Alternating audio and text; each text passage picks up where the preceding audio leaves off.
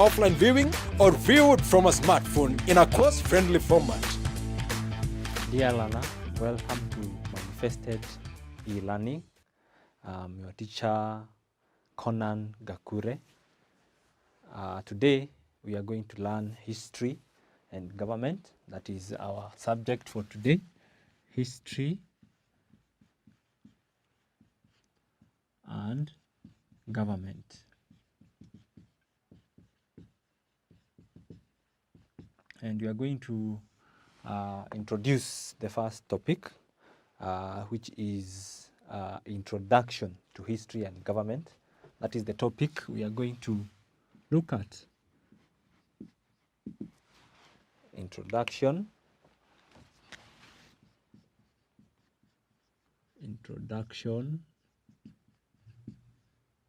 to history and government.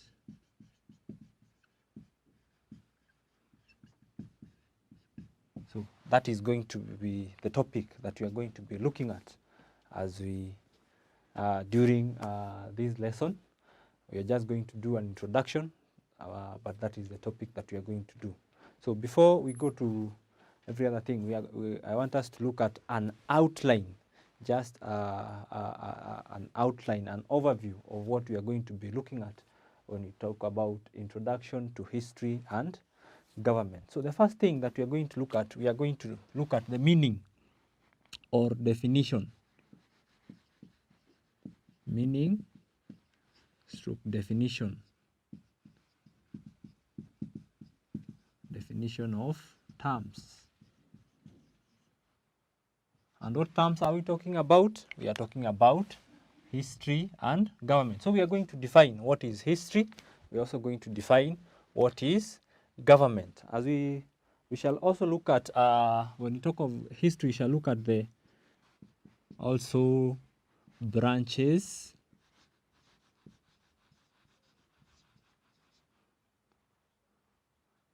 of history. We shall also look at periods in history. And then apart from looking at the branches and periods in history, we shall look at the forms and arms of government. Forms and arms of government. And my dear learner, here I want you to note, we are talking of forms and arms. Those are two different things, but we shall discuss them as we look at this topic, as we go on with this topic. And then we shall look at sources of information to history and government. So when you talk about sources of information to history and government, we shall find when we talk of history and government, where do they get information from? That is what we shall be discussing there. And then lastly, we shall look at the importance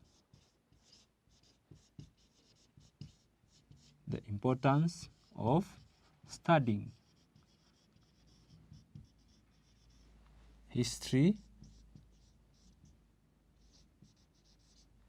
and government. So in this section, we shall interrogate what are the reasons or why is it important for us to study history and government. So my dear learner, for this specific lesson, I want you to be able to do the following. By the end of this lesson, I want you to be able to do the following. So let us look at the objectives of this specific lesson. We have just looked at the outline of the whole topic, but now for this specific lesson, my dear learner, I want you to be able to define Define the term history. That is one. And then number two, you should be able to define the term government.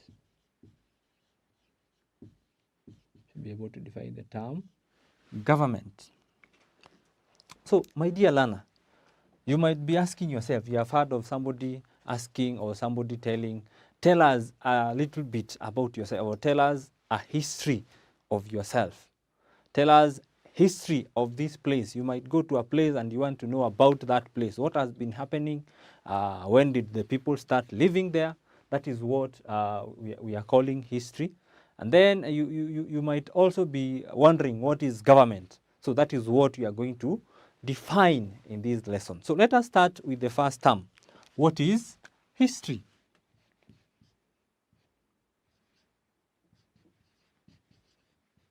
History.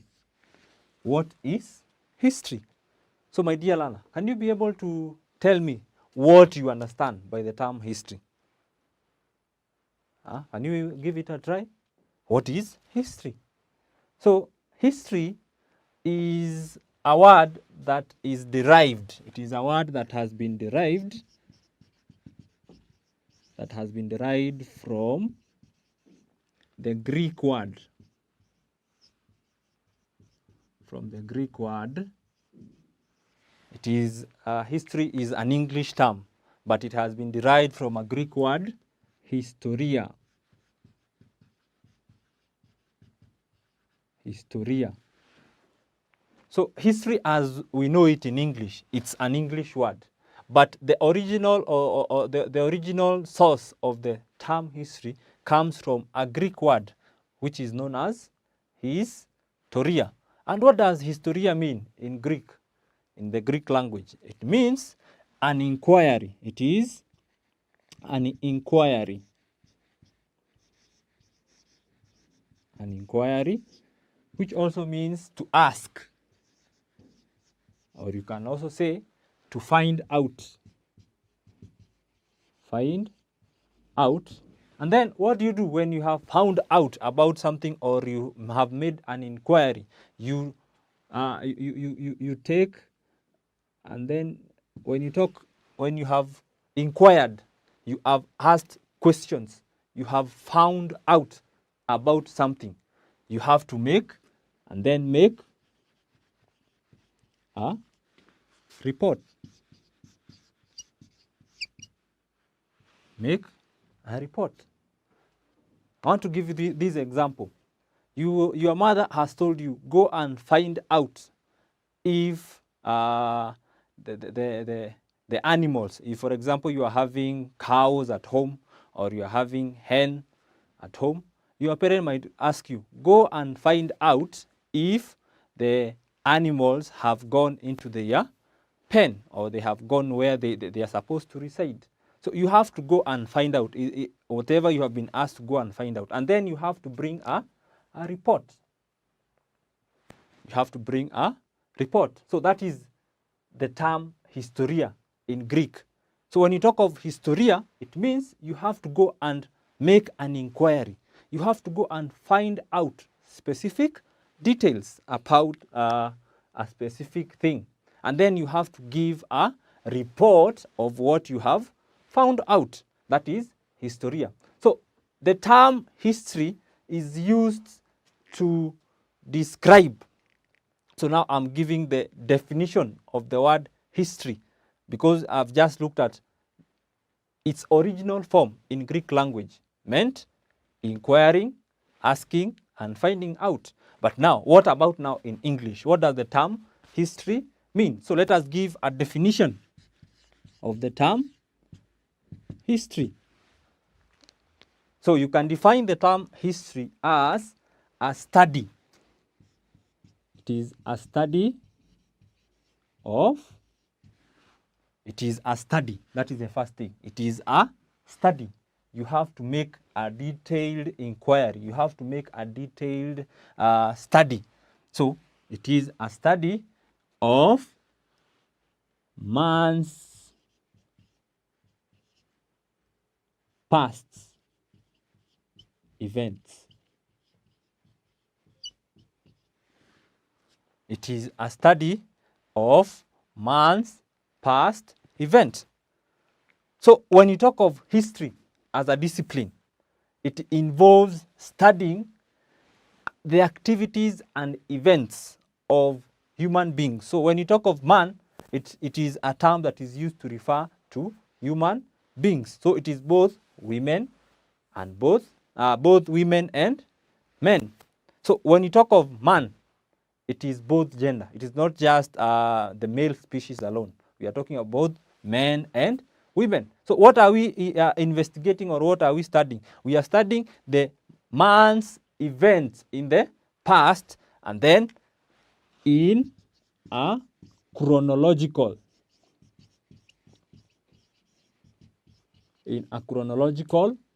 order.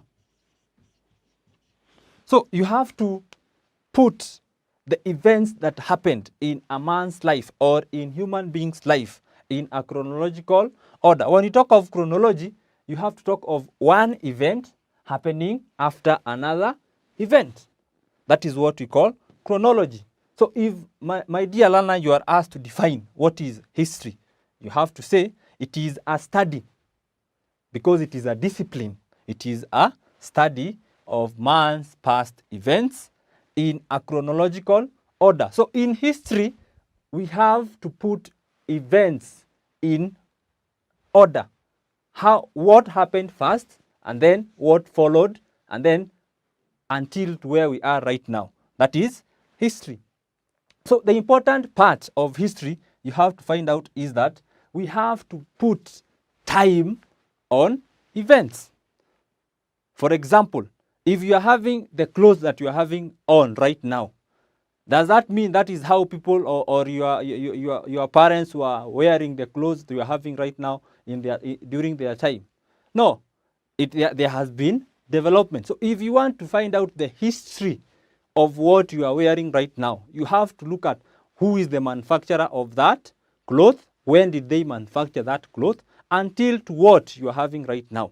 For example, you can ask yourself, today we are having various models of vehicles.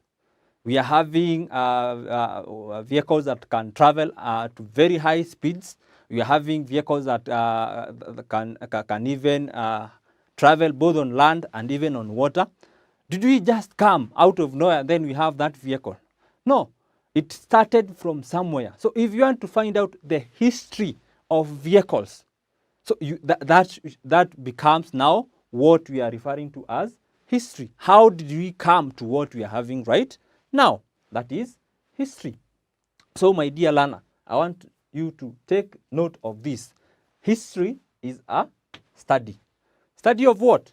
Events, man's past events, human beings' events.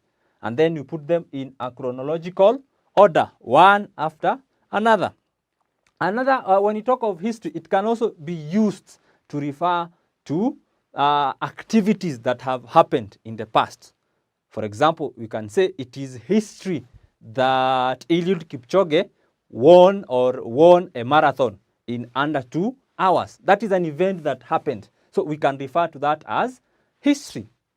So history can also be used to refer to an event that has already happened. For example, after the end of this lesson, it shall be history, because we shall already have happened or have gone through that lesson. That becomes history. So my dear learner, I want us to move a point further and look at the next term, the term government. The term government, that is our next term that we are going to look at. The term government. The term government. So, on the other hand, what does government mean? The term government comes from another word, which is known as govern, derived from the term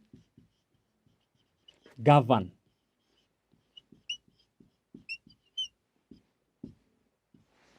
So, the term government has been derived from the term govern. And what is to govern? To govern is simply to exercise authority. It means to exercise authority or power.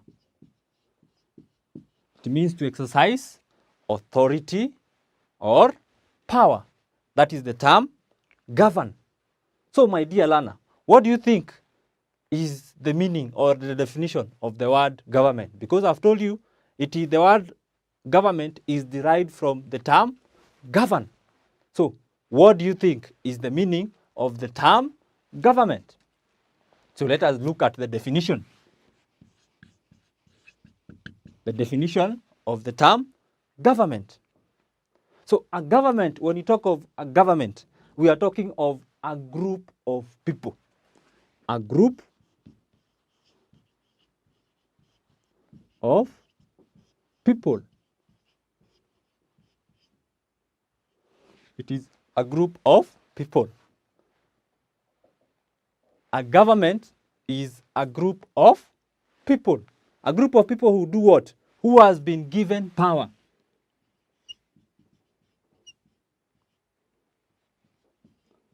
Given power to do what? To control.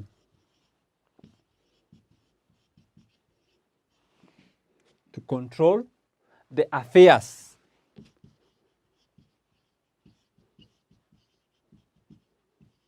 of a given nation.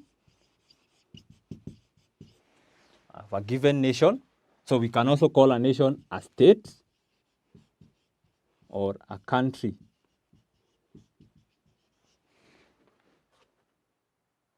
By the people of that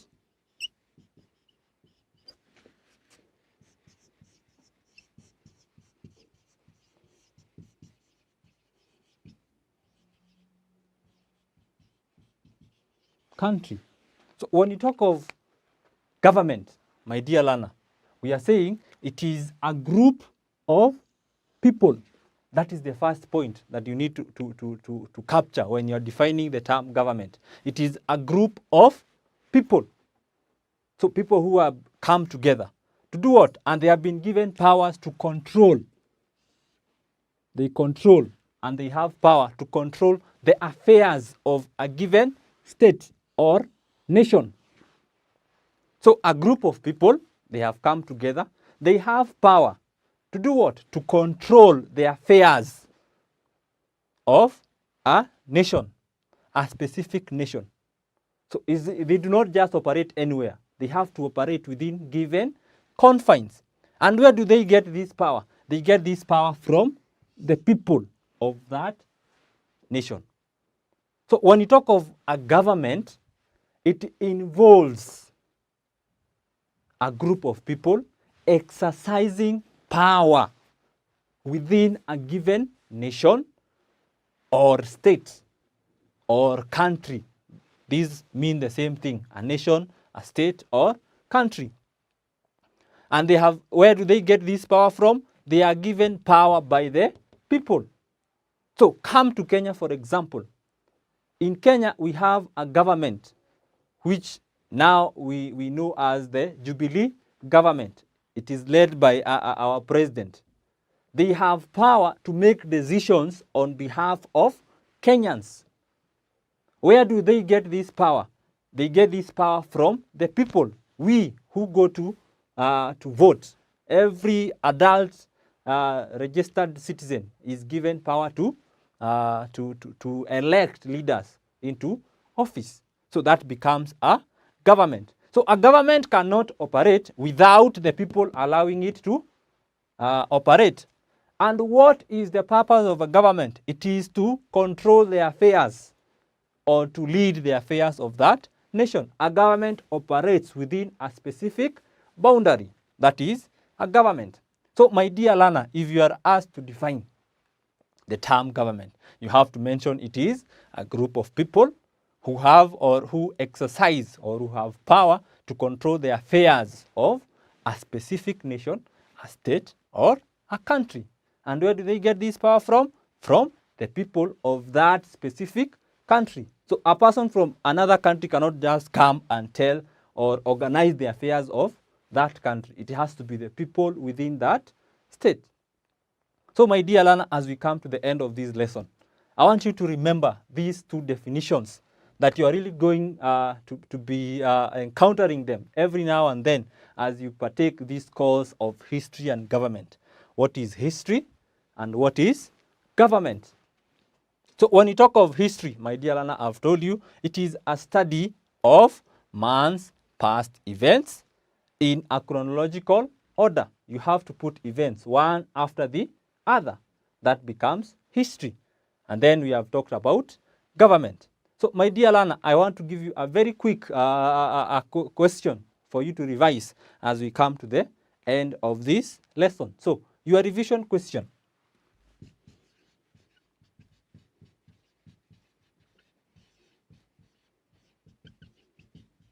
Your revision question. So this is a question. Define the term, define the following terms. A, history. And then B, government. And I'm sure, my dear learners, as we have tackled it in this lesson, this question you are able to answer. So my dear learner, until our next lesson, it's bye-bye for now.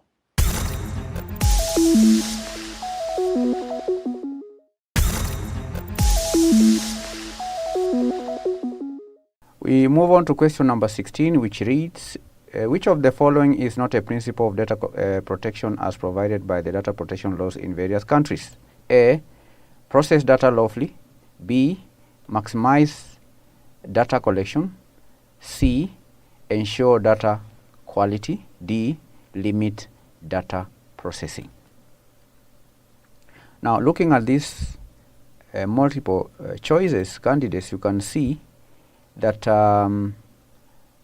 multiple choice B is maximize data collection, and D is limit data processing. These are opposites. Then candidates, it's important to note that data protection laws, the question is about data protection laws. Data protection laws, we know, are designed to regulate the collection, the use, and storage of personal data in order to protect the privacy and security and security of individuals. And these laws typically include a set of principles that organizations must follow in order to ensure that personal data is handled responsibly and ethically.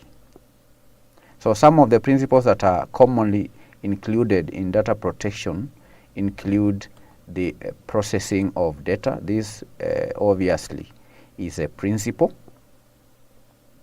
in data protection. Lawfully, processing data lawfully is a principle. This principle requires organizations to collect and process personal data in a legal and transparent manner, and to ensure that individuals are aware of how their data is being used. All right. Then data quality is another principle. Ensure data quality. Now, this principle requires organizations to ensure that the personal data they collect is accurate, is up to date, and relevant to the purpose for which is being collected. Right? Then limit data processing is another principle. Limit data processing.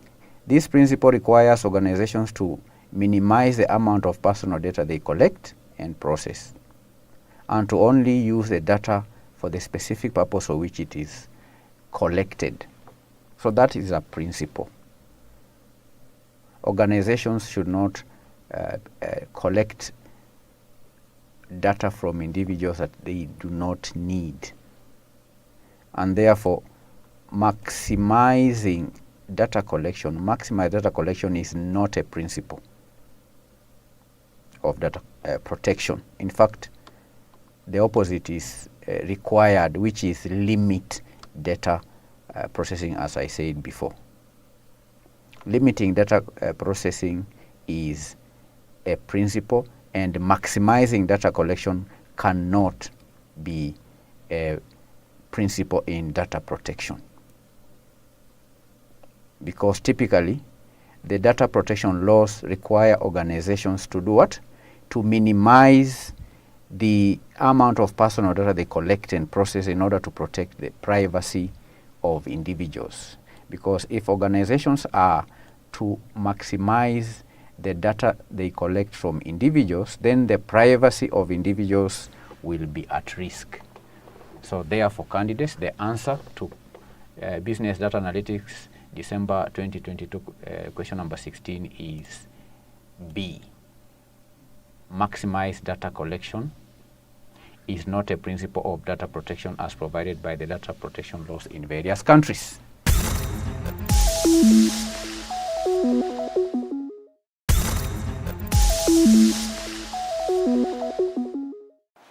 Hello and welcome to the lesson. We are going to revise the August 2022 question 6. The subject is ICT. Question 6A reads, an insurance company has decided that it no longer requires a physical head office. Its strategic aim is to become a virtual organization. The company's auditors have concerns that information held by the virtual company would lack security. Required, describe 3 measures that could be adopted to ensure the information in insurance company remain secure. Currently, this question, we've answered it several times. The question is in relation to data security. This company has decided to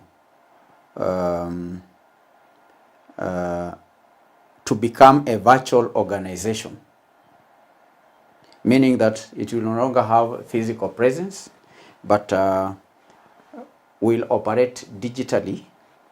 But the company's auditors are concerned that information held by the virtual company would lack security. So what are the measures that could be adopted to ensure that the information of the company remains secure? The first measure is encryption. Encryption. Implementing strong encryption techniques for sensitive data will be crucial to ensure its security. The second measure is multi-factor authentication. Multi-factor authentication. Then number 3, the third measure is security remote access. Security remote access. So we are going to discuss those 3 measures to safeguard against the lack of security of the information of this insurance company that plans to go virtual. So that's part A of the question. Measures that could be adopted to ensure that information is secure.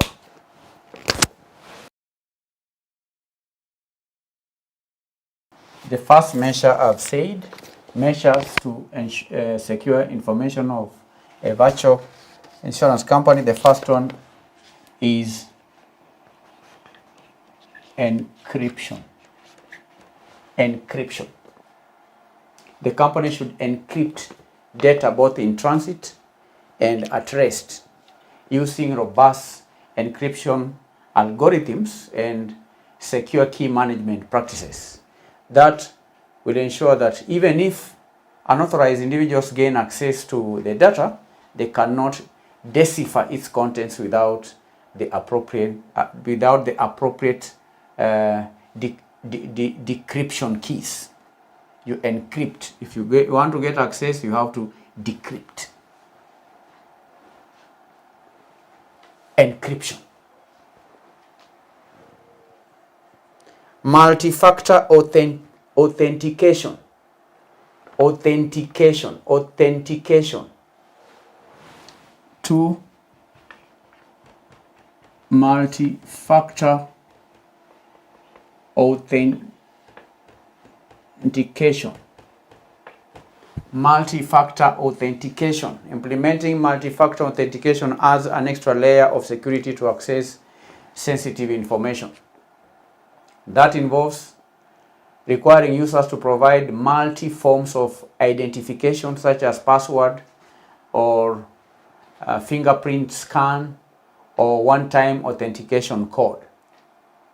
So multi-factor authentication reduces the risk of unauthorized access to the company system and data, as it becomes more challenging for attackers to bypass the authentication process. Multi-factor authentication. Security remote access. As a virtual organization, employees may need to access company systems and data remotely.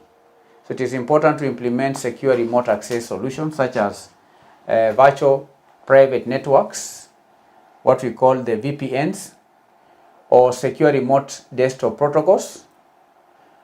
Such technologies create an encrypted tunnel between the remote device and the company's network, ensuring that data transmitted over the internet remains secure and protected from interception by unauthorized individuals. So those are 3 measures to secure information of this virtual insurance company. 6 marks. 6 marks. 2 marks, 2 marks, 2 marks, 6 marks. Part B. Highlight 3 challenges of prosecuting ICT cases in court. Challenges of prosecuting ICT cases in court. The first one is technical complexity. First challenge, technical complexity.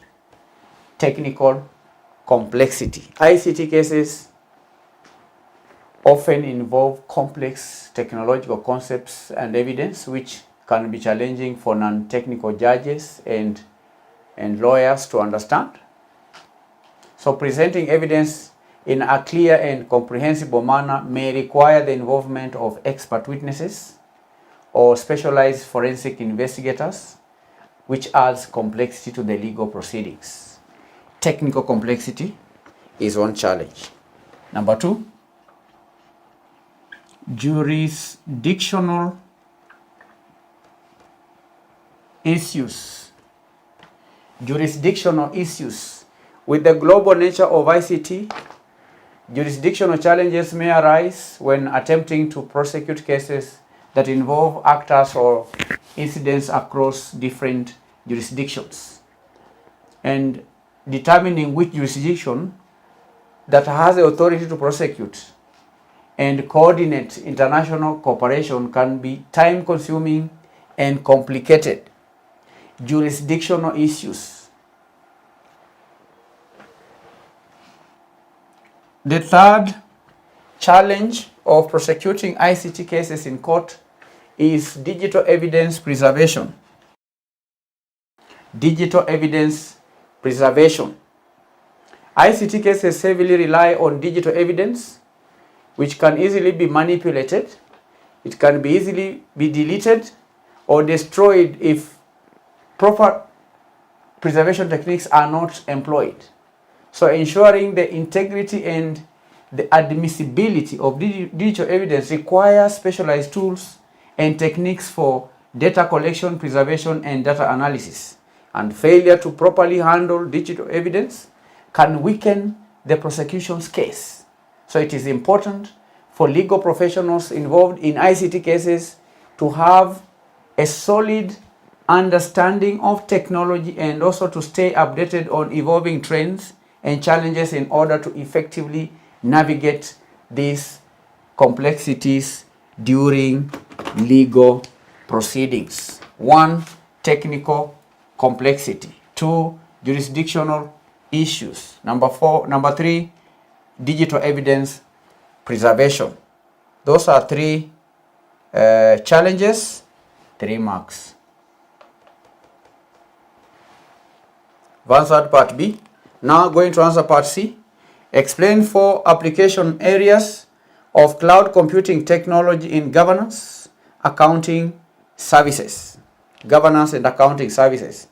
Application areas of cloud technology. Application areas of cloud technology. Number C. Application areas of cloud technology in governance / accounting services firms. In governance / accounting services. Application areas of cloud technology in governance / accounting services firms. The first application is data storage and backup. Data storage and backup. Cloud computing provides a secure and scalable platforms for securing and backing up critical data. So the firms can leverage cloud storage services to store their data. If it's the accounting firm, that will be the accounting or financial records or audit logs or any other important documents to ensure that data is available and reliable, and also to ensure data recovery. Data storage and backup. Collaboration and communication. Number 2. Collaboration and communication. Collaboration and communication. Cloud-based collaboration tools enable real-time collaboration and communication among team members, both within the firm and with external stakeholders, and that allows seamless collaboration on financial reporting, auditing, compliance activities, and thereby improving efficiency and productivity. Collaboration and communication. Number 3. Software application as a service, abbreviated as SaaS. Software application as a service. Now, cloud-based computing and governance software applications can be accessed and used via the internet, eliminating the need for on-premises installation and maintenance. So SaaS solutions provide the firm with access to up-to-date accounting software, regulatory compliance tools, and other specialized applications, reducing costs and enhancing agility. 4, and this 4th one is a common answer: scalability. Scalability and flexibility. This one I've written on this board many times. Scalability and flexibility. Cloud computing allows the firm to scale its computing resources based on demand, and that particularly is useful during peak periods such as tax season or financial reporting deadlines, when additional computing power may be required. So cloud platforms provide the flexibility to adjust resource allocation in a dynamic way, ensuring optimal performance and cost efficiency. So these are 4 application areas of cloud technology in governance and accounting services firms. 1 is data storage and backup. Number 2, collaboration and communication. Number 3, software application as a service. Number 4, scalability and flexibility. 4 marks. That is part C. Part C. We are answering question number 6. Part D reads, identify 5 major management challenges to building and implementing information systems within an organization. Another common question, which I have answered here several times. Challenges to building and implementing information systems. Challenges to building and implementing information systems.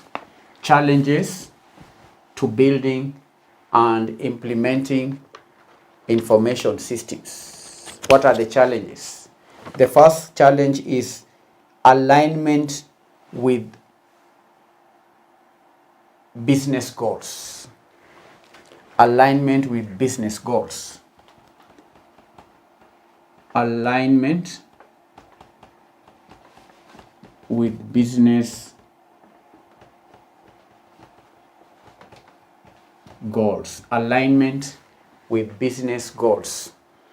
Candidates, ensuring that information systems align with the organization's strategic objectives and supports its core business processes is a significant challenge. It requires a clear understanding of business requirements and effective communication between the IT and the business stakeholders to align the information system with business goals is not a mean task. It's a big challenge. So we are discussing building and implementing. Building and implementing. Challenges of building and implementing information systems. Another challenge is resource allocation.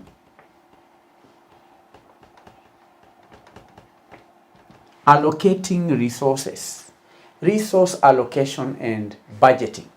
Now, building and implementing information systems require significant financial and human resources. So, allocating appropriate resources, managing budgets, prioritizing projects can be challenging, especially where there are competing demands for limited resources. So, resource allocation and budgeting is a challenge.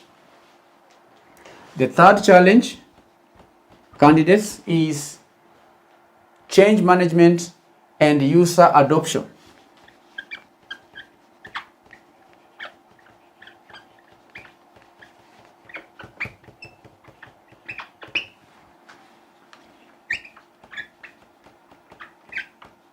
Change management and user adoption. Introducing a new information system often involves changes to existing processes, workflows, and job roles. So managing change effectively needs addressing resistance also, and ensuring that user adoption are critical for successful implementation. And therefore, training and communication strategies are key components of addressing such challenges. Change management and user adoption, because when implementing an information system, the existing processes, the workflows, and even job roles, the changes to such processes are inevitable, and naturally people resist change. So it's important to have proper communication and training during the building and implementing of an information system. Otherwise, workers may resist. So change management and user adoption is a challenge. So that is part D. Candidates were to give 5. These are just 3. Let's highlight the other 2 challenges. This is number 4. Data quality and integration. Data quality and integration. Information systems rely on accurate and integrated data delivery,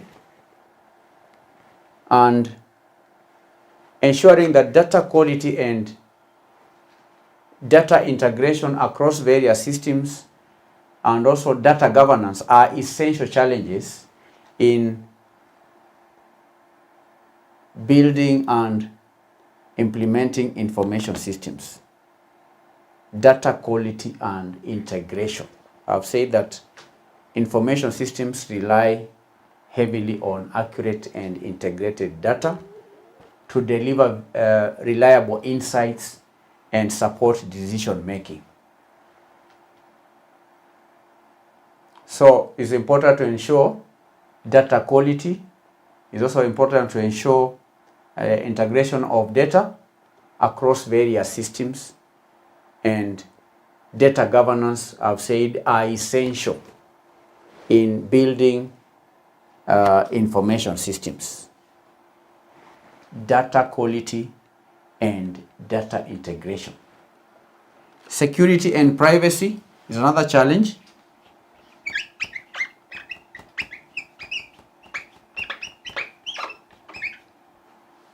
Security and privacy.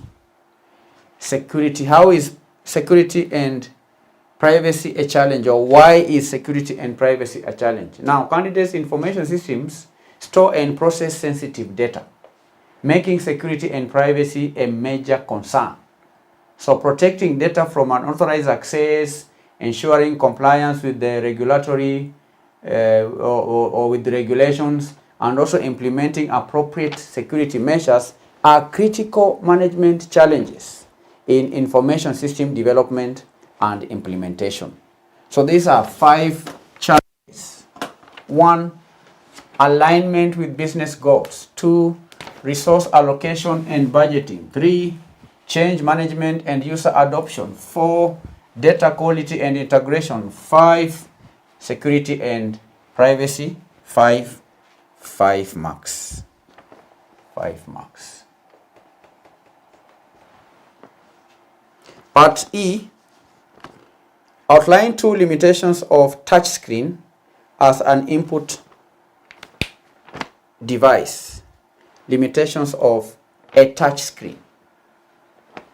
DE, limitations of a touchscreen.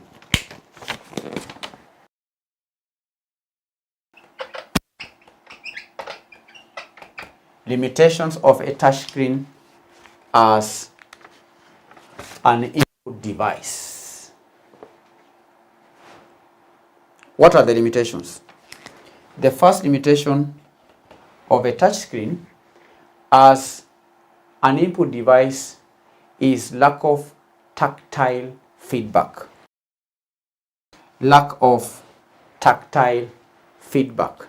Unlike the traditional input devices like the keyboard or the mice, touch screens do not provide physical keys or buttons, and that absence of tactile feedback can make it challenging to type accurately, which may result in errors, especially for users who rely on touch typing or who are accustomed to physical buttons.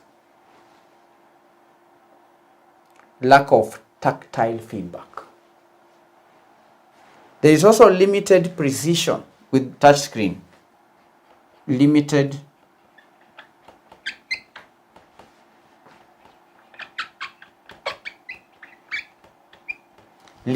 precision. Touchscreens may do what?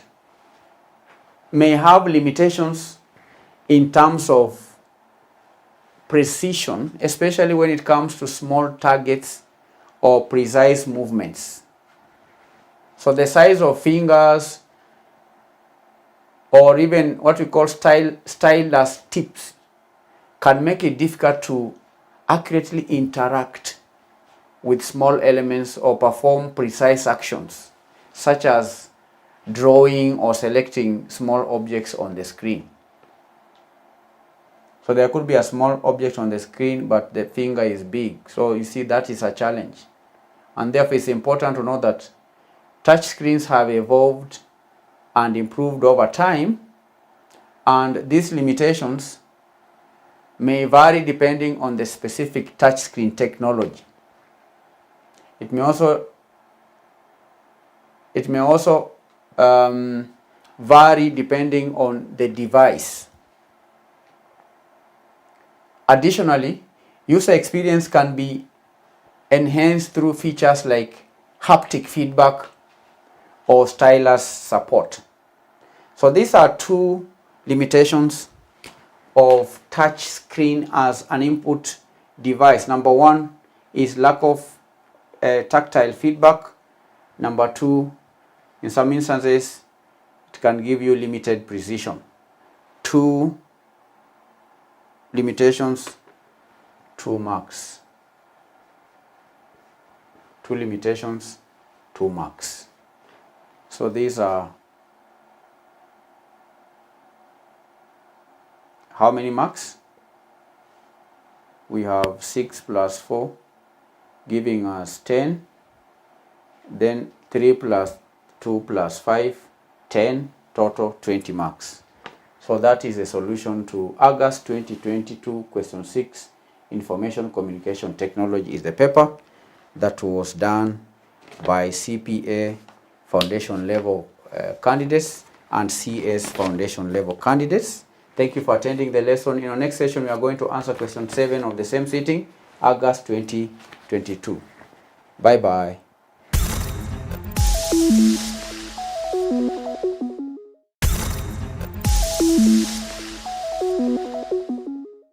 Hello, Lana. Welcome to Manifested E-Classes. We are going to continue working solutions to questions on our topic, Measurement 1.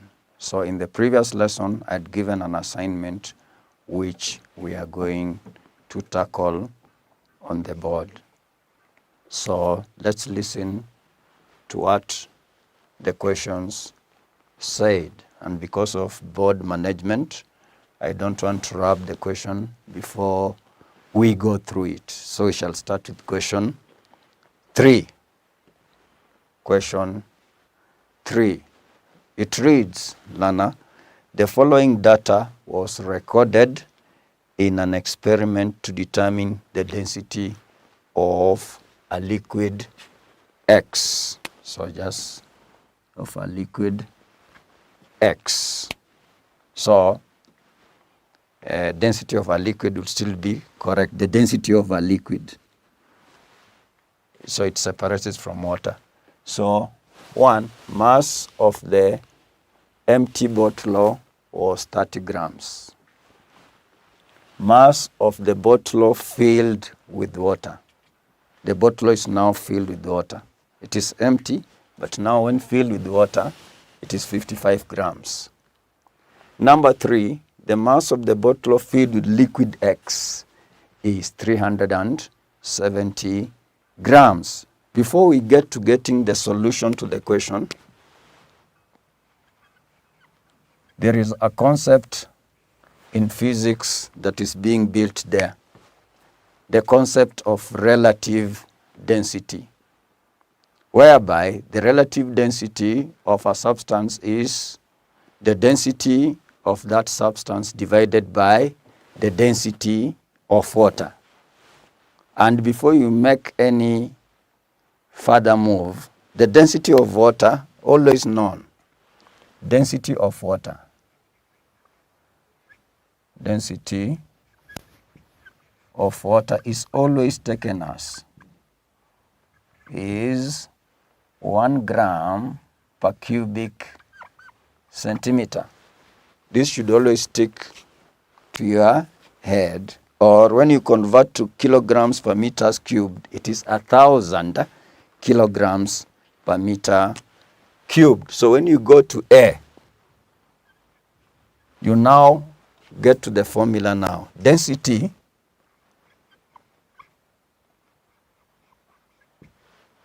is equal to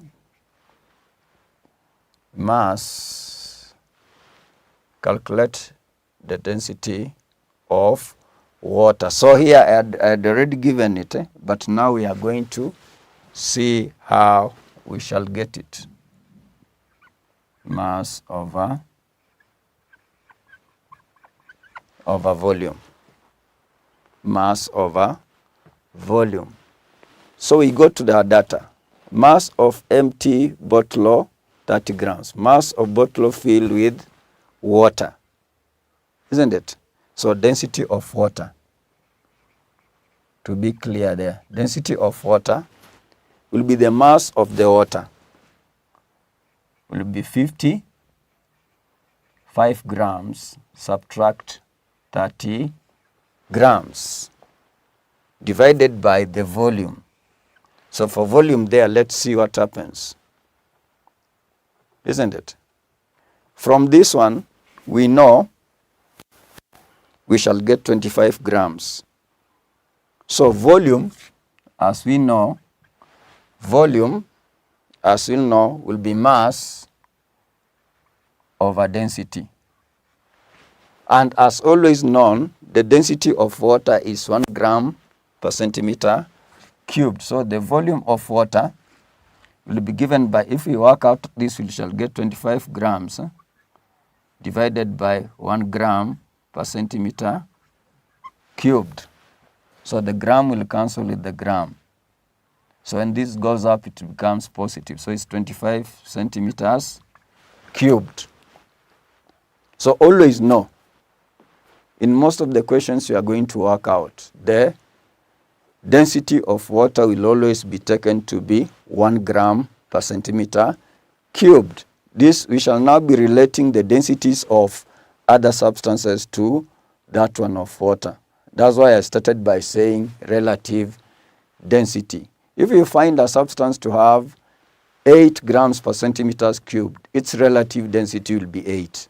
Because 8 divided by 1 will give you 8. So this will be over 25 cubic centimeters. So you'll come and have 25 grams of the water we got there, divide by 25 centimeters cubed. So our answer, 25 cancels. We get 1 gram per centimeter cubed. So in the question they are not given the density of water, but they expect you to note the density of water. Water is universal. In fact, man interacts with water always. So the density is always given as 1 gram per centimeter cube. Let's go to B. density of liquid X.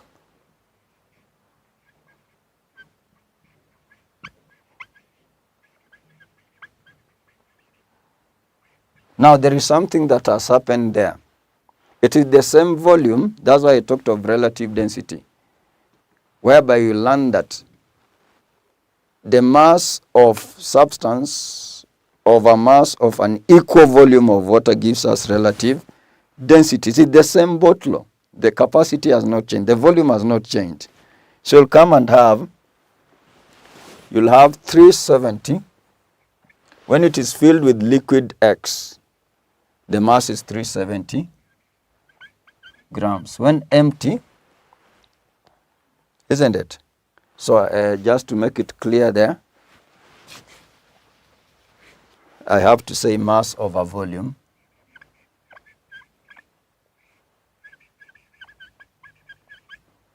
So I'll come and write 370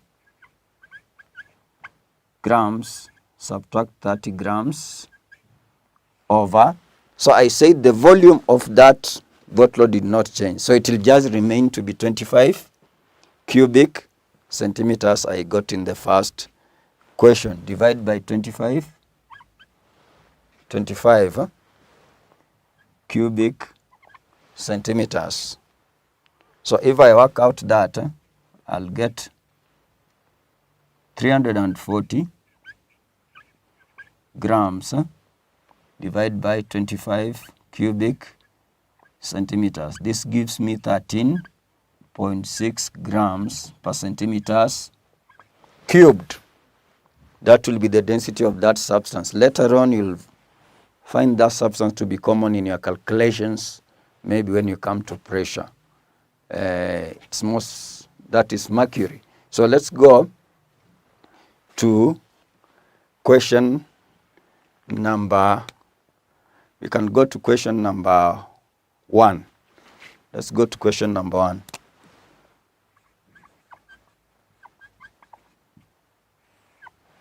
So here, in an experiment session, the B rate reading is 18.1 cubic centimeters. You'll meet that in chemistry when we are doing the experiment. The B rate reading is 18.1. After the teacher's demonstration, each student was supposed to release 10 drops, 1, 2, 3, up to 10 to the B rate.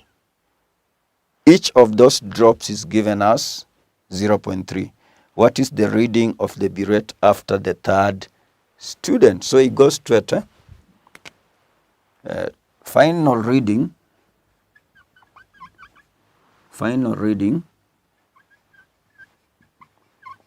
will be equal to the initial reading, the first reading, initial reading, plus total number of drops, total volume of drops. That is what you should know. Total volume of drops. So you are told each student releases 10. 10. If there are 3, it is 10, 10, 10. So it will be 10 times 3. So you shall come to and have the initial reading is 18.3 cubic centimeters plus total number of drops. The students are 3. Each releases 10 drops, and each drop is 0.3 cubic centimeters. So here you'll come and have 30 times 0.3. 30 times 0.3, you'll get 9 cubic centimeters. So you'll have 18.3 plus cubic centimeters plus 9 cubic centimeters. Your answer will give you 27.3 cubic centimeters. Just alerting you of what you'll be doing in your chemistry sessions. So that will be the final reading. We now go to question number 2. Question number 2. Having finished question number 3, we at least now have some space here for the solution. Question number 3. So in question number 3, learner, you are told the table below shows densities of common substances found in the laboratory. Substance 1 is aluminium. They are saying the table shows its density is 2,700 kilograms per meter cubed. Gold, I don't know if we have it in most of your laboratories, is 19,300 kilograms per meter, and copper 8,930. A substance of mass 7.144 kilograms was found to have a volume of 800 cubic centimeters. Use the information to determine the substance. You'll use that table. So you'll come straight to your solution. Density, you'll actually use which parameter? You'll use density. So you'll say density is mass over volume. Luckily enough, the mass is given there, 7.144 kilograms. You'll divide by the volume. Volume is given here. Volume is given there. You have to be very careful there now. So you are given 800 centimeters cubed. You have to be very careful there in conversions. 1 meter cubed is equal to 1 million cubic centimeters. So 800 centimeters cubed has to be equal to 800 divided by 1 million. You convert to meters cubed. Meters cubed, the 3 zeros. So this will be 0.008. 0.008. You convert this to meters cubed. You can't work with kilograms and centimeters cubed. So this will be 7.144 kilograms divided by 0.008 meters cubed. Giving you, work out that well, it will give you 8,930 kilograms per meters cubed. So from that you already know what it is. That substance is copper. The substance is copper from the table. The substance is copper. So having worked out that, it will be time again to give you an assignment for the next lesson.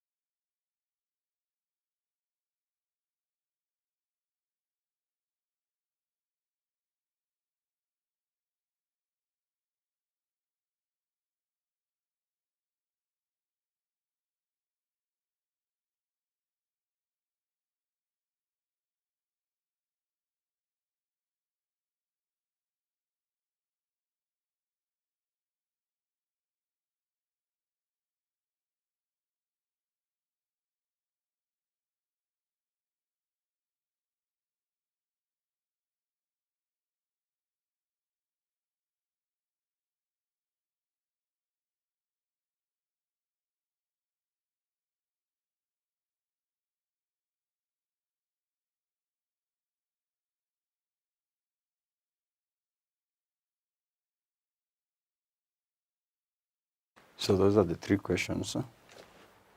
So the first question, we always prepare tea. When preparing tea, water is mixed with milk.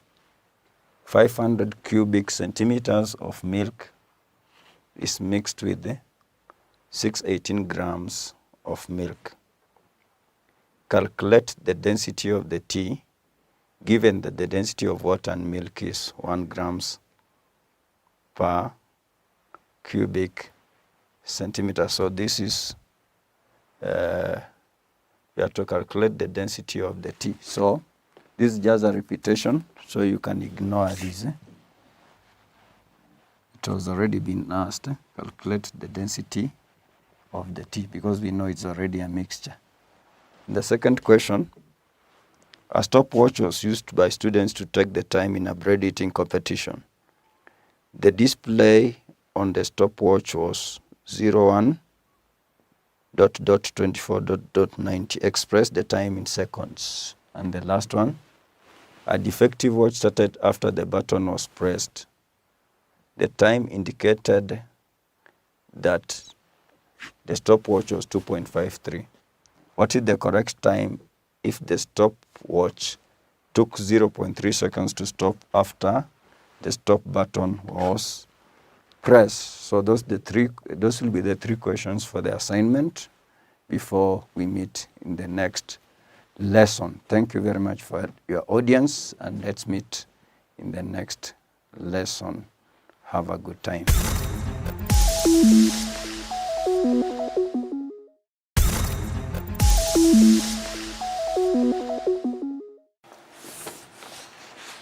Greetings to you all and welcome to the lesson. We are going to begin revising the Meetings, Compliance and Administration past paper that was done on Wednesday, 3rd August 2022. We'll first answer question number 1. Part A reads, explain the term public place in regard to public order legislation. Explain the term public place in regard to public order legislation. Explain the term public place in regard to public order legislation, 2 marks.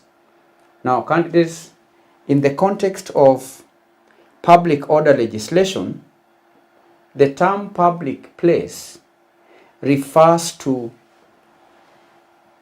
any location that is accessible to the general public regardless of ownership or control.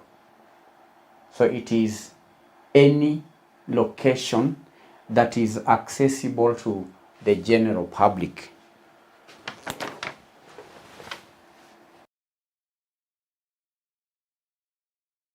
A public place is a place or location. It refers to any location that is accessible to the general public, regardless of ownership or control. And it typically includes areas such as streets, parks, sidewalks, public buildings, and any other spaces where individuals have reasonable expectation of access and use. And such places are subject to regulations and restrictions aimed at maintaining order, aimed at maintaining safety and public welfare.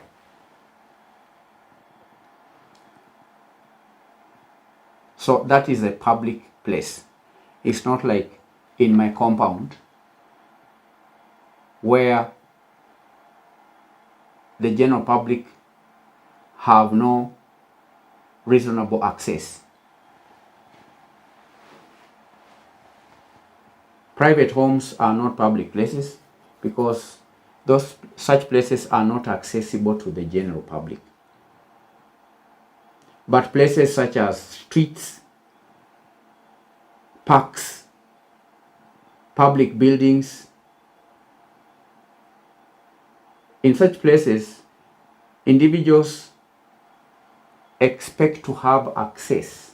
They expect to have use Individuals expect to have use on sidewalks, on public roads.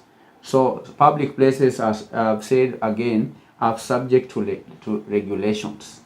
Such places are subject to restrictions that are aimed at maintaining order, because you cannot do anything you want on a sidewalk because it is a public place. You may be accused of obstruction. So there are certain restrictions to safeguard this, to bring about safety and public order.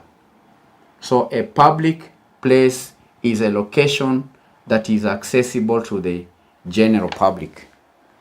That is the answer. 2 marks. Part B reads, describe the 3 contents of a notice for a public meeting used by a regulating officer or the police. Contents of a notice for public meeting.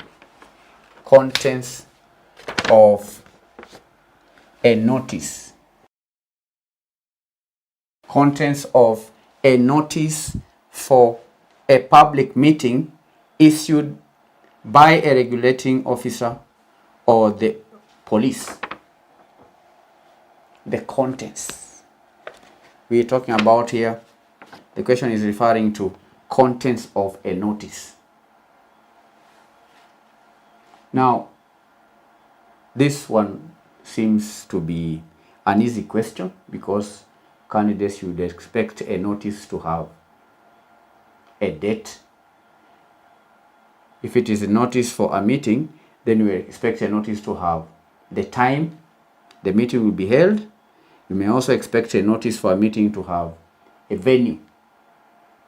So the notice should clearly state the date, the time, and specific venue where the public meeting will take place, because that ensures that participants have the necessary information to attend the meeting. Date, time, venue. That is one content. Date, time, venue. Date, time, venue. Number 1, date, time, venue.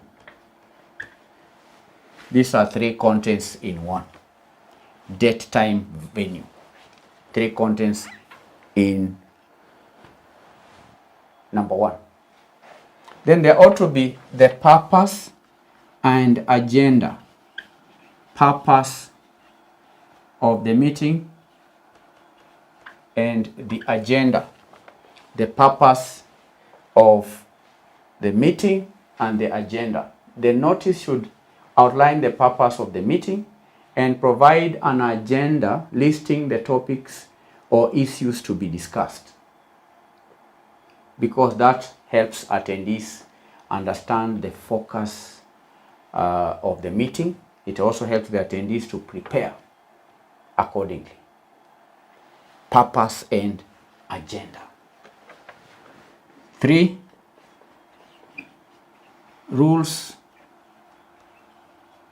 and regulations.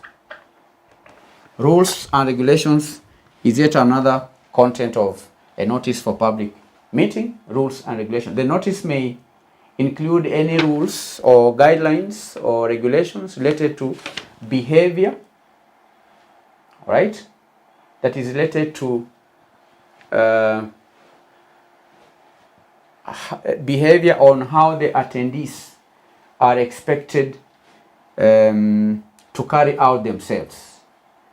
So the notice, I'm saying, may include any rules, may include any guidelines or regulations, or sometimes restrictions that attendees must follow during the meeting, and that includes regulations related to the behavior, the use of amplification equipment, or any other specific requirement to maintain order and safety during the meeting.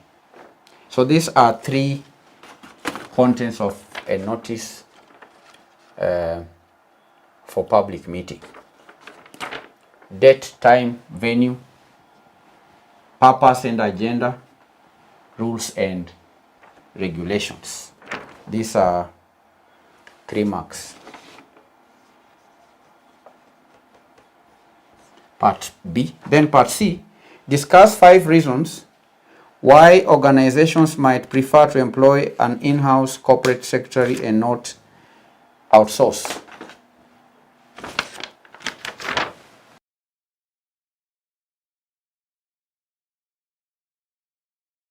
Reasons why organizations might prefer to employ an in-house corporate secretary and not to outsource. Now, candidates, there are several reasons why an organization might prefer to employ an in-house corporate secretary instead of outsourcing that role.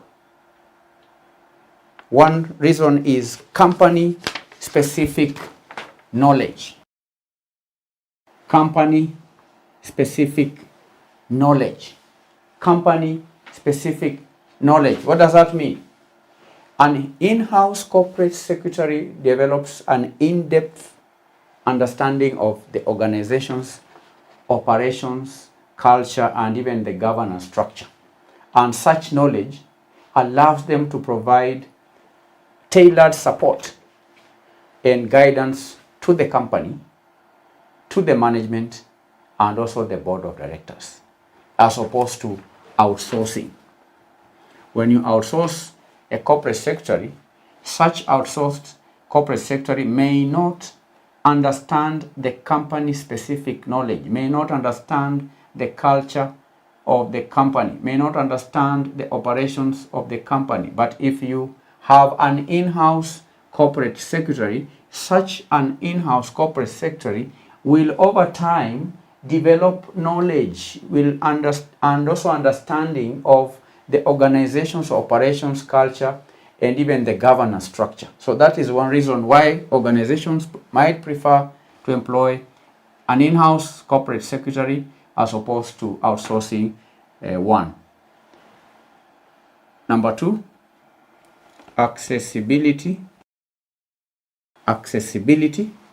and availability.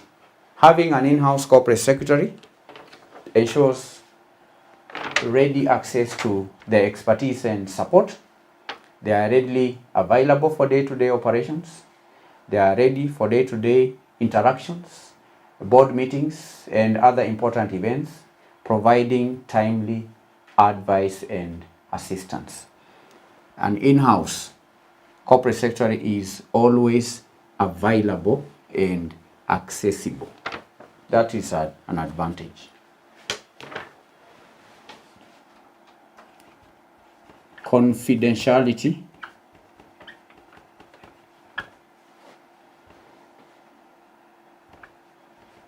and trust. Confidentiality and trust. An in-house corporate secretary becomes familiar with sensitive company information such as legal matters, board discussions, and strategic plans. So building a long-term relationship of trust and confidentiality is crucial for maintaining the integrity and the privacy of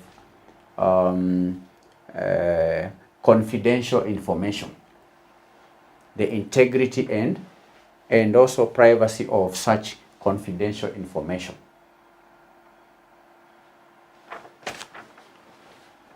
For alignment with company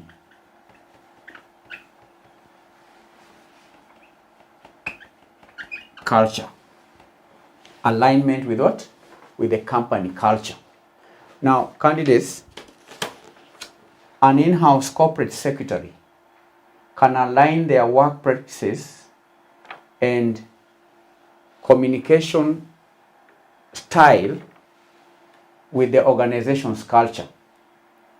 They become more attuned to the company's values, goals, and even expectations thereby facilitating effective collaboration and understanding among the stakeholders. Alignment with company culture. 5. Proactive risk management. Proactive risk management. An in-house corporate secretary can actively identify and mitigate governance and compliance risks within the organization, because they can monitor regulatory changes, they can implement best practices, they can ensure proper documentation and also reporting, thereby reducing the organization's exposure to potential for legal or reputational matters or issues. So a in-house corporate secretary can be proactive when it comes to risk management. So these are 5 reasons why organizations might prefer to employ an in-house corporate secretary as opposed to outsourcing one. One is company-specific knowledge. Number 2, accessibility and availability. Number 3, confidentiality and trust. Number 4, alignment with company culture. Then lastly, proactive risk management. So these are 5 reasons. 10 marks. 5 reasons, 10 marks. The last part of this question reads, analyze 5 characteristics of a good resolution in a meeting. 5 characteristics. Characteristics of a good resolution in a meeting. A good resolution must be clear. Number 1, clarity.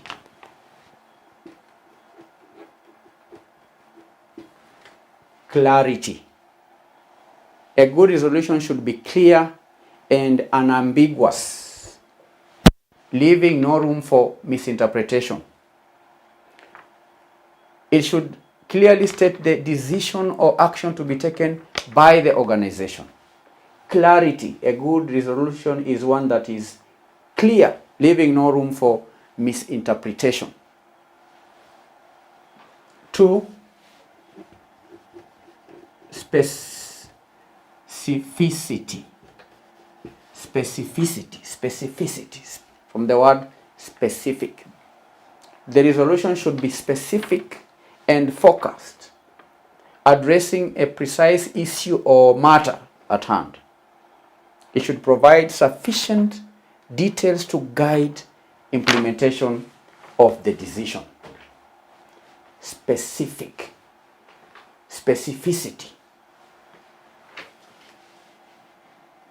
Alignment with objectives.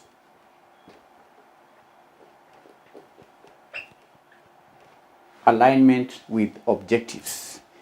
A good resolution is the one that can be aligned with the organization's objectives, strategic direction, and legal requirements. It should support the overall mission and vision of the organization. Alignment with objectives. 4, feasibility. Feasibility.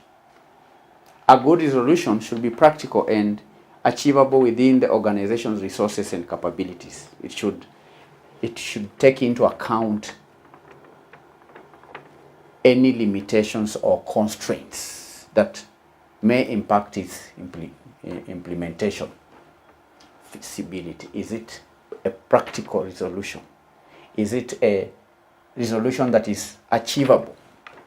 So a good resolution is one that is practical, one that is achievable, one that is feasible.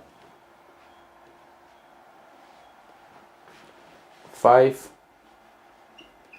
consensus. Consensus.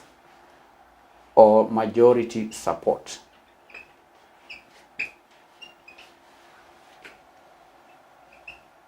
Consensus or majority support. Consensus or majority support. Resolutions candidates are typically passed through consensus or majority vote. So a good resolution reflects the collective decision or will of the participants, ensuring that it has broad support among the members or stakeholders who are involved. So these are characteristics of a good resolution. And all in all, candidates, a good resolution collectively captures the decisions made during the meeting and also provides clear guidance for action and promotes alignment and unity among the organization stakeholders. So these are 5 characteristics. It must be clear, specific, aligned with objectives, practical, majority support. These are 5 points, 5 marks. So we've answered question 1 from the August 2022 sitting. The meeting, the subject is meeting, compliance, and administration. Thank you for attending the lesson. In our next session, we are going to answer the second question. Bye-bye.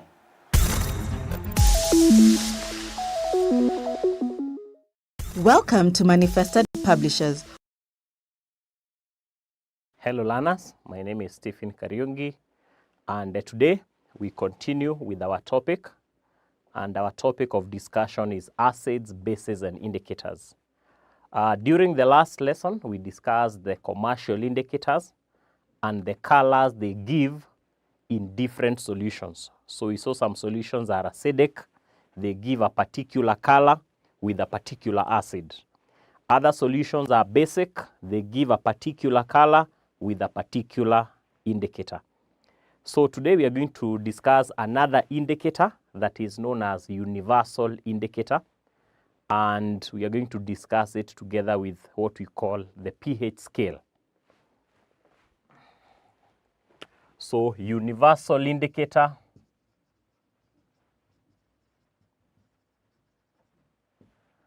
and the pH scale. Now, unlike other commercial indicators that we discussed in the previous lesson, we have another indicator that is called universal indicator, and this one is usually a mixture of several indicators. It's usually a mixture of several indicators, and it's the only indicator that tells us whether a solution is a strong acid or a weak acid, or whether a solution is a strong base or a weak base. All the other indicators that we have learned before, they were showing whether a solution is acidic, full stop.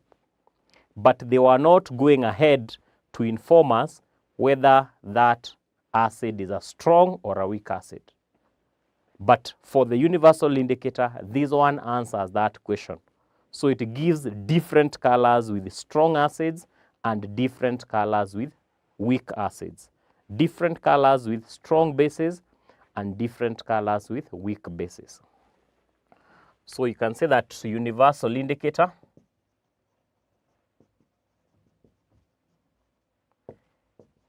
is a mixture of several indicators and is used to tell the degree or the strength of acidity or basicity. So it's the only indicator that tells us the strength or the degree of acidity or basicity. So universal indicator is used together with the pH scale. Can say that it is used together with a pH scale.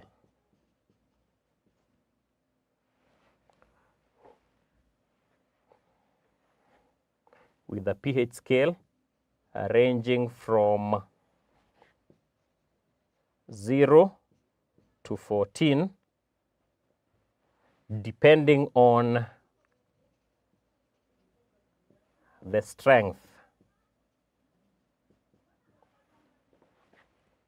of acids or bases.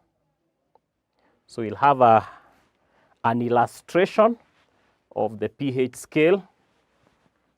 It's a scale that ranges from 0 to 14. 0 to 14. Between 0 and 7, that's the middle. Of course, here we have acids. We have acids there. Between 7 and 14, we have bases. And then at exactly 7, we have neutral. When something is neutral, it means that it is neither on the basis side nor on the acidic side. Then it has values, pH values, 1, 2, 3, 4, 5, 6, 8, 9, 10, 12, 13, 14. So at pH value between 1 and 4, 1, 2, 3, up to 4 here, these are strong acids. Up to 4. Between 4 and 7, these are weak acids. So as the acids near the pH of 7, which is neutral, they become weak. Also, the bases 8, 9, 10, as they near the neutral, they are weak bases. But as they move away from the neutral, that is 11, 12, 13, 14, these ones are strong bases. Yeah. So this is a pH scale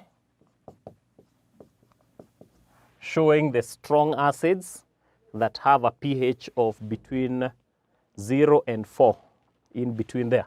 So it can be 1, 2, 3. That's a strong acid.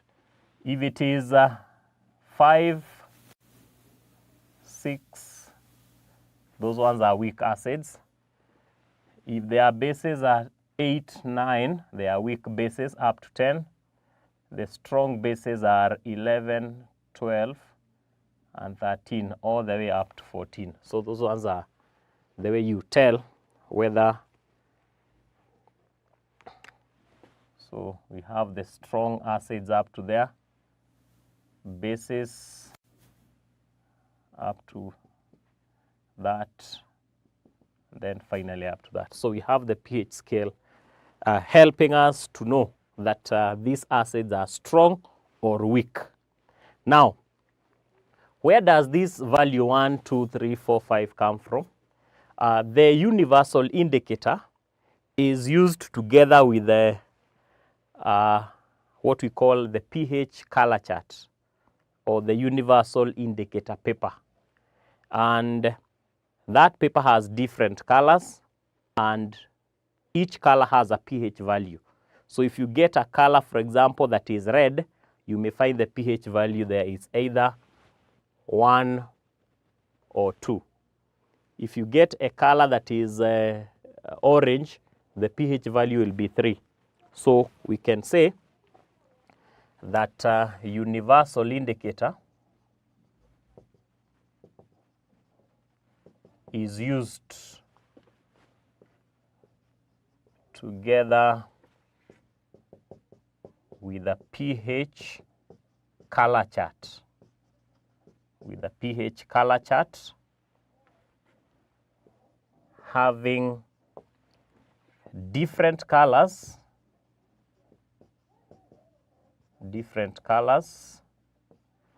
and corresponding pH values as shown below. So we'll still have the same pH scale from 0 to 14. The midpoint is 7. pH 1, 2, 3, 4, 5, 6. So if the pH is 1, 2, 4, 5,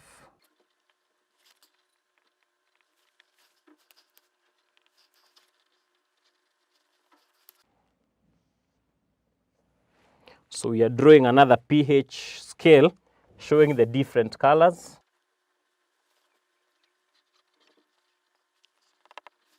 So pH of 1 and 2, the color is red. The pH of 3 and 4, the color is orange. And the pH of 5, 6, the color is yellow. At exactly 7, the color is green. So we have different colors on the color chart showing the different values. So value of 1 and 2, the color is red. That's a strong acid. 3 and 4, also a strong acid, but pH 3, yellow, the color is, the pH is a 5 or 6, that is a weak acid. So we can use it together with that. So 8, 9, and 10, here the color is blue. And then 11, 12, the color here is purple. And then above 12, the color is violet. So that is the pH scale showing various colors on the color chart.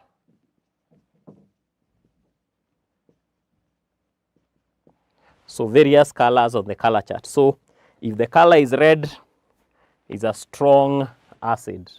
If the color is yellow, it's a weak acid because it's 5, 6. If the color is green, it's neutral. If the color is a blue, weak base, purple and violet, strong bases. So we are saying that the universal indicator is used together with the pH color chart.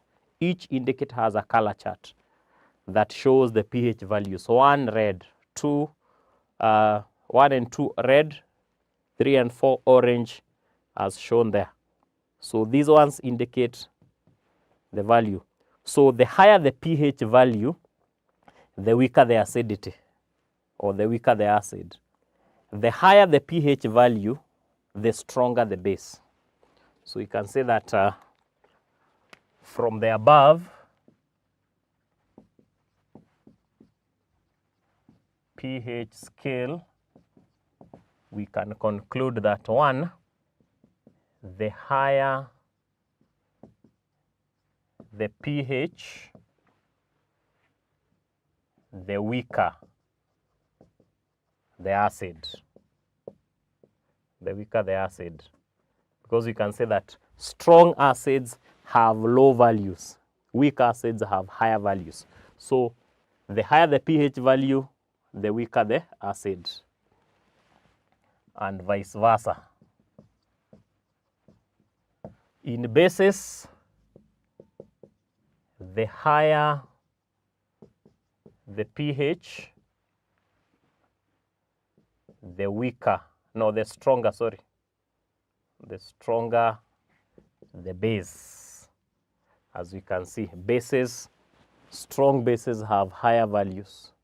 Weak bases have lower values. So the higher the pH, the stronger the base, and vice versa.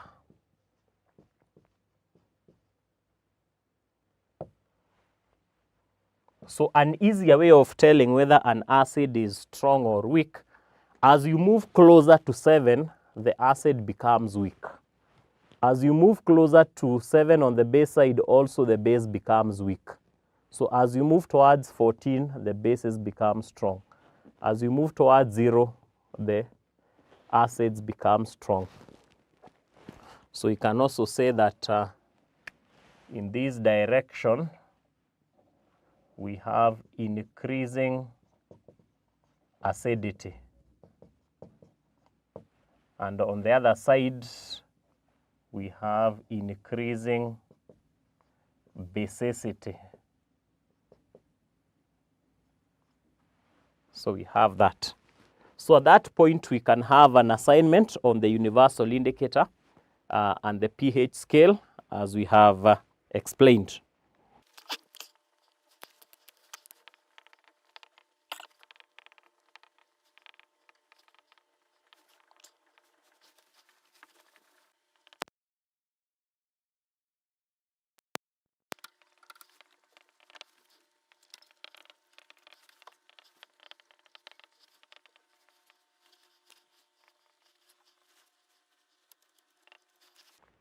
So the assignment, the first question, what is universal indicator?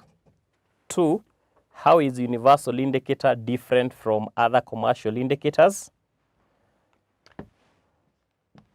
Number 3, determine whether the following solutions are neutral, strongly acidic, weakly acidic, strongly basic, or weakly basic. So we have solution X, Y, and Z.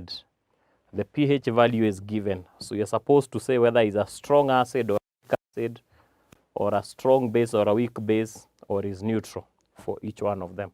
So we'll stop there. Until next time, goodbye.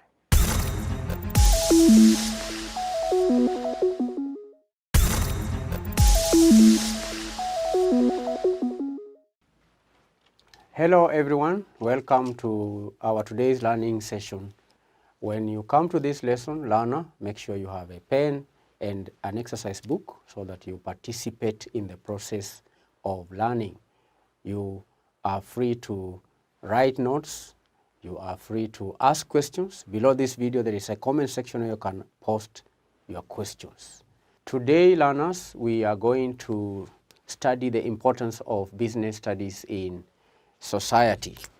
Importance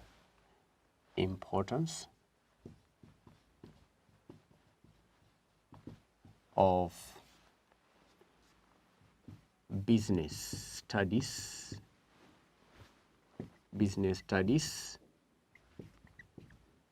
in society. What is the importance of business studies in the society?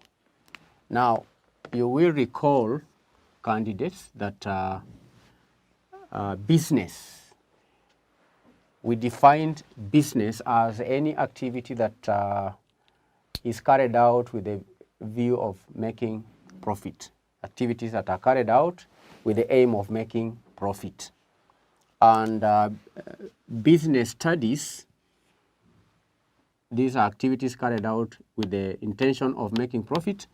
Business studies, on the other hand, is the examination of these activities, is the examination of the business activities.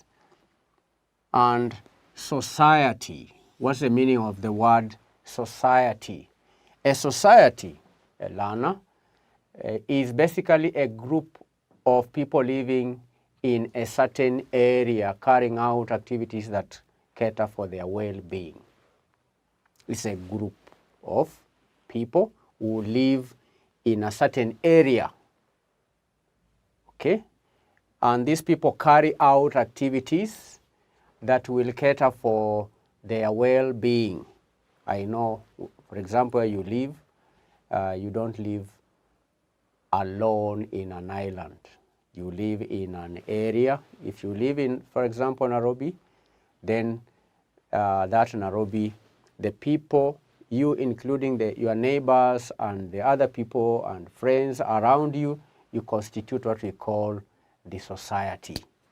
If you live in a village, all right, if you live in a village, then the village at large will contain a number or group of people whom we are referring to as the society. So a society basically is a group of people living in a certain area, and this group of people, they carry out activities which are important for their own survival or for their well-being.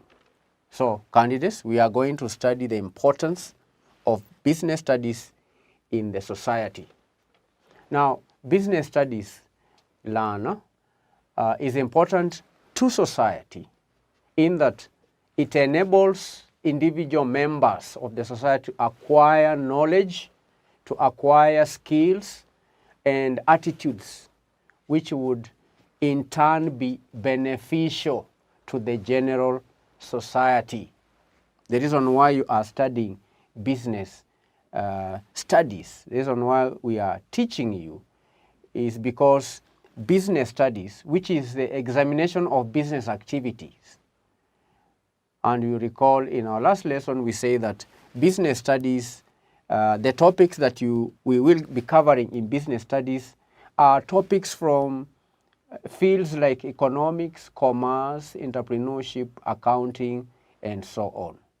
So this knowledge, these skills and the attitudes that you are going to gain will be beneficial to the general society in various ways. So we are going to discuss the importance of business studies in society. We do not teach you business studies for the purpose of passing exams only. No, we teach you business studies so that you can understand, you can gain knowledge, you can acquire skills that will be beneficial to the general society. So let's discuss some of the points under the importance of business studies in the society. Number one, the first is that the study of business studies, the examination of business studies, all right, equips the members of society with knowledge and skills necessary to start and run a business profitably and comfortably. Equips the members of society with knowledge, equips members of the society with knowledge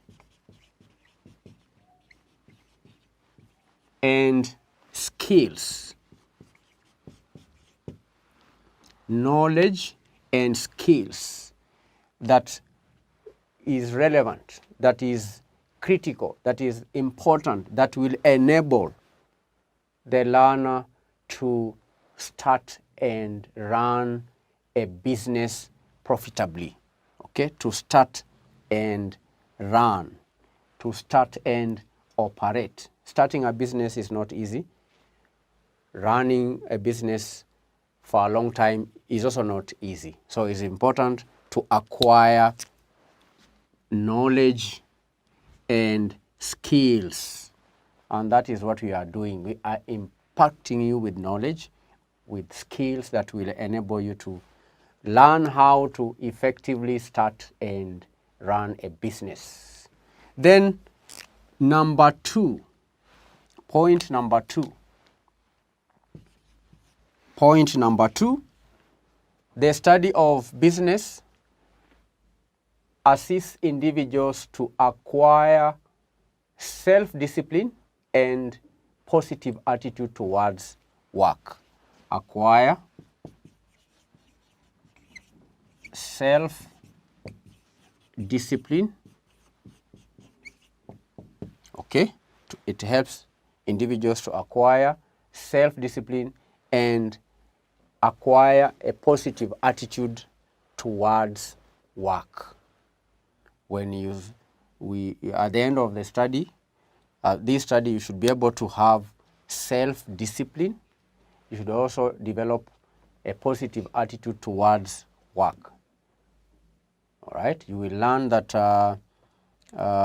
if you want to be prosperous in life, if you want to be rich in life, if you will meet your needs, then there is no any other way other than through working, other than doing business, other than engaging in productive work, because he said business is involves all the activities that are carried out with the aim of making profit. If you want to make profit, then you need to develop a positive attitude towards work. All right? You avoid being lazy. You have to work hard. You need to work hard because nothing works like work. Nothing works like work. It has been said, nothing works like work. So the one reason why we study business studies is so that you or learners will acquire self-discipline and also have a positive attitude towards work. Number three,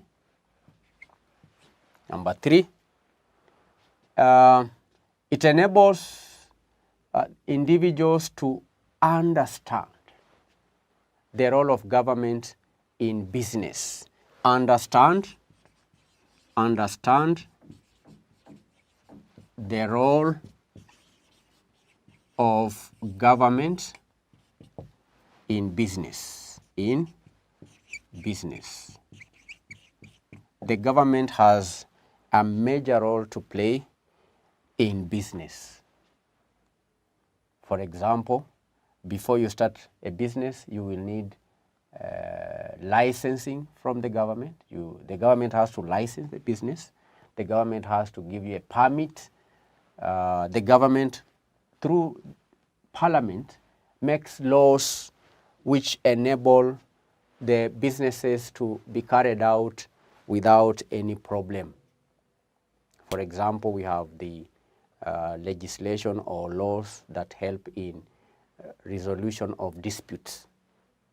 Okay, the government through parliament will come up with laws that will help business people to operate smoothly without any disorder. So the government again may also be engaged in business. We'll be studying later on the role of government in business. But that one again will come to the knowledge, the student will learn through the study of this subject. The student will understand the role of the government in business, and this we will be teaching you in subsequent lessons. Then point number four, business studies equips individuals with knowledge and skills required to evaluate business performance. All right? Equips individuals with knowledge and skills. Knowledge equips individuals with knowledge and skills required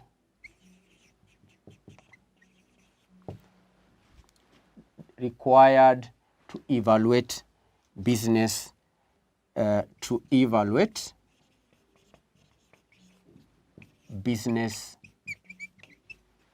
performance. If you are running a business or you are a manager of a business, it may be important for you to evaluate the performance of the business. Evaluation. The same way as a student, you need to have a way of evaluating your performance. And one way is through doing exams and having your work being marked by your supervisors or your teachers. That will help you see which areas you need to improve in. The same happens in business. If you are running a business or if you are the manager of a business, then you will require knowledge, you will require skills that will help you in evaluating the performance of the business. That's what we learn in business studies. So this subject will help you gain knowledge, or you'll be equipped with knowledge and skills that are required to evaluate business performance. That is number 4. Then moving on to number 5. Number 5, business studies enables learners to acquire knowledge and skills that are necessary to identify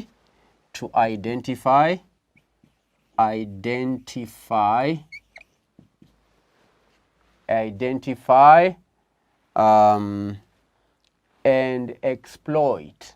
Okay, it enables learners to acquire knowledge and skills necessary to identify, okay, and seize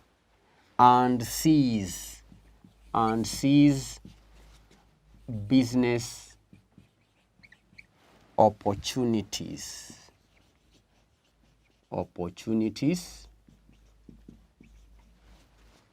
in the society. Okay, identify and seize.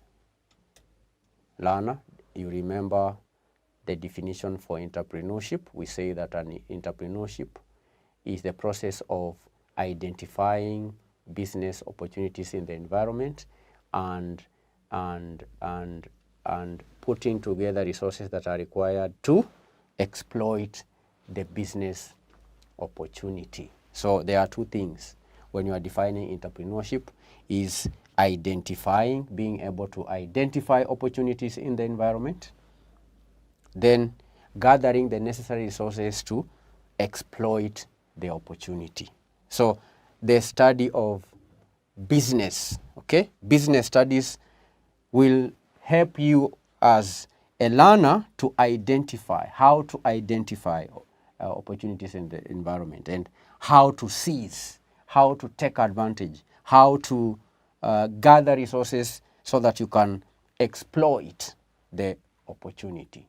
The reason why there are some individuals in the society who are doing well than others is because there are those who are able to identify opportunities in the society and take advantage of the opportunity, put together resources, and they are able to make profit.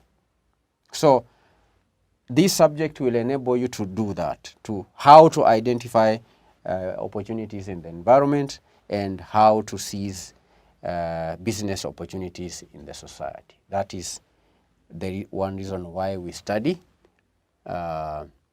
this subject. Then next point, this is 5. We can have number 6. The 6th point, business studies helps learners to develop various intellectual abilities such as inquiry, such as critical thinking, such as analysis, such as interpretation, such as innovation, such as creativity. Helps learners develop various intellectual abilities. Helps learners to develop intellectual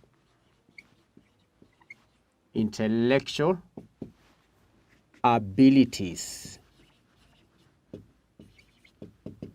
such as inquiry, how to inquire, critical thinking,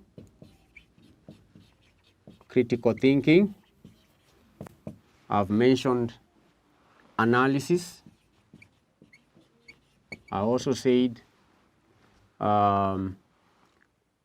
creativity, innovation, and so on. The reason why we study this subject is because this subject, the proper study of this subject should develop the learner to have intellectual abilities, okay? It helps develop intellectual abilities such as inquiry, how to inquire into matters, how to think critically, how to analyze situations, okay, or problems, all right? Interpretation, how to interpret. I can add interpretation. How to interpret situations, okay? How to be creative, how to innovate, okay? These are important intellectual abilities that can be developed through the study of this subject. Then number seven, this subject will aid the learner or help the learner to acquire basic managerial skills that are vital in guiding daily operations of a business, okay? Acquire basic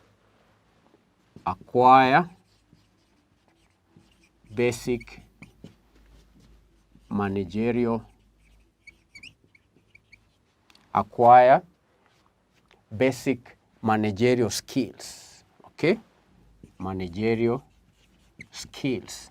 And these skills are vital in the operations or the daily running operations of a business. So this subject can enable a learner to gain these are basic managerial skills. Then number 8, you cannot successfully do business if you do not have basic managerial skills like planning, organizing, staffing, all right?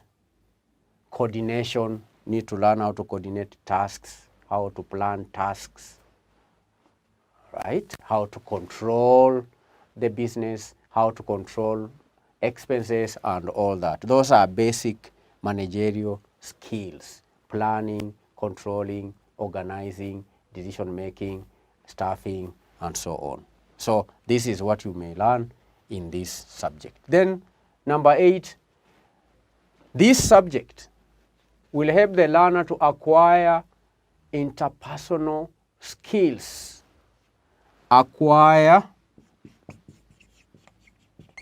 interpersonal. Will help the learner to acquire interpersonal skills. Interpersonal skills that enables one to relate well. That enables one to relate well. That enables to relate well with customers, suppliers,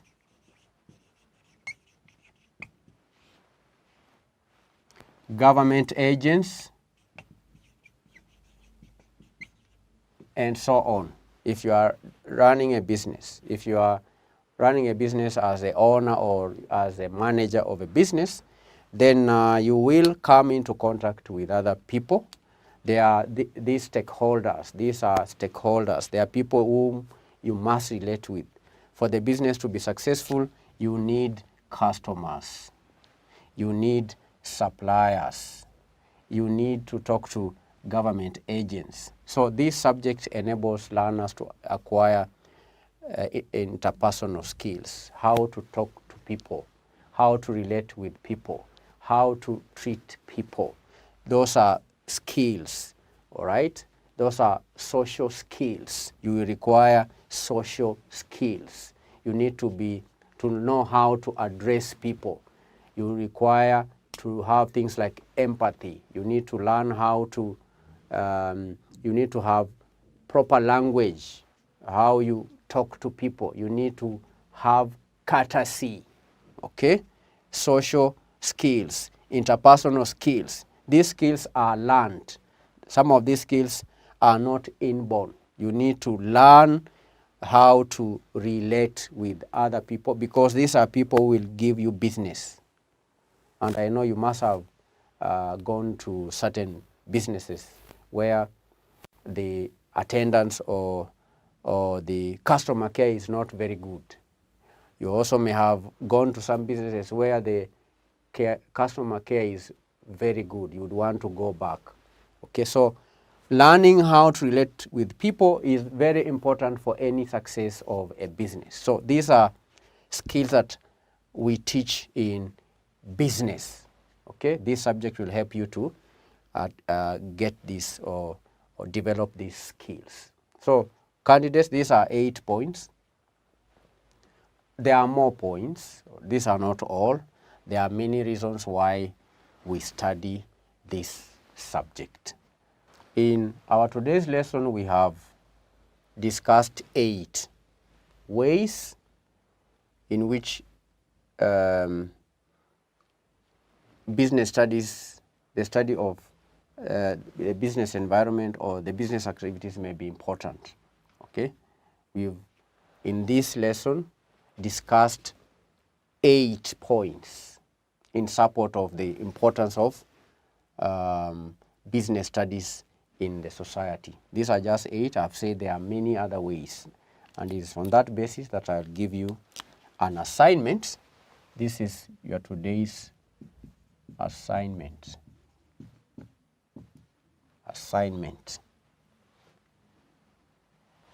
Discuss 4 other ways. This is your assignment.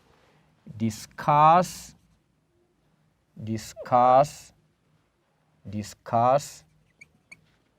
4 other ways in which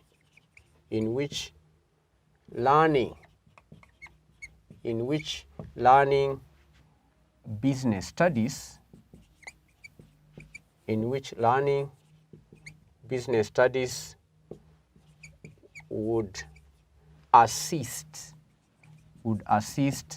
a person who has completed secondary school education.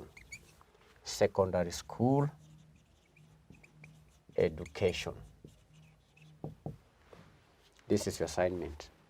Discuss 4 other ways. Other than the 8 ways we have discussed today, I want you to go and research on 4 other ways in which learning business studies would assist a person who has completed secondary school education. That is your today's homework. Make sure the homework is done. Go and read books. You can discuss with your friends. You can inquire from your parent. You can inquire from your friends. Come up with 4 other ways other than the 8 ways that we've discussed in our today's lesson. Thank you for being attentive. In our next lesson, we are going to learn more about business studies. Given points why it's important. So if you want to be successful in life, this is your time to gain knowledge and skills on how to do business in the society. Thank you very much, and God bless you.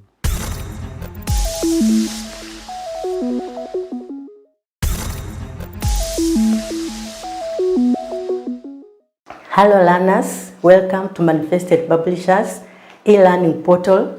My name is Celestine Wandabusi. In our today's session, we are looking at revision of Management Accounting April 2022. I just urge you to follow closely. Make sure you have your calculator with you so that we move together. Welcome. So I'm beginning with question number 1, part A. The question reads, cost accounting uses information provided by financial accounting together with other details of internal operations of an organization. With the reference to the above statement, describe 3 similarities between cost accounting and financial accounting. So we want to look at what are the similarities between cost accounting and management accounting. Number 1, we have periodicity of reporting. 2, accuracy is maintained in both systems. 3, the results of the business is revealed in both systems. 4, vouchers and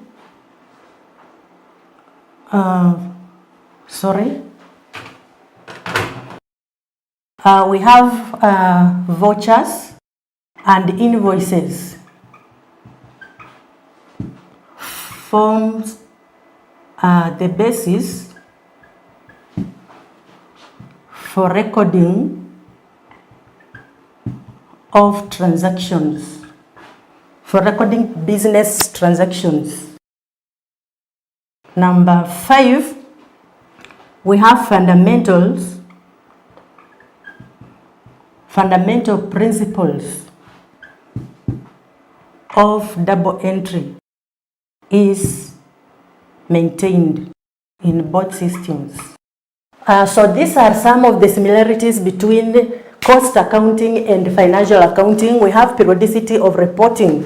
In cost accounting, periodicity is more frequent than in financial accounting, where in financial accounting we have reporting done either semi-annually or yearly. But in cost accounting, it may be done weekly, monthly, or on yearly basis. But in both systems, we have that periodicity of reporting. Then we have accuracy of accounts being maintained. In both systems, we ensure that there is no biasness, there are no mistakes, errors, or omissions. So accuracy is maintained in both systems. Then number 3, we have results of the business revealed. The intention is simply to know whether there is any profit or loss being made, or to know the financial position of the business. And therefore, in both systems, we have results of the business being revealed. Note number 4, vouchers and invoices form the basis for recording of business transactions. They form as part of the books of books of subsidiary entries, which help in like creation of any other account. So we apply that in both systems. Number 5, we have fundamental principles of double entry. Whenever we are passing entries in both systems, double entry principle must be applied. So those are the similarities in the 2 systems. We move on to part B of the question. We are told that Rengo Limited has provided the following data for the financial year 2022. Number 1, we have budgeted output for the year, which was 9,800 units. Note 2, we have standard details for 1 unit. Under that, we have direct materials, we have direct labor costs. We've been given variable overheads and fixed overheads. So required, prepare a standard cost statement of unit cost showing prime cost, Roman 2, variable production cost, Roman number 3, total cost, and Roman number 4, selling price per unit, at a notion profit of 15% on cost. For you to be able to answer this question, you need to understand what you need to consider, especially pertaining the data that you've been provided with. The question requires you to compute the total cost, but in that total cost, you need to show the subtitles.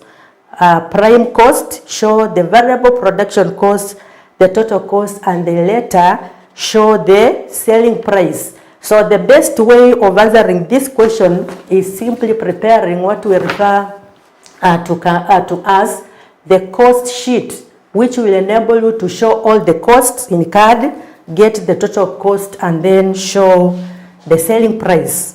So this will be computed as follows. This is Rengo Limited.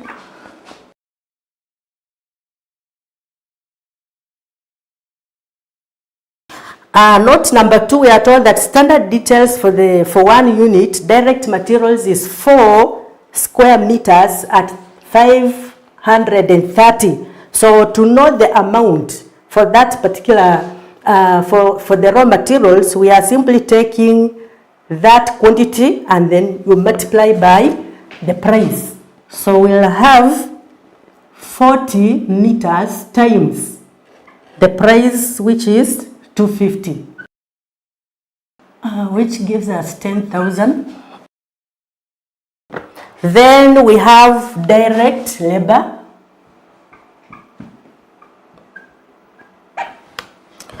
We are told this was incurred in 2 departments, so we have bonding cost center.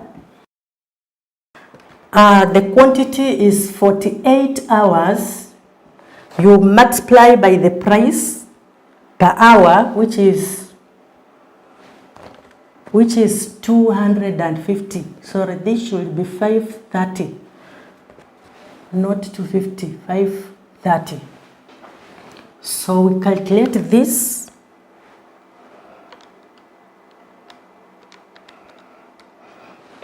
This should be 21,200.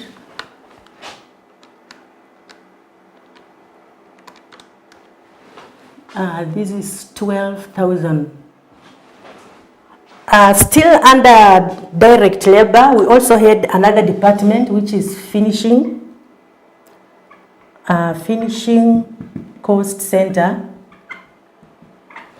The hours used were 30 hours and the price per hour is 190. So you simply multiply 30 hours times 190.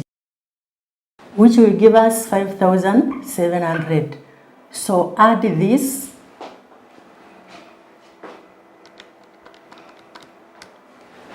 This is 17,700.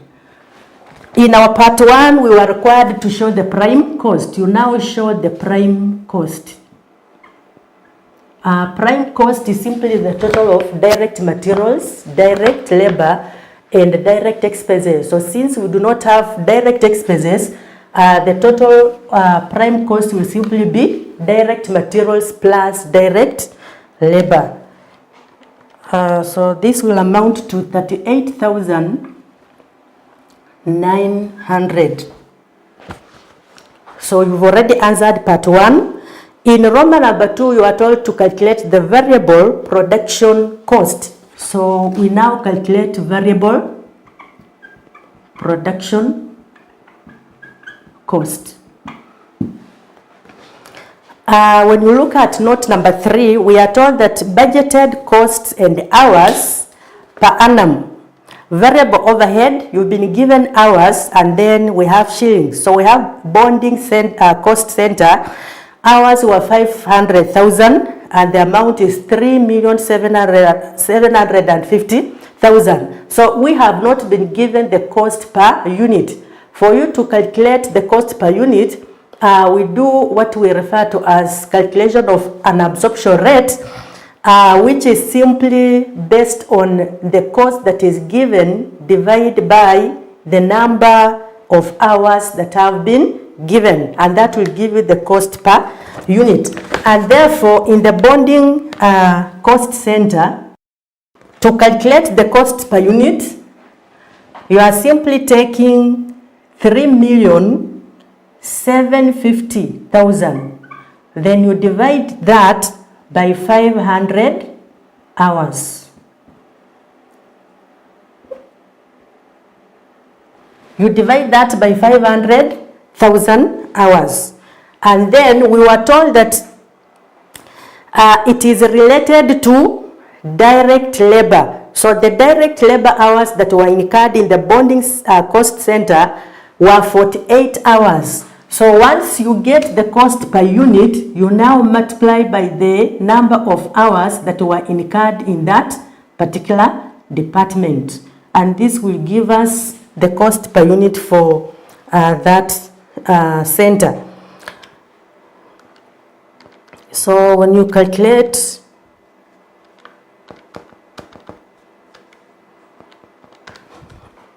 you'll get 360. You do the same for finishing cost center.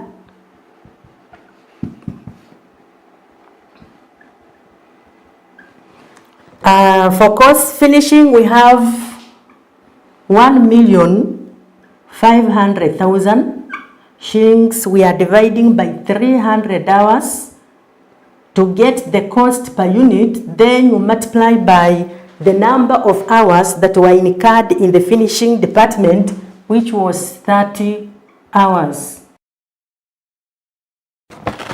This will give us 150. Then you get the total.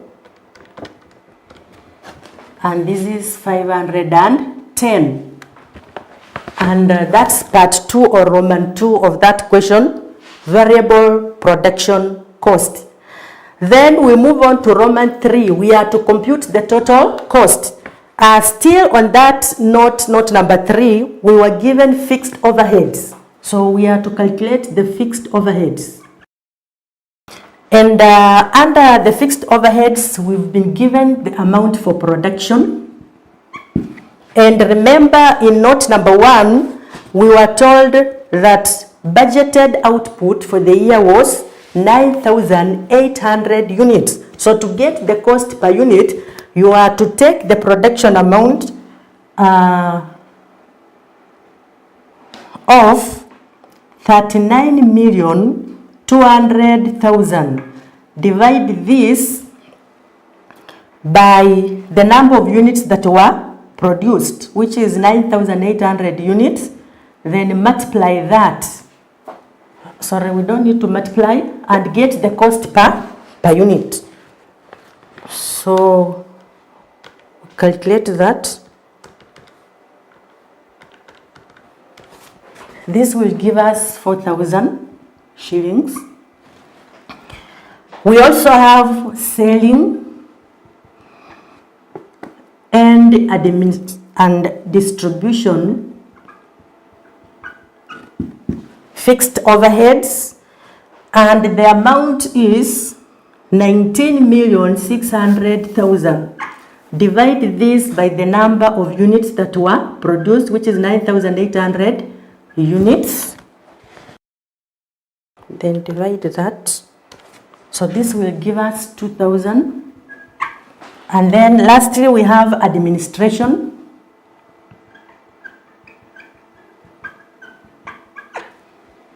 Administration overheads, the amount is 9,800,000 divided by the units of output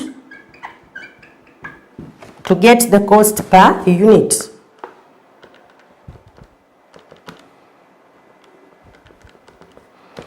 And this will give us 1,000. Then get the total, which will give us the total cost. So we are adding from 38,900 plus 510 plus 4 plus 5,000 plus 5,000, which will give us 44,410. So that is the total cost. In Roman number 4, the question requires us to calculate the selling price per unit at a notion profit of 15% of cost. 15% of cost. So we already have the total cost of 44,410. We need to calculate profit, which we are told it is 15% of the cost. So calculate 15% of 44,410, which will give you 6,662. And then from there we now get the selling price, which is now the total of the cost plus the profit. And this will give us 51,071.5. This will be the selling price. So that's how you are to answer part B of question number 1. We proceed on to Roman number, to part C of the same question. We are told that Jumbo Limited manufactures bracelets for export trade. The sales revenue is dependent on level of advertising expenditure per month. The company has recorded the following sales information for the past 6 months. So we've been given the information about advertising expenditure and sales revenue. And then we are told that the following has been calculated. So you don't need to calculate, the figures have already been given. Then required, estimate fixed and variable elements of the sales revenue using the least square regression analysis. To use least square regression analysis, you need to know how to determine the values of A and B. And therefore we have a formula which we use to calculate the values of A and B. So the regression formula is as follows. Sum of y equals NA plus B sum of x, and sum of xy equals A sum of x plus B sum of x squared. So these are simultaneous equations which must be solved together, and the intention is simply to find the values of A and B. So we have already been given information. We are told in that question that sales revenue is dependent on the level of advertising. Whenever you are answering this question, always be able to identify the independent and dependent variable. So the question has already interpreted for you what is the dependent variable and what is the independent variable. We have advertising expenditure and sales revenue. You've been told that sales revenue is dependent, meaning the sales revenue is our y variable, which is the dependent variable, and advertisement is the x variable, which is the independent variable. Under that table, you've been given the values. So what we need is sum of y. Remember, we are saying that sales revenue is the dependent variable, and dependent variable is abbreviated by y.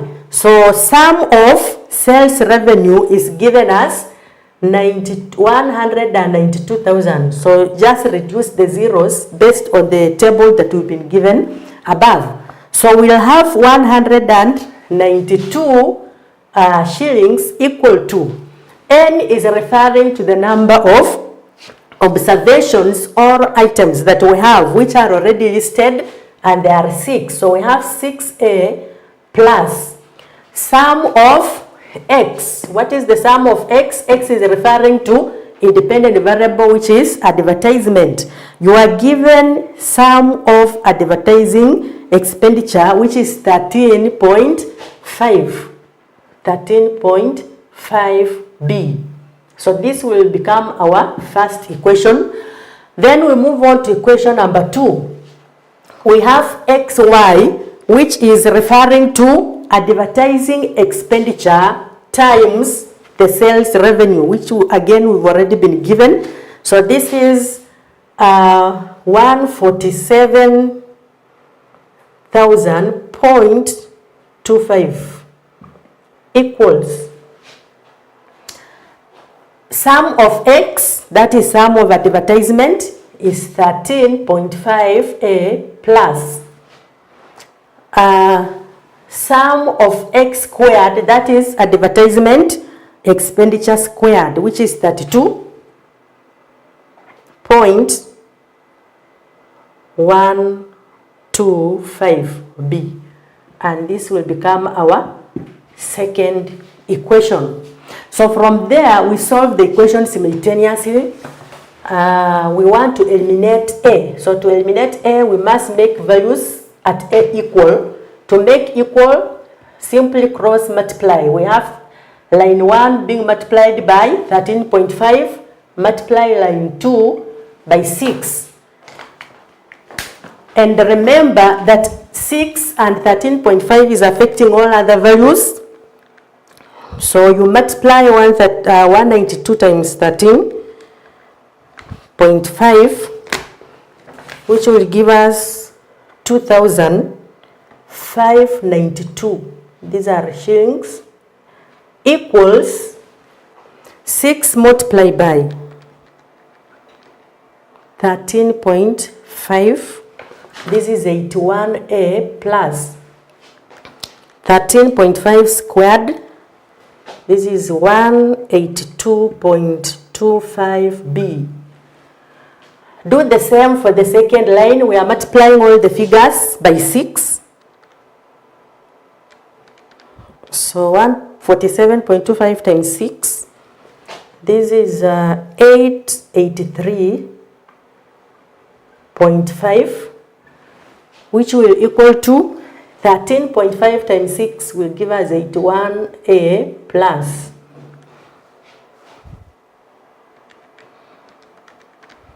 times 6. So this times this will give us 192.75B. Then you subtract. We are using elimination method. Subtract the values.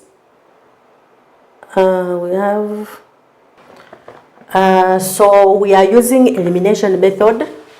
This should be 447, not 147.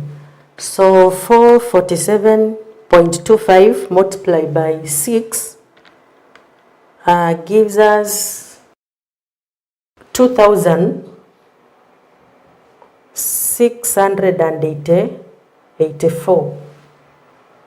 So we then subtract the figures. 2592 minus 2684. This will give us negative 92, which will be equal to, this is a 0. Then 182.25 minus 192.75 will give us negative 10.5B. From there, our intention is to find the value of B. So we divide both sides by negative 10.5. Divide both sides by negative 10.5. So B will be equal to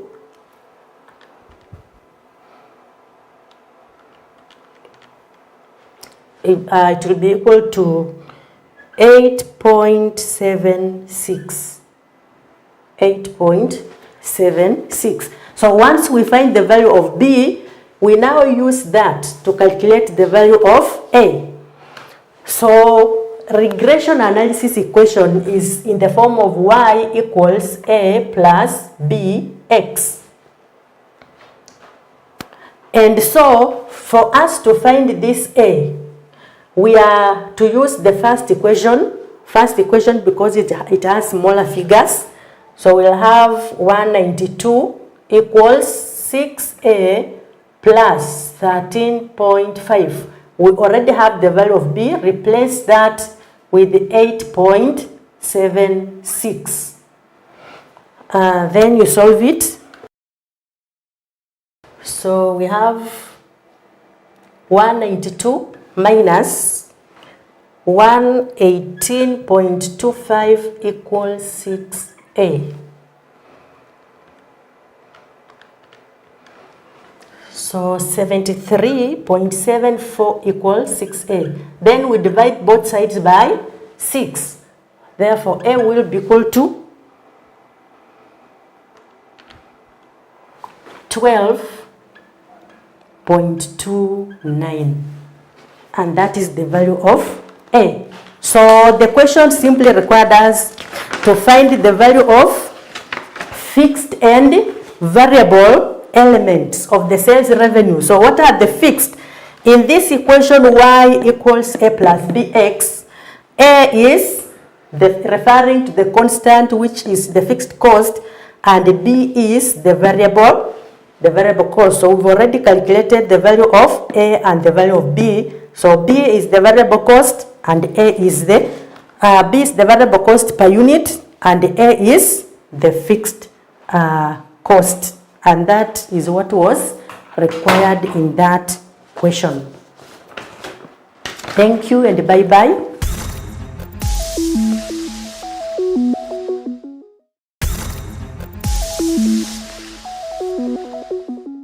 Hello candidates and welcome back to the lesson. The subject is leadership and management. Today I will answer question number 5 from the December 2021 sitting.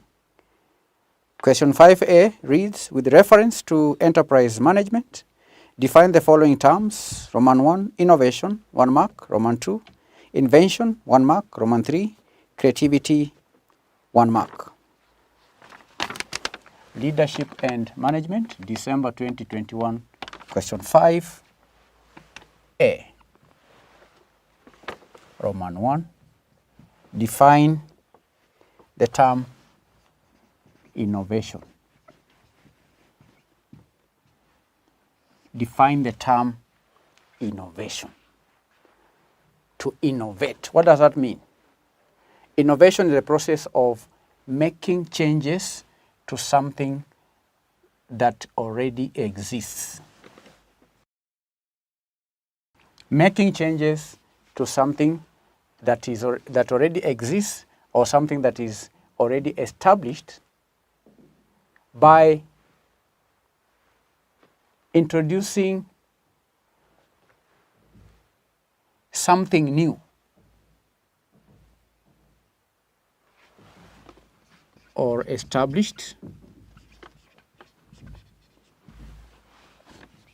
by introducing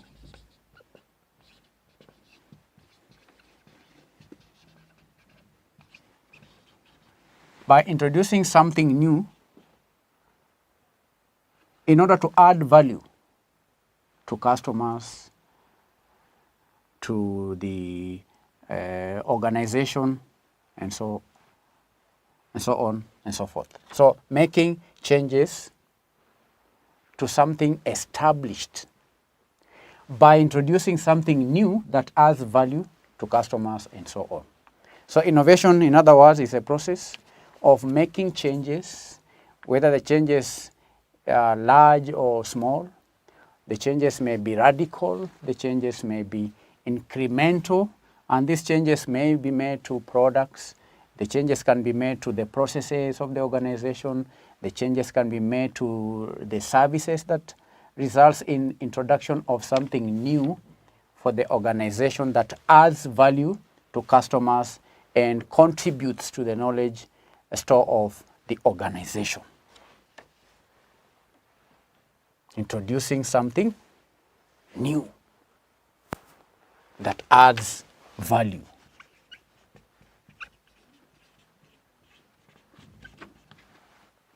So innovation may be in relation to the products that the company produces, can be the procedures, the services, and so on.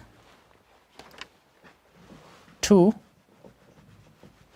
define invention. To invent. To invent is to create something new that has never existed. creating something new that has never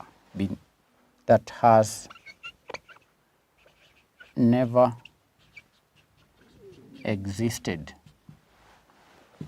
When you come up with something new that has never existed, then that's an invention, to invent.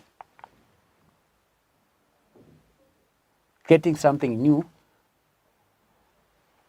and at times it could be something that is not even desired by customers. If, for instance, I come up with a pen like a pen that has never existed, then I'll say I've invented the pen. Coming up with something that is totally new. And that thing may never be in demand. All right? So that's invention. To invent is to come up with something that it has never existed before. Creating something new that has never existed before. Then we have creativity. Creativity is a mental process, all right? Creativity is a mental process that results in new ideas, that results in production of novel ideas. Creativity is a mental process that results in the production or coming up with novel ideas. They could be concepts, novel ideas, concepts that are appropriate, that are useful, that are appropriate, concepts that are useful and actionable. Creativity is a mental process that results in the production of novel ideas or concepts that are appropriate, useful, and actionable. 1 mark, 1 mark, 1 mark. This is 1 mark, 1 mark, 1 mark. Part A. Part B. Analyze 4 arguments against management as a profession. Arguments against management as a profession. Is management a profession or is it not? That's the question. And if it's not a profession, then what are the arguments? The first argument is that no uniform set of qualifications, be they academic or professional, are necessary for successful management. No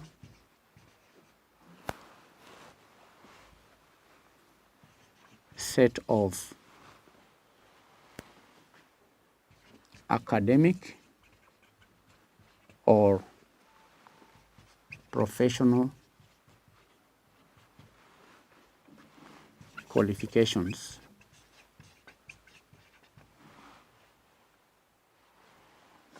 necessary for successful management.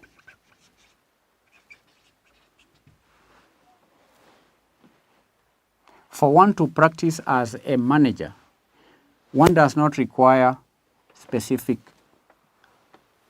professional or academic qualification, as is a case for a profession.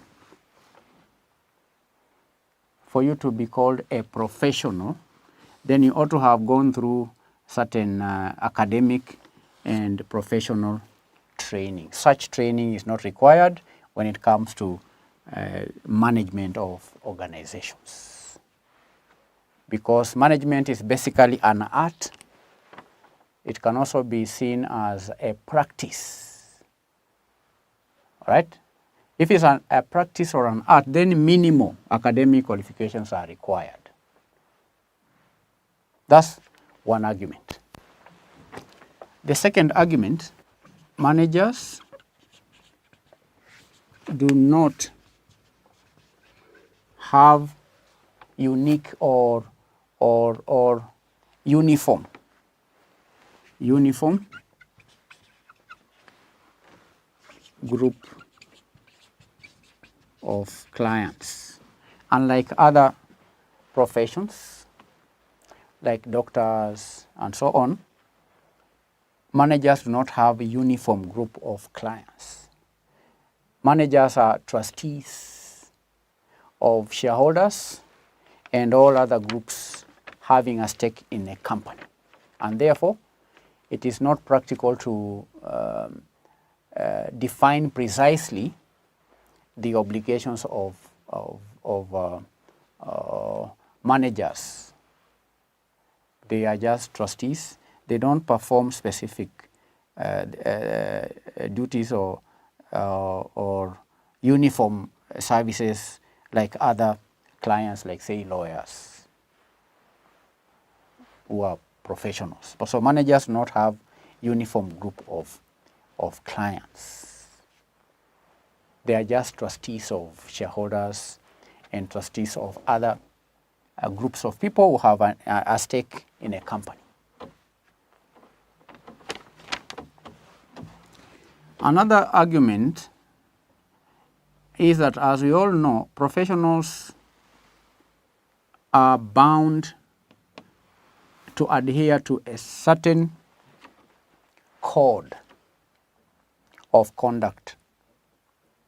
In management, there is no universally accepted code of conduct. Next is in relation to entry, restricted entry. Professions have restricted entry.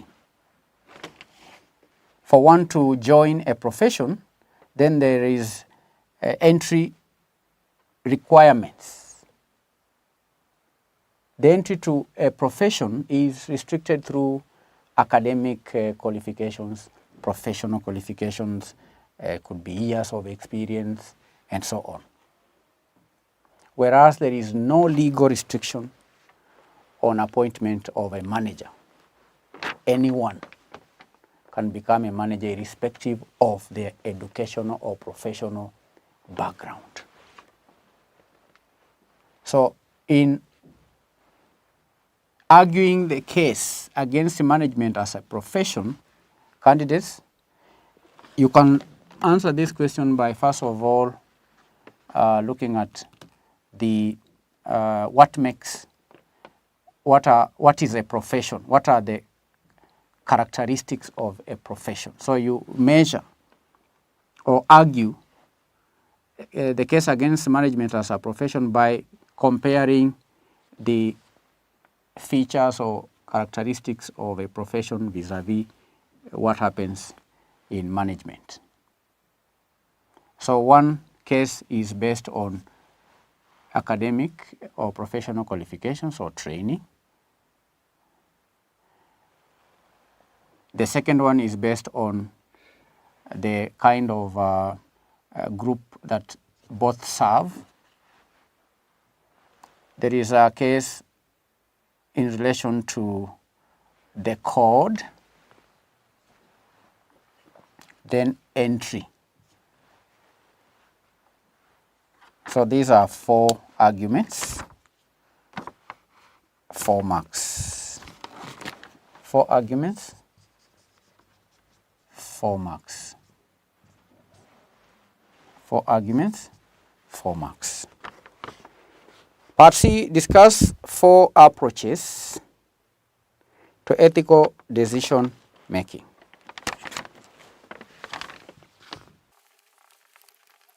Approaches to ethical decision making. Now,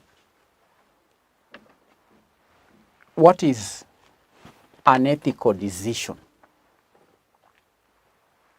An ethical decision is a decision that is both legal and morally accepted to the larger community, whereas an ethical decision may be regarded as either illegal or morally acceptable to the larger community. That's the meaning of ethical decision or an ethical decision. On the other hand, ethical decision making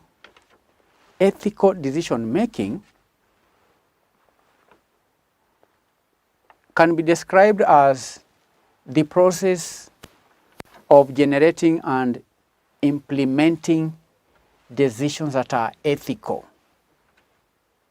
And we know ethical decisions tend to uphold the legal and the professional standards and show respect for the relevant stakeholders. We also know that ethics is the discipline and the practice of applying value to human behavior, as well as to the constructs of human culture, particularly to morality, customs, laws, resulting in what we call meaningfulness. And from the earliest moments of recorded human consciousness, the ethical discipline has exhibited 4 fundamental approaches, which the examiner required the candidates to discuss. 4 fundamental approaches to ethical decision making. The first one is utilitarian approach. Utilitarian or outcome-based. Outcome-based approach. And this approach is perhaps the most popular or the most familiar and easiest to understand of all the approaches to ethics. And this approach asks a very important question. And this question is, how will my decision affect others? And this approach goes further to quantify the impact of the actions based on some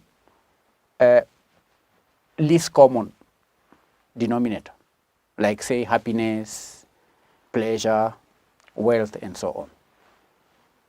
So utilitarians are also known as consequentialists. Consequentialists, from the word consequence, the outcome. What are the consequences? You've heard terms like choices have consequences. You've heard terms like what you reap, what you sow, you reap. Choices have consequences. Decisions have consequences. So when making ethical decisions, The utilitarians ask a very important question. How will my actions affect others?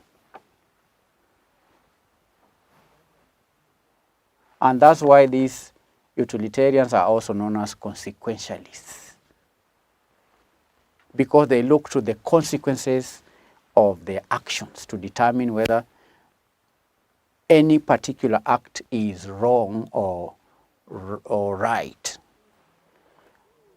So the wrongness or the rightness of an action is dependent on the effect or the impact of that action on other people. So that is the utilitarian approach to ethical decision making. Outcome-based, consequentialist, utilitarian. The second approach, and before the second approach, I need to mention that the utilitarian motto is the greatest good for the greatest number. The greatest good for the greatest number.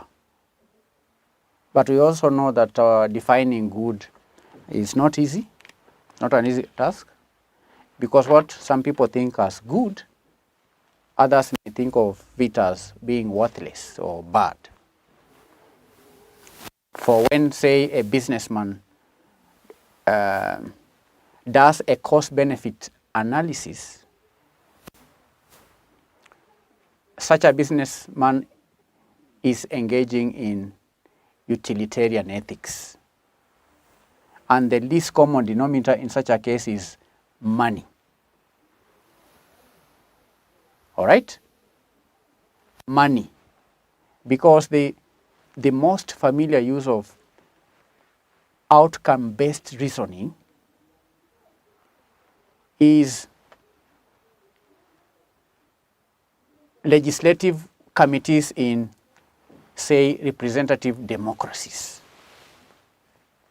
And the utilitarian approach to ethical decision making states that one should choose the action or the policy that has the best overall consequence for all people who are directly or indirectly affected.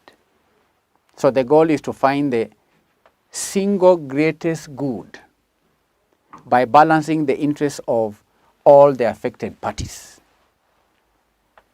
So the utilitarian fits easily with the concept of value in economics and the use of cost-benefit analysis in business.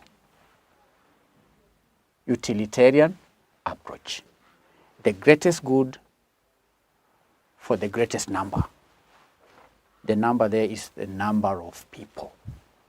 The greatest good for the greatest number of people.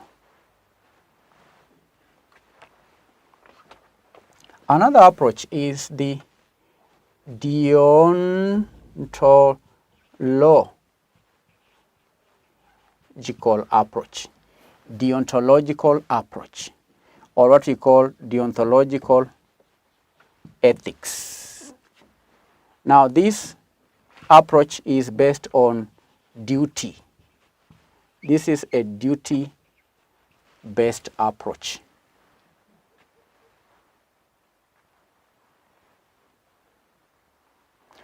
Deontology candidates, or deontological, simply means the study or science of duty, the study of duty.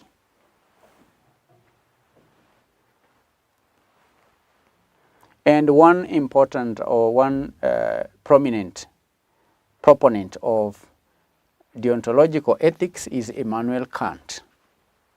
Immanuel Kant, who did not believe that human beings could predict outcomes or future consequences with any substantial degree of certainty. So the ethical theory is based on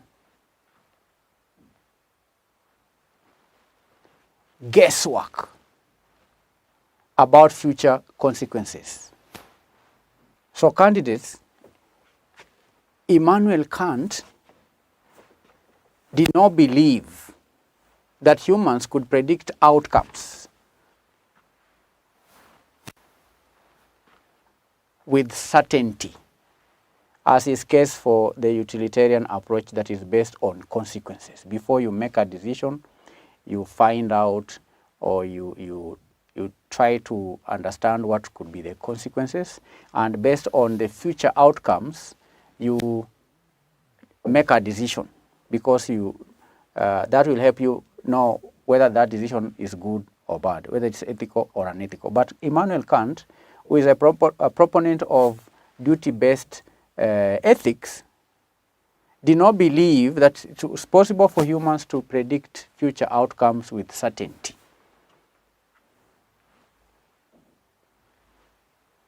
So duty-based ethics is enormously important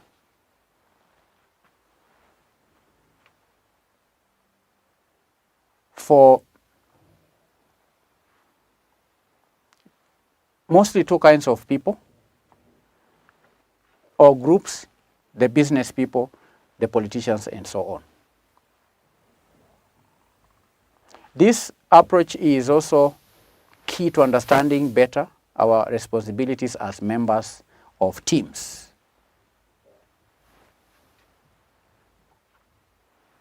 Because there are some values that should never be sacrificed to the greater good. Because we saw here the greater good could be monetary. But according to the deontological ethics, there are some values that cannot be sacrificed because they are good to people.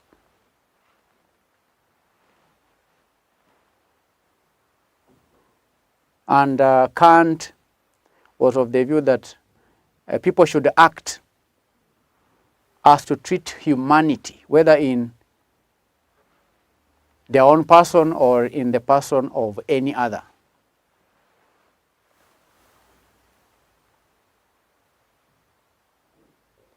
And in every case, as an end, never as a means only. So human beings, you need to act from a sense of duty, deontological ethics, duty-based approach to ethical decision making. Moving on to the third approach, virtue ethics. Virtue ethics, or virtue-based approach. And virtue means the excellence of a thing. And ethics in this sense is the discipline of discovering and practicing virtue.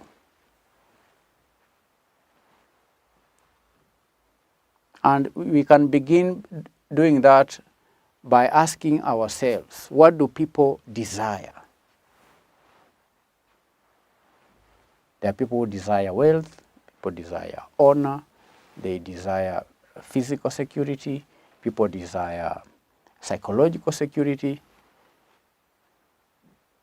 But you know, all these things are not an end in themselves.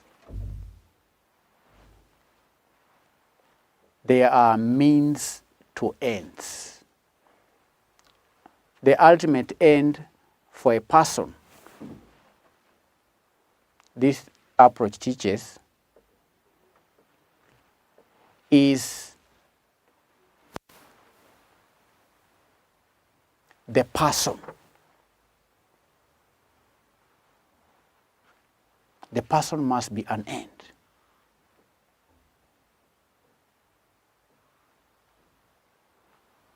So one of the proponents of this virtue-based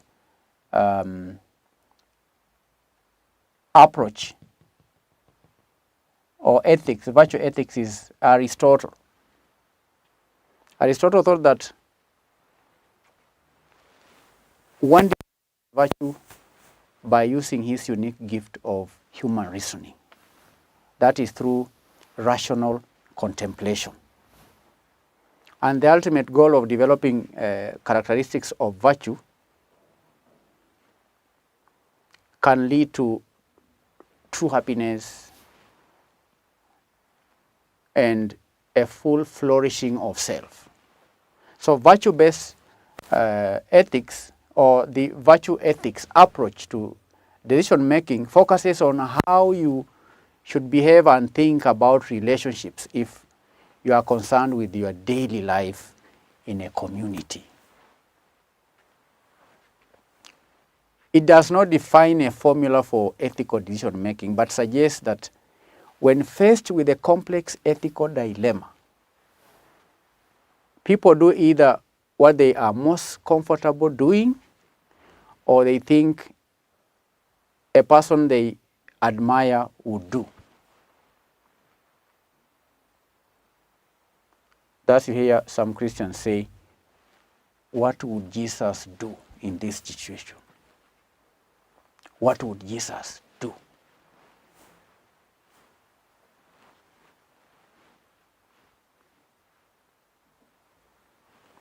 But it does not define the formula for ethical decision making.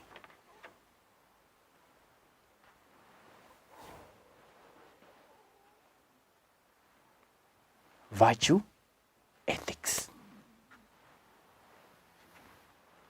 Here we talked about deontological ethics.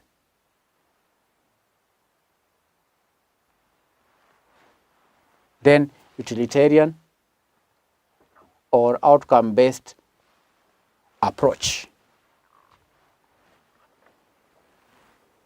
Then lastly, the fourth approach, communitarian approach or ethics, from the word community.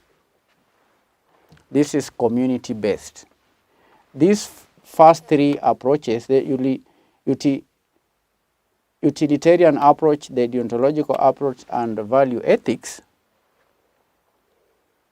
are principally focused on the individual, the singular conscience, rationally reflecting on the meaning of duty or responsibility, and in the case of virtue ethics, the ethical aspect and so on. But the communitarian ethics has a unique or different point of departure. It's not the individual, but rather the community. It could be, the community could be the team as a community. It could be a group as a community. It could be even the company as a community. That can also include the culture and so on. So the first three focuses on the individual. This one is community-based, within which the individual places himself or herself. So the communitarian asks the important question, what are the demands or duties that the community of which I am part of make on me? So the communitarian asks us to not simply look within to understand how values should be applied to the human conduct, but to look out and to face up to the duties of being creatures for whom social interactions are definitive. And therefore we define ourselves and our responsibilities by the company we keep. So decision and policies that use this approach attempt to implement a social system or institutions or environments that everyone depends on and that benefits all the people. So when making a decision using the communitarian ethics approach, one has to ask a different question. And the question is, what are the demands or the duties that the community of which I'm part of make on me? What are the duties that the company expects me to carry out? What are the responsibilities? What are the demands of the team towards me? So the approach is not based on the individual, but on the community within which the individual is part of. So candidates, these are 4 fundamental approaches to ethical decision making. The utilitarian or outcome-based approach. So here we have utilitarians or consequentialists. There is the deontological ethics, which are duty-based. Then there is virtue-based approach and communitarian ethics. How many marks? These are 8 marks. Brief explanation would earn 8 marks per approach. So these are 8 marks plus 4 marks plus 8 marks plus 4, that's 12, plus 3, 15 marks. We've answered question number 5. We are almost done with this sitting. In the next session, we'll answer question 6, then question 7. So thank you for your time. God bless you. Bye-bye.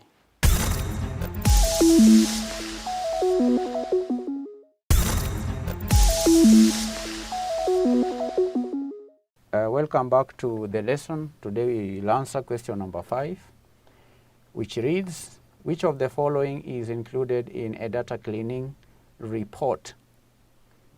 A, data structure. B, data content.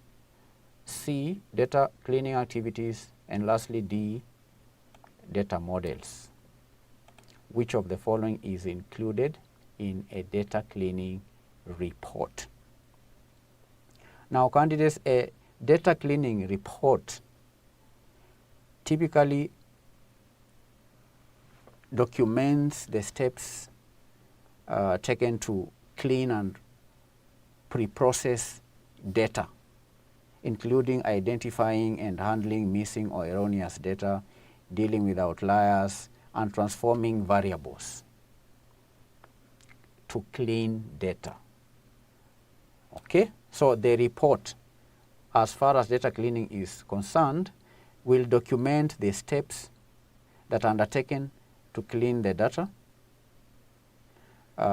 which would include identifying missing data, handling missing data, erroneous data, dealing with outliers, and so on.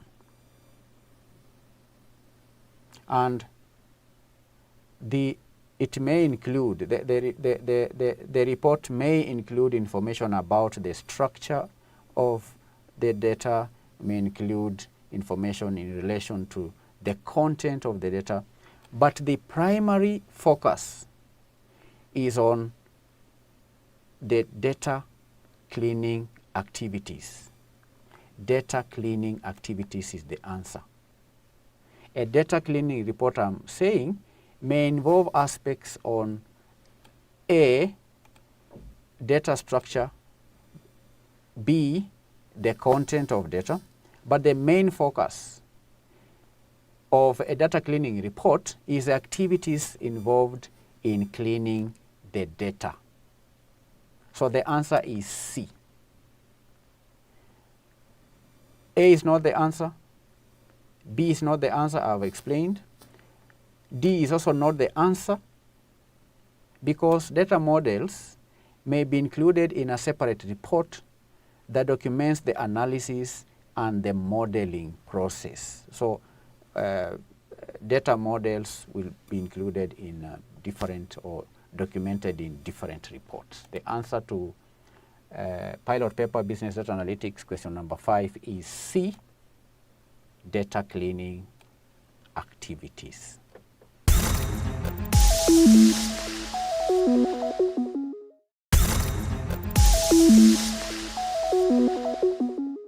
Greetings, candidates, and welcome back to the lesson. The subject is Meetings, Compliance, and Administration, August 2022. Today we are going to answer question number 4.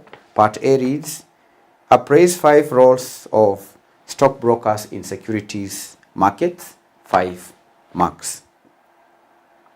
5 roles of stockbrokers in securities markets. Now we are going to discuss 5 roles. The first one is execution of trades. They facilitate execution of trades. That's number 1. Number 2 is in relation to market research and analysis. Number 3, investment advisory services. Number 4 is portfolio management. And lastly, number 5, the 5th role that stock brokers play in the securities market is compliance and regulatory guidance. Compliance and regulatory guidance. 5 roles.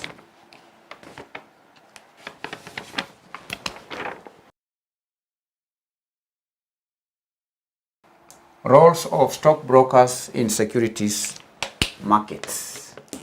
The first role I said is execution of trades. Execution of trades. Stockbrokers facilitate the buying and selling of securities on behalf of their clients. They execute trade on stock exchanges or other trading platforms, ensuring timely and accurate execution of orders. That is one role that stockbrokers play in securities markets. 2, market research and analysis. Market research and analysis. They provide market research and analysis to their clients. They study market trends. They analyze company financials and also make investment recommendations based on their expertise and knowledge of the securities markets. The third role is investment advisory services. They give investment advisory services. Stockbrokers offer investment advisory services, guiding their clients in making informed decisions. They provide insights on portfolio diversification, risk management, and investment strategies tailored to their clients' goals and what we call risk tolerance. Risk tolerance. 4, portfolio management. Portfolio management. Stockbrokers may offer portfolio management services where they actively manage clients' investment portfolios. They monitor market conditions, rebalance portfolios, and make investment decisions on behalf of their clients, ensuring alignment with their investment objectives. 5, compliance and regulatory guidance. Compliance and regulatory guidance. Stockbrokers ensure compliance with securities regulations, with the rules of the exchange. They may also help clients navigate the legal and regulatory framework, ensuring that transactions and investment meet the required standards and comply with applicable laws and regulations. So these are 5 roles of stockbrokers in securities markets. 1, execution of trades. Number 2, market research and analysis. Number 3, investment advisory services. Number 4, portfolio management. And lastly, compliance and regulatory guidance. These are 5 roles, 5 marks. Part B of this question reads, explain 6 contents of an annual return made by the cooperative societies in your country. Contents of an annual return.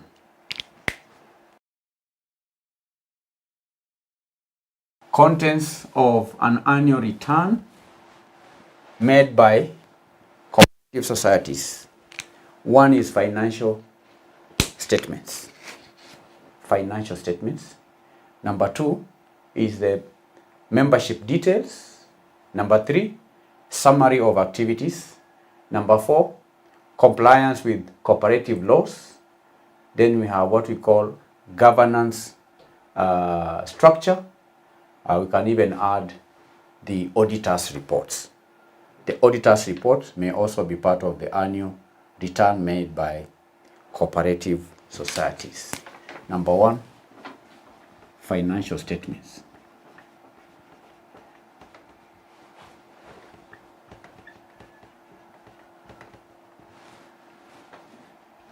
Number 2, I've said membership details.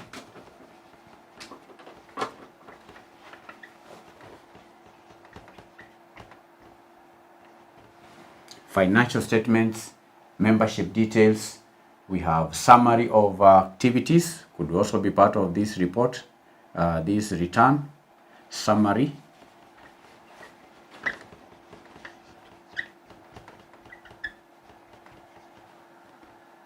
Summary of the activities of the cooperative, compliance with cooperative laws,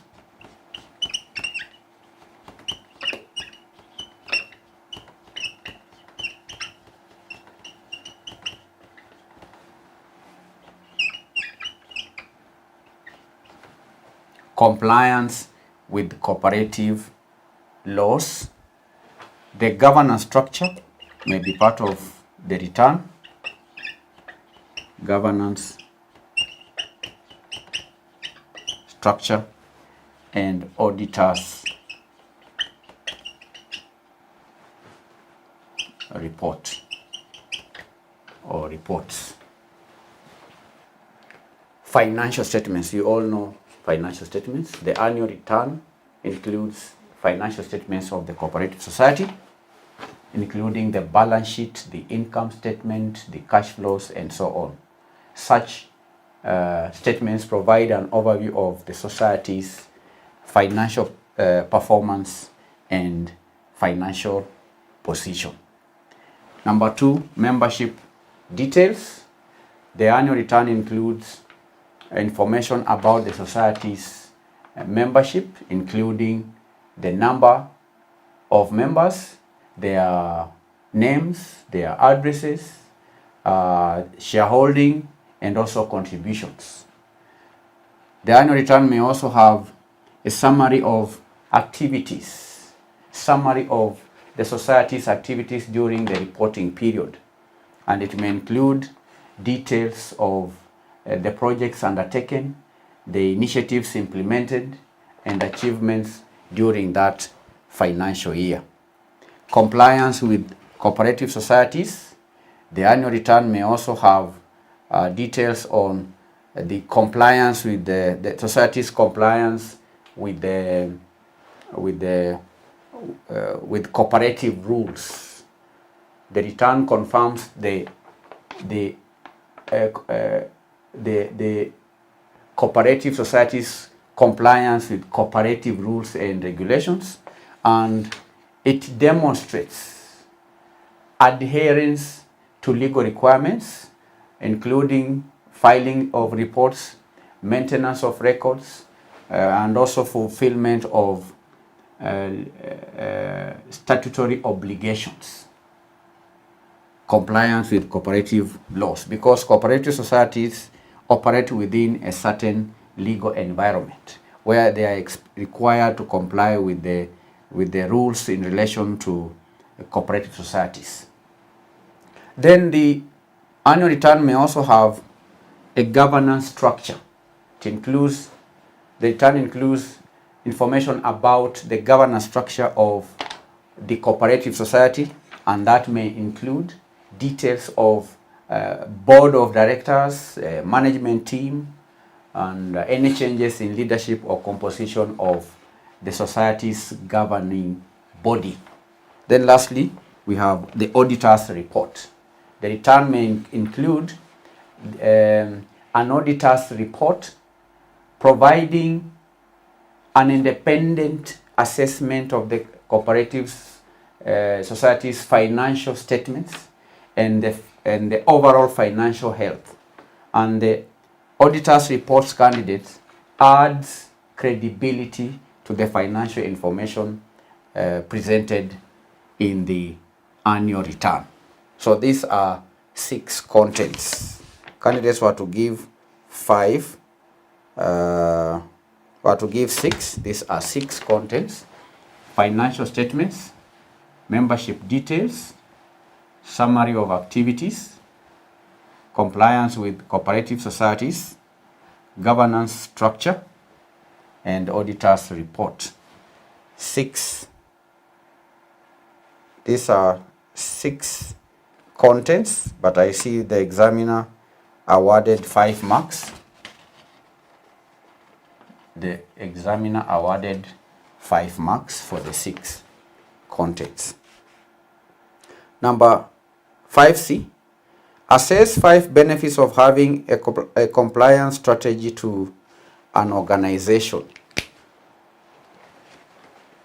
Advantages or benefits of having a compliance strategy. Benefits of having a compliance strategy. The first benefit is compliance strategy helps in legal and regulatory compliance. The second benefit is that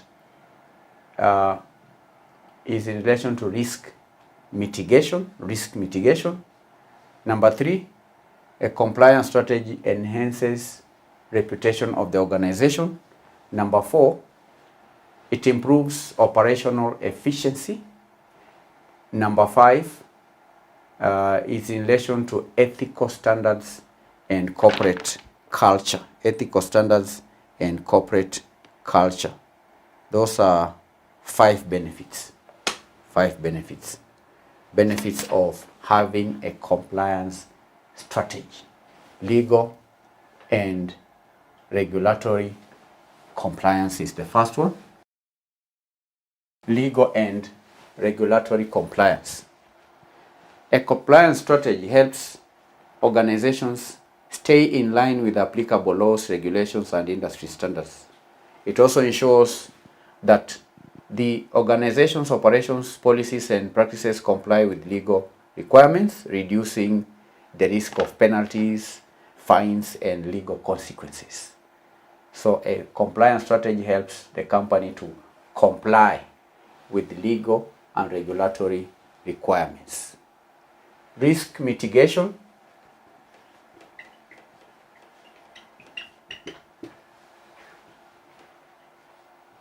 Risk mitigation, number 2. Compliance strategy identifies and addresses potential risks and vulnerabilities within the organization. And by implementing measures to mitigate risks, such as maybe data protection or even financial integrity and environmental compliance, the organization protects itself from reputational damage and financial losses. So a compliance strategy will help in risk mitigation. Enhanced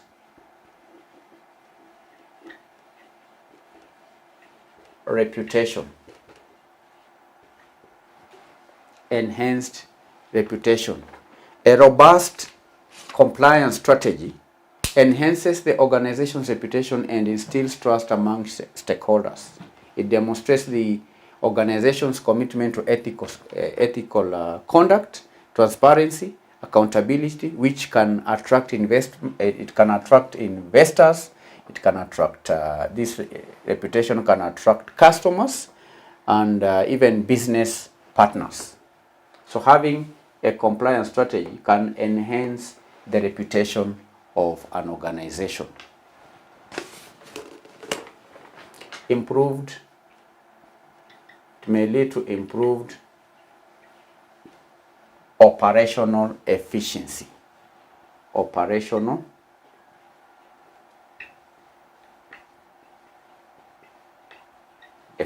Improved operational efficiency. Compliance strategy streamlines processes and establishes clear guidelines, leading to improved operational efficiency. It may also help eliminate redundant and non-compliant practices, which may reduce errors and also enhances the overall organizational effectiveness. 5, ethical standards and corporate culture. Ethical standards and corporate culture. A compliance strategy promotes ethical behavior and fosters a culture of compliance within the organization. Why? Because it sets standards for ethical conduct, integrity, and responsible business practices, creating a positive work environment and aligning employees with the organization's values. And candidates, having a well-defined compliance strategy is crucial in today's complex regulatory environment. Why? Because it enables organizations to navigate the legal and operational challenges effectively, protecting stakeholders' interests. It may also help maintain sustainable growth. So these are 5 benefits of having a compliance strategy. 1, legal and regulatory compliance, risk mitigation, enhanced reputation, improved operational efficiency, and lastly, ethical standards and corporate culture. Ethical standards and corporate culture. These are 10 marks. 5 points, 10 marks. 5 points, 10 marks. So that will mark the end of the revision of that question. August 2022, question 4, meetings, compliance, and administration. We'll meet in our next session to answer question number 5. Bye-bye.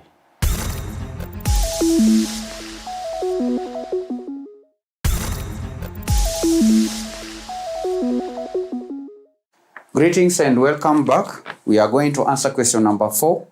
The sitting is August 2022. The subject is boardroom dynamics. Question 4A reads, making decisions can be difficult.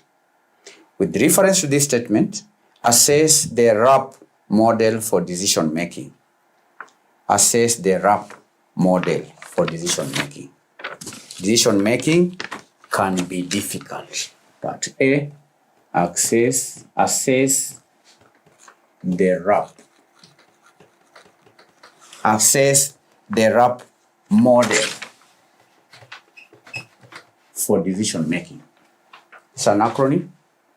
RAP, W-R-A-P, W-R-A-P, W-R-A-P, RAP. Now, the RAP model is a decision-making framework that stands for widen the options, W, widen the options. W stands for widen the options. R, reality test assumptions. R stands for reality test assumptions. Then A stands for attain distance before deciding. Attain distance before deciding. A stands for attain distance before doing what? Before deciding. Attain distance before deciding. P stands for prepare to be wrong. Prepare to be wrong. Prepare to be wrong. So this is the RAP model. Widen the options. Reality test assumptions. S stands for attain distance before deciding. Now, what do we mean by widen the options? Widen the options. We are discussing a decision-making model known as RAP. And the first step is to widen the options. This step encourages, the step in widening the options encourages decision makers to explore a broad range of possible options as well as solutions before settling on a decision. If you have a problem, you ought to put down different possible solutions to the problem. You widen the options or the solutions, possible options or solutions. You get a wider range to this problem. Before doing what? Before settling on a decision. And by considering diverse alternatives, decision makers can avoid premature judgments and narrow thinking, leading to a more innovative and effective decisions. Widen the options. Widen the options. Widening the what? The options. Get a wider range. Explore broad range of possible options. Explore broad range of possible options before deciding or settling on a decision. Then there is reality test assumptions. Reality test assumptions involves critically examining the assumptions underlying the potential decisions.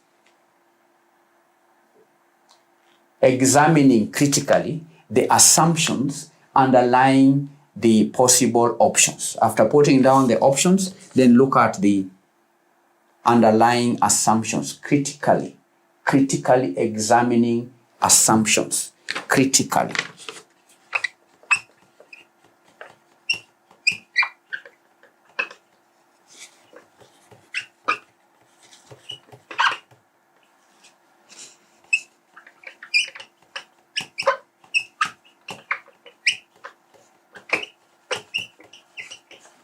Critically examine options underlying possible assumptions underlying possible options. Then 3, test distance before deciding. Attain distance, not test, but attain distance before deciding. Deciding. Attain distance before deciding. These steps advocates for decision makers to take a step back and gain perspective before making a final choice. Why? Because emotional or impulsive decisions can be detrimental. So taking time to reflect and gain distance from the situation can lead to a more thoughtful and rational decisions. Take a step back. This means taking a step back. Take a step back. Take a step back and gain perspective. And gain perspective.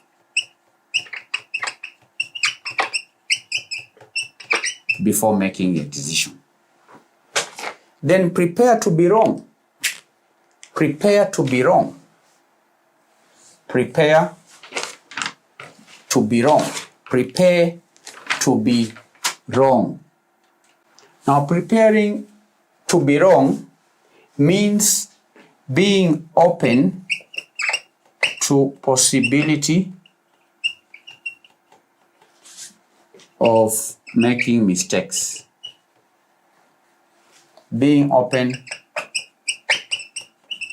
to possibility of making mistakes. Why? Because the decision maker has to recognize that no decision is foolproof.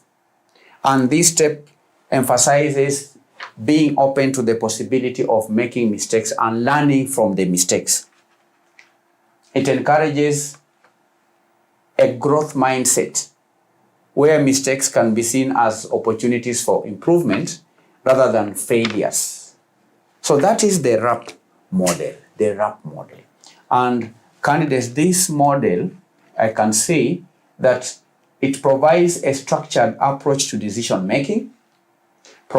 It promotes critical thinking and reduces the likelihood of biases and hasty judgments. And by incorporating all these elements, decision makers can enhance the quality of their decisions.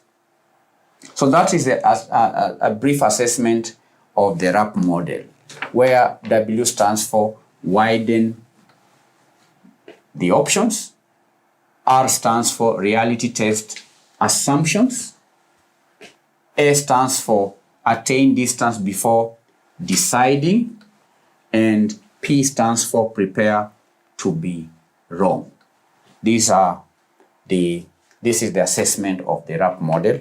How many marks? These are just 4 marks. 4 marks. Moving on to part B, emotional intelligence is critical in stakeholder management. Appraise 5 key elements in emotional intelligence. Key elements in emotional intelligence. B, key elements in emotional intelligence. Key elements in emotional intelligence. Key elements of emotional intelligence. We read that emotional intelligence is critical in stakeholder management. What are the 5 key elements in emotional intelligence? That is the question. The first key element is self-awareness.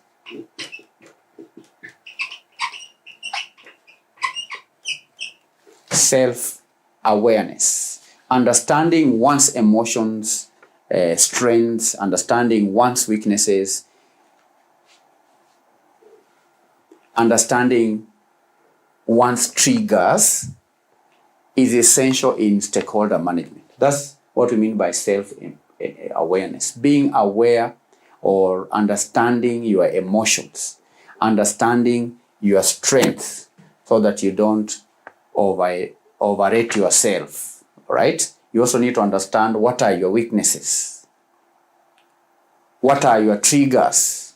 When you have that self-awareness, then you will be able to manage stakeholders effectively. Self-awareness allows individuals to regulate their emotions, to regulate their responses effectively. So that's the first key element in emotional intelligence. That is self-awareness. The second element is known as empathy. Empathy involves recognizing and understanding the emotions, the needs, and perspectives of stakeholders. Other than understanding your own emotions, you ought also to be able to empathize. You should be able to put yourself in the shoes of stakeholders. It enables stakeholders to feel heard and valued, fostering positive relationships. Where a manager has empathy when dealing with stakeholders, then the stakeholders will feel that they are understood. The stakeholders will feel valued, and that will foster positive relationships. The third key element is social skills. Social skills is a key element in emotional intelligence. Strong social skills enable individuals to communicate effectively. It enables individuals to build rapport and handle interpersonal interactions with stakeholders. And such skills facilitate constructive dialogue and conflict resolution. Social skills. How many elements? 5. Number 4, self-regulation. Self-regulation is a key element in emotional intelligence. Emotional intelligence includes the ability to manage and regulate one's emotions. It's not enough to just be aware of your emotions. It's important to also be able to regulate your emotions. Why? Because self-regulation prevents emotional outbursts and allows the stakeholders to approach situations with high level-headed and composed demeanor. So as a manager, as a board member, you ought to be able to self-regulate. Regulate your emotions, regulate your moods, and so on, so that you don't have emotional outbursts when dealing with stakeholders. 5, motivation. Motivation is a key element in emotional intelligence. Motivated individuals display a positive and enthusiastic attitude or approach, which can influence stakeholders positively. And their drive and optimism can inspire others and contribute to a productive and collaborative environment. So that is the answer to that question. With reference, emotional intelligence is critical in stakeholder management. So all the answers have been relating them to stakeholder management. And I can say that emotional intelligence is vital in stakeholder management. Why? Because it helps build trust, it helps manage conflicts, it fosters a positive relationships, and ultimately leading to successful collaboration and project outcomes. So these are 5 key elements in emotional intelligence. 1, self-awareness. 2, empathy. 3, social skills. 4, self-regulation. 5, motivation. 5 key elements, 5 marks. Part C of question 4 reads, discuss organizational culture using Edna's Edgar Skein's 3 levels of culture model. Edgar Skein's. Part C. Edgar Skein's 3 levels of culture model. 3 levels of culture model. Edgar Skein's 3 levels of culture model. There are 3 levels. According to Edgar, 3 levels. Candidates were to discuss the 3 levels to earn the 6 marks. Now, the first level, and by the way, the Edgar Skein's level, 3 levels of, the 3 levels of culture model describes organizational culture at 3 levels. It describes organizational culture at 3 levels. The first level is that of artifacts. Artifacts and behaviors. The first level is known as artifacts and behaviors. This is the visible level of culture. It is the visible, that which we can see with the eyes. Okay, the tangible elements, such as the dress code. We can tell the culture of an organization by looking at the dress code of employees. We can look at other features like the office layouts, the physical layout of the office. The company may also have things like symbols, rituals, behaviors,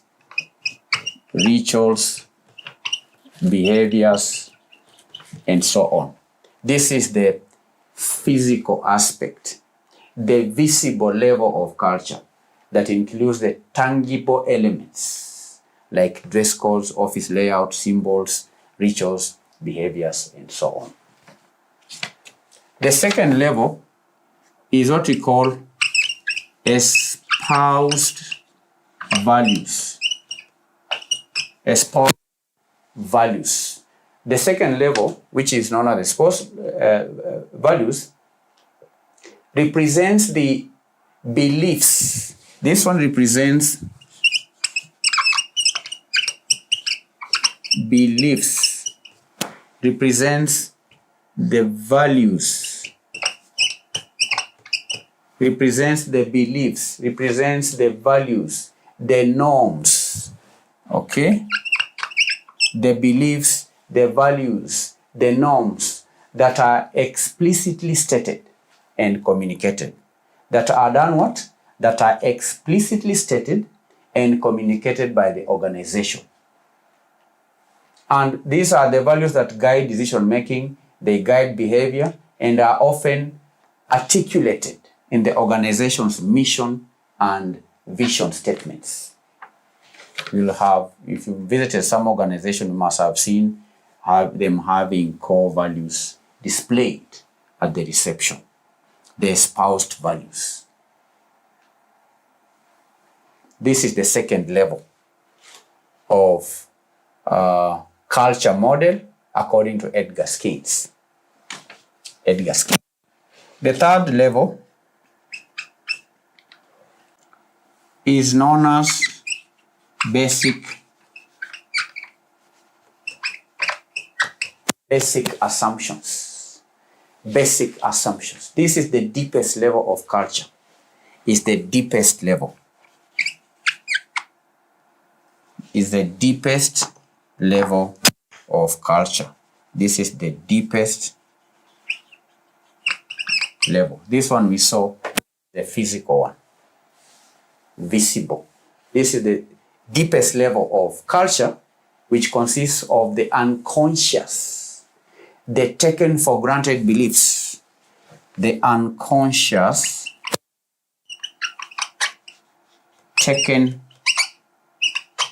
for granted beliefs, the unconscious, the untaken for granted beliefs and assumptions that are shared by members of the organization. Assumptions, they comprise of assumptions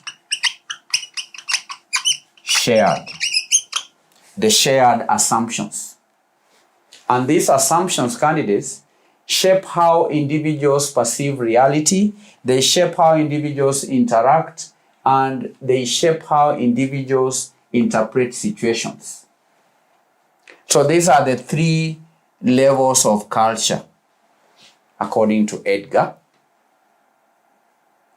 And Edgar, candidates, suggests that the deeper the level, the more challenging it is to change culture. The deeper the level.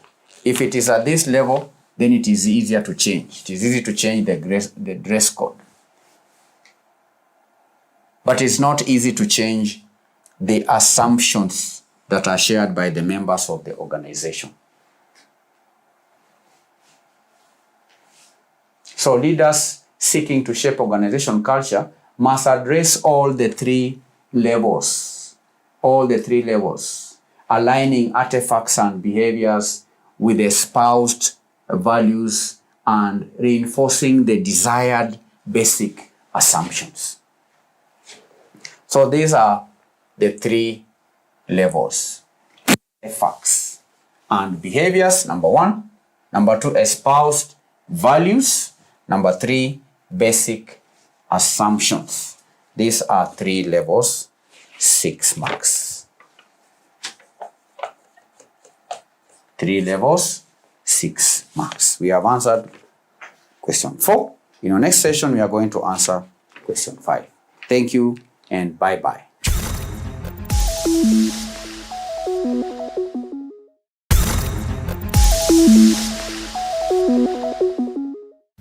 Hello learners, welcome to our today's mathematics lesson. The topic is algebraic expressions. Algebraic expressions. Algebraic expressions. Algebraic expressions. Algebraic expressions. Algebraic expressions. In our today's lesson, we are going to learn how to factorize by grouping. Factorization by grouping. Factorization by grouping. So, let me underline. Learners, I hope you are ready to learn. Make sure when you come to these lessons, you have a book where to write, and so that when I'm doing the work here on the board, make sure you take notes so that you'll be able to revise and work out assignments. So, learners, in our previous lessons, we learned how to factorize expressions like 2b plus 6x squared. We learned how to factorize such expressions. We saw that to factorize such an expression, we look for the common factors. Common factors in this expression, and this one is 2. We have 2 as a common factor. So the answer here will be 2 into b plus 3x squared. That we learned, learners. We also learned how to factorize expression like 7y squared plus 14y plus 21. 14y plus 21. To factorize, we look for the common factors within these three terms. These are three terms, and you can see here 7 is common, but y is not. So 7 can be divided by this, can be divided by that, can be divided by that. So we have 7 into y squared plus 2, all right, plus 3. That we learned. I'll take another example.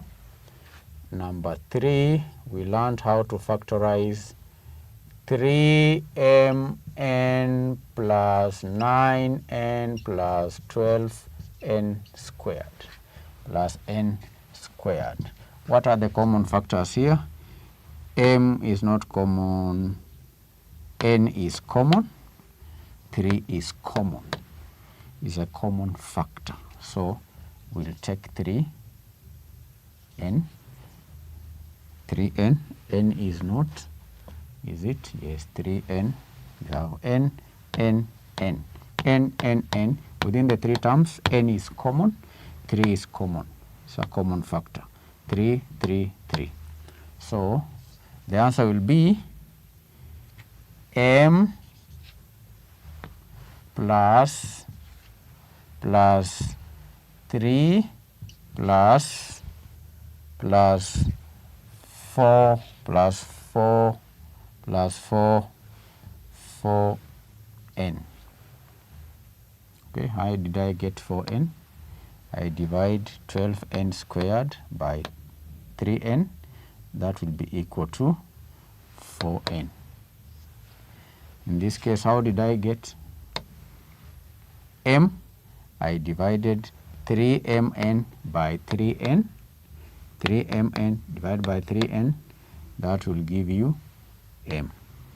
How did I get here 3?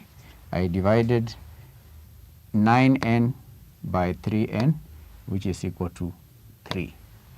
So this we learned in our previous lessons. I want to write here another example, number 4. ax plus b plus a plus bx plus bx. Learners, in this example, you can see that there are 4 terms: ax, b, a, and bx. Out of these 4 terms, there is no common factor here. There is no common factor. There is no common factor.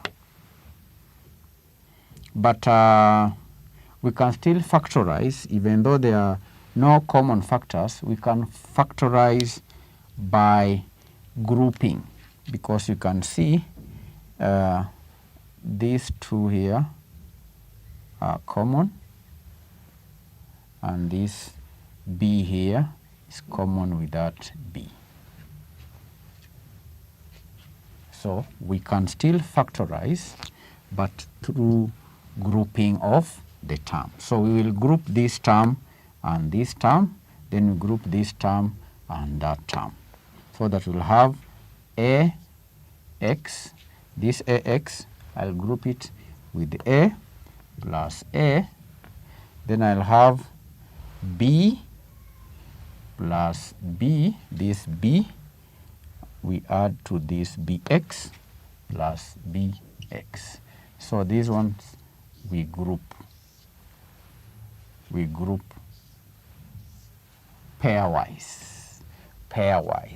We pair the term so that those that have common factors are put together.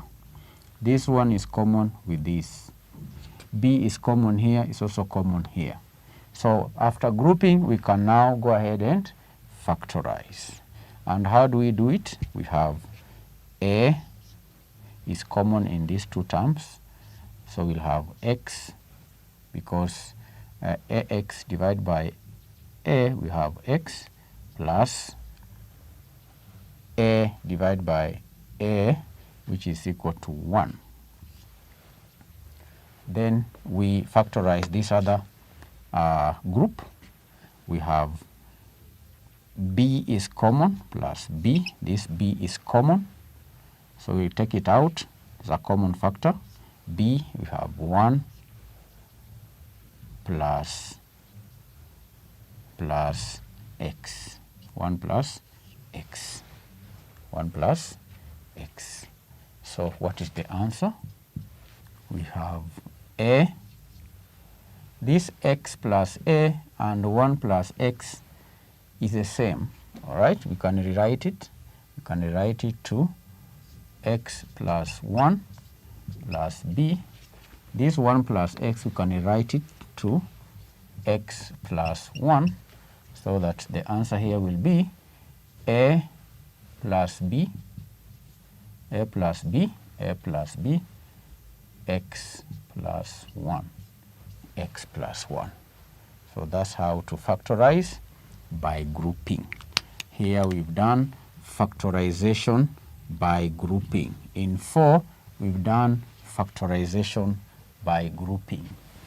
But in 1, 2, and 3, this is how we've been doing in our previous lessons. We don't need to group because there are common factors appearing in the terms. All these terms have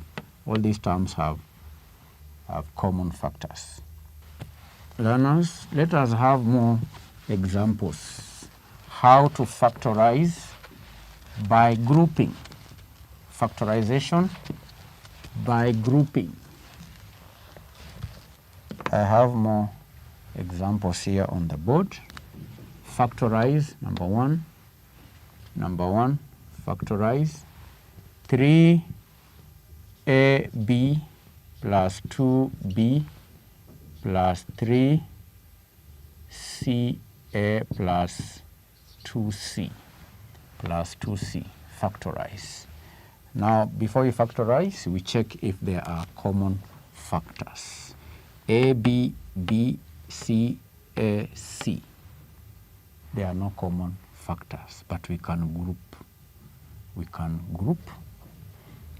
group these 3. I can see 3 is appearing here, is also appearing there. A is appearing in the first term, A is also appearing there. So these can be grouped. Then I can see 2 appears here, 2 also appears there. So these 2 can also be grouped, so that we factorize through grouping. So we will write 3ab plus 3ca plus 3ca plus 2b, this 2b plus 2c plus 2c. So we group this, we group. So this will be equal to 3a is common in these 2 terms. 3a is common. So 3ab divided by 3a is equal to b plus 3ca divided by 3a is equal to c plus 2 is common here. 2 is common.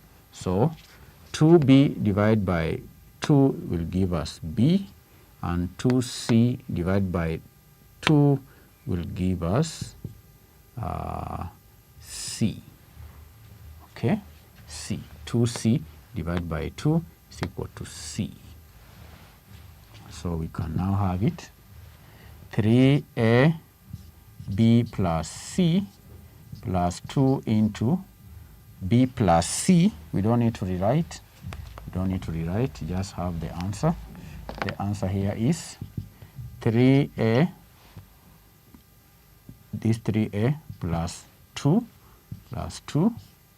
then bc. Bc is common there and there, so we just pick one, b plus c. B plus c. So that is answer. How about question 2? Question 2. Let's do question 2. Question 2, AB plus BC minus A minus C, minus A minus C. Do you have common factors? There's nothing common here.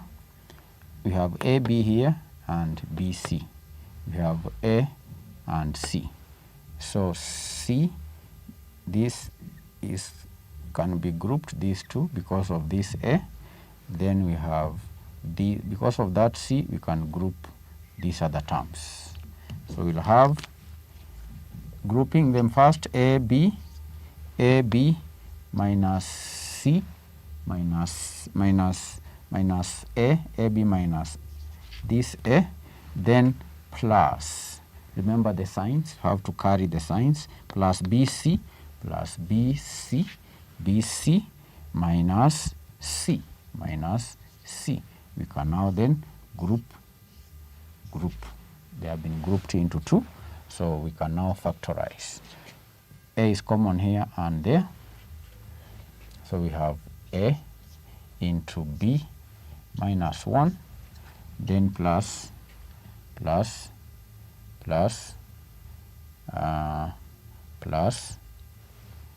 C.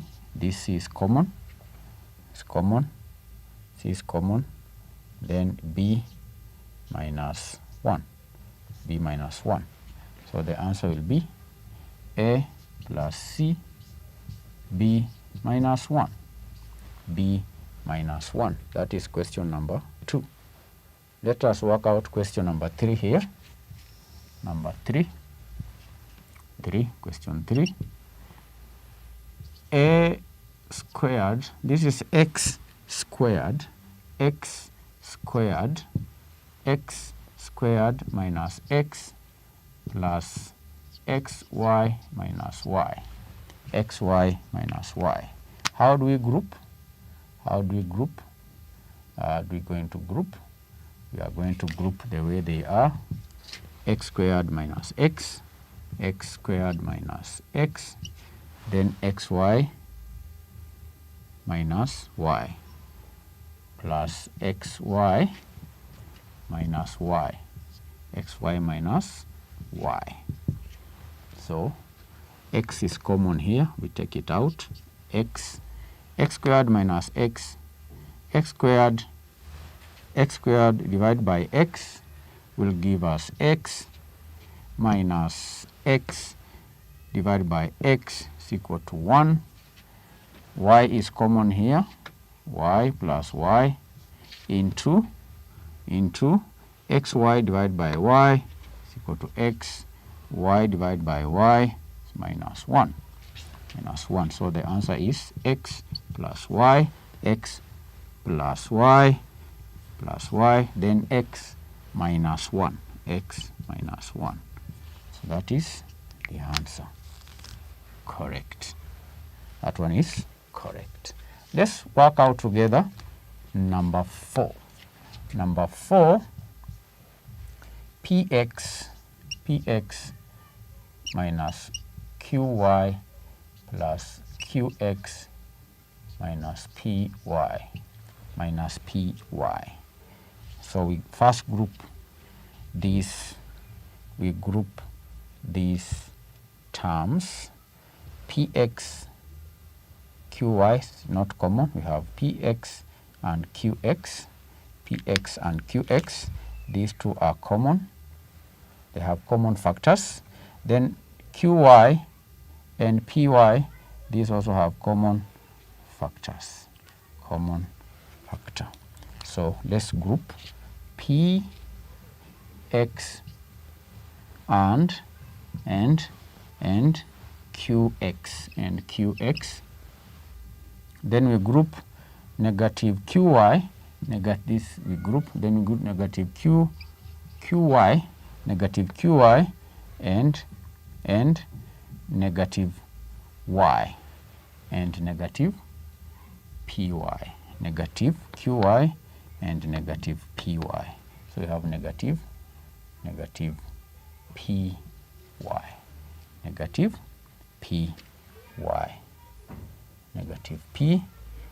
So we are going to group we group.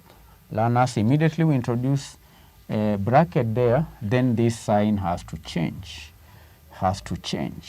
So we close the bracket, because remember, negative times positive must give us the negative. If you don't change, then this negative times this, the negative we had, we could have positive, which is not correct. So we now factorize. What is common here and there? We have x is common, so x into px divided by x is equal to p plus qx divided by q will give us q minus y is common, minus y into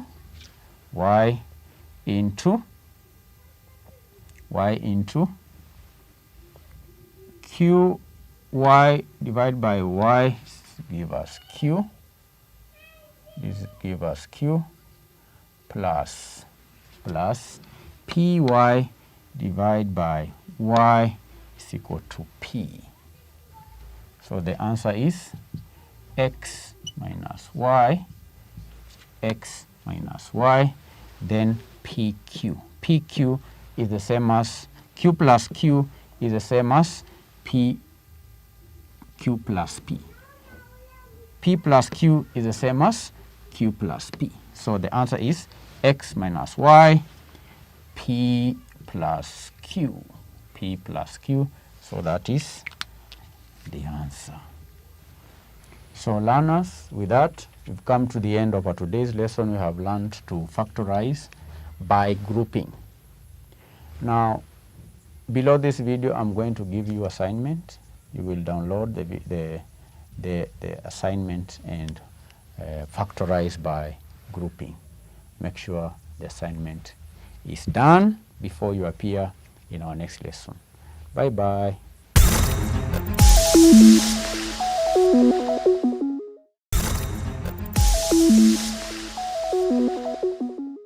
Hello learner, welcome to Manifested e-learning platform. My name is F.A.M. Lingwiri, and today, ladies and gentlemen, we are discussing about the financial modeling and data analytics paper, which came in April 2023. The question in focus is question 22. It reads as follows. Let's read together. As a senior financial analyst at Wema Capital, you have been tasked by the chief investment manager to develop a financial model for a new startup company that plans to manufacture and sell electric bikes components in the country. The following information is provided. Number one, the company is expected to produce 1,000 units annually, 1 million units annually, pardon me. Number two, the unit selling price is expected to be 18.5 in 2024. The unit selling price is expected to increase by 5% annually. Number four, the cost of goods sold percentage of revenue is 42%. The salaries and benefits expense as a percentage of revenue is 17%. The annual rent and overhead expenses are 500,000. Number seven, depreciation and amortization percentage of property, plant and equipment or PPE is 25%. The interest rate percentage of debt is 10%. The applicable tax rate is 30%. Number 10, the accounts receivable days is 30. The inventory, number 11, days is 14. Number 12, the accounts payable in days is 30. Number 13, capital expenditures in year 0 is percentage of 15 million. It will be funded by debt issuance of 5 million and equity of 10 million. Required. Using Excel, A, prepare the following financial statements. Number 1, the statement of profit and loss for the 5-year period. Number 2, the statement of financial position for the 5-year period. Number 3, the cash flow statement for the company for the 5-year period. B, we are told, undertake an analysis and compute the following financial ratios for the 5 years. Number 1, profitability, that is the return on assets, return on equity, and net profit margin ratio.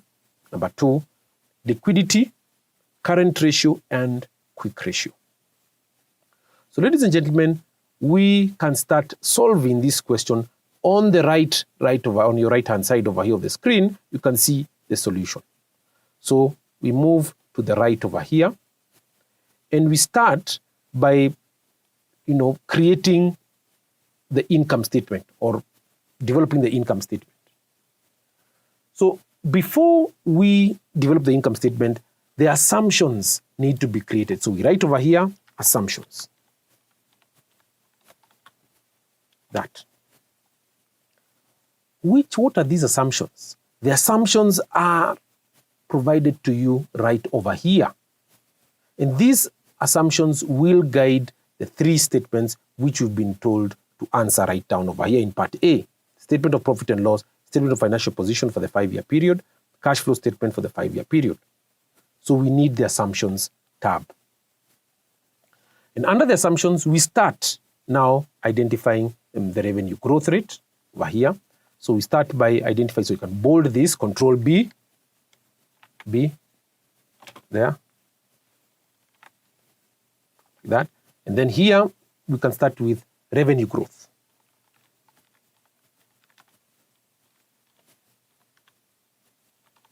That. The revenue growth will be moving for how many years? We're starting from year 2023 because we're assuming that that's the current year over here. So then we'll go now 2024 and moving ahead like that. So we put in the years right here. So 2023, 23 like that. Then we move on over here plus that one plus 1, 2024. And then we can go up to plus 5 years up to 2028. Just drag it like that. There. This, we can put it in bold, Control B, straight out like that, so it can be able to indicate the years there. So what have we been told for the revenue growth? We're saying the unit selling price is expected, or the sales or the revenue is expected to increase by 5% annually. So we just put in terms of revenue growth in terms of right over here, screen, we just put 5%. So first of all, like this, we highlight this section here, put percent. You can see percent is here, and you just put 5 like that.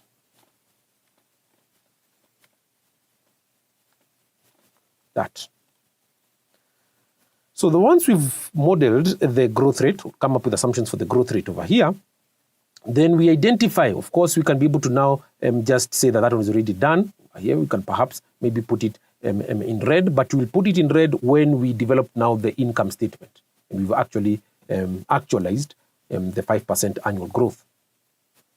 The next item is the units produced. The units produced, you can see, is right over here, note number 1 here. So you can write towards the right over here, units produced.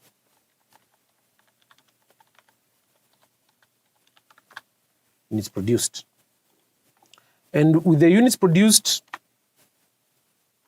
over there, we are saying that it's going to be 1 million. It's going to remain constant as 1 million over here. So that. And of course, because we're going to put the comma format, come right over there, put the comma format, the accounting way of doing it, the financial analyst way of doing it is for it to have zeros like that. So just press Shift, Control R. It actually represents over here. And we're saying that this needs to be spread out very well. So you highlight and then you double click. That comes out like that. That is units produced. Then we can proceed on to compute the cost of goods sold. Or the unit selling price is 18.5. You can put selling price, unit selling price, and it's 18.5. Remember, it is for the year. Remember, for year 2023, we may not have been given over here. But you're seeing from year 2024, the revenue growth should actually be, from 2024 should be 5% and 1 million. So these ones should not be able to exceed. But in terms of the number of units not produced, but we're saying that the unit selling price in year 2024 is 18.5. So that one, we should be able to include it right over here, 18.5, unit selling price. Selling price. Unit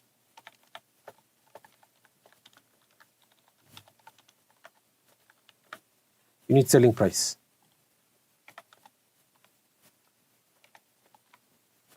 But here is 18.5. That. So we move ahead and we've already modeled these three right over here. The cost of goods sold, we need to model that. So we'll come up with assumptions. The cost of goods sold as a percentage of revenue is 42%. So we are saying it's going to be 42% moving ahead. So the cost of goods sold percentage of revenue, 42% there. So say COGS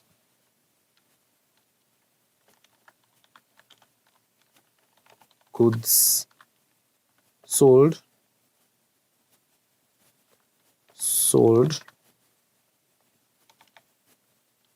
like that. So we're saying here it is G, the G should be small letters. Why? Consistency. That. So cost of goods sold, here we've been told that it, for 2024 is 42%. It should be 42%. So we put percent here, 42%. But we haven't been told whether it's going to remain constant right over there. That's now what we need to try and be able to identify there. So after that, the salaries and benefits expense as a percentage of revenue is 17%. So 17% remains constant, salaries and benefits.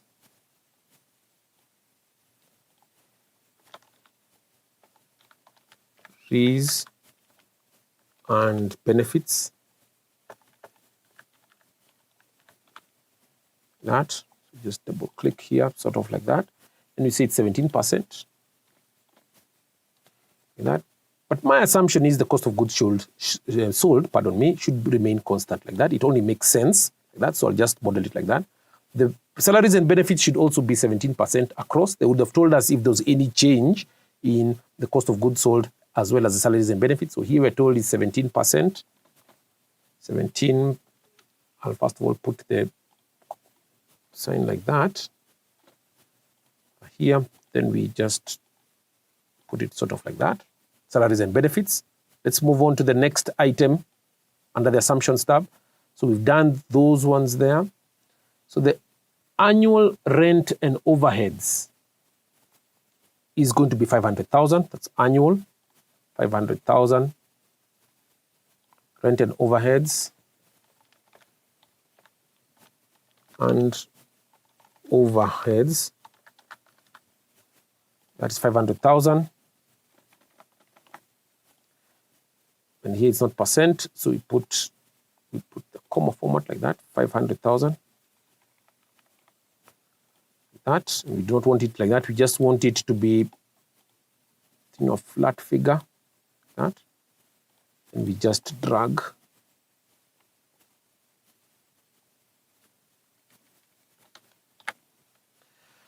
So once we have the rent and overheads given to us there in the assumptions section, then we can move back to the question and identify the next item, which we're saying is depreciation and amortization. And this one is based on the percentage of PPE or percentage of pre-PE. So we come over here like this.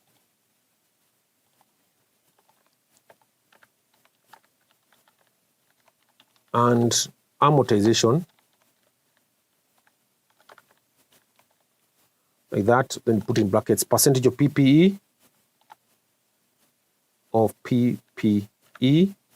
that. You're saying it's going to be how much, so we double click it like this. But here is, we can go back, let me just find out, it's 25%. So if it's 25%, so here we're saying it's going to be 25. Here remember, we need to sort of put it, so 25.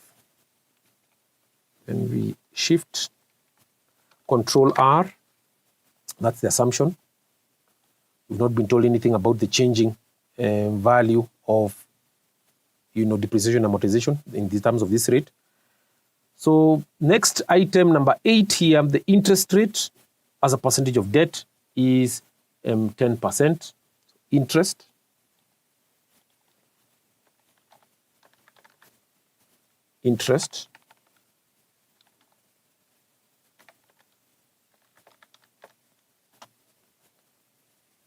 Sorry, pardon my spelling. Interest. And you put in brackets over here, percentage of debt.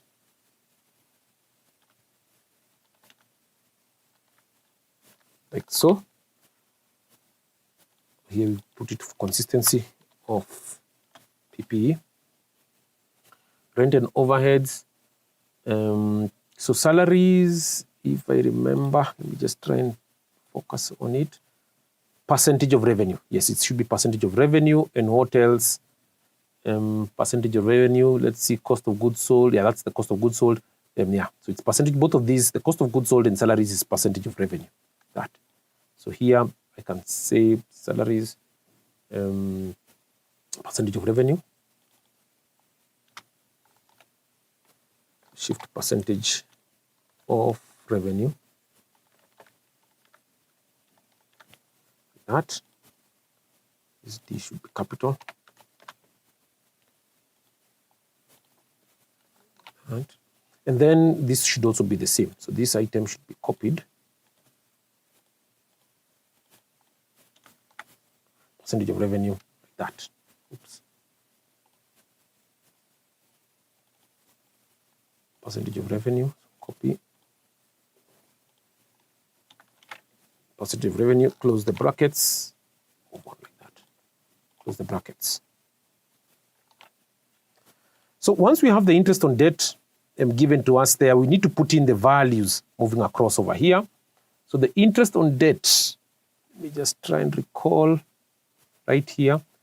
Note number 8, interest on debt, percentage of debt is 10%. So we put 10% moving across. Percent, and then Control R, like so. The next item is the tax rate. Should be 30%, flat figure there, tax rate.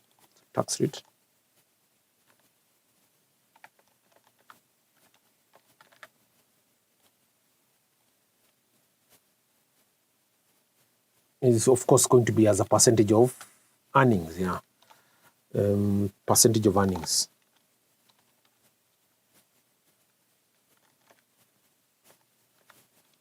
Earnings, that. So here, percentage of earnings should be 30%. We've been told 30%. 30, that. Then we sort of undo that. Control R. That's the tax rate. Then now we've been told something else about now the balance sheet items. I believe so. Yes, we've been told the balance sheet items in terms of the accounts receivable right over here. So the accounts receivable.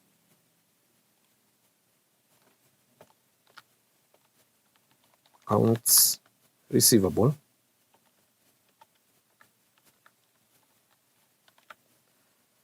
And this should be in days. What have we been told? Let's go to the assumptions. To the question itself. Accounts receivable note number 10 is 30. The days is 30. So it should remain constant like that. So 30 days. This is not percentage. So we need to put the comma format. Like that. So we put 30 now. That. And of course, we do not want it in like that. So shift that. Next item is inventory. Days is 14. Inventory days.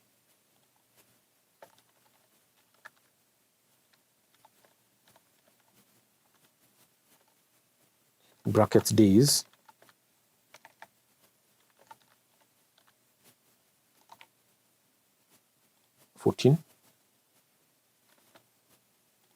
Then as usual, percentage like that we do not want. So we want to copy the format, come to Format Painter, come right there, put it like so. So we put 14. Then we fill it in, Control R. So we're moving along. Inventory is 14. The accounts payable and capex has also been given to us there. Accounts payable.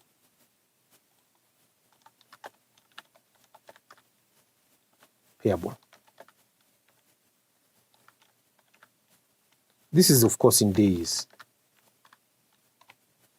So we've been told the days, how much, just to confirm. Note number 12, the accounts payable days is 30. It's 30. 30. So the comma format, put 30, like that.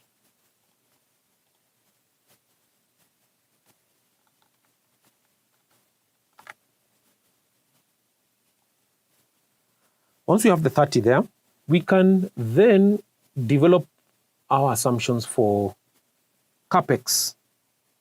Year 0 is 15 million. So 15 million. Capex, capital expenditures.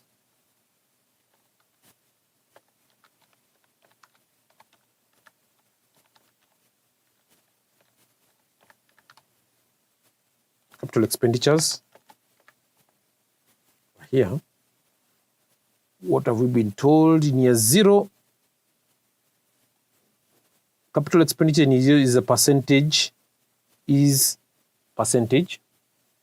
and we're told it's 15 million. 15 million. It will be funded by debt issuance 5 million and equity 10 million. So total of these 5 and 10 should be 15 million. So we can now say that debt issuance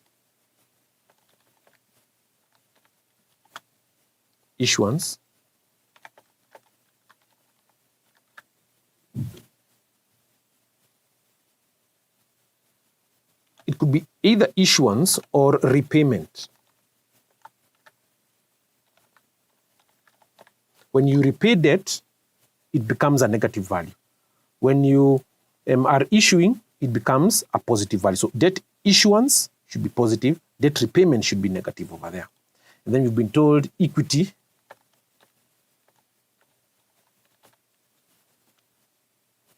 then we're saying equity is either issued or repaid.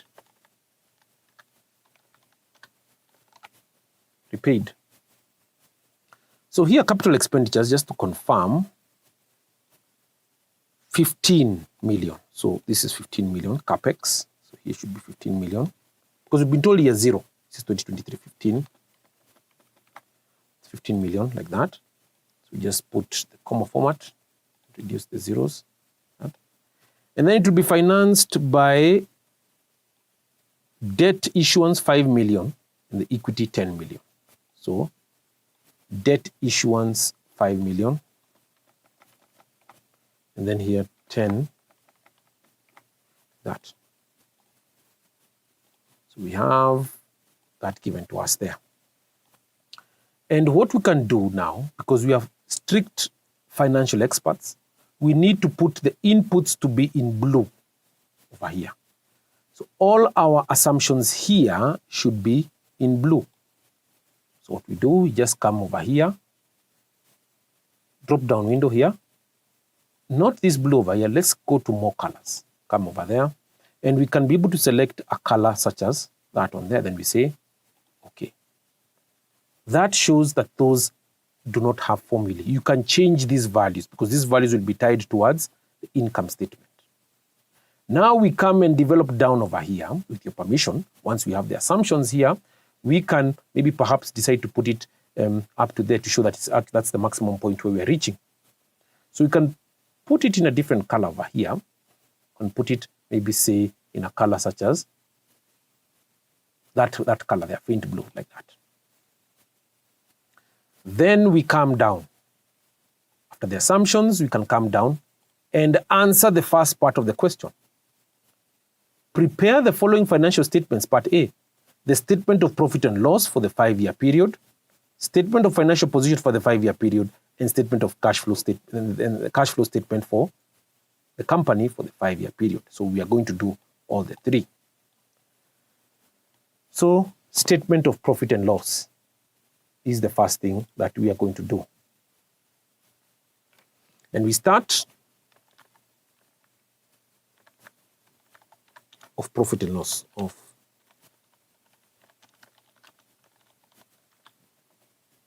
profit and loss.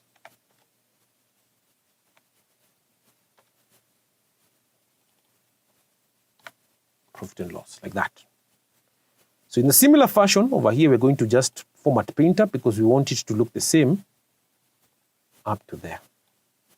Statement of profit and loss. How do we, what is the first element we start with? Revenues. So we start with revenue.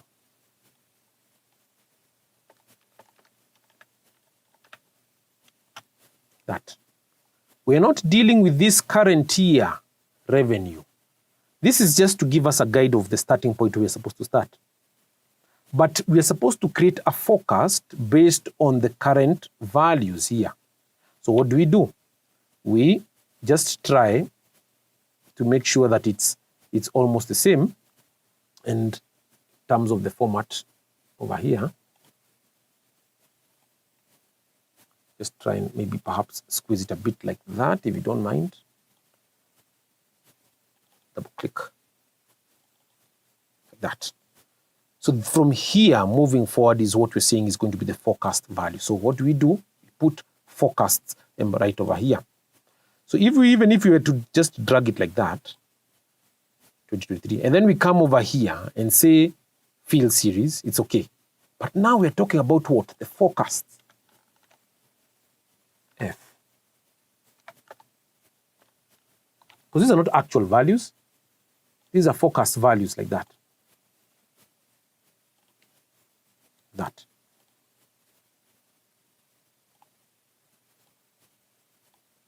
That's more like it. This is the actual values of Y, but we do not really have the values here. But we're trying to focus based on the information given to us. So we come to revenue, and we can see we've been given the revenue growth as 5%. So we've been given the units produced and the unit selling price.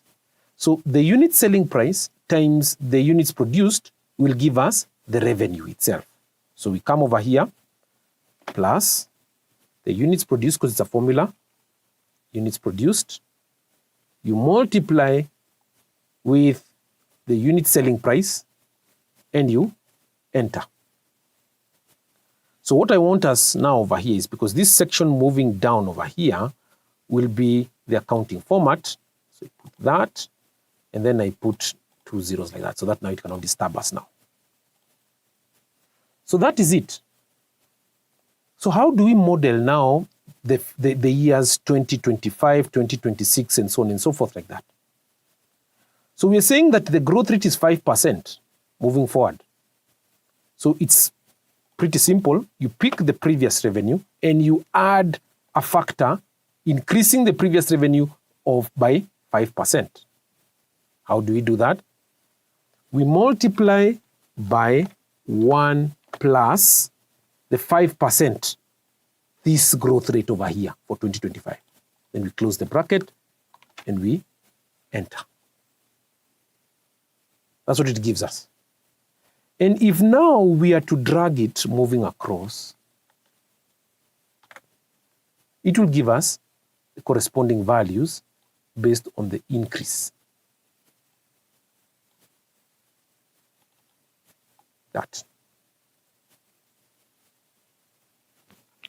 Moving on, we can model now the cost of goods sold. Just pick cost of goods sold there. So cost of goods sold is a percentage of revenue. What I've done is I just put plus this item over here. That's what I've done. And that's why you can see it's written over here, plus C8. So it's just picking what C8 is. C8 C8 over there, C8. So how do we model cost of goods sold? And over here we are told that the cost of goods sold as a percentage of revenue is 42%. So if you can put the formula over here, a margin center over here, if the formula for COGS percent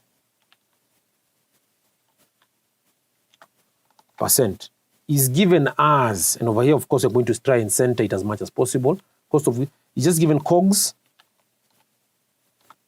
over revenue. That. So this is the formula that you need to remember. Cost of goods sold over revenue. Like that. So if the cost of goods sold over revenue gives us 42%, so this is already the 42% which has been given to us here. We already have the revenue given to us. These are the revenues. Can we then get the cost of goods sold figure, which will be able to fit in right over here? Yes, we can. The COGS percent, the 42% moving across there, we multiply with the corresponding revenues, will give us the COGS. Hence, plus the revenue, which is this one over here when you cross multiply, then you multiply that with 42%, will give us the COGS of the cost of goods sold. And then you just drag it moving across. That.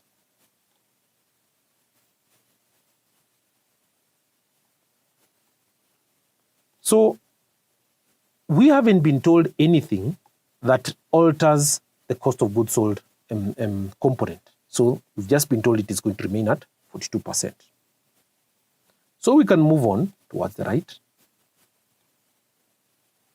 and continue by filling in what the gross profit is. There is no adjustment over here, so gross profit.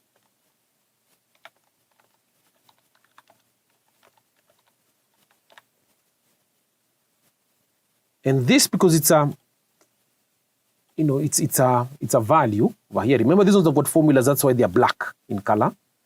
So we are saying we're just going to need to underline that over here, and we say here we are getting now as revenue, you subtract cost of goods sold, enter, get 10.7 million. Once you get that, you move sort of the formula towards the right so that you can be able to get the solution. So now we talk about now the expenses over here. That, and you can be able to put it bold. So we start the first expense over here moving down as what? I may not remember. The first expense should be salaries and benefits. You can see up over here, salaries and benefits. So we put plus, you just go up to salaries and benefits there. Say enter. And for salaries and benefits, we are saying it is as a percentage of revenue, so 17%. So we can just change this formula.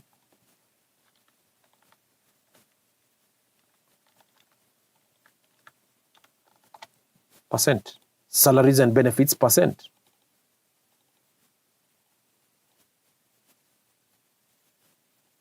Like that. Salaries and benefits percent is given as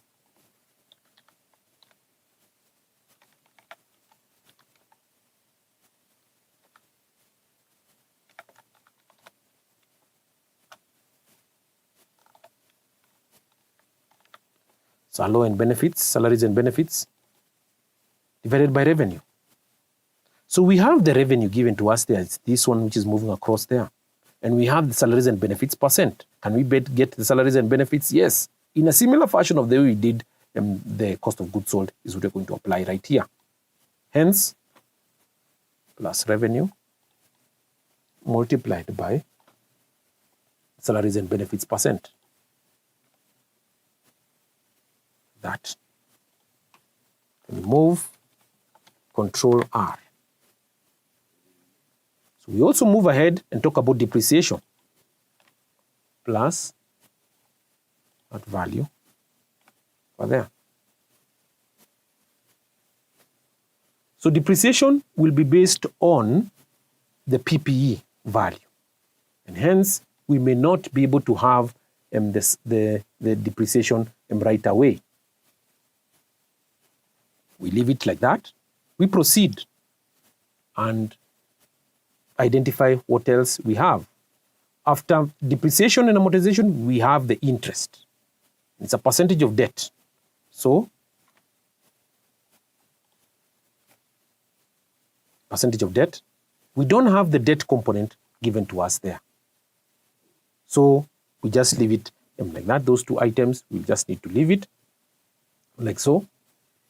We move ahead and compute the total expenses.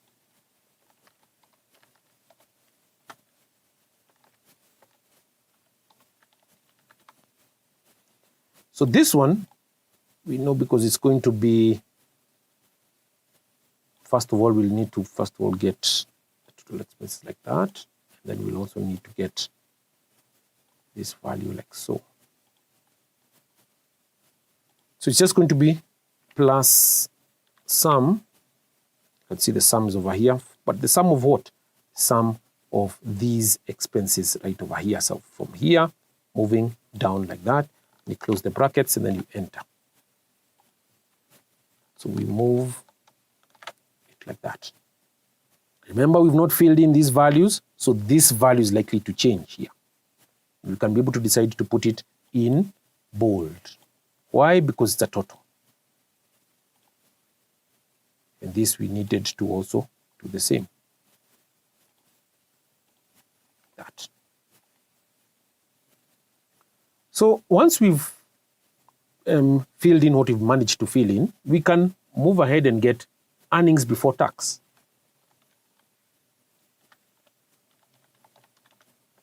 Before tax.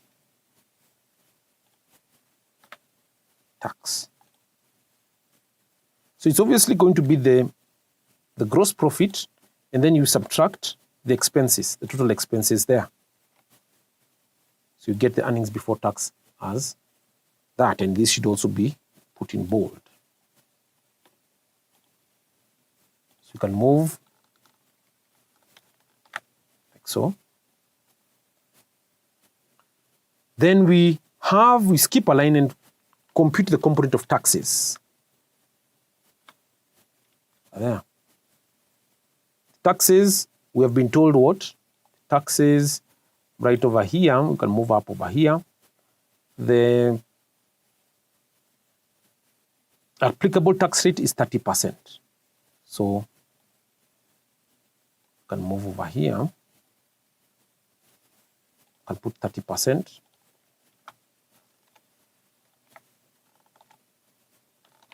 Close the brackets like that.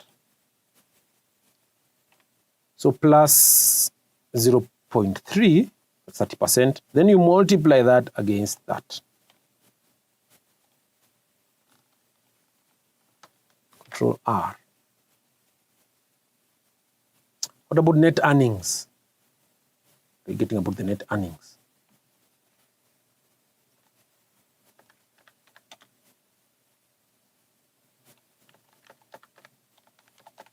Net earnings.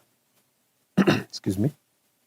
So net earnings is just going to be based on, of course, this should be bold, Control B. That.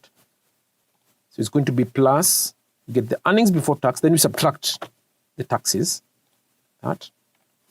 You get that value there. So we need to then copy the formulas moving across. Remember, we haven't filled in this part. If I can be able to use with your permission, so that you cannot be able to forget, I can be able to highlight something like that I've not filled that value, that part or that section. So that is our provisional statement of profit and loss. Provisional statement of profit and loss, because we've not filled in this part here. We move ahead and fill in the statement of financial position right down below here.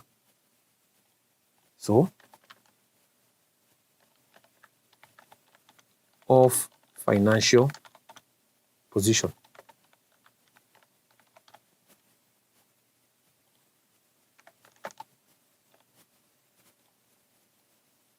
Or what is usually called SFP. Like that. So we use format painter. This is a similar fashion.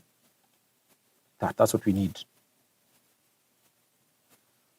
So we start by identifying the assets. So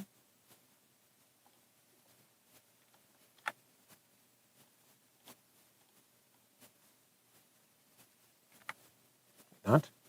And then we put in the first item over here of cash.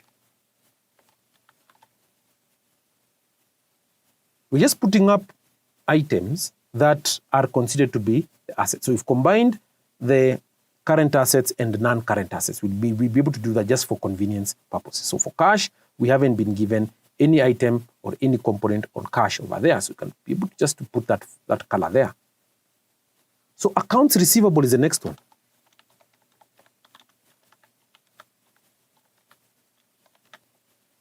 Accounts receivable. So accounts receivable, at least we have some component on accounts receivable from the assumptions section over here. Accounts receivable days, we've been told, is 30 over here. And accounts receivable is tied towards revenue. So what is the formula for getting the accounts receivable days? So we can come over here, down over here, and just put it beside it over here. So this one, I just merge. So I can put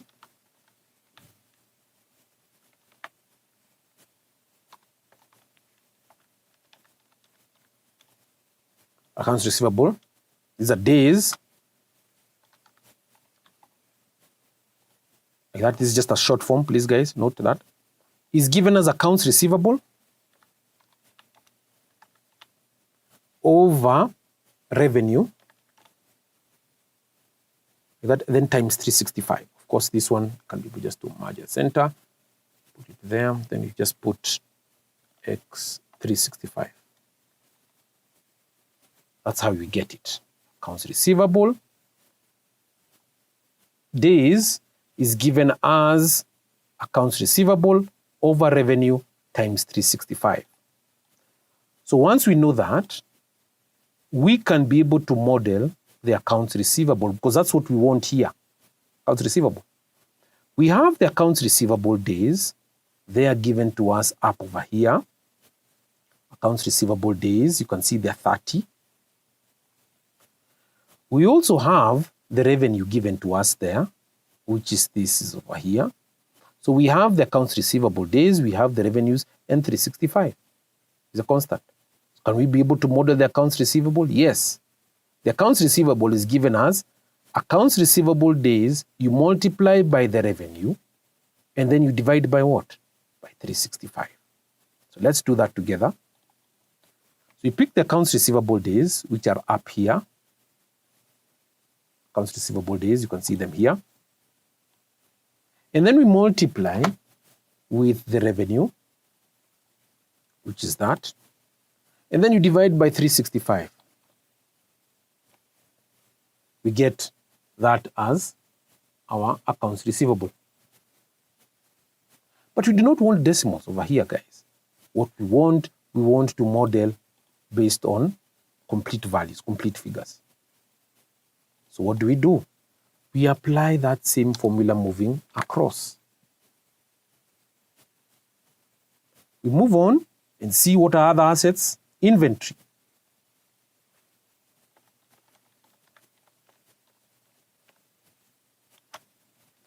So our inventory has also been given us in terms of days. Inventory days here, 14 days like that. But inventory is driven by the cost of goods sold, not the revenue, but the cost of goods sold.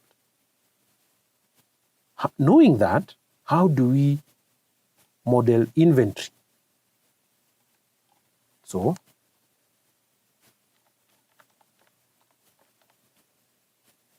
inventory days, is given as inventory.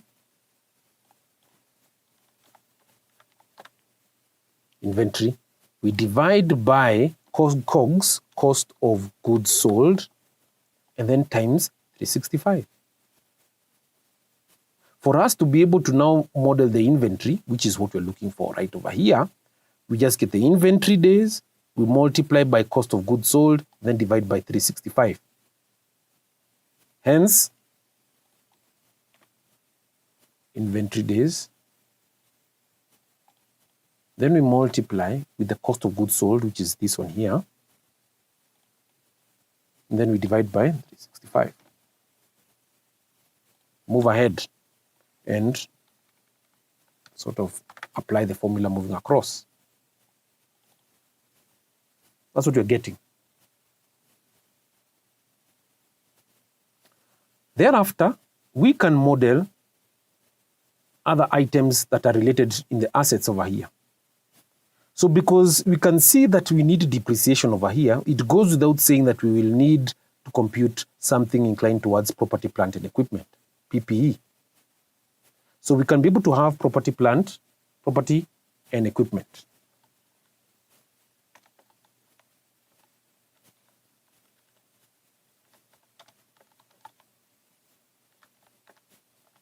And equipment.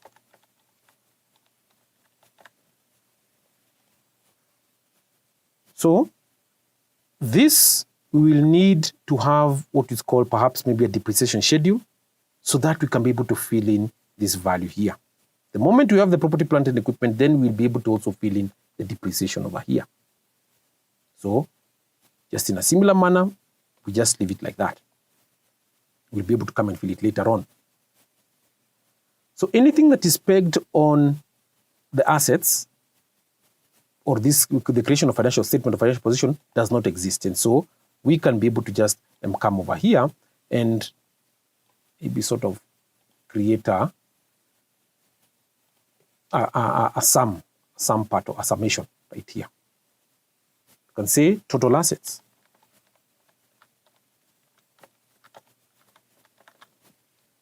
That. So this needs to be bold, put in bold. Sorry, Control B. So that means it's just going to be plus sum, seeing it's this value here, of what? All of these values given to us there. Enter.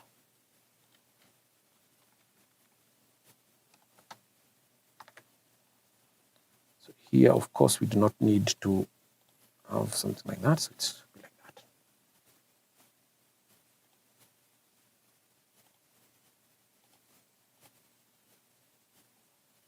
So once we have the total assets given to us there, we now look at liabilities.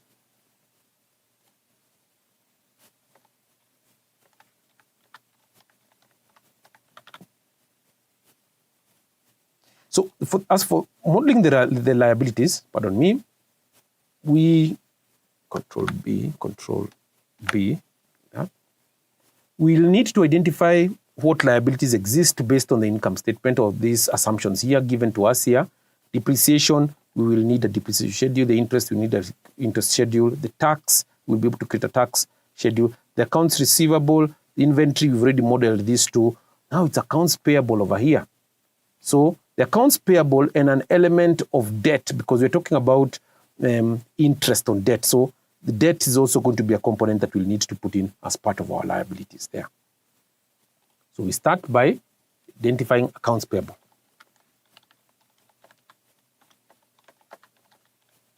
Accounts payable. And the accounts payable has got a similar formula as this, as inventory days. So we can just alter this. Accounts payable. It's got accounts payable. This is, of course, in days, please. That. Accounts payable days. We can just put accounts payable. Payable. Divided by cost of goods sold times 365. So for us to get the accounts payable, which is what we're looking for over here, we can just get the accounts payable days times cost of goods sold divided by 365. Let's do that together. So the accounts payable days is up here in the assumptions tab. Then we multiply that against the cost of goods sold and divide against 365. So we do not want decimal points. So we can just scroll down here. That. We drag. Control R. We mentioned something to do with debt because there's interest on debt. Debt.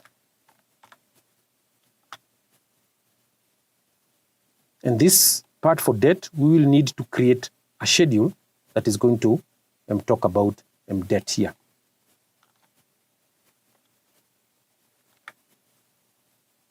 So here we're going to just put,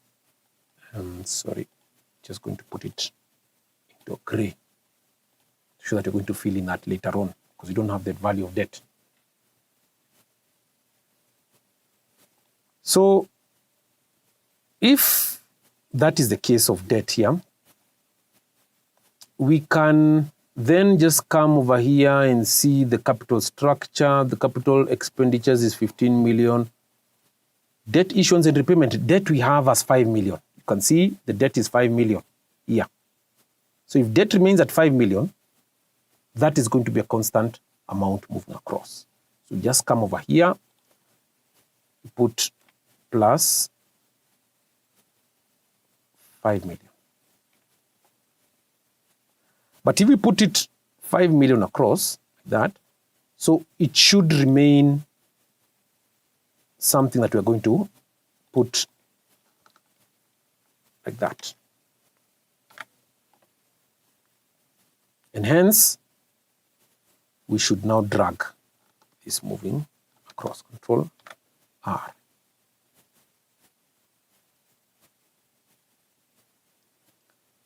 So the interest on debt is 10%.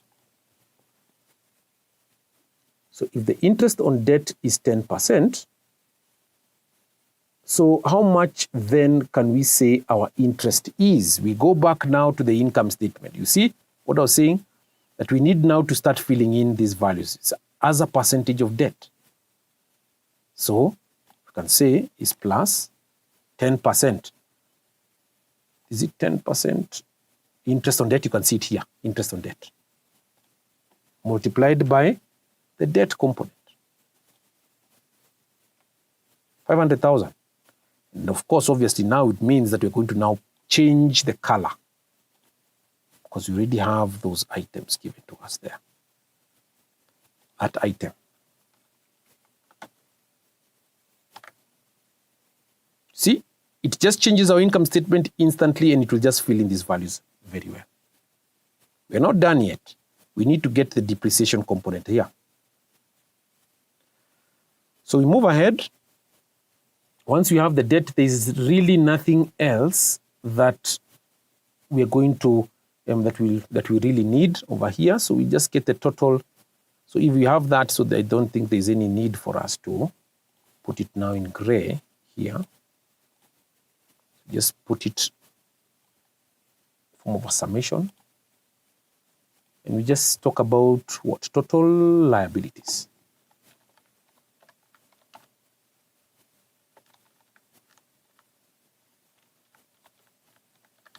Total liabilities. So we have just plus to add them together. We just have to add them together. Sum. Like that, and enter. So we now then apply the formula across, Control R, and we bold because that value, because it's a total, Control B. That's the total liabilities. So we are not done with the statement of financial position. We need to have that element of shareholders' equity. So there's what we call the equity capital, which we've been told the equity has been issued as 10 million. Remember, the debt remains like that. So it also goes without saying that if the debt remains constant like this and the total capital expenditures is 15 million, so it also means that, guys, you're going to just add this component, that control R remains as 10 million. So if that's the case, then we can be able to fill in the shareholders' equity section just down below it. Shareholders' equity.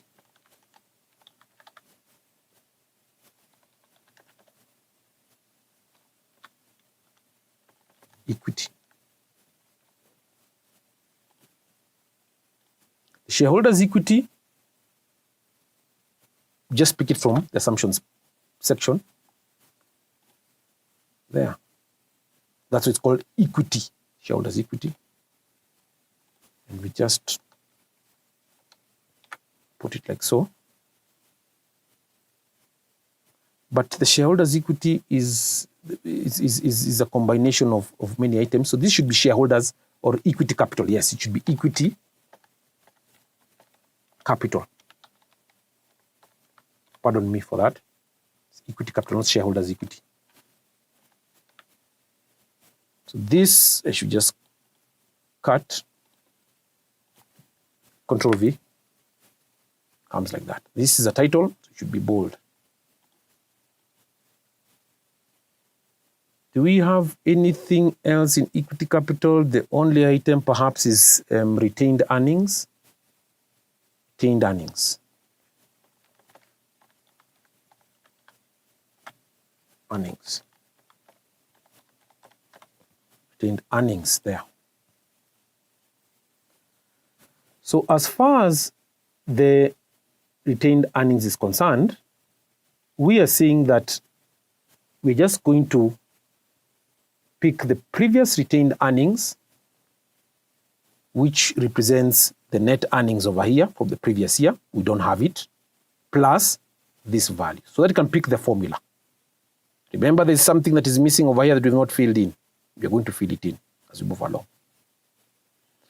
So we can say that to calculate the retained earnings, it is the previous retained earnings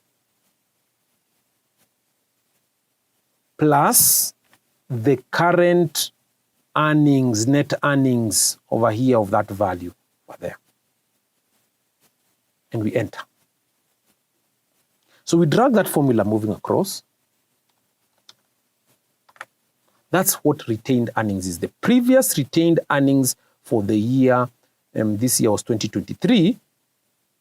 Then we add the current net earnings component over here of 4.959, but it's going to change because once we fill in this value here. So we get the previous value plus the current earnings. So this one will be previous value plus the current net earnings, you can see here. So the formula will just change as we fill in these items, this item for depreciation will change. So we can come back down here and concentrate now on identifying the shareholders' equity.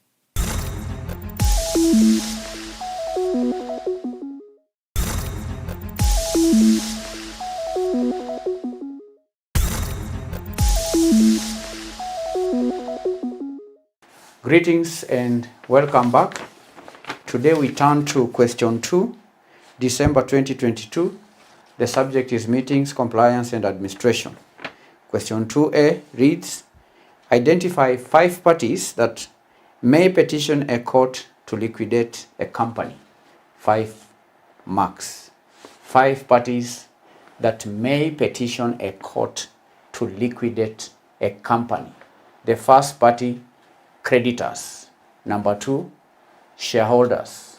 Number 3, directors. Number 4, registrar of companies. Then 5, contributories. Those are 5 parties that may petition a court to liquidate a company. I repeat, number 1, creditors. Number 2, shareholders. Number 3, directors. Number 4, registrar of companies. Then 5, contributories. That is the solution to question 2A. Question 2A. Parties that may petition the court to liquidate a company. 1,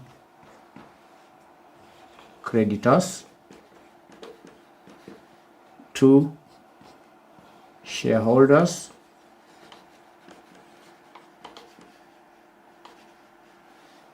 3, I mentioned registrar of companies, directors. 4, registrar of companies. 5,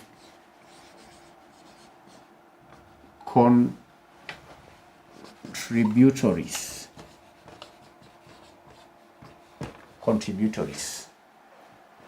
These are the 5 parties that can petition the court to liquidate a company. Creditors, candidates who are owed outstanding debts by the company may petition the court for liquidation if attempts to recover the debts have been unsuccessful. Here they seek to have the company's assets liquidated to satisfy their outstanding debts. Creditors. Then we have shareholders. Shareholders may petition the court for liquidation if they believe that the company's affairs are being conducted in a manner prejudicial to their interests. And that could be due to, say, mismanagement, that could be due to fraud, or other actions that harm the shareholders' investments. Directors or officers may also petition the court to liquidate a company. The registrar, in certain cases, the directors or officers of the company may themselves initiate the petition for liquidation if they believe that the company is insolvent and there is no reasonable prospects of being able to bring it back. All right? Directors. If the directors feel that the company is insolvent, then they can petition the court to liquidate the company. Registrar of companies or the relevant regulatory authority overseeing companies' registrations may petition the court for liquidation if the company has failed to comply with legal requirements, such as filing annual returns, filing financial statements, or other regulatory obligations. Then lastly, we have contributories. Contributories are individuals or entities who are liable to contribute to the assets, who are liable to do what? To contribute to the assets of the company. Contributories.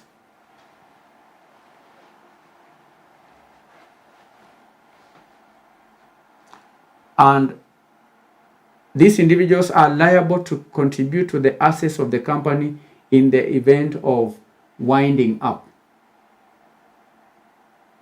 They are individuals who are liable, I repeat, to contribute to the assets of the company upon its winding up. So they may petition the court for liquidation if they believe that the company is unable to pay its debts and they want the liquidation process to commence. So these are 5 parties that may petition the court to liquidate a company: creditors, shareholders, directors, registrar of companies, contributories. 5 marks. That is part A. Then part B, assess 5 circumstances under which a member of the National Assembly may move a motion for the removal of the Speaker or Deputy Speaker.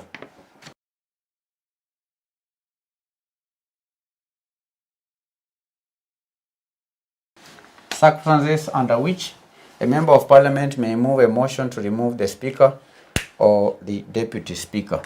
The first circumstance is misconduct.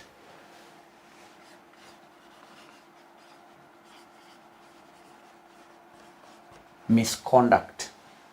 If the Speaker or Deputy Speaker is found to have engaged in serious misconduct such as corruption, abuse of power, or violation of parliamentary rules, a member of the National Assembly may move a motion for their removal.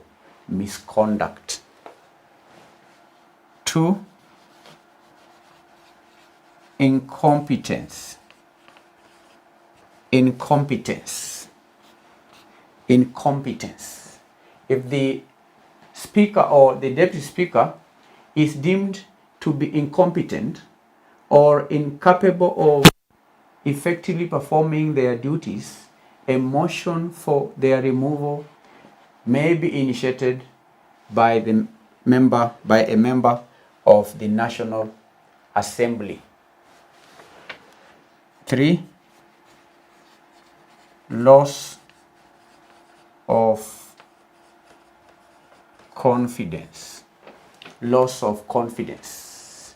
If a significant number of members of the National Assembly have lost confidence in the Speaker or the Deputy Speaker's ability to lead and represent interests of the Assembly, then a motion for their removal may be proposed. 4, breach of constitutional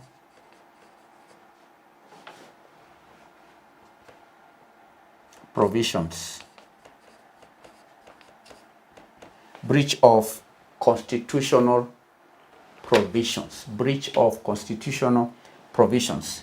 If the Speaker or the Deputy Speaker consistently fails or is found, we can say if the Deputy Speaker or the Speaker of the National Assembly is found to have violated constitutional provisions, such as the separation of powers or the rights or privileges of the National Assembly, then a motion of their removal may be proposed or may be initiated. It may be initiated. A motion for removal can be moved. Non-compliance with parliamentary rules. If the Speaker or Deputy Speaker consistently fails to adhere to parliamentary rules and procedures, resulting in disruption or inefficiency in functioning of the National Assembly, then a motion of their removal may be initiated by a member of a parliament. By a member of a parliament. So these are 5 circumstances under which a member of parliament may move a motion to remove the Speaker or Deputy Speaker of the National Assembly. Number 1, misconduct. Number 2, incompetence. Number 3, loss of confidence. Number 4, breach of constitutional provisions. Then lastly, non-compliance with parliamentary rules. 5 circumstances, 5 marks. That is part B of question 2.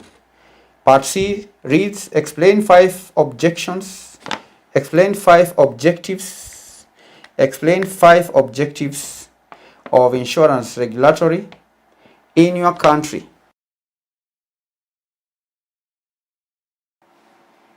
objectives of insurance regulatory in your country.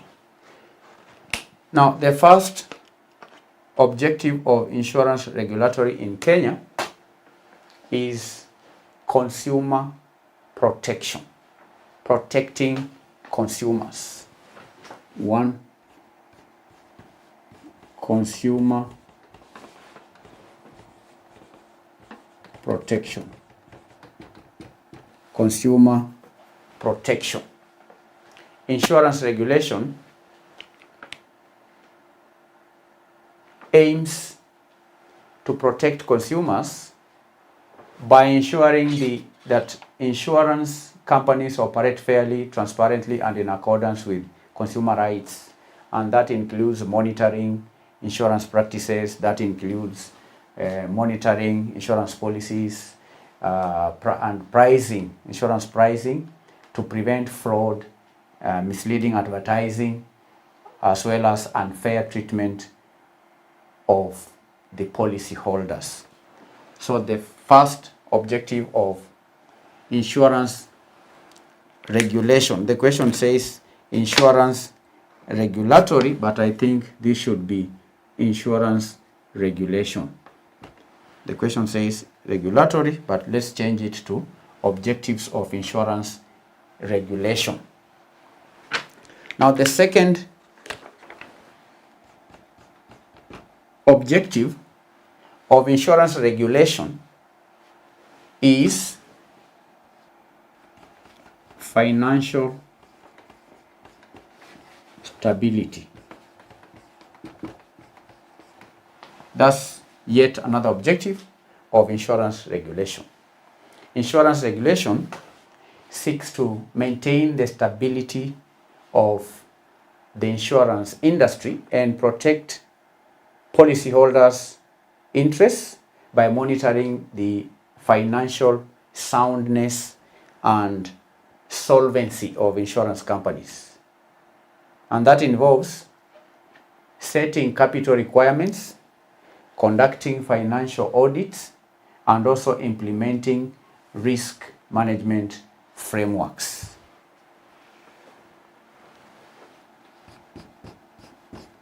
Market competition. Market competition. Insurance regulation promotes what we call competitive insurance markets. By doing what? By preventing anti-competitive practices, ensuring a level playing ground or field for insurers. It involves monitoring market concentration. It involves prohibiting unfair trade practices. It may also involve promoting market entry and innovation. That is how insurance regulation manages market competition.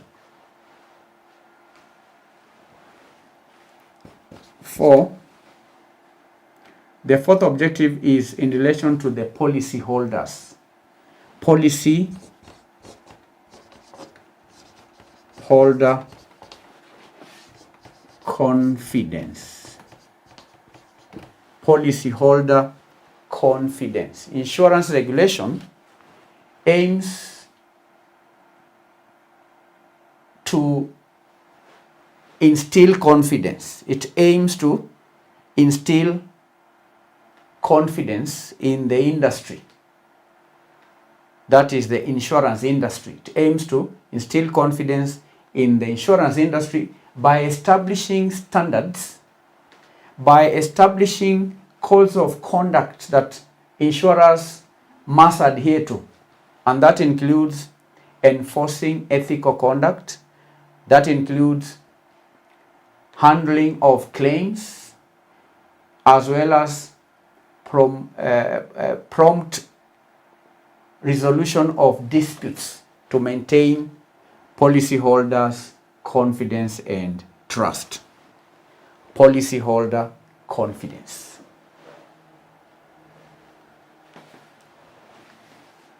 Number 5, we are discussing the objectives of insurance regulation in Kenya. Compliance. The last objective has to do with compliance with legal,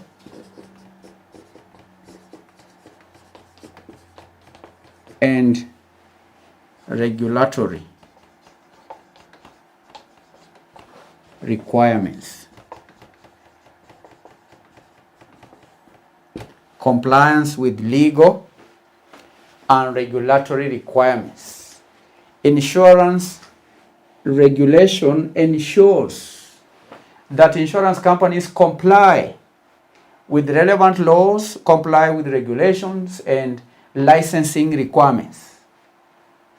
And that includes licensing and supervision of insurers.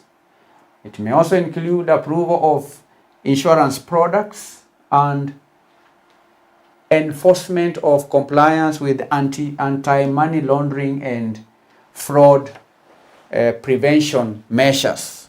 So these are 5 objectives of insurance regulation in Kenya. 1, consumer protection. 2, financial stability. 3, market competition. 4, policyholder confidence. And lastly, compliance with legal and regulatory requirements. 5 marks. That is part C. Then part D, highlight 5 details contained in the register of directors.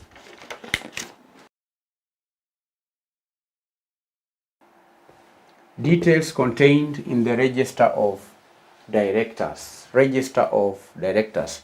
Now, the register of directors is an important document that contains essential details about the directors of a company and candidates. While the specific requirements may vary based on the jurisdiction and the local company laws, there are some common details often included in the register of directors. And these are the details I'm going to list. 1 is the full name of the directors, full names of the directors, full name. The register will list the full legal names of all directors associated with the company. 2, residential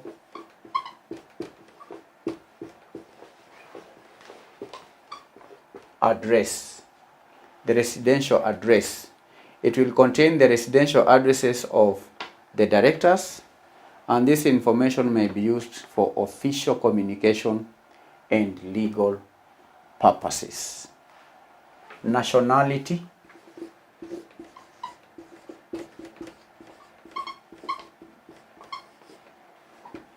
Nationality. The nationality of each director is typically recorded in the register of directors. 4, date of birth. The date of birth of each director is included in the register. This helps to uniquely identify individuals with similar names. The date of birth can be used to uniquely distinguish the directors with similar names. Date of appointment, number 5. Date of appointment. The date of appointment. The register will note the date on which each director was appointed to the position. Why? Because it helps to track the tenure and changes in the directorships over time. If the date of appointment is known, then it's possible to tell the tenure of each director. So these are some of the details contained in the register of directors: full names, residential addresses, nationalities, date of birth, and date of appointment. 5 marks. 5 marks. So 5 plus 5 plus 5 plus 5 is equal to 20 marks. That's how to score 20 marks in meetings, compliance, and administration paper. We've done question number 2, December 2022. In our next session, we will answer question number 3. Thank you. Bye-bye.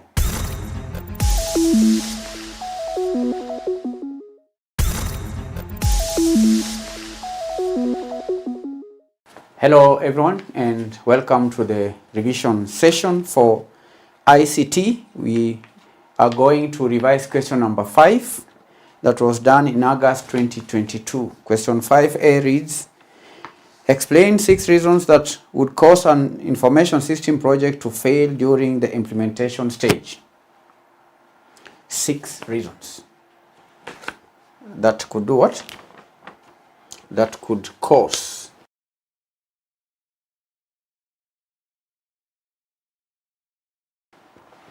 six reasons that could cause an information system project to fail during implementation phase. When implementing an information system project, what are the reasons that could lead to its failure? The first point is inadequate planning. Inadequate planning. When undertaking any project, not just an information system project, any project, if there is poor planning, that can lead to a lack of clarity and regarding project goals. It can affect timelines, resource allocation, and so on. So insufficient planning can result in miscommunication, can result in delays and ineffective coordination during the implementation phase. So that is one reason. Lack of stakeholder engagement or involvement. Lack of stakeholder engagement or involvement.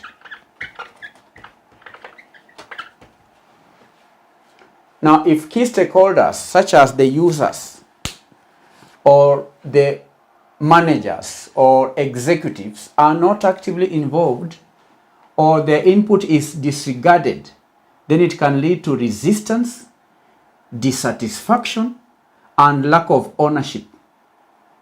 So without stakeholder buy-in, the implementation process can face significant challenges. Because when implementing the information system project, one may need the support of the stakeholders. But if stakeholders were not involved at the planning stage, then that could lead to failure of the information system project at the implementation phase. Insufficient training.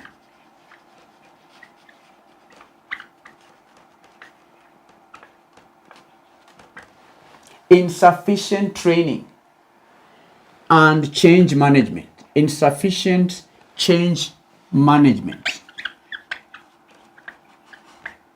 Insufficient training and insufficient change management.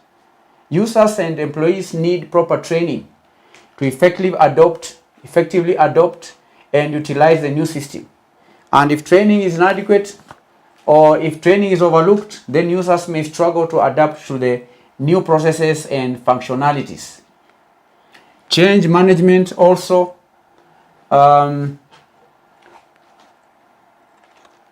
should address potential resistance to change and ensure smooth transition and user acceptance. So if there is insufficient training, then that can lead to failure of an information system at the implementation phase. Inadequate communication is yet another reason. Inadequate communication. Inadequate communication is another cause, because clear and effective communication is vital throughout the implementation process, and therefore lack of communication can lead to misunderstanding, can lead to confusion, and also conflicts. So project teams, the stakeholders, and the users should have open channels of communication to address issues, provide updates, and then also gather feedback.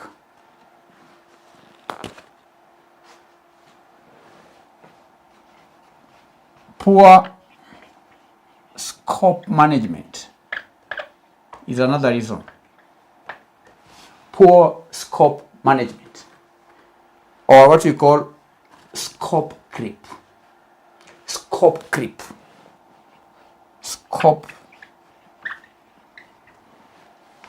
and scope creep. Now, scope creep refers to uncontrolled expansion of project requirements. Uncontrolled expansion of project requirements, often resulting from inadequate scope management. If project boundaries and deliverables are not well defined, if they are not well managed, then additional features, requests, or changes can emerge, leading to project delays, leading to cost overruns and compromised quality. So, poor scope management and scope creep can cause an information system project to fail during the implementation phase. Number 6, technical challenges. Technical challenges and system compatibility.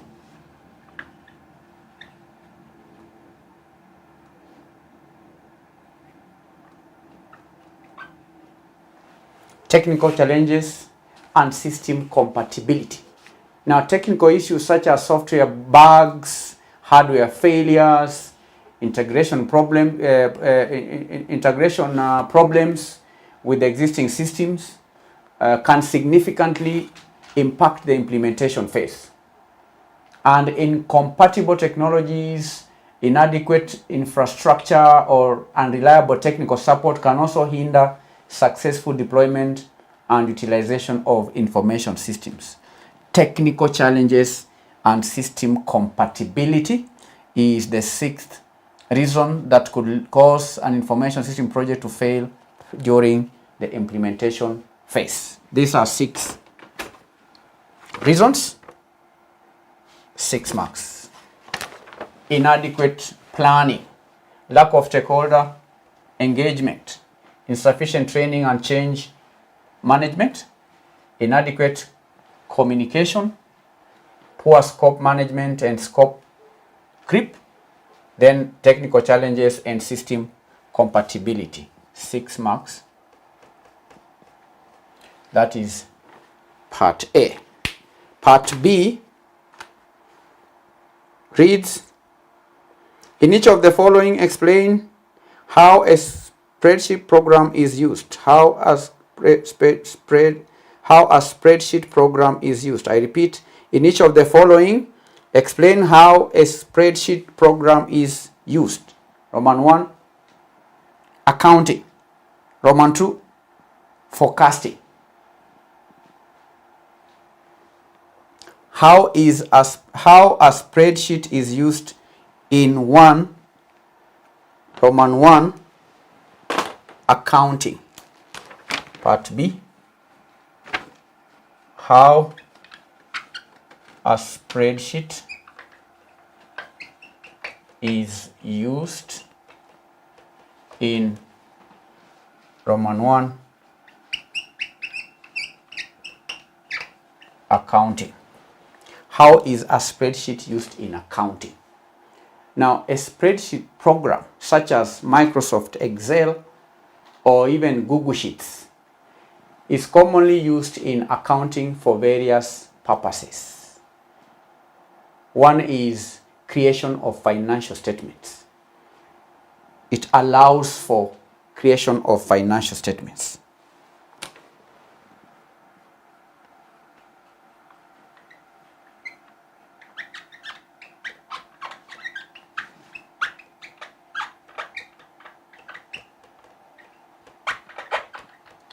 A spreadsheet like Excel allows for creation of financial statements, such as an income statement, balance sheets, and also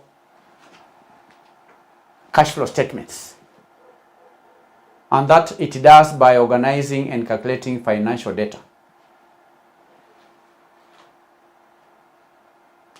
Another way in which spreadsheet can be used in accounting is by utilizing formulas and functions for automated calculations, including summing up of expenses, calculating profits, applying accounting formulas, and so on. Applying accounting formulas. A spreadsheet can also be used in calculations, all right, automated calculations, summing up expenses,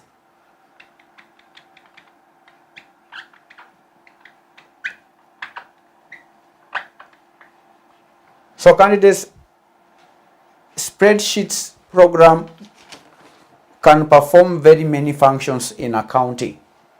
Candidates were to give just two.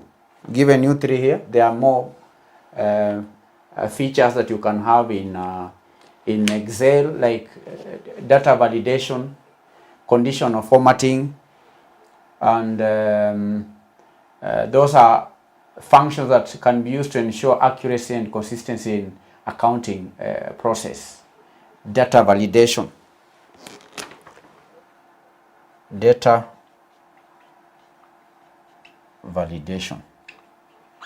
Now, to learn more on use of spreadsheets in accounting, just go to your computer, check the spreadsheet, open the Microsoft Excel and look at the functions. There are numerous functions, many functions that can be used to carry out accounting processes. That is Roman 1. Roman 2, forecasting. Forecasting. What are the, we are to explain how a spreadsheet program can be used in forecasting. Now, candidates, spreadsheet programs are also used for forecasting and financial analysis. They allow users to enter historical data and then use various mathematical and statistical functions to analyze trends. Analyzing trends.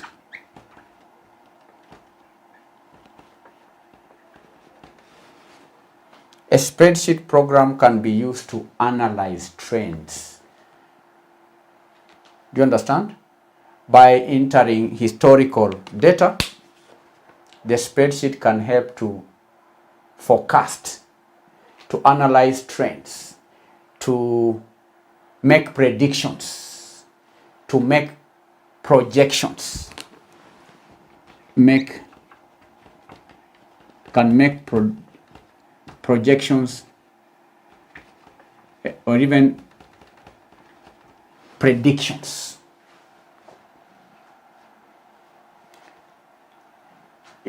As the software can predict future outcomes, and users can create charts, can create graphs and visual representation of data to aid in understanding and communicating forecasts. Visual presentation.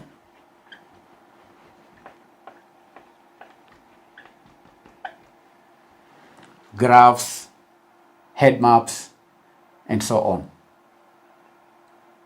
So a spreadsheet can generate visual presentations, representations of data to aid in understanding and communicating forecasts. So spreadsheets also, candidates can provide functions like regression analysis, moving averages. We may also even have exponential smoothing that can be used to generate forecasts based on historical data that can support decision-making processes in areas such as sales, forecasting, budgeting, in areas such as financial planning, and so on. So these are some of the ways in which a spreadsheet program can be used in accounting and forecasting. Creation of financial statements. Applying formulas and functions, summarizing expenses, carrying out data validation. This was to earn 2 marks. Then forecasting, I've listed many functions, 2 marks.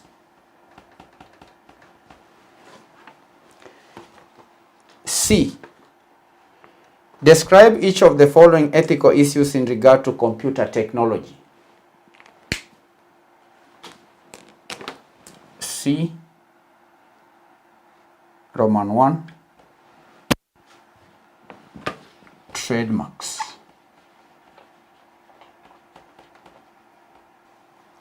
Trademarks. Now, candidates' trademarks refer to the distinctive symbols or logos or names that identify and differentiate products or services of a particular company or a brand.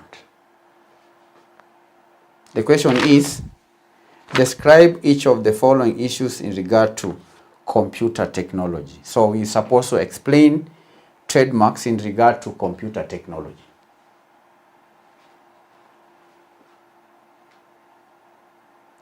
Describe each of the following ethical issues in regard to computer technology. So a trademark, first of all, it's a distinctive symbol. It's a unique symbol. It could be a logo or just a name that identifies or differentiates a product or a service of a particular company or brand.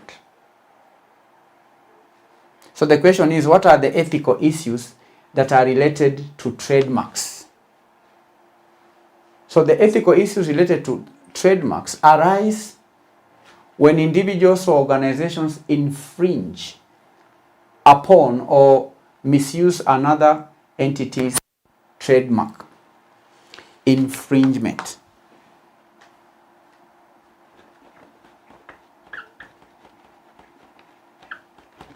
Infringement or misuse of another entity's trademark. Do you understand? That's an ethical issue.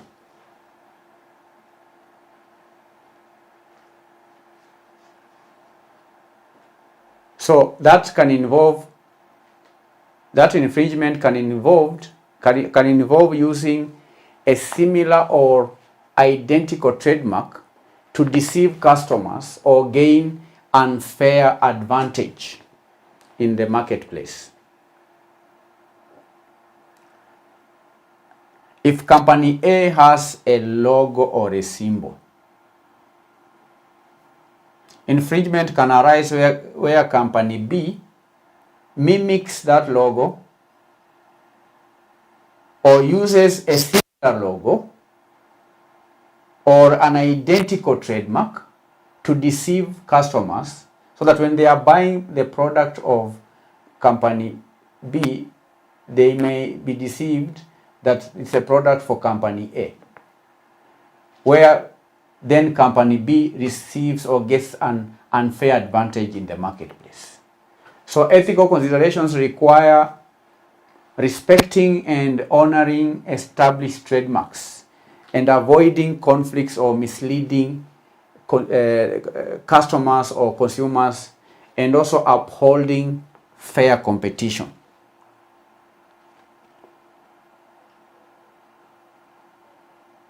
So that is an ethical issue, infringement. Infringing or misusing. Misuse. Infringement or misuse of another's trademark.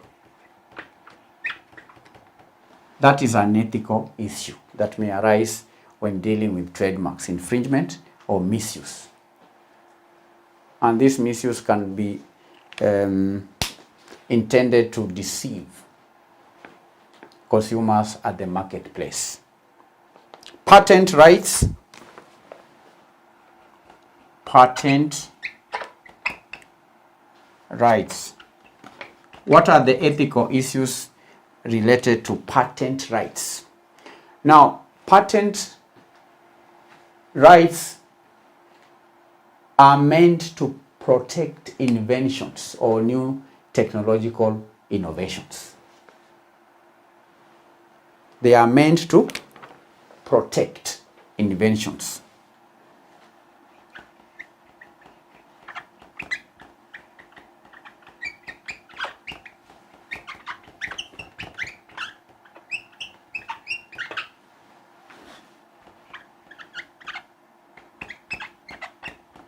Patent rights are rights that are rights aimed at protecting new inventions or technologies.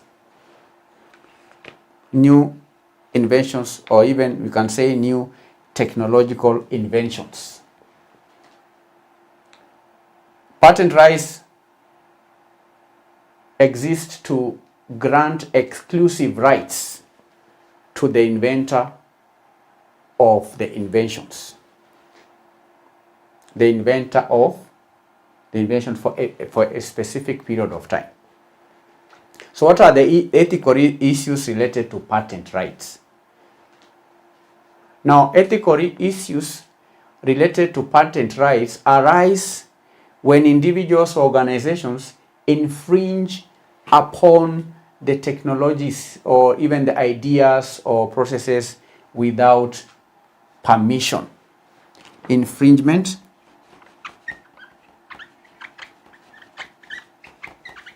without permission.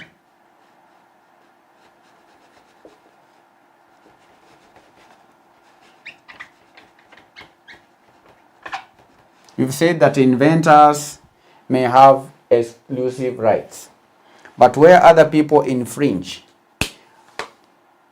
on these rights without permission of the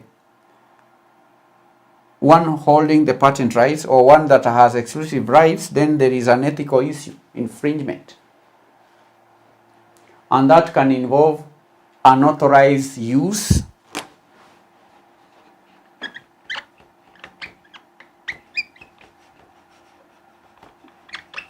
because we said patent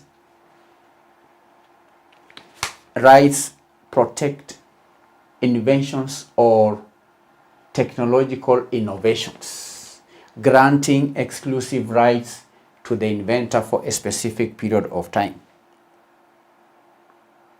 So where other parties get or enjoy these rights without permission of the one who has been granted exclusive rights, then there is unauthorized use. And that is an ethical issue in relation to patent rights. Unauthorized use, it could be replication or distribution. Replication and even duplication or distribution of patented inventions, or violating the rights and efforts of the original inventors, violating rights of original inventors. These are the ethical issues related to patent rights. So candidates respecting patent rights ensures fair compensation for inventors. It also encourages innovation and promotes a culture of respect for intellectual property. Do you understand? Of course you do. Part C, we have answered it. 2 marks each. 1 mark, 1 mark, 2 marks. Any points here? 1 mark, 1 mark, 2 marks. That is part C. Then part D. Most organizations align their information systems functions to their business strategy plan. Explain 3 benefits of this alignment. I repeat, most organizations align their information system functions to their business plan, strategic plan. Explain the benefits of this alignment. Benefits of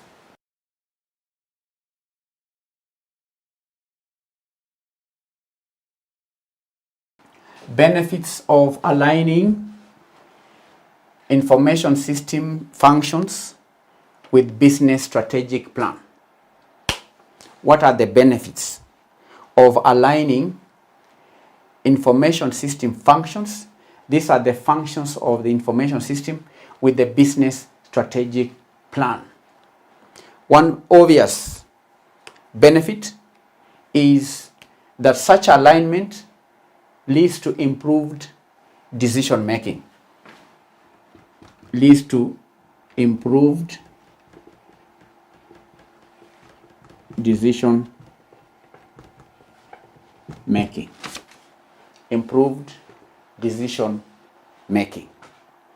Alignment between information system functions and the business strategic plan ensures that the right information is available to support decision making processes. And by aligning systems and data with strategic goals, organizations can access accurate, timely, and relevant information to make informed decisions. And that leads to improved efficiency, effectiveness, and agility in responding to business challenges and opportunities. That's point number 1. We are to give how many points? 3 points.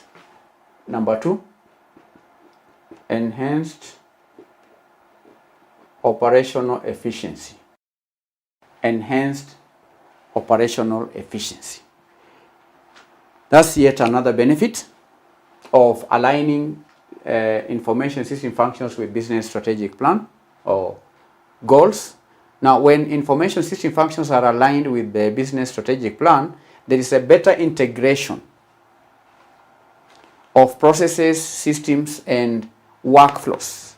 And such integration streamlines operations. It also eliminates redundancies and reduces inefficiencies. So by aligning technology and business objectives, organizations can optimize resource allocation, they can improve productivity, and also achieve cost savings. Can lead to increased competitive advantage. Aligning information system functions with the business strategic plan enables organizations to leverage technology to gain competitive advantage or competitive edge. So by aligning systems and processes to support strategic initiatives, organizations can enhance customer service, can also innovate new products and services, and differentiate themselves in the market. And such alignment facilitates agility and adaptability, allowing organizations to respond quickly to market changes, and also it helps the organization to stay ahead of competition. So these are benefits of aligning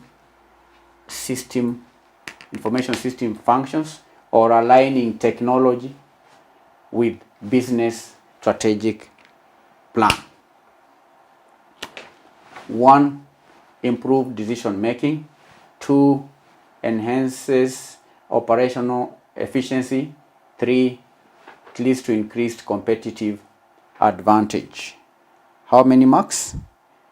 6 marks. 6 marks. So that effectively brings this lesson to a close, where we've answered question number 5 from the August 2022 sitting. In our next session, we are going to answer question number 6. Thank you for attending the lesson. Bye-bye.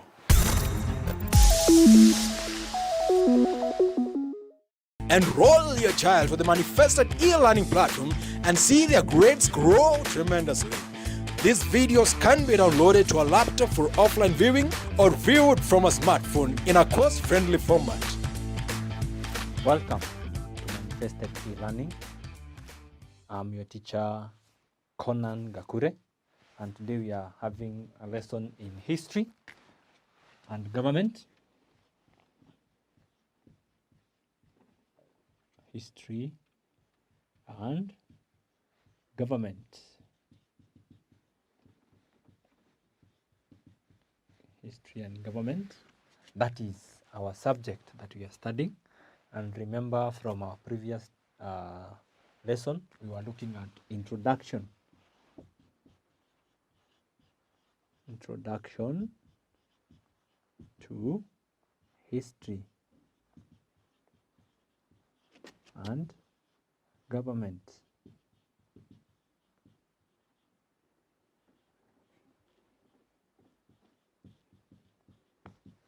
Introduction to history and government. That was the topic that you were looking for. And then specifically, we were looking at the sources of information.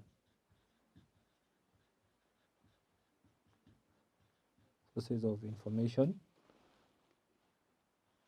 on history and government.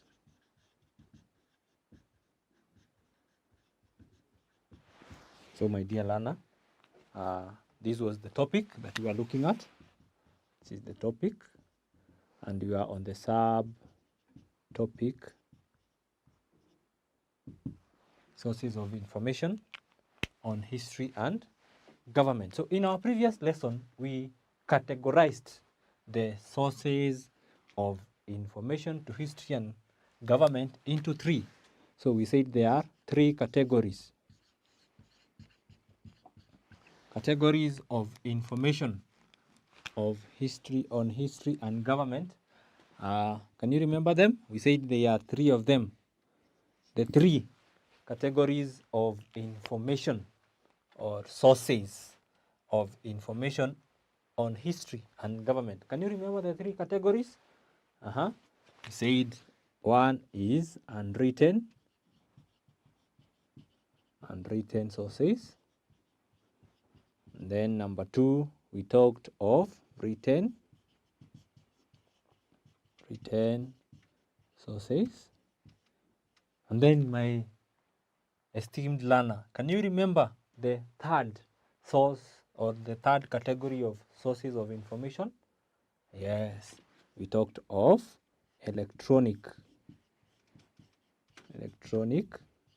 sources. And then we went further to start looking at the unwritten sources. The unwritten, we looked at number one, unwritten sources. And we mentioned that there are different unwritten sources. The first one was oral traditions. And then we said number two, linguistics.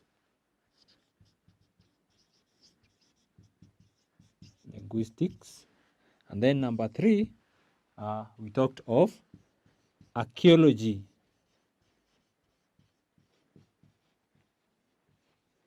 And then number four, can you remember which was our fourth source of unwritten source? We talked of anthropology.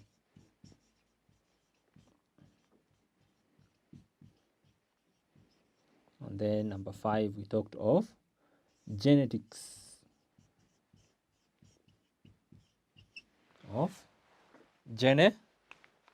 As a source of information on history and government. So we looked at oral traditions in our previous lesson. So today, my dear learners, I want us to look at the remaining sources of information. So let us look at linguistics. So that is number two we are looking at. We looked at, in our previous lesson, we looked at oral traditions. So today we are going to look at linguistics.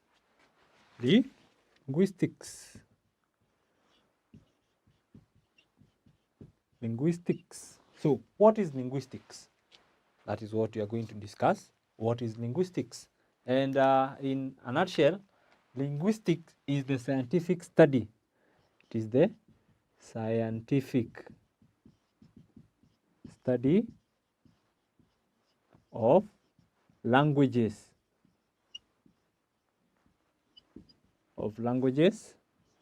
And their relationship.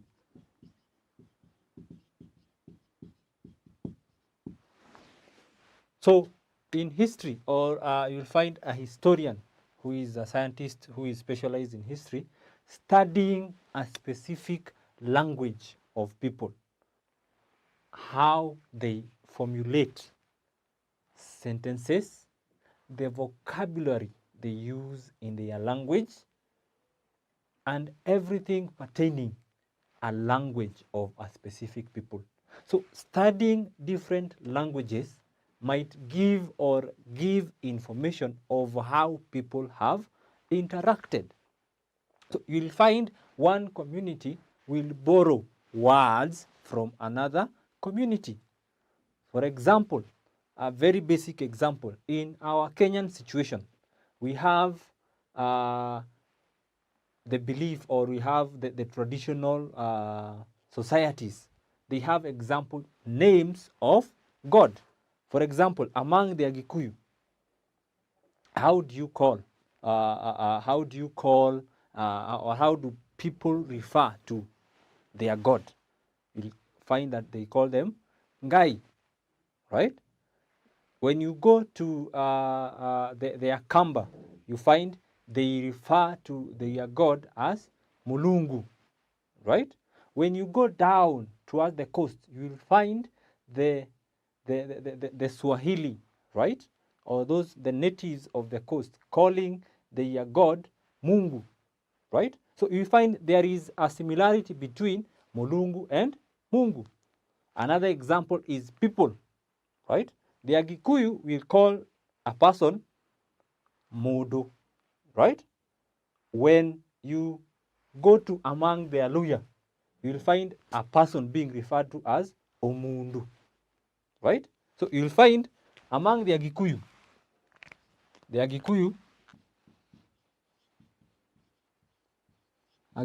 will call a person, yeah, Modo.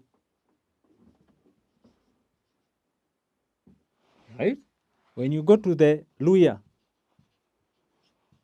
they will refer to a person as Omundu. Omundu. So you find the word is similar, right?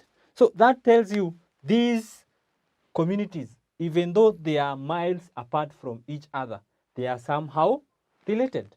So in linguistics, a scientist or a historian will want to find out how related are languages. So languages that seem to be almost together means that, or it indicates the fact that these people originated or have come from, or they have come from a specific area, or they have come from areas that are related to one another. Initially, maybe they were one people, and because of dispersal and changing, their languages went on changing and adapting as they became specific to their own people.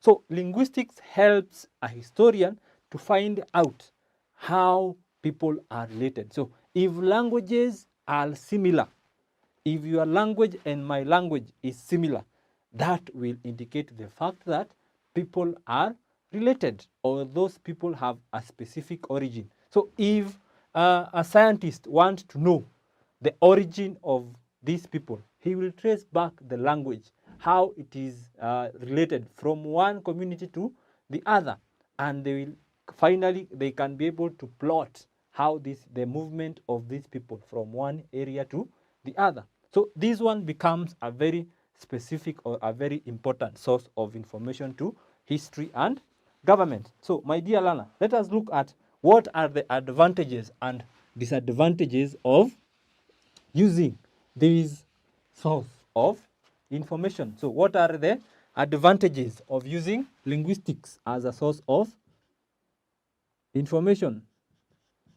Advantages of using linguistics as a source of information. Number one, we say it makes it easy to trace. It is easy to trace the origin of people. It is easy to trace the origin of people. For example, when you talk of the Bantus, right?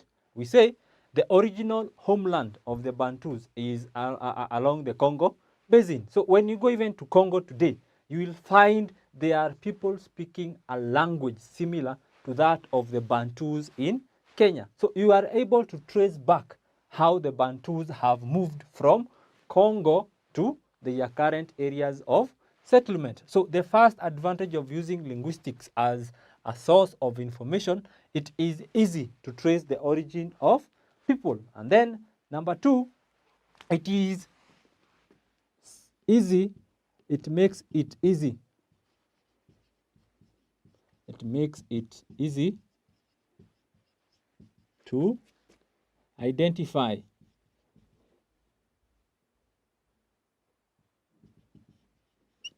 similar groups of people. For example, in Kenya, you are able to get the Kalenjin group of people. Though they are different, located in different locations, but they are of the same language. They are speaking almost similar language. The words could be different and the intonations could be different, but they are of similar groups. So you find we have Nilots, we have Bantus, we have Kushites.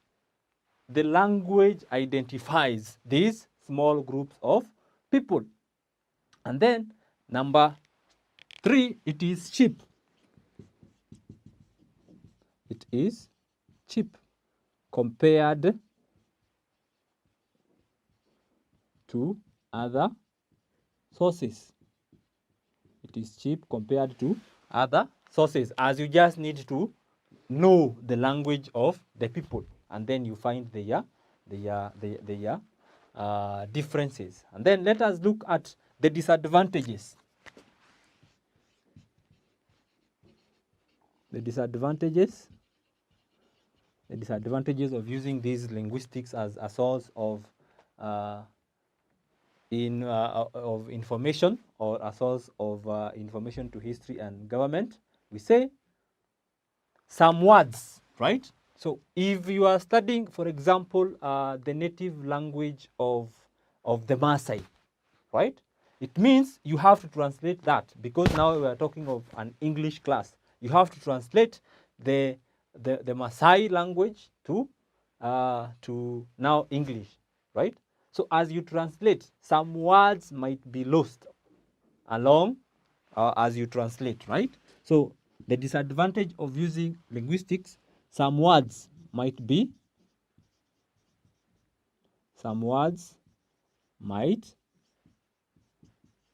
omitted, when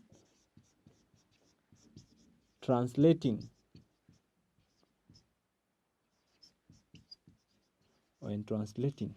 Yes, as a researcher, you will also need to learn that language. So the person who is helping you study that language might omit essential words, which brings a different meaning to you as a researcher, or to a historian who is researching that time. And then another disadvantage, it is time consuming. It consumes a lot of time. You can imagine you learning a new language. How long does it take you to learn a new language, right? It takes you a lot of time for you to know the details of that language. Therefore, it takes a lot of time for you to just get a very small information, right? And then the loan words, the words we said somebody may borrow, right? The loan words may corrupt the original language. So the words that we borrow from communities, right, as we move along, makes our language to develop. So as a researcher, when you come to research on a language when people have already settled, you might get wrong information, because they have borrowed from the neighbors they have been interacting as they move along. So this might give wrong information to the researcher. So that is all about linguistics, right? Remember, linguistics is the scientific study of languages. Let us look at the next source, which is what? Number 3. Number 3 is archaeology. Very good. We are looking at archaeology. Archaeology as the next source of information. So when we talk of archaeology, archaeology is the scientific study. We are defining what archaeology is. It is the scientific study of material remains.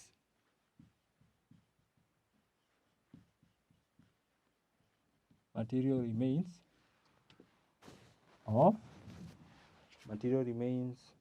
of human life.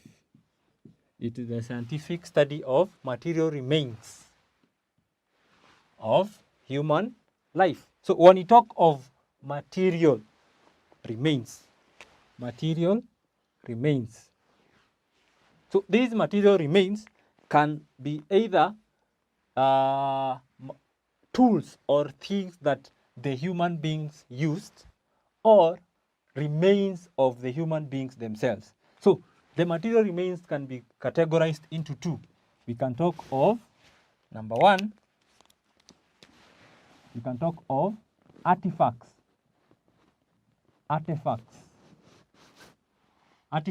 So when you talk of artifacts, is that physical thing that you can see, the things that the human beings used. Artifacts. For example, you can talk of tools. A tool that a person was using. You can talk of weapons. Right? Yes, you can talk of shelters. Right? That is artifacts. And then the next level or the next group of remains, you can talk of fossils. Right? When talk of fossils, these are remains of animals or plants.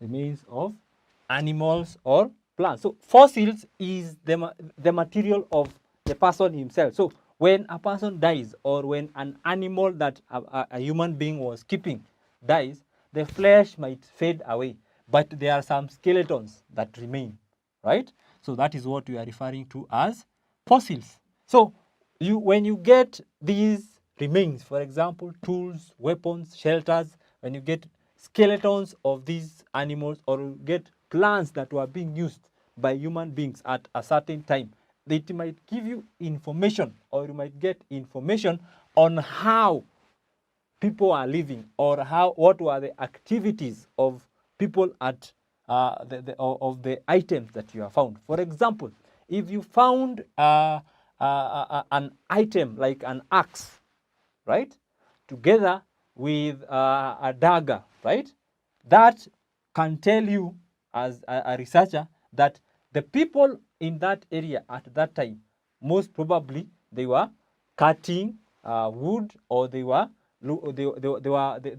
doing or they were cutting down things. For example, they could be cutting down wood or for example, they were fighting when you find a dagger, right? So, for example, a shelter, you find a place or you find a cave that is painted, right, with different animals or different plants, right? It might tell you that the people in that, or there are some people living in that cave, and they were doing what? They were having those animals that are painted on that shelter, right? On that shelter, for you to know now that that was a human place of living, right? So that is archaeology. Archaeology involves studying of material remains. It has to do with remains, right?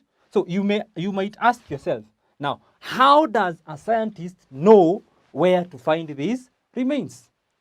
Where do they find or how do they find where to find these artifacts or fossils, right? So there are different ways in which a scientist might find these places.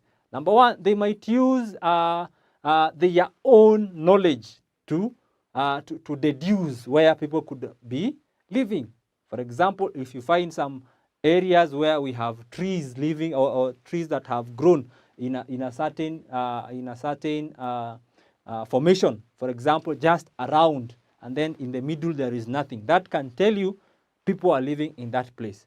Another way, a scientist or an archaeologist who is studying or who wants to find a place where these remains have been found or wants to find these remains might find or might get information from oral traditions. For example, if a story talks of in a certain place there was a cave or there was these people who are living at that place. So the archaeologist or the scientist will go and find out where is this place that is mentioned in these oral traditions.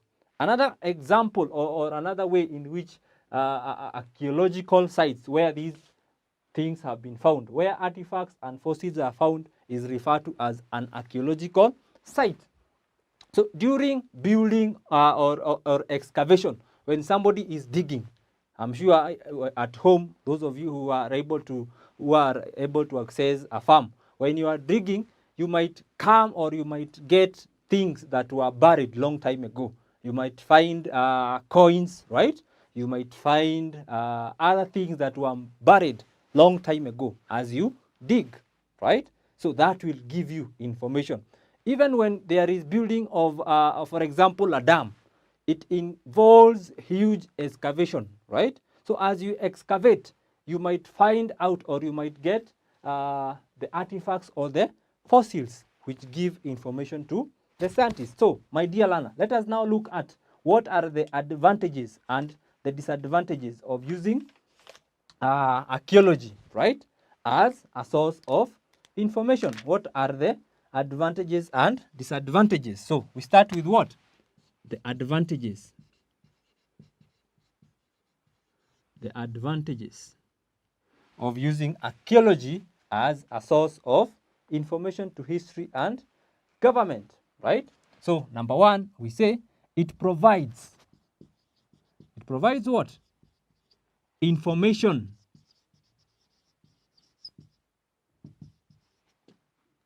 during prehistoric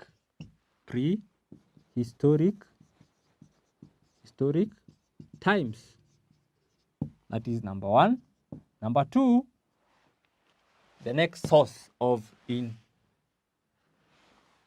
next advantage of using archaeology as a source of information, and then you can say it gives accurate dates. It gives accurate dates. Accurate dates of artifacts. Right? So when a scientist or when an archaeologist gets these artifacts or fossils through their own scientific method, they are able to pinpoint, right, when that item was used according to the number of days or the number of years that fossil or that artifact has been in existence. That gives accurate dates. And as you remember in our introduction, we said dates or time period is very important in history. And then number three, we talk of it gives a sense of reality. It gives a sense of reality to the, it gives a sense of reality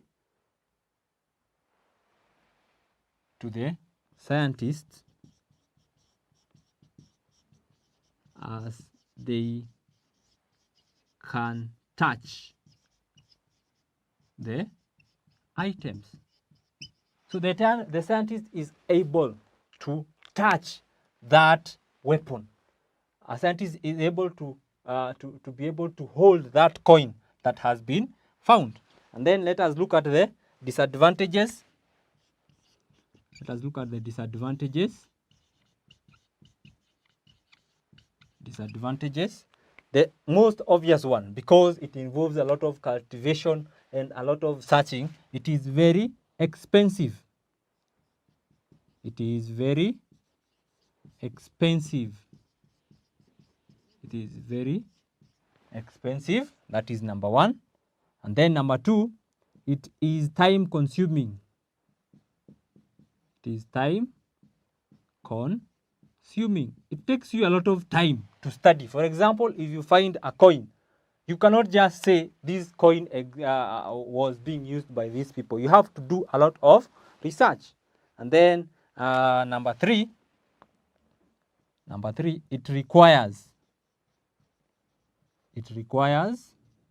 experts. It requires experts. Not everybody can be able to study a fossil. Not everybody can be able to study a weapon that has been found, that has been excavated. It requires specific people. And then lastly, it is only confined. It confines itself to study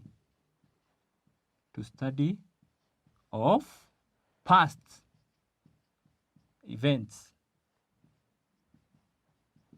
stroke history. You can only study information from long time ago. So those are the advantages and disadvantages of using archaeology as a source of what? Information to history and government. So my dear learner, as we come to the end of this lesson, we have looked at linguistics and archaeology as a source of information. We have looked at what they mean. and we have looked at the advantages and disadvantages of archaeology as a source of information. So I want you to attempt these questions. So my dear learner, I want you to attempt these questions. I want you to attempt these questions. I want you to attempt these questions. So look at this question.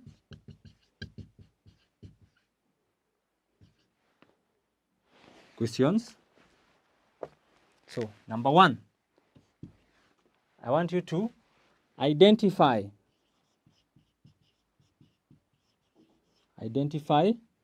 the disadvantages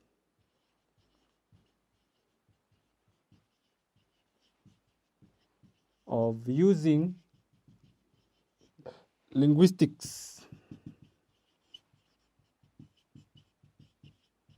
as a source of information. And then number 2,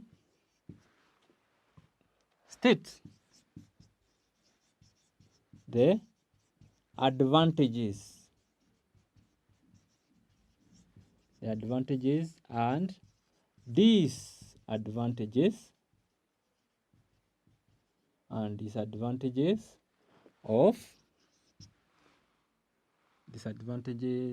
of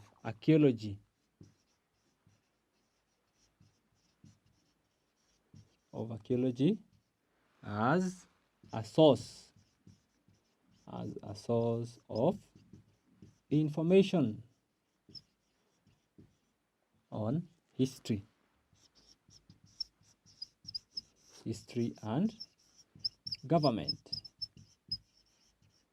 as a source of information to history and government. So these questions, you are able to answer them. We have already listed out what are these advantages and disadvantages of linguistics and archaeology as a source of information.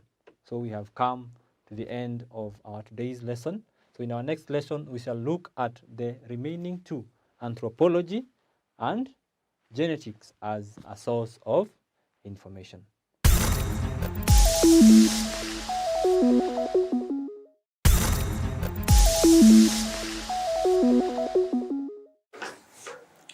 Hello and welcome, candidates, to the lesson. Today we are going to answer question 4, April 2022, boardroom dynamics. I hope you've attempted the question as it has been the custom. If you have not, please try and answer question number 4 on your own. Then you can come back and compare your solutions with the solutions I'll provide here on the board. Question 4A reads, summarize 5 attributes of a non-executive director. I repeat, summarize 5 attributes of a non-executive director, 5 marks. Who is a non-executive director? A non-executive director is a director who is independent from the company's management and is not involved in the day-to-day operations. The question required candidates to outline or summarize the attributes of a non-executive director. We are going to summarize 5 attributes. 1 is that of independence. A non-executive director must be independent. Independence is the first characteristic or attitude or attribute. The second one is objectivity. Number 3, expertise. Number 4, governance oversight. And number 5, shareholder representation. These are 5 attributes of a non-executive director. 1, independence. 2, objectivity. 3, expertise. 4, governance oversight. Then 5, shareholder representation. 5 characteristics. Question 4A.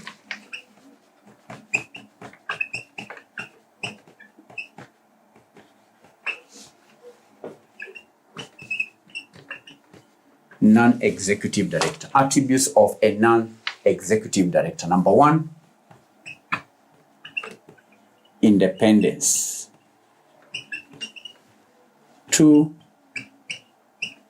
objectivity. 3, expertise. 4, governance, oversight. This is 1, 2, 3, 4. Then 5, shareholder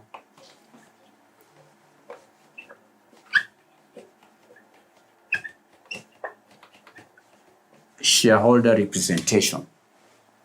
Independence, objectivity, expertise, governance oversight, shareholder representation. These are 5 attributes of a non-executive director. What's the meaning of independence? Independence. Non-executive directors are independent from the company's management and are not involved in the day-to-day operations. They offer an impartial perspective and can act as a check and balance on executive decisions. Independent. Number 2, objectivity. Non-executive directors bring what we call objectivity to the boardroom by providing unbiased assessment of strategic proposals, unbiased assessment of financial performance, unbiased assessment of risk management, and so on. And that is so because of their detachment from organizations' daily operations, which allows them to make decisions in the best interest of the shareholders and the company. Due to their independence, they can be objective. Because of their independence, they can offer objective view. They can have what we call impartial judgment on matters. So, non-executive directors are independent. They bring objectivity to the company. Another attribute is that of expertise. These are individuals who possess specialized skills. They have specialized knowledge and experience that is relevant to the industry or specific areas of the company's operations. They contribute valuable insights and guidance based on their expertise. And candidates and executive directors are deliberately hired because of their expertise. The board hires them. All right?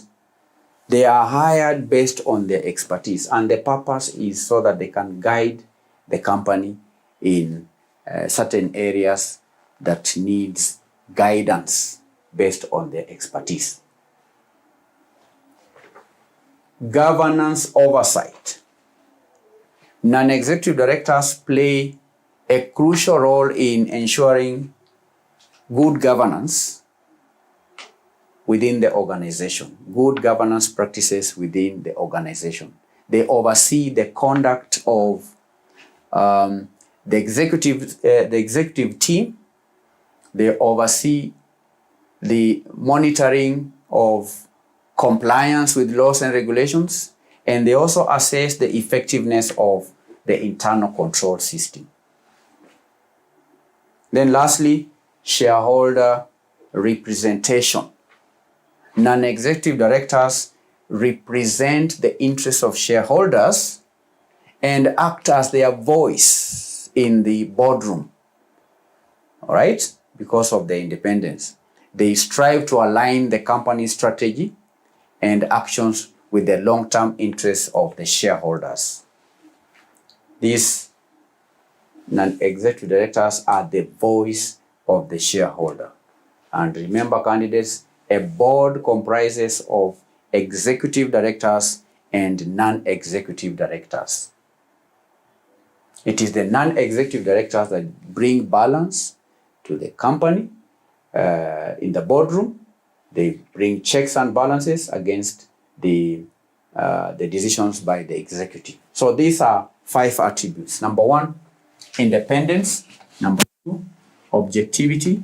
Number 3, expertise. Number 4, governance oversight. Number 5, shareholder representation. These are 5 attributes. How many marks? 5 marks.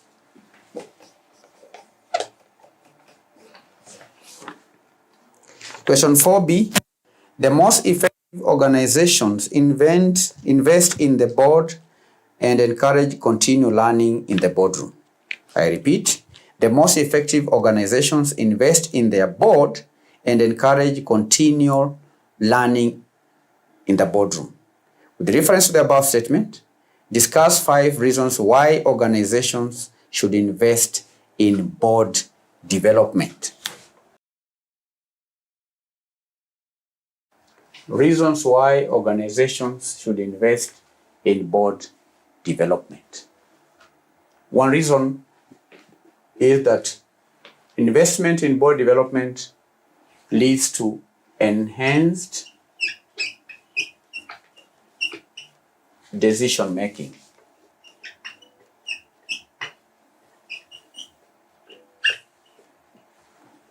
Enhanced decision making. Investing in board development equips directors with up-to-date knowledge, with up-to-date skills to make informed decisions, and that leads to better strategic planning, risk assessment, and more effective oversight. Enhanced decision making. The second reason why the organization should invest in board development is improved board effectiveness. Improved board effectiveness. Investing in board development is like sharpening the skills of the board members. The skills of the board members are sharpened through board development. So continuous learning and development programs enable board members to understand their roles and responsibilities better. They can then work collaboratively, fostering a high-performing board culture. Improved board effectiveness. Through board development, the board members can adapt to changing business landscape.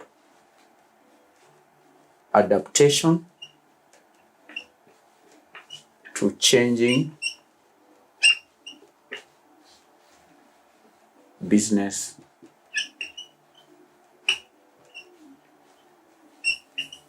landscape. Adaptation to changing business landscape. Board development equips directors with insights into emerging trends, into technological advancements and market shifts, and that prepares the board to adapt to changing business landscape,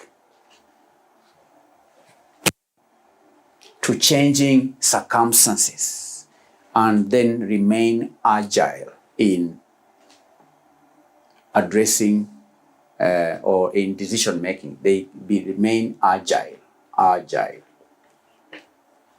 They become agile. It is through training that they'll become agile. So board development helps the board members to adapt to changing business landscape, because nothing is static. There are always changes in technology. There are changes in the market. There are always shifts in the market. We have emerging trends. And so if directors are not well developed, they may not be able to adapt to changing business environment. 4, stronger risk management. Stronger risk management. A well-informed board can identify and address risks proactively. So board development programs can enhance risk awareness and equip directors with tools to mitigate potential threats effectively. So board development can lead to a stronger risk management by the board. 5, increased board diversity. Increased board diversity, we can add inclusion. Increased board diversity and inclusion.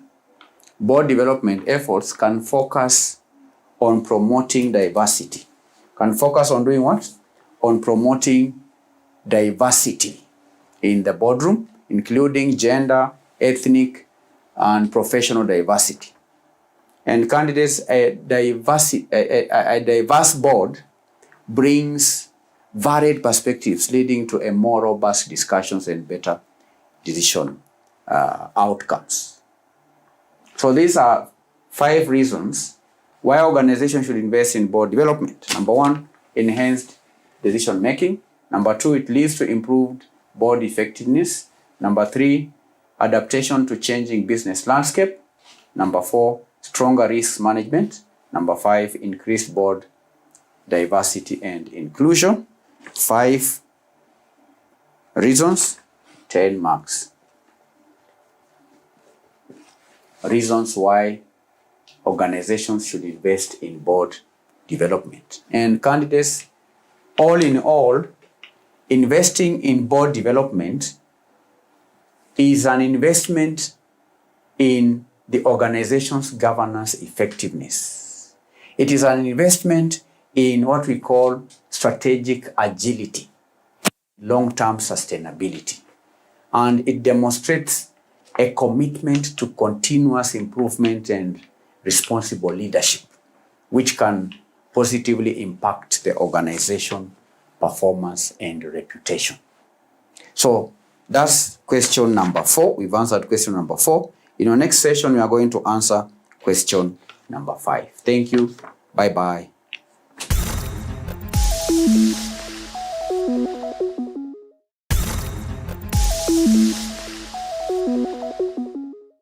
Greetings and welcome. We continue with the business data analytics revision. Today we are going to answer question number 9, December 2022.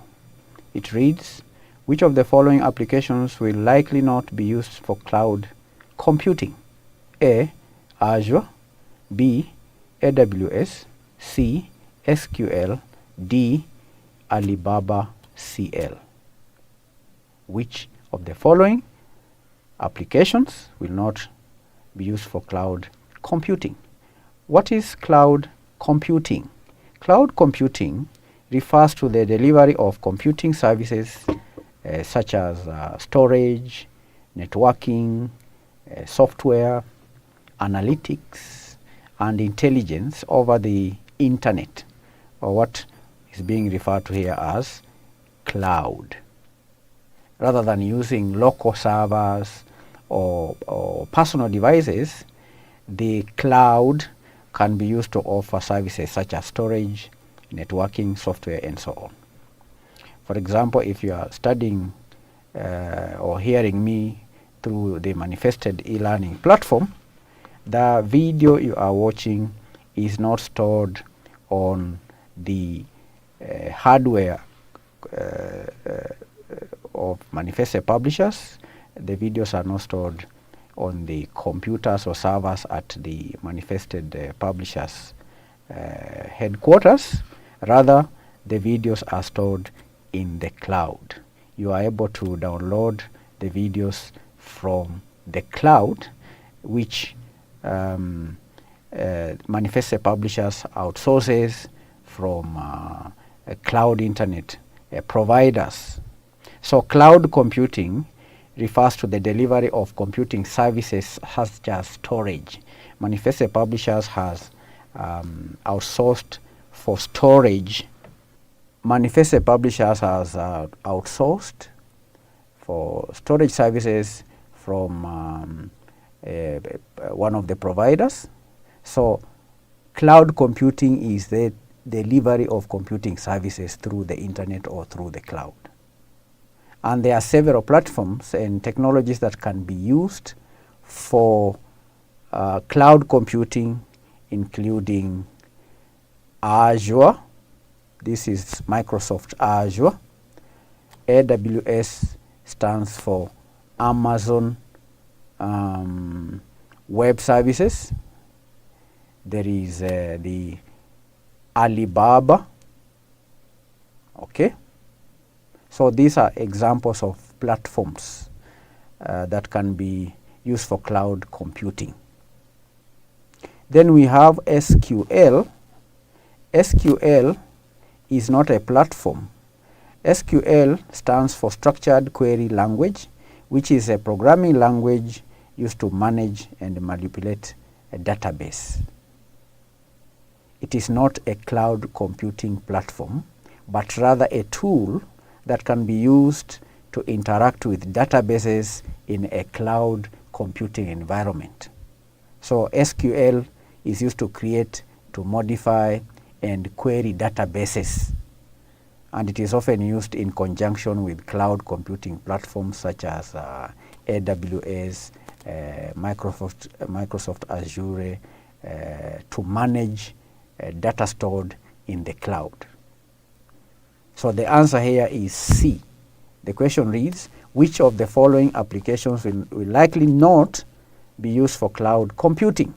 The answer is SQL. That is Structured Query Language. That is the answer. Question number 9, Business Data Analytics, December 2022.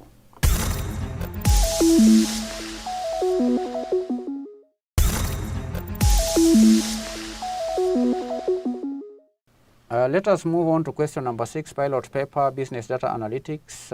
Reads as follows. Which of the following short key functions will an analyst use in Excel to paste contents into a cell? Now this is one of the easiest questions in this paper. Pasting. What is the short key for pasting contents into a cell? The answer is Control V. Control V. Control V is the short key function in Excel used to paste contents into a cell. It's the same short key function we use in Word. Control V. Control F is not the answer. Control F is not the answer because it is the short key function in Excel used to open the find and replace dialog box. Open the find and do what? And replace dialog box. C is not the answer because Control C is a short key function in Excel that we use to copy contents. Copy contents, all right? Copy before pasting. Then D, Control U, is the short key function in Excel used to underline text. Used to do what? To underline text. So the answer here is Control V. Control V is the short key function that an analyst will use in Excel to paste contents into a cell.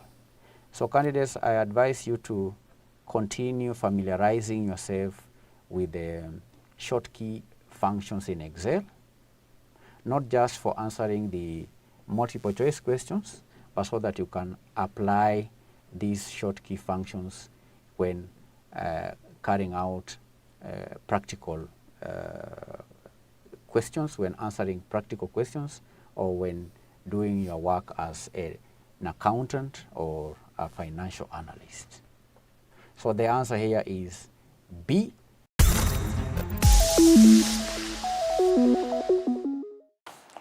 Greetings and welcome back to the lesson. We, in our today's lesson, going to answer question 5, April 2023. The subject is ICT. Question 5A reads, highlight 5 objectives of an information system design, 5 marks. Highlight 5 objectives of an information system design. The first objective is to do with efficiency. The design should aim to improve the efficiency of the information system. The second objective is accuracy. That means the design should ensure the accuracy and reliability of data within the information system.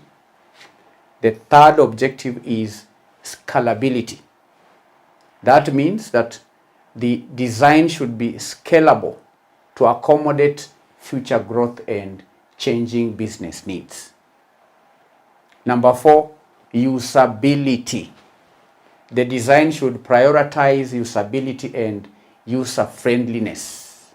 Then lastly, number 5, security. The design should incorporate robust security measures to ensure the confidentiality. In other words, to protect the confidentiality, integrity, and availability of the information system. So those are 5 objectives. Number 1, efficiency. Number 2, accuracy. Number 3, scalability. Number 4, usability. Number 5, security. So let us put the objectives down. Objectives of an information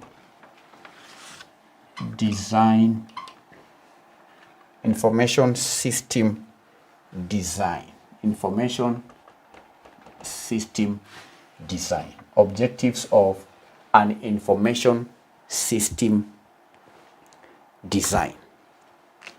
What did I say? Number 1, I say number 1 is efficiency. Efficiency. Efficiency. The design should aim to improve efficiency of the information system by streamlining processes, by reducing redundancies, and optimizing resource utilization. 2, accuracy. Accuracy, from the word accurate. The design should ensure the accuracy and reliability of the data within the information system, and that includes implementing data validation rules, error handling mechanisms, and data integrity controls. 3, scalability.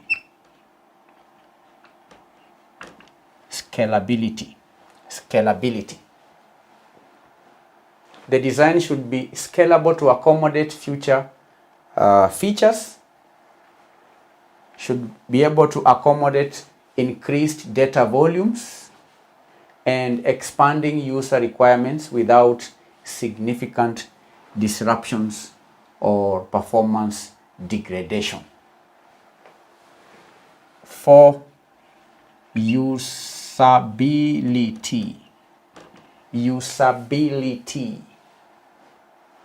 The design should support user friendliness, should prioritize usability and user friendliness. It should be intuitive. It should be easy to navigate, and it should provide a pleasant user experience. The user interfaces should be designed with an end user in mind, considering their needs, their preferences, and even their skill levels. Then lastly, security.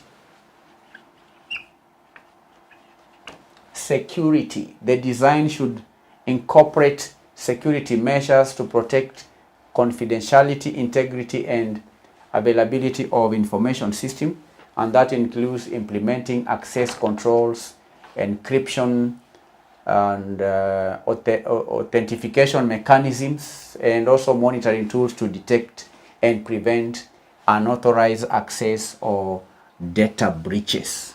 So these are 5 objectives of an information system design: efficiency, accuracy, scalability, usability, and security. 5 objectives, 5 marks. Part B of this question reads, explain 5 possible reasons why an organization may decide to replace an information system. Reasons why an organization may decide to do what? To replace an information system. 1 is technological obsolescence. 1, technological obsolescence. Technological obsolescence. The existing information system may become outdated. It may become incompatible with new technologies. It may be incompatible with software versions or even hardware platforms, and that can limit its functionality. It can limit integration capabilities and performance, prompting the need for replacement. Number 2, lack of scalability. Lack of scalability. If the current system cannot handle the increasing data volumes or even user demands or the business growth, it may be necessary to replace it with a more scalable solution that can accommodate future needs. 3, inefficient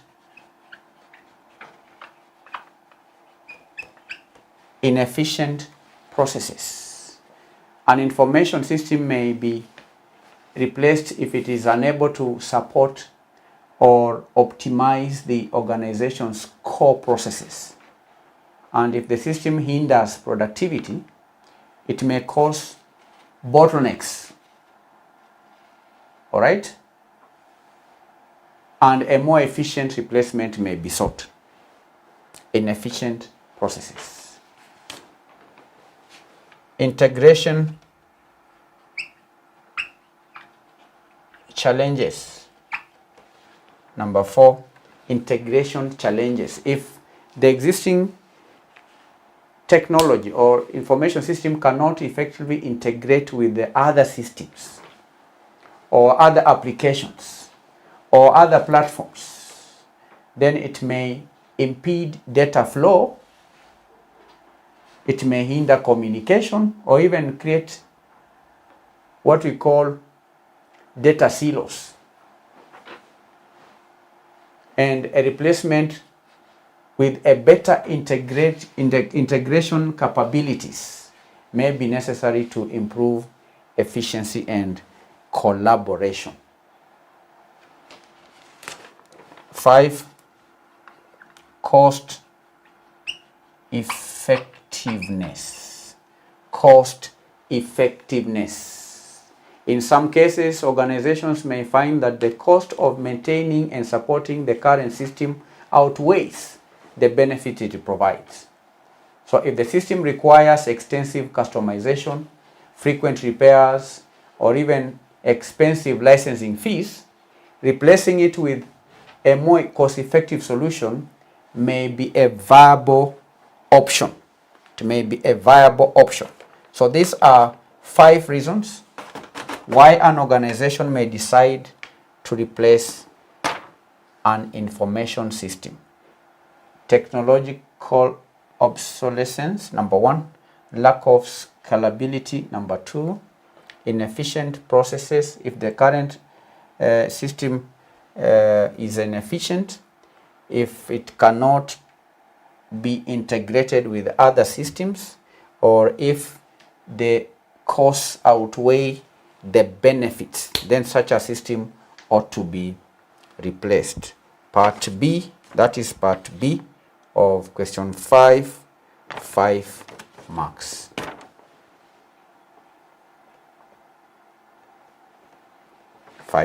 I'm now going to answer C. Part C. Enumerate 5 reasons why memory management is required in a computer system.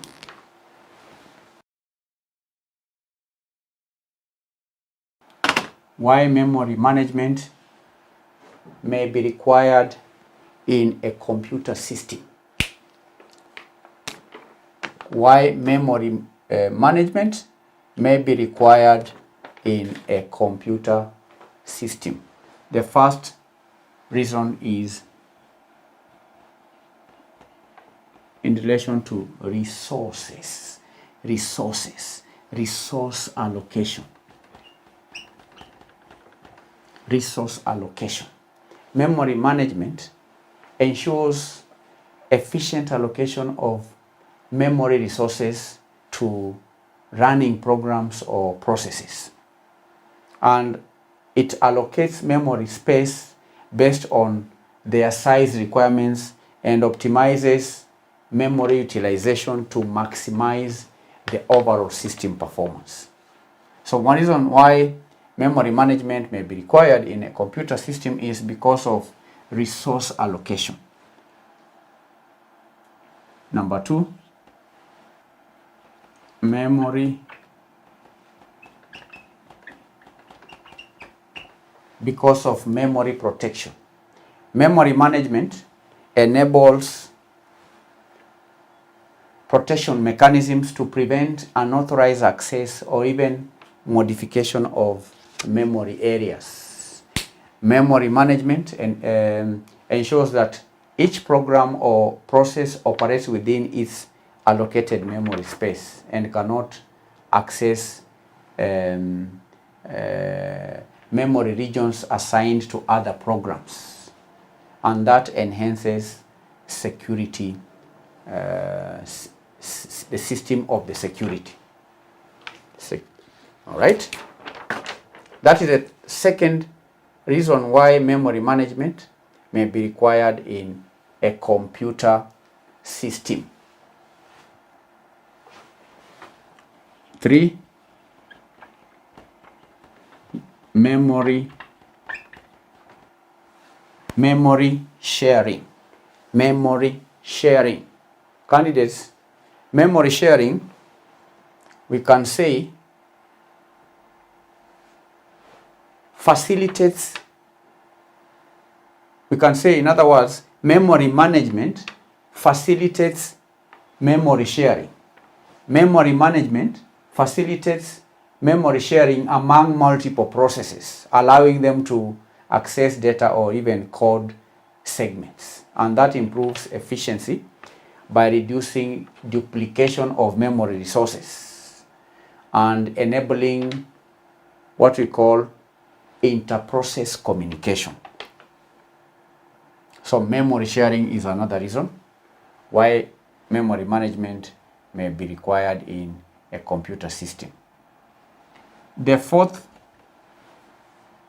reason is known as memory allocation. Memory allocation.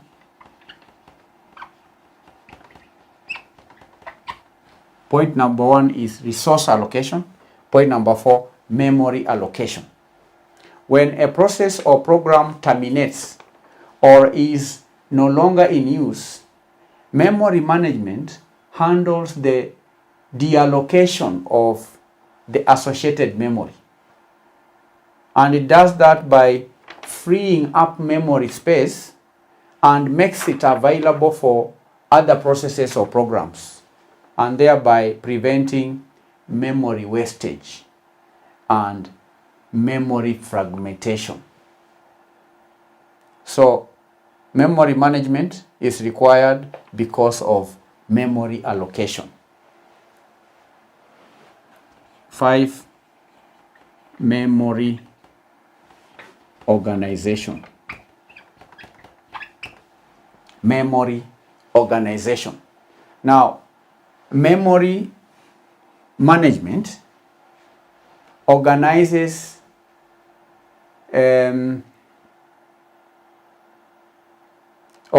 what we call the memory. Memory management organizes the memory into logical units, such as pages or even blocks, and it does that for efficient data storage and efficient data retrieval. So memory management manages memory fragmentation, compaction, and swapping techniques in order to optimize memory usage and minimize performance degradation.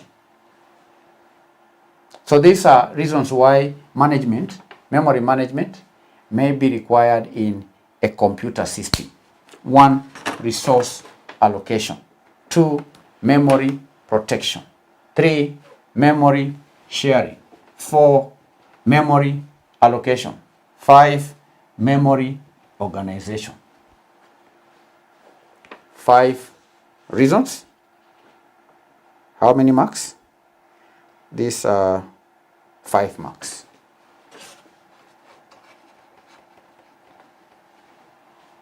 That is C. D.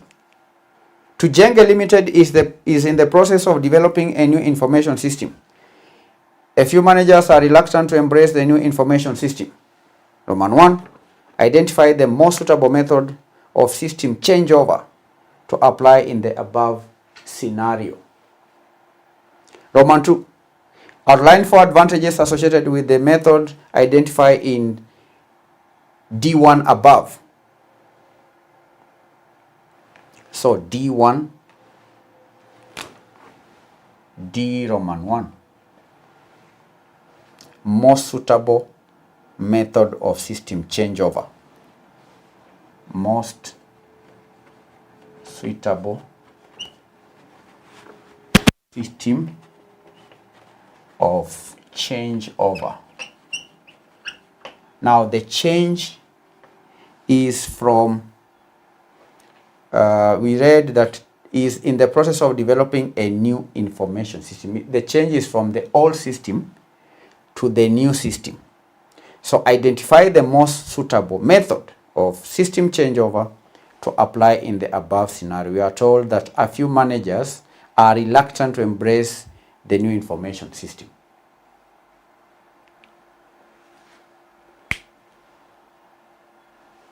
So 1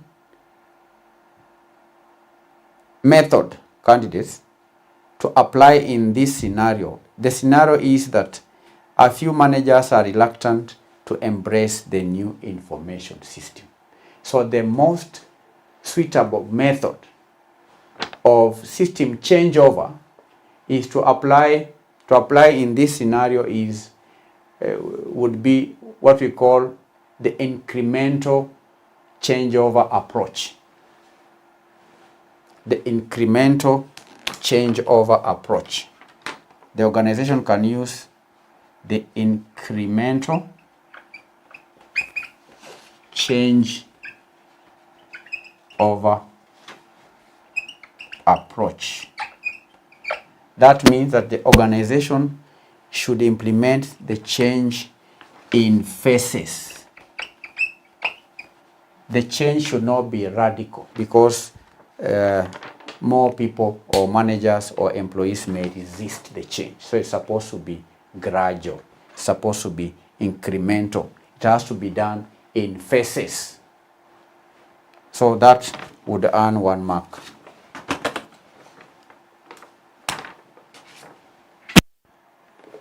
One mark.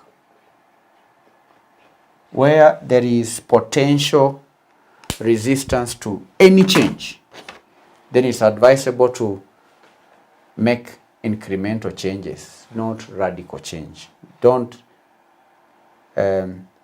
initiate the changes wholesomely. Do it in phases,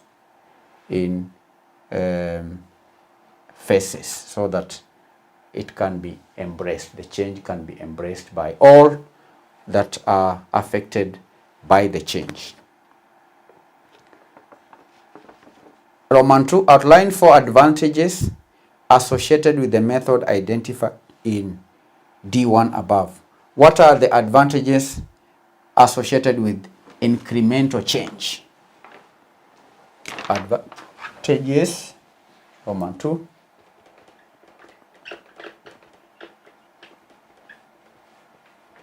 Incremental change over method. Advantages, this is Roman 2. Advantages of incremental change over method. The first advantage is that this approach allows for a gradual implementation of new information, and that mitigates the risk of complete system failure or disruption, or as the organization can transition to one module or even a department at a time. Incremental may mean that the change be effected, say, in one department. Could be, first of all, say, the finance department, depending on the nature or the level of resistance expected. If most resistance is being witnessed, say, in the marketing department, then the organization can gradually shift to departments that are likely to embrace the change. Could be, say, the finance department. If it has the finance department, the manager has no problem with the system, the new information system, then change can be initiated in that department first. So there is reduced risk when dealing with, when initiating change using the incremental change over method. The first advantage is reduced risk. Now, this reduced risk, I've said, is mitigated when the risk is mitigated against when the incremental changeover method is used. This method allows for gradual implementation, and that kind of change can allow the members who are resisting, the managers who are resisting, time to familiarize, or time, they can be allowed time. Over time, they may embrace the change as they see that the change is not as risky as they expected. Do you understand? This approach mitigates the risk of complete system failure or even disruption, because the organization can transition from, say, one department at a time. Instead of changing all the systems in information system in all the departments, the change is initiated in a department, one department at a time. That is the first advantage. The second advantage, user acceptance and training. User acceptance and training. Now, by implementing the new system in phases, by implementing the new system in phases, users have the opportunity to gradually adapt to the changes. And this approach allows for sufficient user training and support, and thereby increasing the chances of user acceptance and reducing resistance. Do you understand? Yes. 3, continuous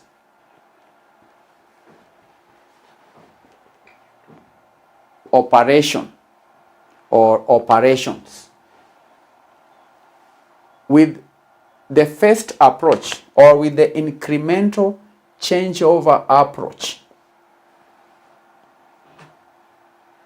the existing system continues to operate alongside the new system during the transition period, and that ensures minimum disruption to the organization's operations. That means that there is continuous operations because the new system runs parallel with the existing system,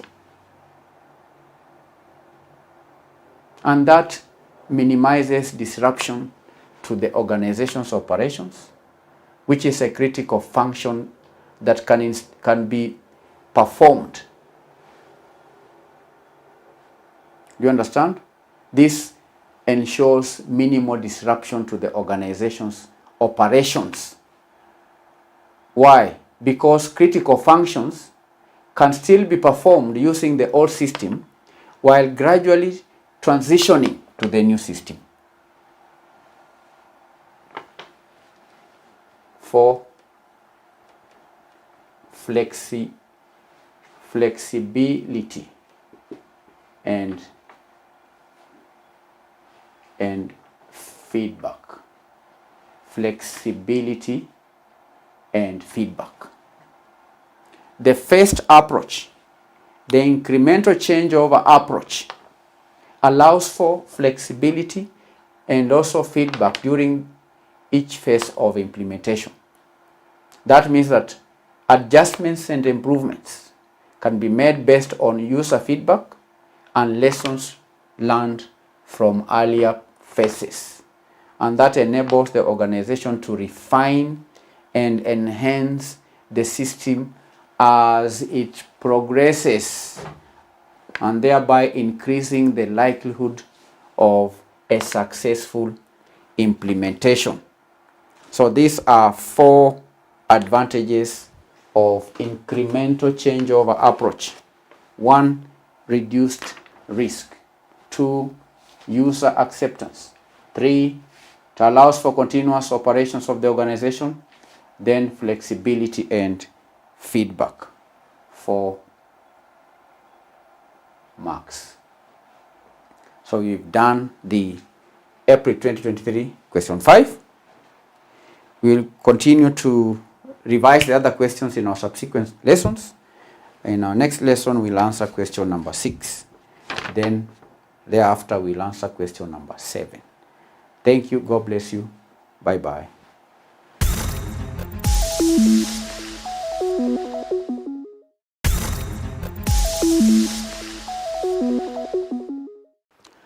Greetings and welcome back to the lesson. We continue with the revision of the paper that was done in December 2021.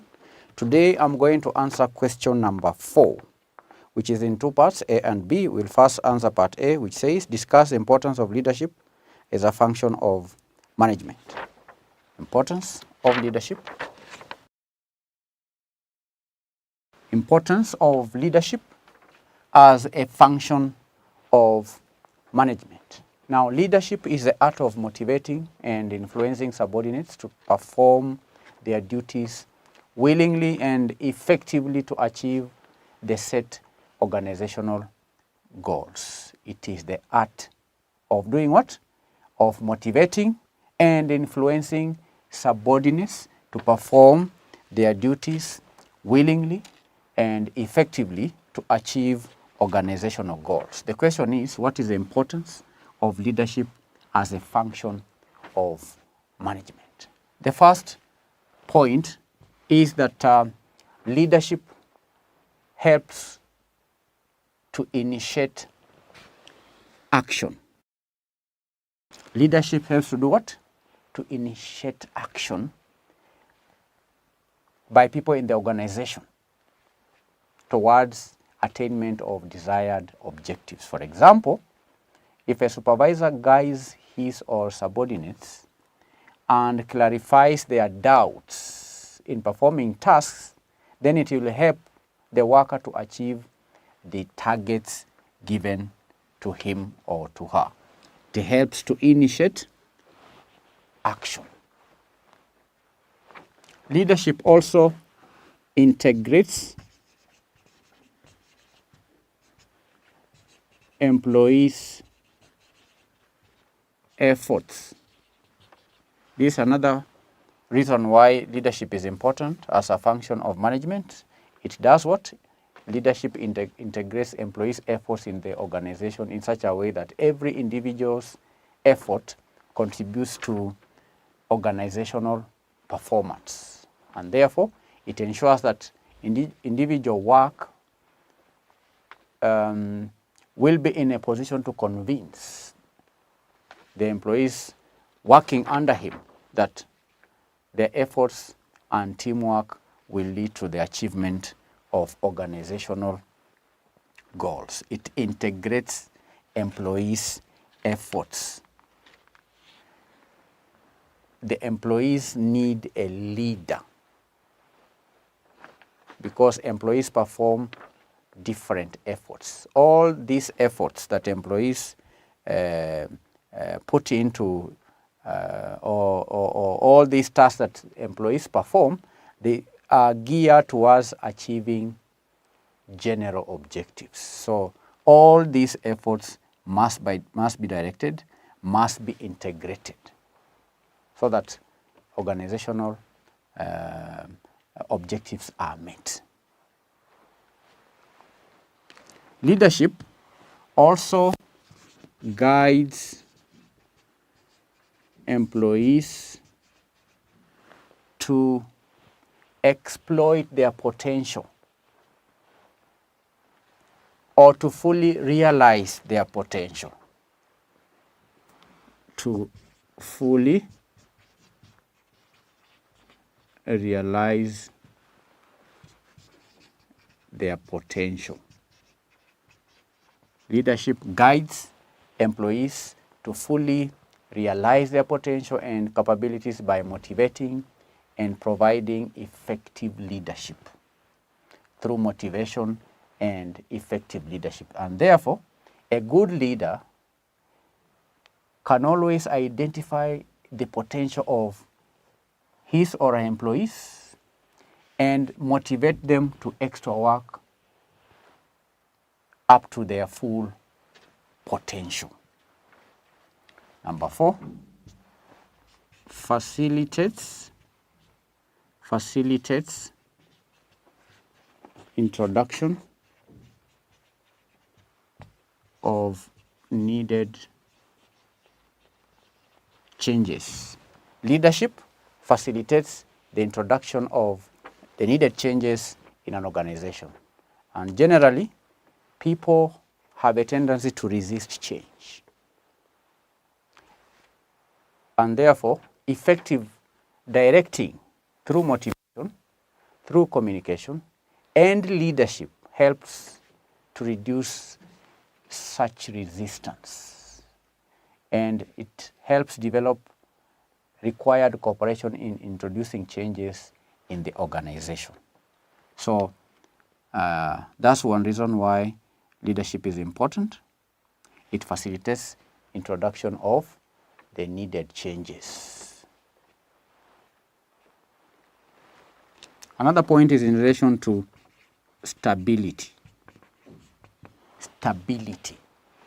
Effective directing or leading helps to bring stability and balance in the organization.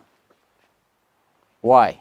Because it fosters cooperation, it fosters commitment among the people, and helps achieve balance among various groups, balance among various activities and departments.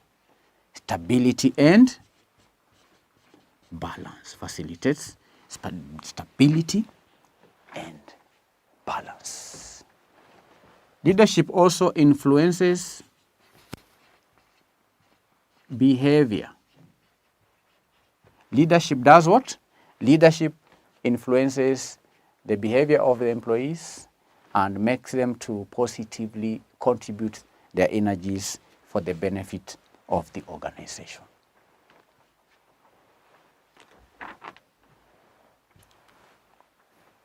Yet another point is that a leader maintains personal relations and helps followers in fulfilling their needs. A leader provides the needed confidence. A leader can do what? Can provide the needed confidence to the employees. The leader may provide support. The leader may provide encouragement, the needed encouragement. Leaders may also provide counseling services to the employees and thereby create what we call congenial work environment, a conducive work environment.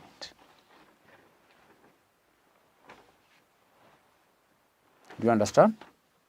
There are many roles or functions that leaders play. A leader may handle conflicts.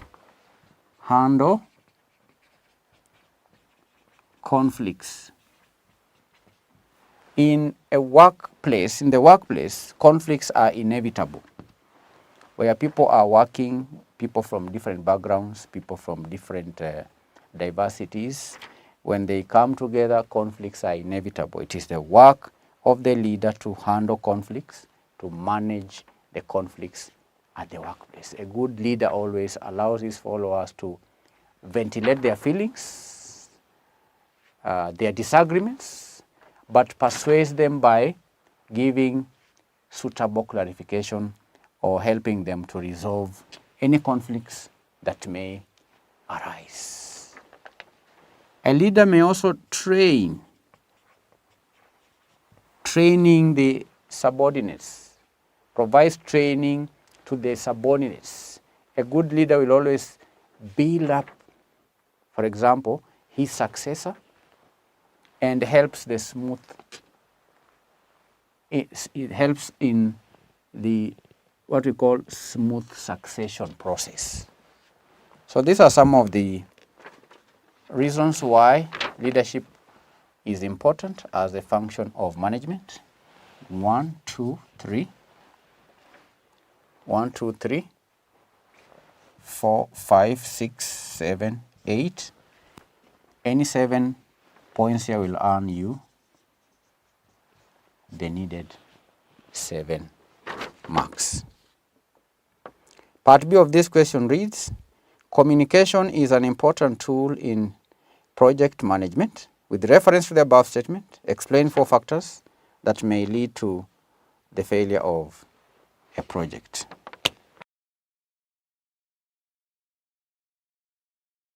Factors that might lead to failure of a project due to lack of communication. Here, the question is not a general one.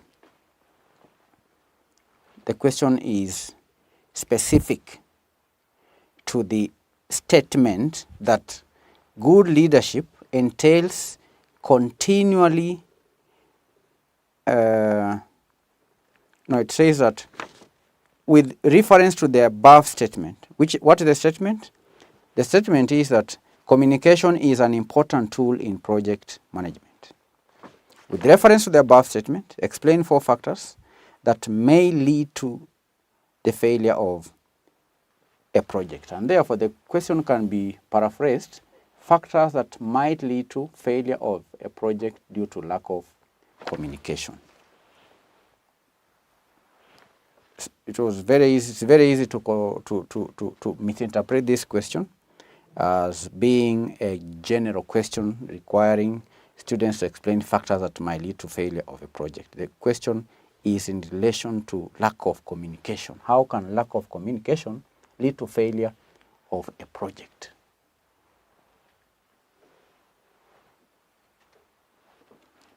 Now, having understood the question, we can now proceed to answer it.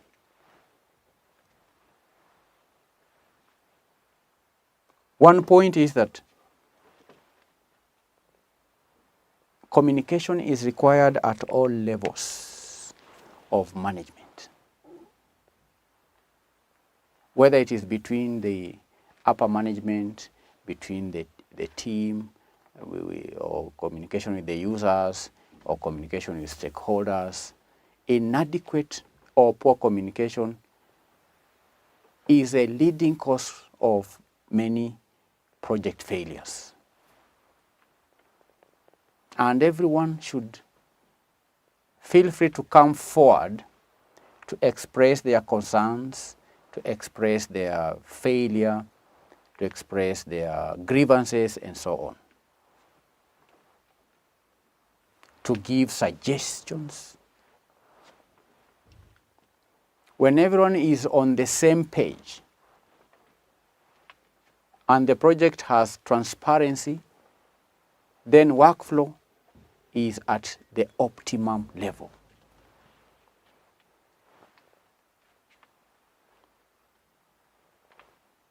So, lack of communication in that respect can lead to failure of a project.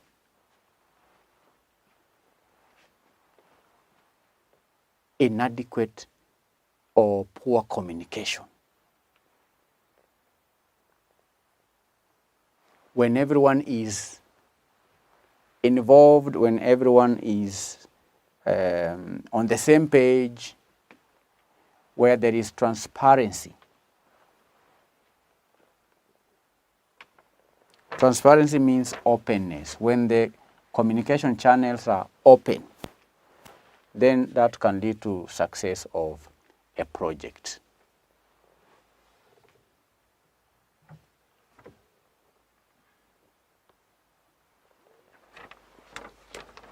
So number one, lack of transparency.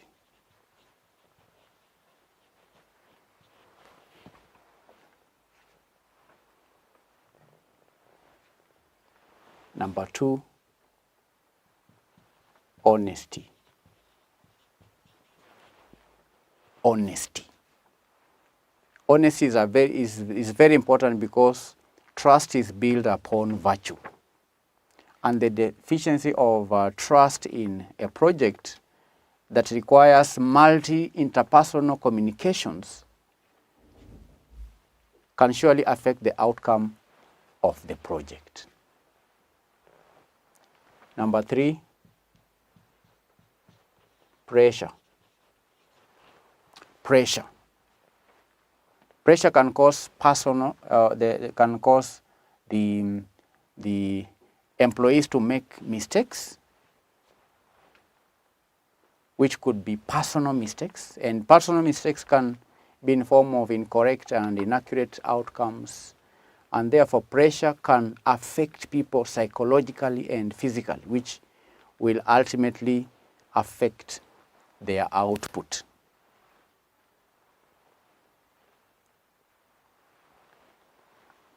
Poor role clarity. Number four, poor role clarity is another factor. Poor role clarity in an organization can lead to problems. Or I can say it is an organizational problem that involves a person not being fully aware of their duties, not being fully aware of the responsibilities, and so on. So all the stakeholders must know their roles in order to perform efficiently and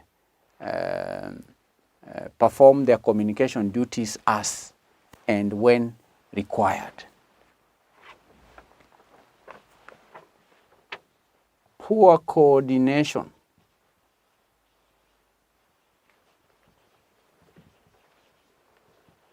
Poor what?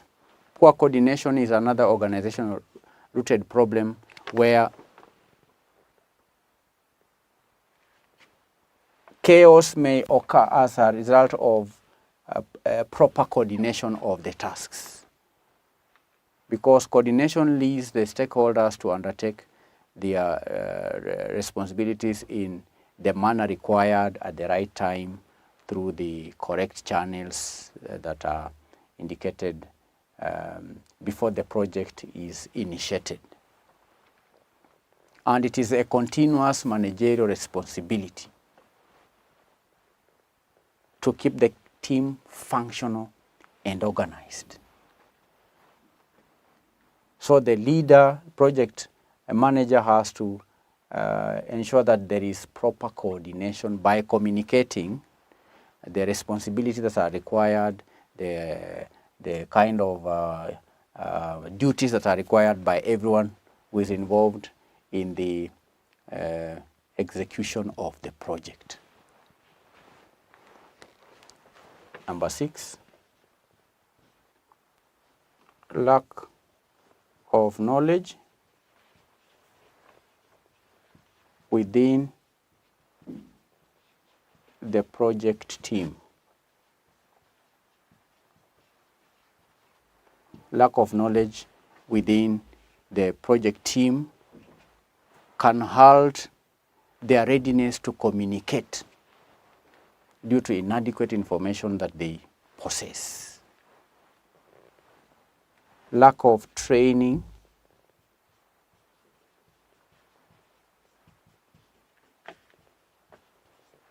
Lack of training, we know, does not provide the stakeholders with the professional knowledge required to carry out successful communication process.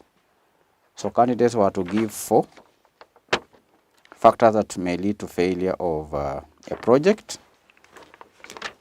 1, 2, 3, 4, 5, 6, 7, any 4 here, 8 marks. That's question number 4, December 2021. We've done question 4. In our next lesson, we are going to do question number 5, which says, with reference to enterprise management, define the following terms. Number 1, innovation. Number 2, invention. Number 3, creativity. B, analyze 4 arguments against management as a profession, 4 marks. C, discuss 4 approaches to ethical decision making, 8 marks. I hope to see you in our next session where we'll answer question number 5. Bye-bye.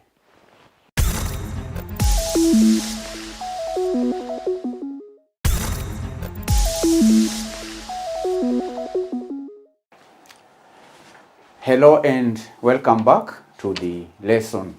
The subject is boardroom dynamics. We've been answering questions from the December 2021 sitting. We've done question 1, 2, 3, 4. Today we are going to do the last question, that is question number 5, which is in 2 parts, A and B.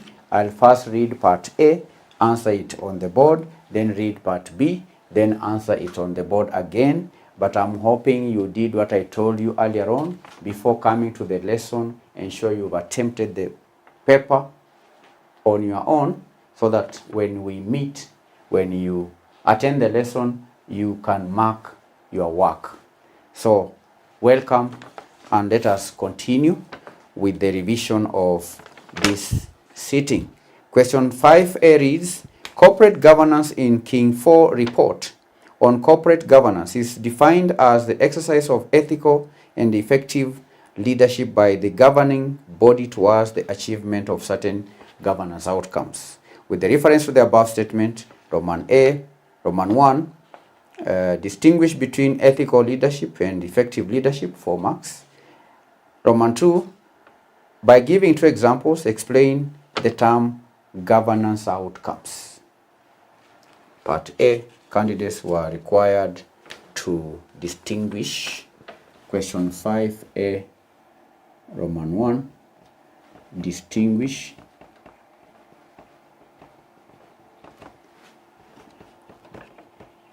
between ethical leadership and effective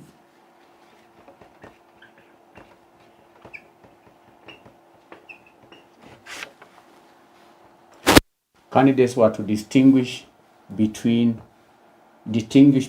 ethical leadership and effective leadership. What is ethical leadership?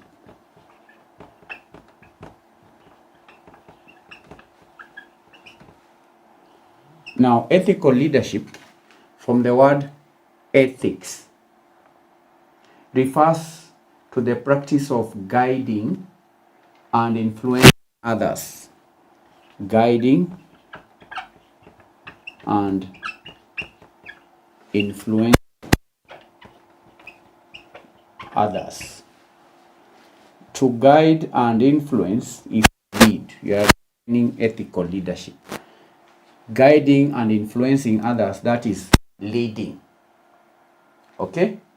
And it is leading in a manner that is morally principled. In a morally principled manner.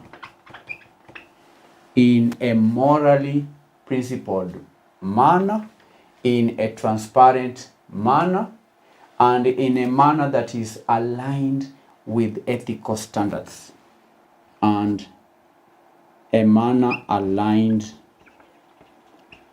with ethical standards. So ethical leadership is the practice of guiding and influencing others. To guide and influence is to lead, leadership. And that guiding and influencing is in a moral principle manner and in a manner that is aligned with ethical standards. That's the meaning of ethical leadership. And ethical leadership prioritizes integrity, prioritizes honesty, prioritizes fairness in decision making and interactions. Do you understand? That's the meaning of ethical leadership. How about effective? Effective leadership. Effective leadership. Now, effective leadership relates to the ability to achieve goals and outcomes in a competent and successful manner. All right? Effective. From the word effective. Effective leadership, I repeat, relates to the ability to do what? To achieve desired goals. It's the ability to achieve desired goals. It is the ability to achieve the desired goals or outcomes in a competent and successful manner.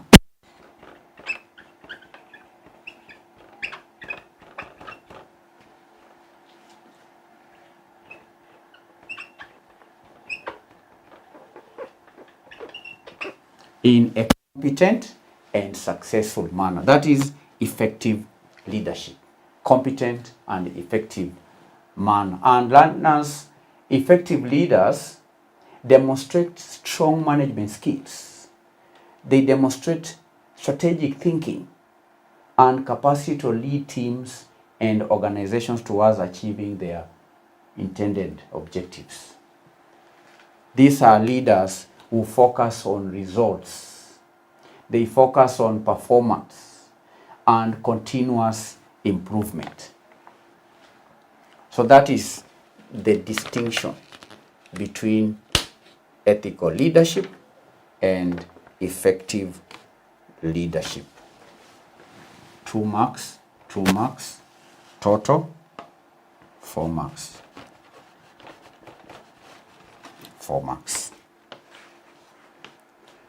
Roman 2, by giving 2 examples, explain the term governance outcomes. By doing what? By giving 2 examples, explain the term governance outcomes. Roman 2. So it's important for candidates to understand the question. Candidates were to explain governance outcomes, and after explaining, give 2 examples. The question says, by giving 2 examples. So we will first of all define governance outcomes, meaning of governance outcomes. What's the meaning of governance outcomes? Now, governance outcomes refers to results. Outcomes are results. It refers to achievements that are expected to be attained through effective corporate governance practices. So governance outcomes are results or achievements that are expected to be achieved from governance practices. This is the meaning of governance outcomes. They are results or achievements that are expected to be achieved from governance practices. Governance outcomes. So this is a simple question to a student who is well versed with English language. Just defining terms, definition. These are 2 terms, governance outcomes. What are outcomes? Outcomes are results, are achievements, are the ends, okay, that are expected to do what? To be achieved from governance practices. And these are governance practices within an organization. And candidates, these outcomes represent the tangible and intangible benefits that arise from the exercise of good governance practices or principles or policies or mechanisms. Do you understand? And these outcomes encompass a wide range of areas. And these are the areas candidates were to give in terms of the examples. The question says, by giving examples. Examples. What are the examples of governance outcomes? By giving examples. There are a wide range of areas. They cover a wide range of areas and objectives. And one outcome is ethical. Ethical conduct is one example. This is one of the governance outcomes that fosters ethical conduct throughout the organization, and it involves promoting culture of integrity, transparency, accountability that leads to trust and confidence from stakeholders. Ethical conduct. The second example, strategic alignment. Strategic alignment. Now, effective governance ensures that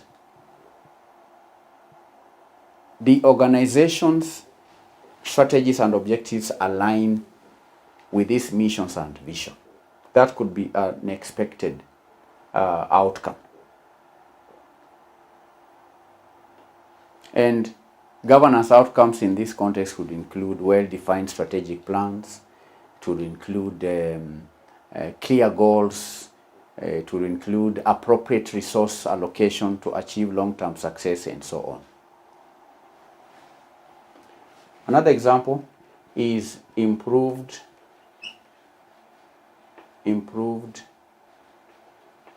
board diversity. Improved board diversity. Improved board diversity. This is a governance outcome. Increasing board diversity is a governance outcome that aims to enhance the composition of the board by including individuals with varied backgrounds, experiences, and perspectives. So there are many governance outcomes. You can name risk management, etc. So candidates were to give examples after defining governance outcomes. Any two here will earn 2 marks, definition 1 mark, total 3 marks. The total is 3 marks. We've answered part A. Let us move on to answer part B.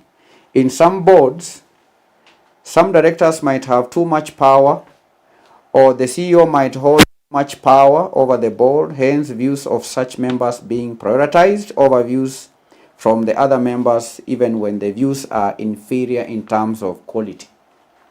With reference to the above statement, examine 4 signs of a board with authority bias problem.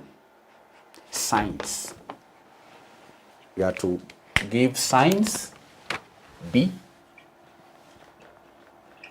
Signs of a board with authority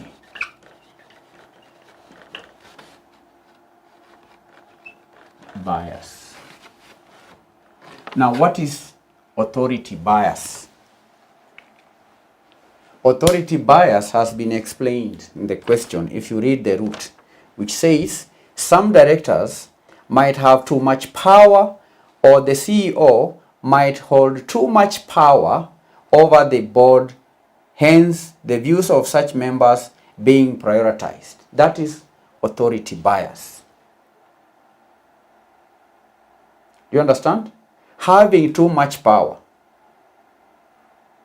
and the views of the ones who have too much power being prioritized over the views of other members, even when their views are inferior in terms of quality. Then when that happens, then we say there is an authority bias.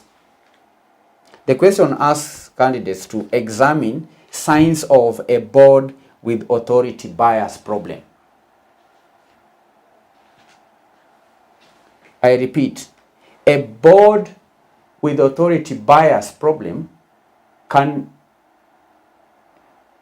is one where the leader, it could be the leader or any other member who has authority over the other members, where his or her views pass even when the views are inferior in terms of quality. And candidates, a board with authority bias problem can exhibit several signs, because that's the question, that indicate certain directors or the CEO hold what we call disappropriate power, holds disappropriate influence, leading to the prioritization of their views over others, even when those views may be inferior in quality, or when such views are not in the best interest of the organization. So what are the signs? Candidates were to give 4 signs. How do you tell that a board has this problem, authority bias problem? One is where there is limited debate. Limited debate and dissent. Where there is limited debate and dissent. In a board that has authority bias, open debate and dissent may be suppressed or discouraged. And some directors may hesitate to voice their opinions, fearing repercussions or marginalization, while others might dominate discussions, leading to a lack of diverse perspectives and critical analysis of decisions. So when you have a board where people or members are not allowed or don't feel free to give their opinion, or where dissent is not encouraged, then that board could be suffering from an authority bias problem. Rubber stamping decisions, number 2.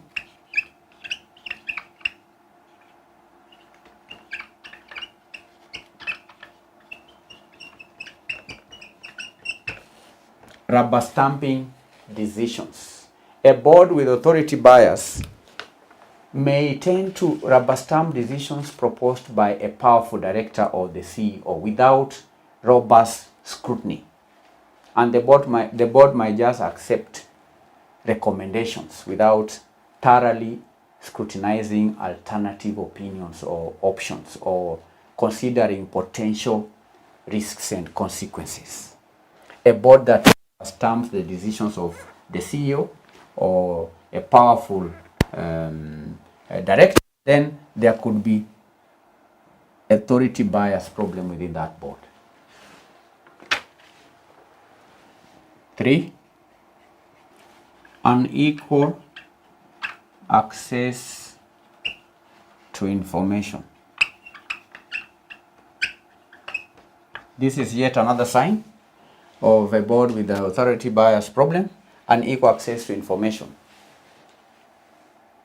Board members with more authority, the board members with more authority or close ties to the CEO may have privileged access to information, while others may receive limited or filtered information. So in such a case, that we could have what we call information asymmetry, all right, which can lead to an even playing field in decision making, with some directors lacking the necessary data to make informed decisions. So if you have a board where some members have access to information, while others do not have access to similar information, then such a board could be suffering from authority bias problem. Then number 4, the 5th sign is weak oversight of management.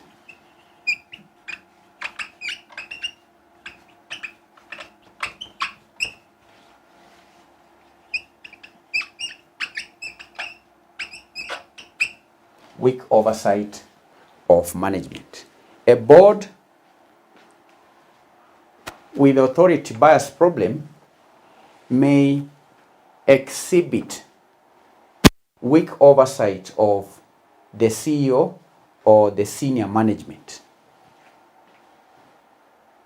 And candidates, a critical decisions, or let me say, critical actions taken by management might not receive thorough review and scrutiny, thereby allowing individuals to operate with minimal accountability.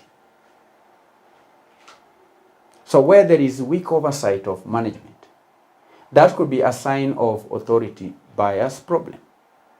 That is, the reason could be that maybe the CEO wields too much power over the board, particularly in a one-tier board structure, where you may have the CEO being the the chairman of the board at the same time. And in such case, the board may not have strong oversight over the CEO and the management. So that could signal an authority bias problem at the board level. So these are signs of a board with authority bias problem. And candidates, it's important to address this problem. Why? Because addressing authority bias is essential to ensure balanced decision making and effective governance. And maybe in another setting you may be required to suggest mitigation measures against authority bias problem. That's a question that you should be able to answer. In the event you are to be faced with such a question on how to solve or how to mitigate, how to solve such a problem, what could be your answers to mitigate this problem? What measures should the board implement? That's the question. I'll give you 3 points there. Number 1, the board can mitigate against this problem by promoting an inclusive board culture where there is open and inclusive boardroom culture where all directors are encouraged to express their opinions and contribute to discussions without fear of reprisal. And that's just the opposite of having limited debate and limited dissent. Another example, another way could be allowing dissent. Okay,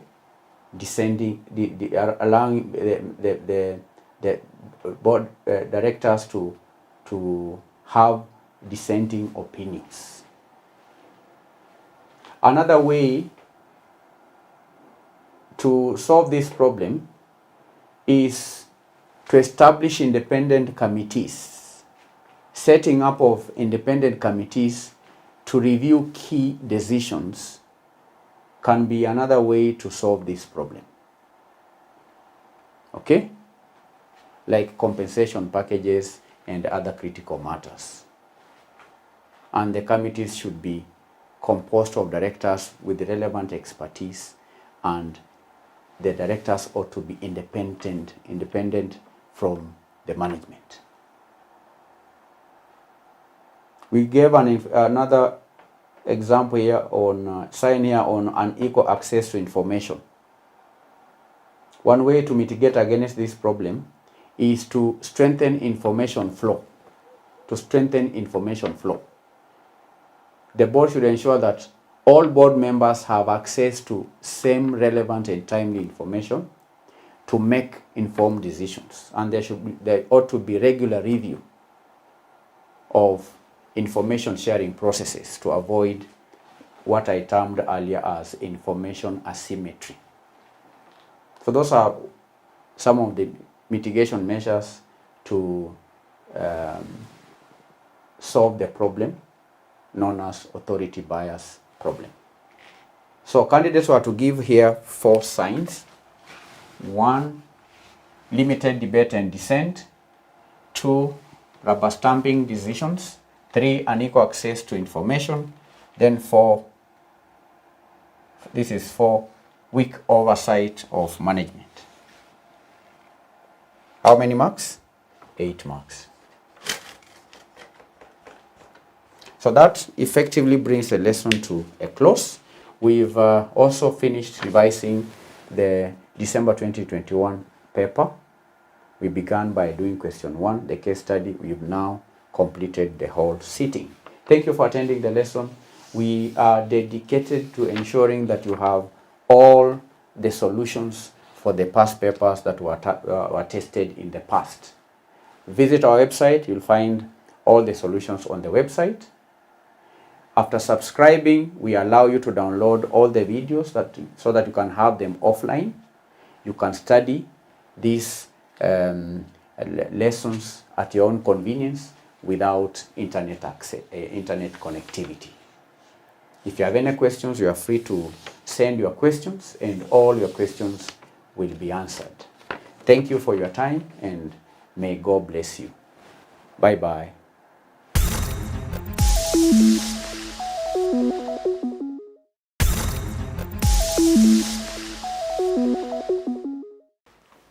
Greetings, candidates, and welcome to the lesson. The subject is Advanced Auditing and Assurance. Today, I'm going to answer question number 2, April 2022. Question 2A reads, during the last year's audit of Miller General Stores, a large retail chain of shops, you observe that commissions amount to about 25% of total sales, which is higher than in previous years.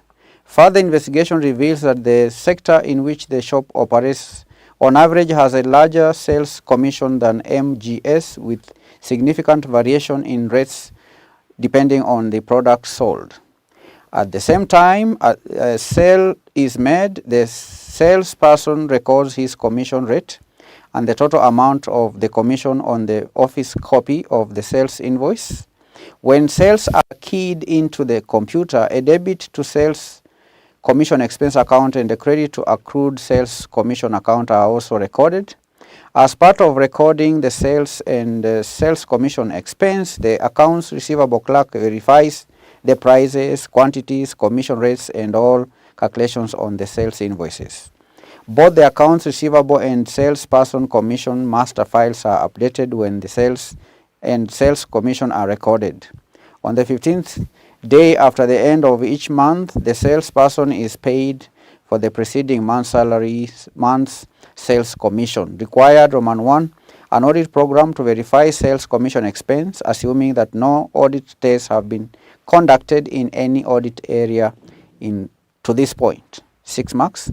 Roman 2, an audit program to verify accrued sales commission at the end of the year, assuming that the tests you designed in A1 above resulted in no significant misstatements. 6 marks. Question 2A, Roman 1. Audit program to verify sales commission expense. Audit program to verify sales commission expense. We have read, and I want you to go through the question one more time to understand the system of recording the sales commission expense.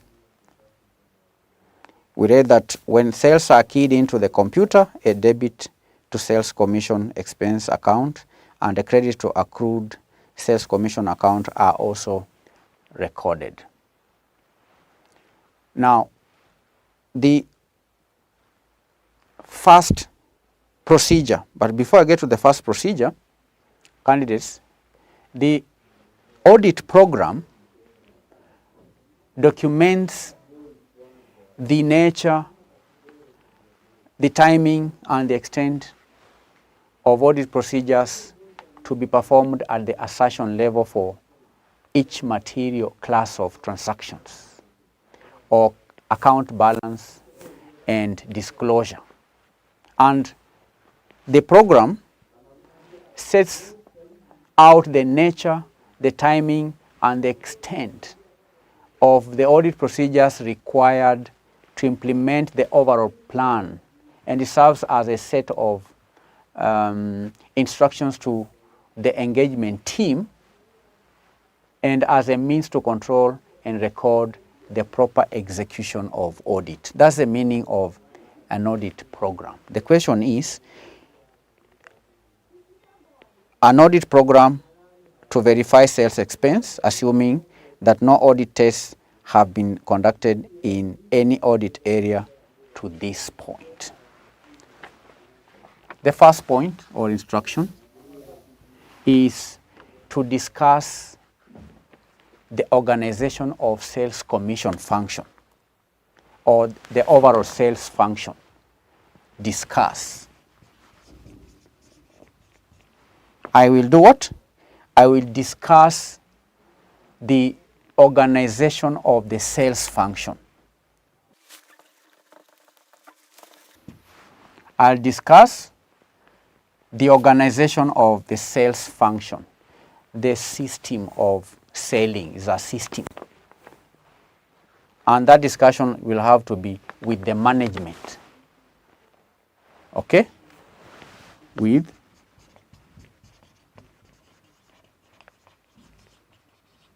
the management. And why should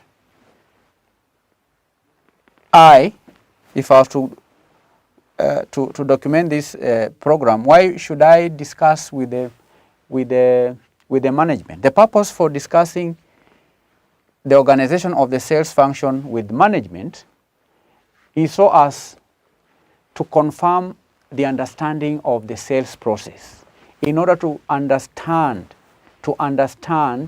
the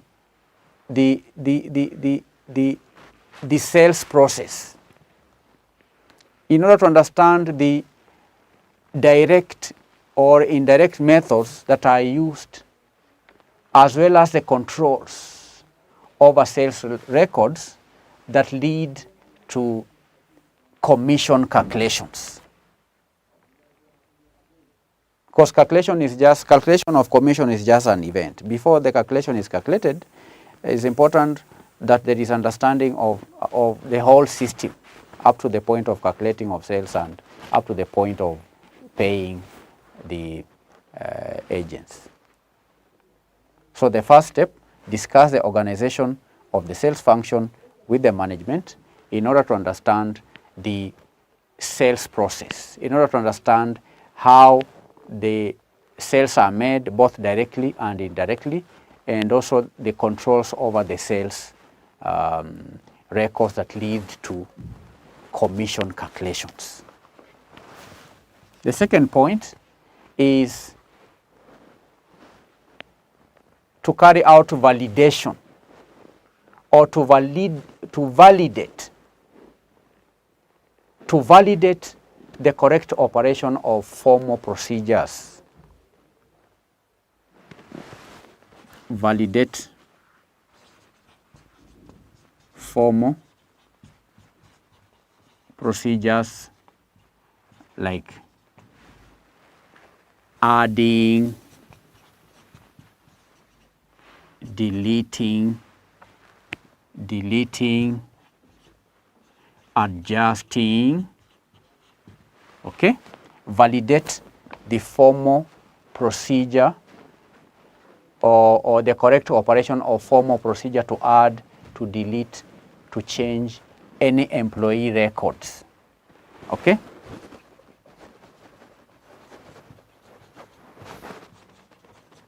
Any employee records, including approval for commission plans and so on.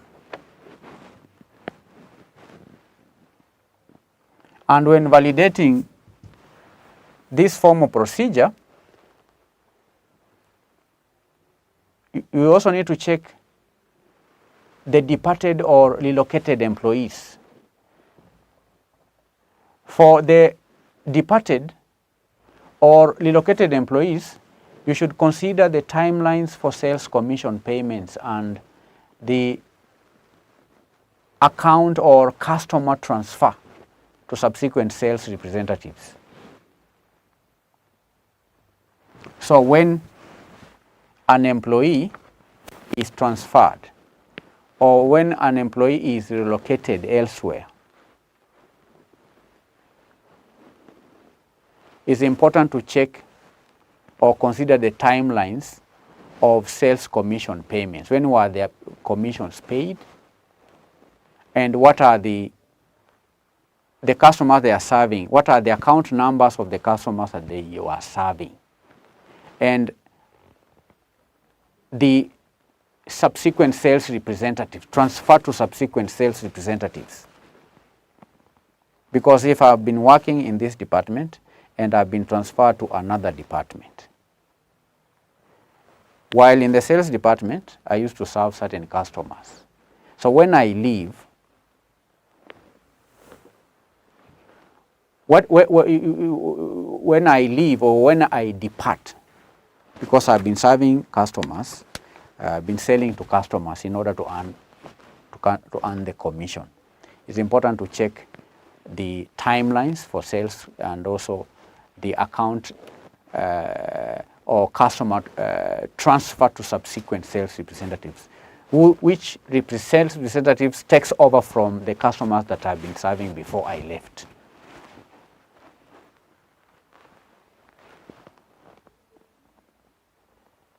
All right? Do you understand? Then point number 3 is in relation to the taxes on the commissions. You can check a sample of commission payments, check sample of commission payments, check a sample of commission payments for payroll taxes, for payroll. Check a sample of commission payments for payroll taxes, for deductions, and any other required adjustments. Okay, and then be sure commission payments with other payroll processing. There could also be deductions and so on. Number 4, review process for developing sales quotations.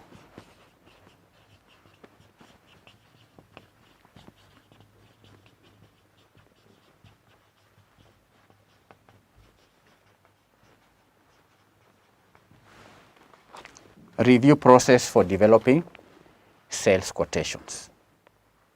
Now, candidates, if you understand the sales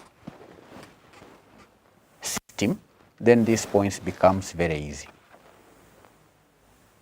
because there are times when quotations are received before the orders are processed and payments received from the customers when we are told the commissions.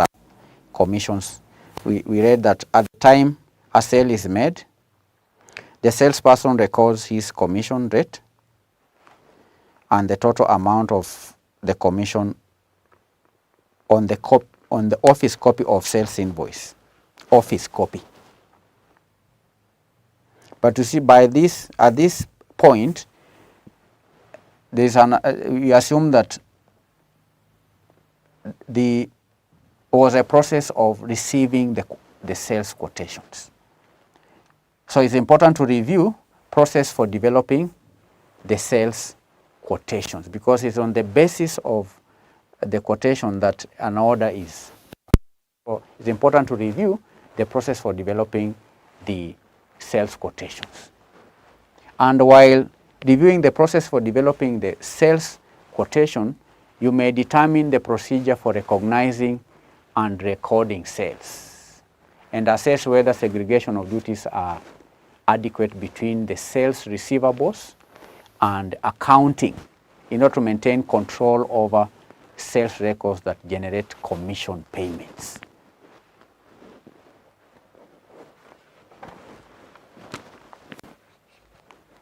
Assess whether segregation of duties, assess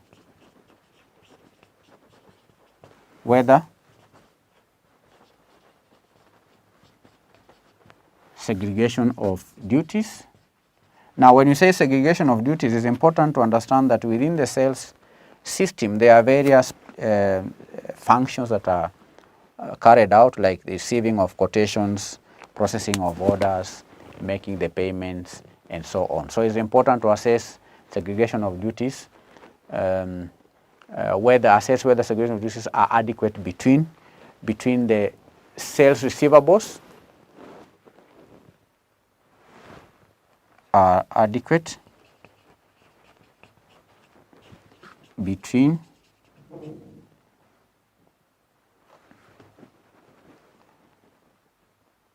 trade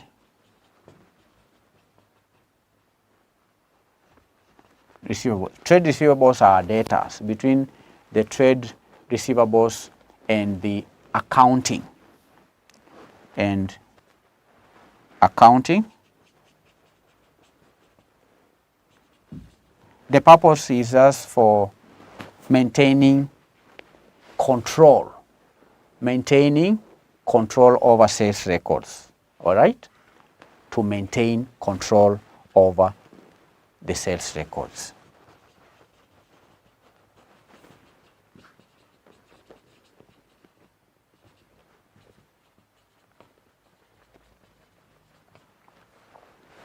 Those who are maintaining the records should not be the ones processing the records.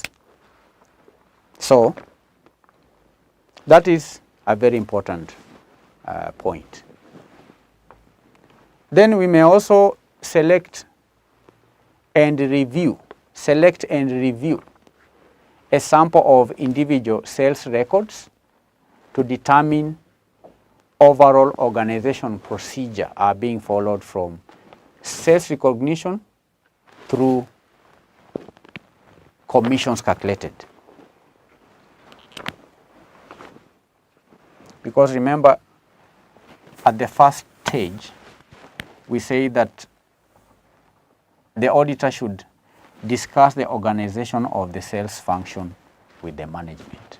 The organization, how are sales made generally, from quotations to processing of orders to deliveries to the receiving of invoices to writing of the checks and so on. So when auditing, you may now select and review a sample of individual sales records. Select and review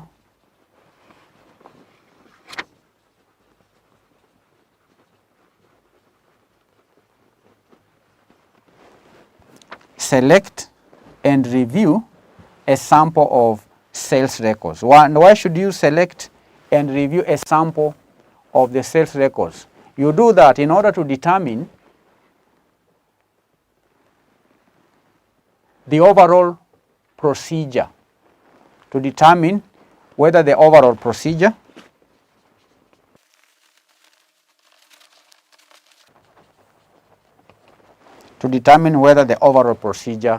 is followed from the sales recognition through to calculation of commissions.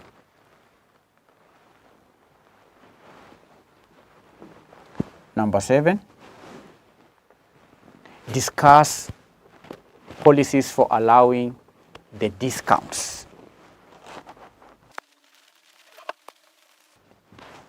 Discuss policies for allowing for discounts or allowances, and also assess whether controls are operating effectively, so that you may also ensure transactions are compliant with policies and approvals, because sometimes discounts have to be approved. So you need to check and discuss policies for allowing for discounts. Discuss policies for allowing for discounts, for allowances, and assess whether policies or controls are being followed or are operating effectively. Evaluate the use of credit vouchers in the sales process. And why is it important to evaluate the use of credit vouchers in the sales process? That is important so that to determine adequate controls. To determine adequate controls like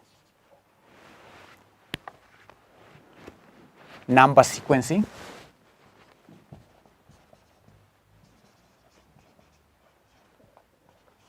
like number sequencing or sequence numbering, like approvals, like duplicates and so on. Number 9. Number 9, consider the application of securities for sales. Consider the application security for sales, commissions, and product pricing data to determine appropriateness of the sales commission and so on. You can do that by checking segregation of duties, levels of authorization, commission calculations. You can also check supervisions, approvals, and so on. Then there are many points, candidates. You are expected to give 4, but you see I'm at the 8th point, so I'll stop at that. There are many points like reviewing, pricing. All right, there is, when you are reviewing pricing, you are looking at the expenses related to traveling, process and reimbursing. All right. You can also check the policies for handling gifts to customers and so on. Part of the answer here could also be conducting a detailed analysis of sales. And when conducting detailed analysis of sales, you may compare sales by product. You may also compare product profitability and commissions paid out of sales personnel. You may determine if sales targets are accurately established for each product and whether actual sales are tracked against the targets. You may also assess whether proper sales commissions, calculations or multipliers and formulas are used properly, because here calculations are paid. We read that at the same time the salesperson records his commission rate and the total amount of the commission on the office copy of the sale. So it's important to check if the calculations are done accurately. You can also determine whether controls are in place to ensure commissions and other compensation is accurate and consistent with the contracts. So there are many points that you can give when answering a question related to sales. All right, because here the examiner tested on audit program to verify sale commission expense. Sale commission expense. During the year, we say this. We read that this is a large retail chain shop. It's a large. The MGS is a large retail chain of shops,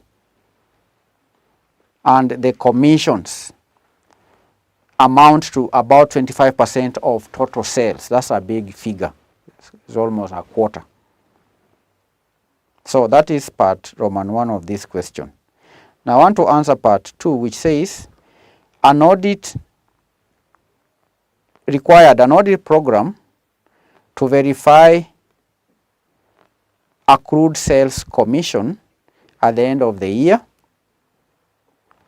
assuming that the test you designed in one above resulted in no significant misstatements. So an audit program to verify accrued sales commission.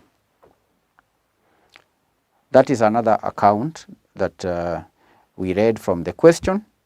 We read that at the same time the salesperson records his commission rate at the total amount. Then when sales are keyed into the computer, a debit to sales commission expense and a credit to accrued sales commission account. There are two accounts, the sales commission expense and the accrued sales commission account. They are also recorded.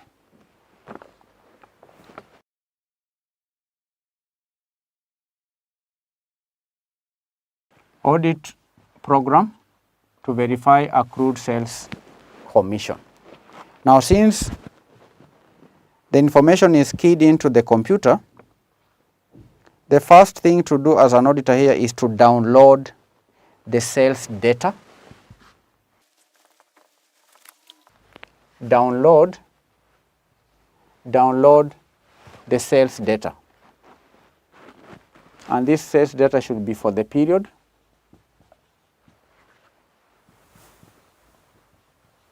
And why should you download sales data for the period? To ensure information is reconciled to the general ledger. To ensure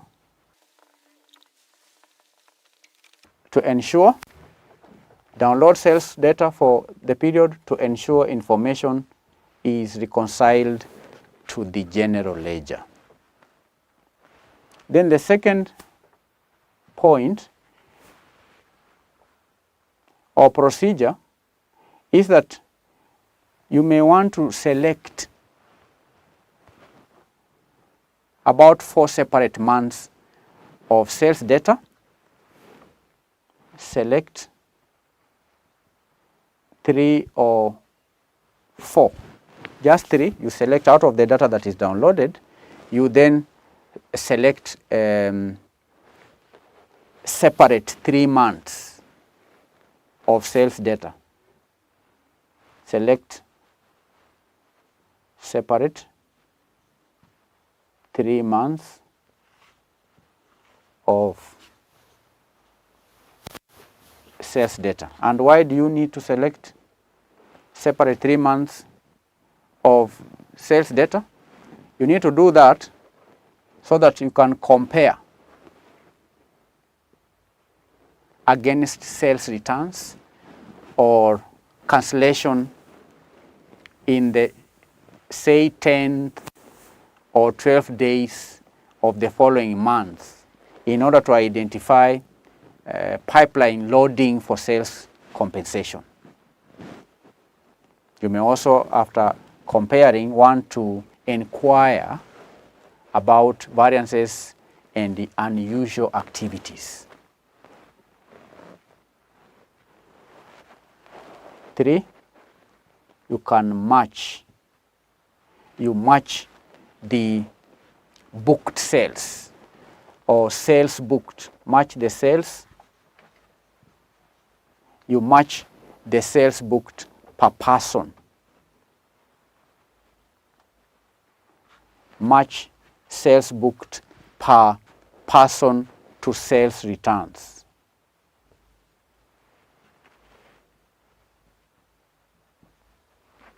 Because you downloaded all the sales data, you can now match the sales booked per person to sales returns. Then you can look for variances of high incidence rates.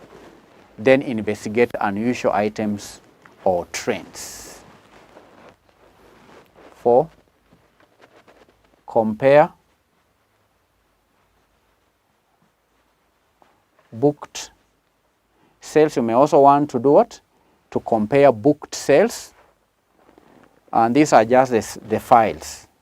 Within the downloaded data, you compare the booked sales file or files versus product pricing files versus product filing files. Compare booked sales file versus the product filing files. And why do you compare the two? You compare the two in order to assess compliance with approved price schedules. All right? In order to assess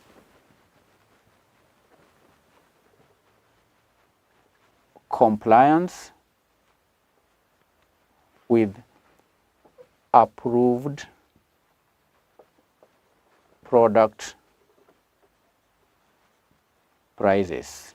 In order to assess compliance with the approved price schedules or product prices, then you can inquire about variances and evaluate approval of exception items. All right? Then 5, you have to give how many points here? You have to give 6. Number 5, you may review customer sale discounts. review customer sale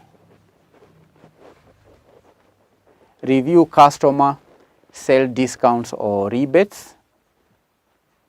Review customer sale discounts or rebates. You can also review the special pricing from sales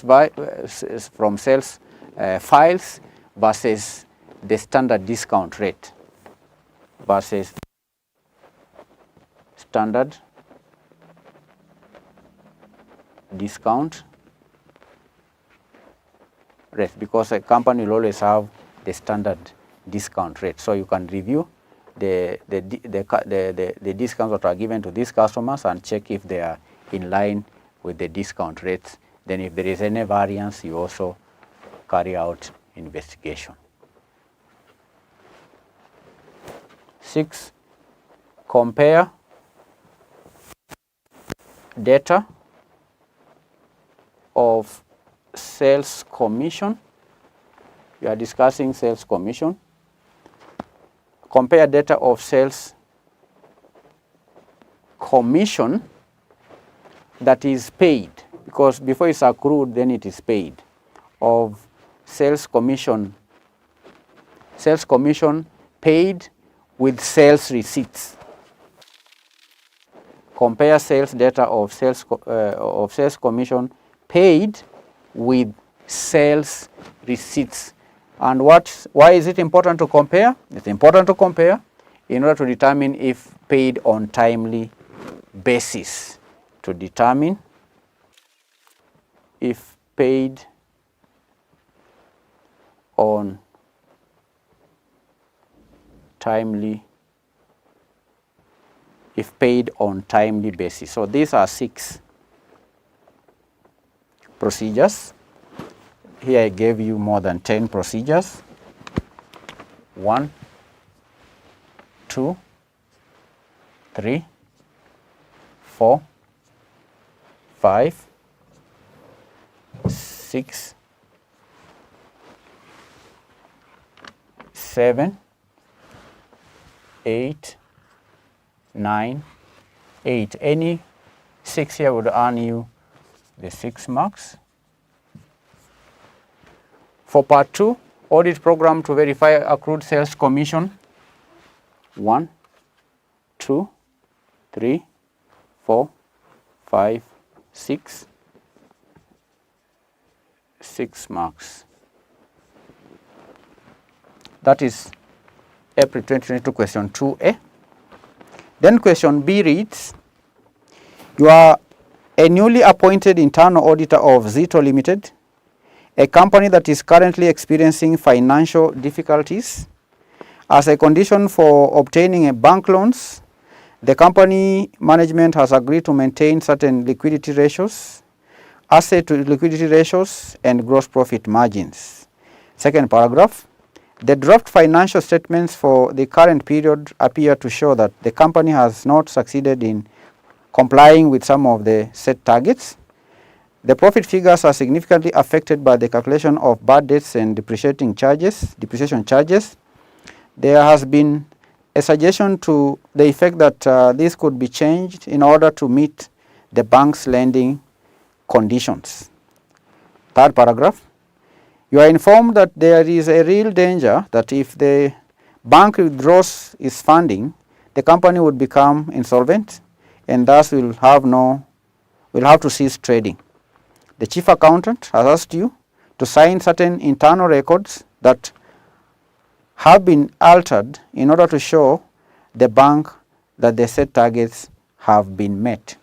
Required, analyze the above scenario and explain the courses of action that you would take. 8 marks. Now this is a question testing on the question on integrity. And this question I will give you an opportunity to attempt first before I can do it. Please go and answer question 2A. Then you can take a picture of your answers, send your answers on the WhatsApp number that is appearing on your screen. Then later on, after I've seen what you've done, I will be able to answer the question. Please attempt this question. It's a very important question that I would not want to impose my reason or my analysis on you. I want you to have a chance to attempt it first, then I'll give you my opinion as far as the question on integrity is concerned. I hope to meet you in our next session when we will answer question number 3. As I promised, we'll do all the questions that was tested in April 2022. Bye-bye.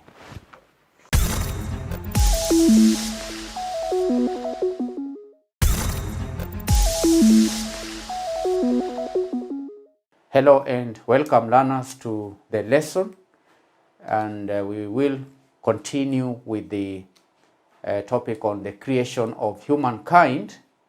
So far we have studied 2 biblical creation accounts, the first creation account and the second biblical creation account. Today we're going to compare the 2 accounts, and in comparing the 2 accounts we are going to bring out the similarities between both accounts. Both accounts are similar in certain ways. So by the end of this lesson, you should be able to explain the ways in which the 2 biblical creation accounts are similar. And the first way is that in the 2 accounts, number 1, in the 2 accounts, God is believed to have existed before creation. God is believed to have existed before creation. And this we read in Genesis 1. Genesis 1, candidates. Genesis 1, we read that in the beginning, Genesis 1:1, in the beginning, God created the heaven and the earth. In the beginning, God created the heaven and the earth. So if he created the heaven and earth in the beginning, that means he preceded the heaven and the earth. He existed before the heavens and the earth, because if he created the heaven and the earth, that means he was there before the heaven and the earth. That is what we read in the first biblical account. And in the second biblical account, we read that in the day that the Lord God made the heaven and the heavens, the earth and the heavens, in the day that the Lord God made the earth and the heavens.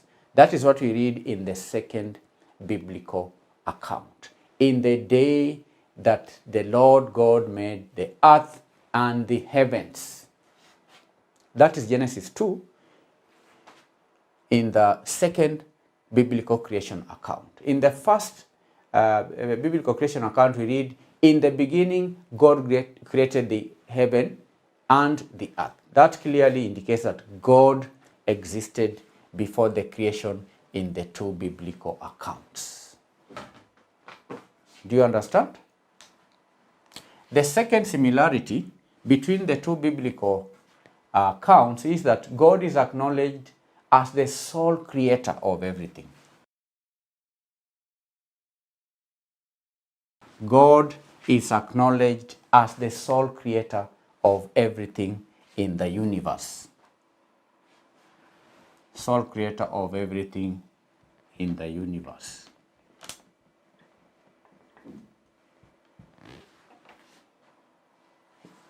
Sole creator. Nowhere in the 2 accounts is it indicated that he created the universe with Philip. My name is Philip. No, I did not take part in the creation of the things in the universe. And I don't think you are also part of the creation of the universe. You, in fact, didn't exist then.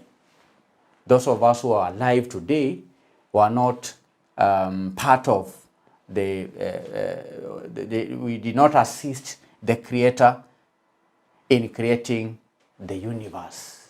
He is the sole, the only. Sole means only. He's the sole creator of everything in the universe. We've been reading the two biblical accounts, and it's only God who created the heaven. He was alone when he created the earth. He was alone when he created the sun, the moon, vegetation, the creatures, the birds, the creeping things. He created everything in the universe solely.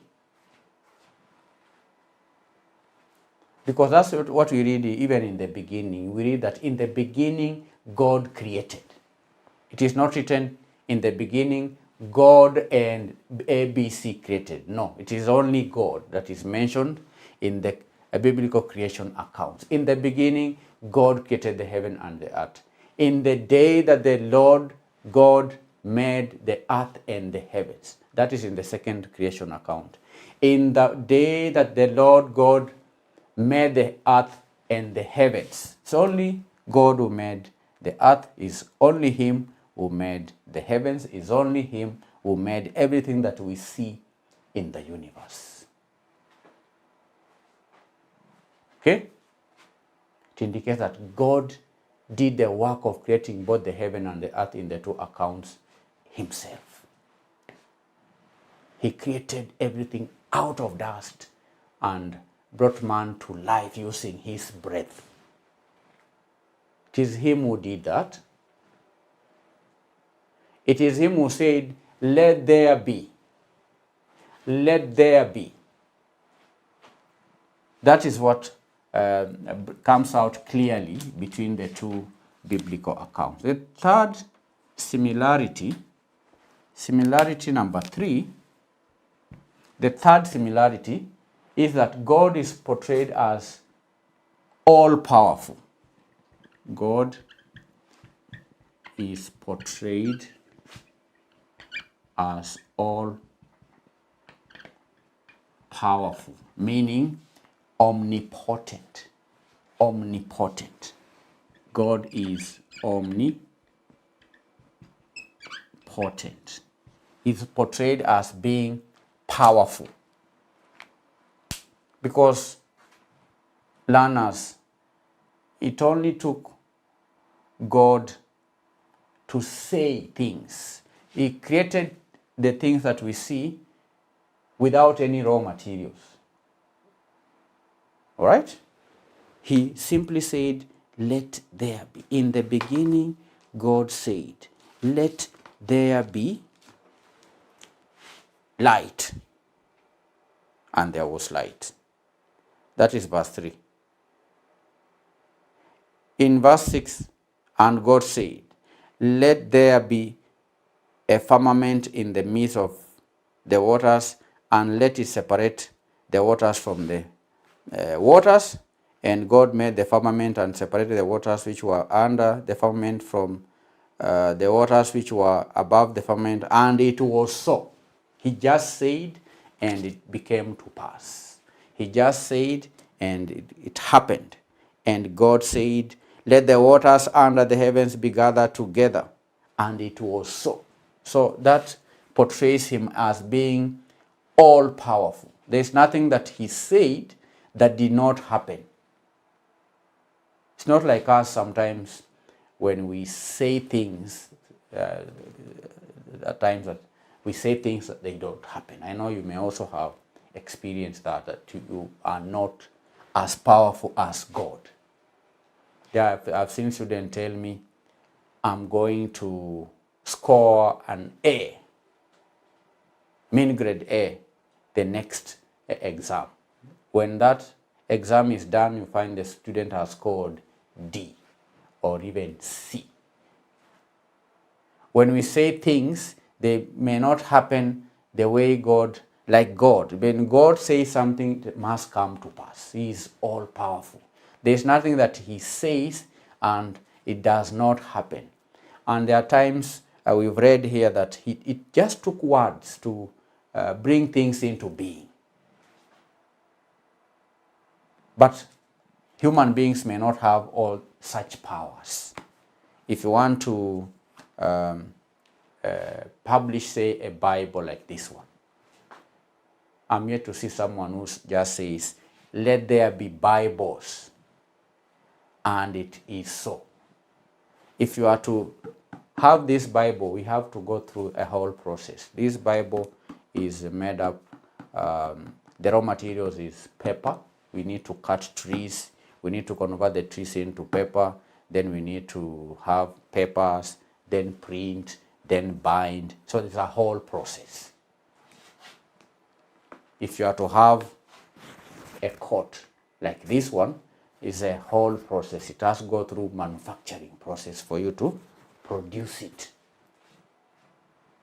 God does not need to go through all those processes. No. God just said, let there be light, and there was light. So in the two biblical creation accounts, God is portrayed as being all-powerful. All-powerful means omnipotent. He created a simple utterance, let there be. He created everything out of dust and brought man to life using his breath. He created man out of dust. All powerful. And if you read the Bible, you can see we experience God's power through the stories we read in the Bible. He is very powerful. Now, the fourth similarity between the two biblical creation accounts is that God created both living and non-living things. God created both living things and the non-living things, including human beings. God created animals, God created plants, God created the sky, God created the sea, God created everything, both living and non-living. That's what we see from the biblical creation accounts. He created plants, he created human beings, he created animals, he created the skies, he created the seas, both living and non-living things. Number 5 similarity is that God sustains his creation by providing them with food.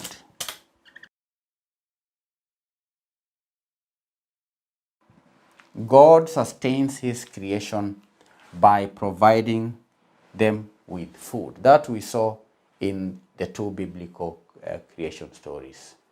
God provided food for human beings in the Garden of Eden.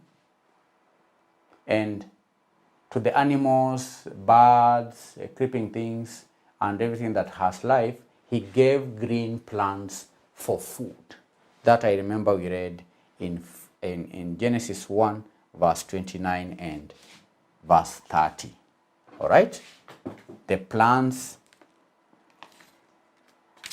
Genesis 1, verse 29, I read, and God said, behold, I have given you every plant yielding seed which is upon the face of the earth, and every tree with seed in its fruit.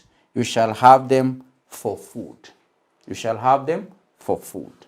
And to every beast of the earth, and to every bird of the air, and to everything that creeps on the earth, everything that has the breath of life, I have given every green plant for food.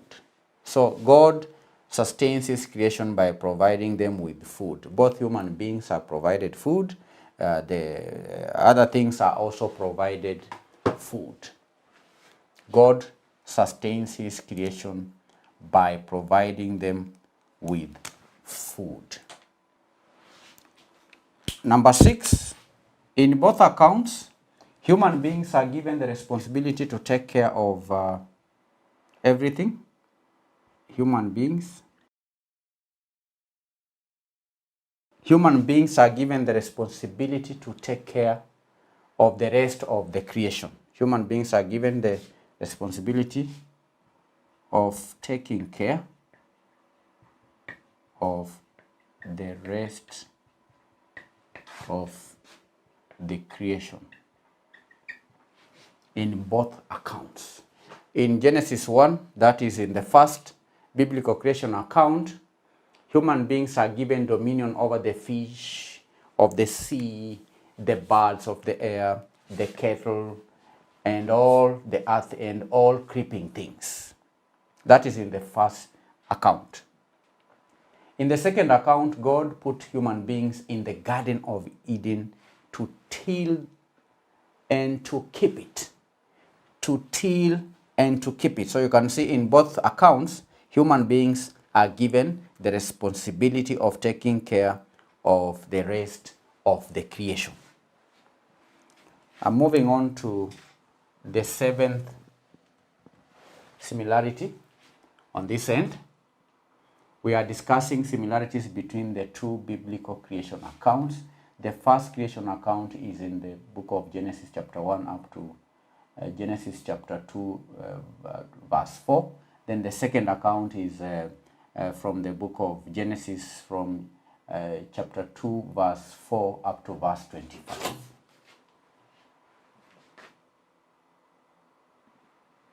So what is the 7th similarity?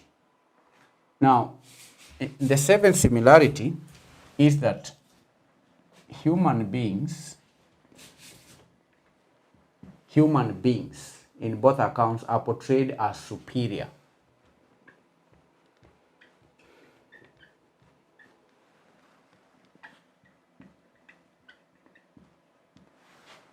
Human beings in both accounts are portrayed as superior beings. They are superior beings. They are superior beings, okay, in both accounts. They are superior and with a higher dignity compared to the rest of the creation.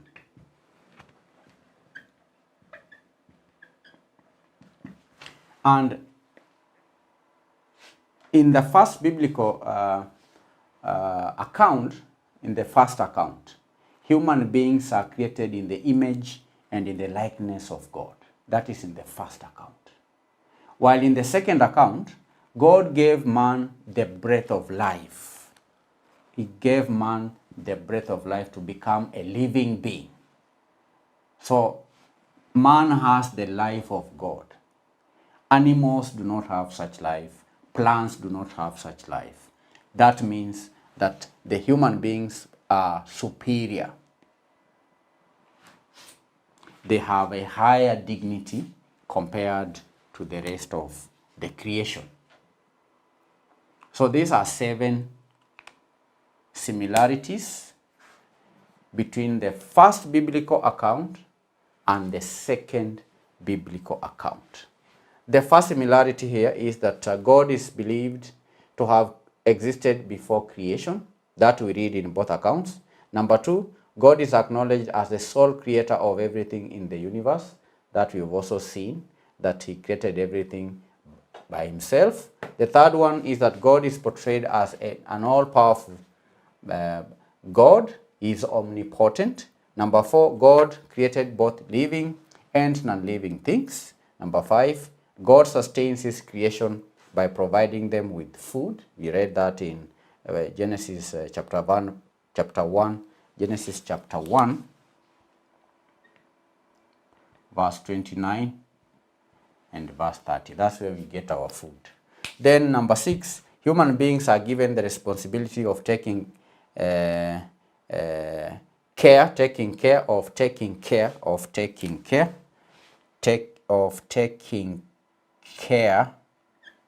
of the rest of the creation.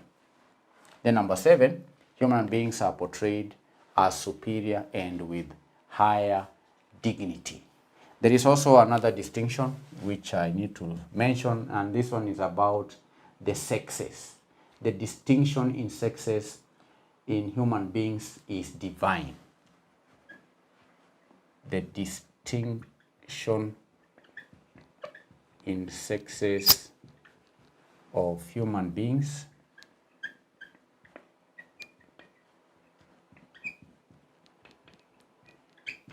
is divine. The distinction in sexes of human beings is design. That means that the state of being male or the state of being female originated from God and is therefore sacred. So these are similarities. Make sure you go through the lesson and then attempt this assignment. Go through the lesson one more time, then try and see if you can highlight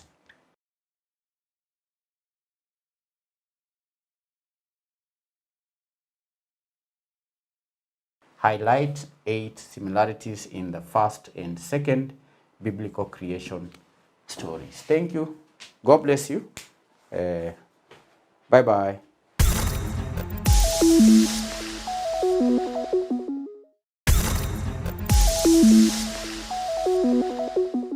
Hello, Lana. Welcome once again to Manifested E-Classes. We are going to continue with our topic on physics, where we are solving, getting solutions to questions on our topic, Measurement 1. So in the previous lesson, I'd given an assignment of 3 questions, which we are going to look at, and at the end of it all, we shall get other questions for another assignment. So we shall go through question by question. Go through the question, get the solution, go through the other question, get the solution. So without much of ado, we go to question 1. Question 1, it is measurement. Question 1, in a school milk program, 24 liters of milk is distributed to students in packets of 500 cubic centimeters. So how many students missed milk in a class of 50 students? So straight we shall go to the solutions. Solution.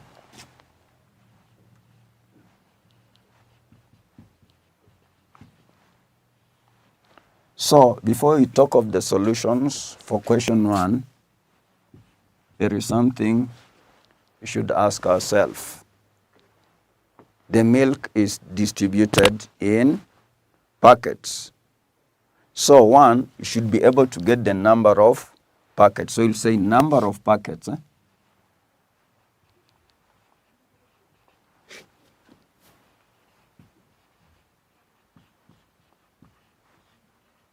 The number of packets will be equal to quantity of milk.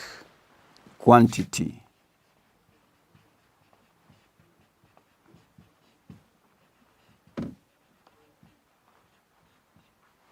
Divided by the capacity of each packet. Capacity. Quantity, or you can say quantity of each packet.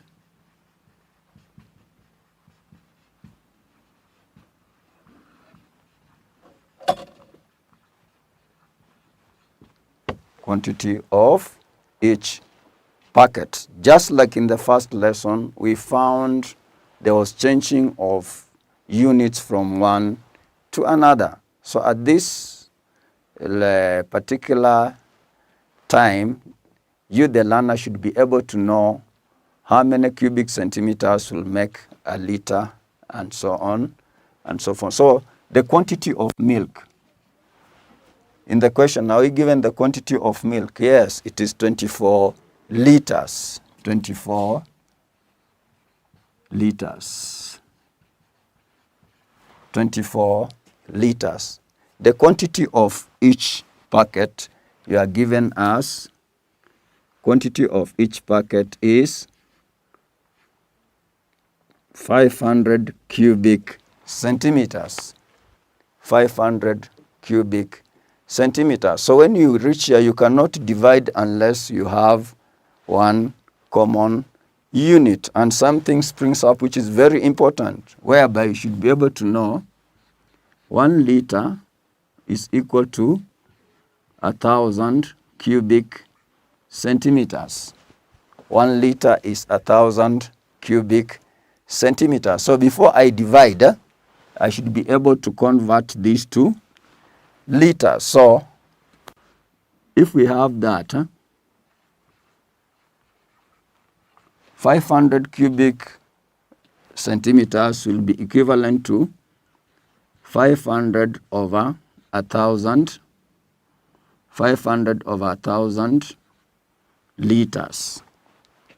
5,000 over 1,000 liters. This will work to 0.5 liters. So you realize 500 cubic centimeters is equivalent to 0.5 liters. So this is very important. It should stick. The learner should have come through this either in other previous lessons, either in mathematics somewhere. So you should have learned this. So we go back to here. Number of packets.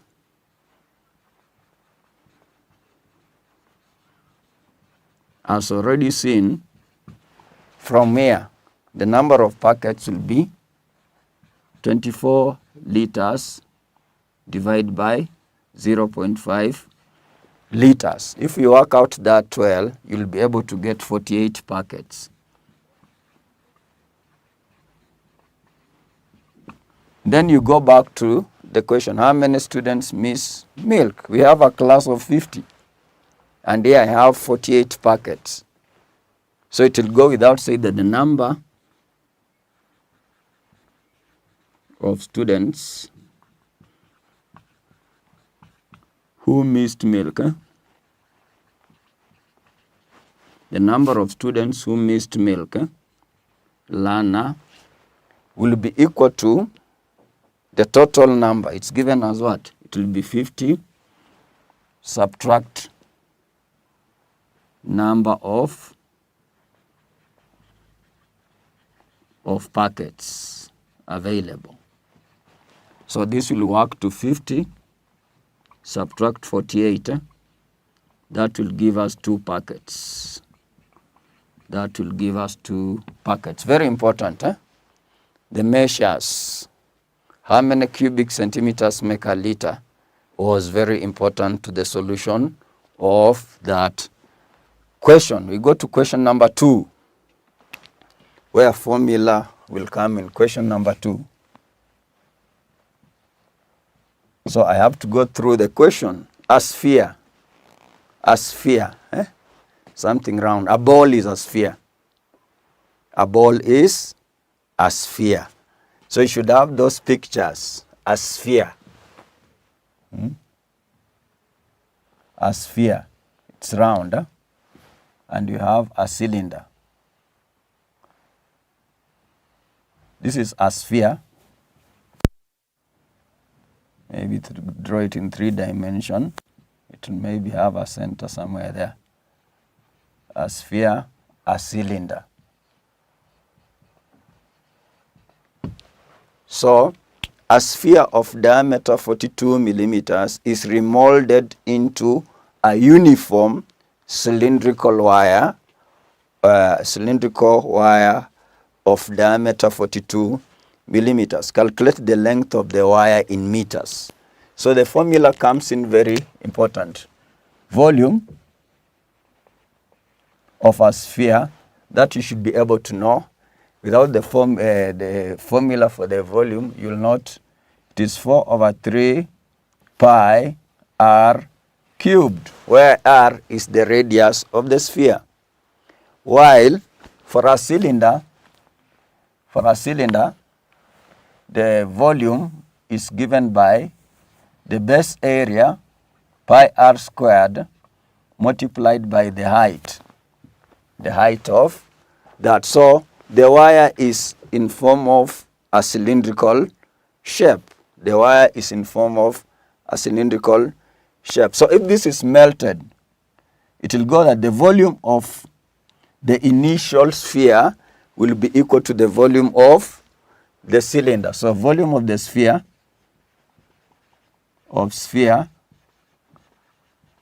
will be equal to the volume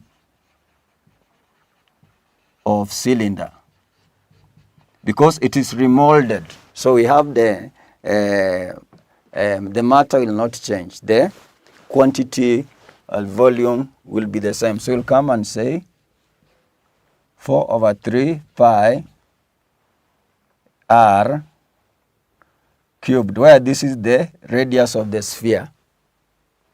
Take care. So this will be the radius of the sphere, will give you pi r squared height. So in the question they're asking you for the length of the wire. This will be same as the length, or it is the same as the height. It is the same as the height. So you just substitute. The diameter of the sphere is 42. So its radius will be 21. So we'll say 4 over 3, pi is 22 over 7. Radius is 21 millimeters. 21 millimeters times 21 millimeters times 21 millimeters will be equal to 22 over 7. The radius, you go back here, of diameter 42, which means the radius is still 21. 21 millimeters times 21 millimeters times the height you are looking for. So you'll find some of the quantities here will cancel. So this 22 over 7 cancels with that. That 21, 21, 21, 21. You find that, isn't it? So you'll come and find 4 over 3 times 21 millimeters. 4 over 3 times 21 millimeters will give you what? 4 over 3 times 21 millimeters will give you the height you are looking for. 3 goes there, 1, 3 goes there, 7. So the height is 28 millimeters. So they want you to get that in meters. So conversion, very important, very important. How many millimeters make a meter? So 1 meter is 1,000 millimeters. So it will go without say that the height in meters will be 28 millimeters over 1,000 millimeters. 28 millimeters over 1,000 millimeters. So this will give you 0.028 meters. That will be the solution to that. If you look there very well, conversion, measures. That was a question on volume.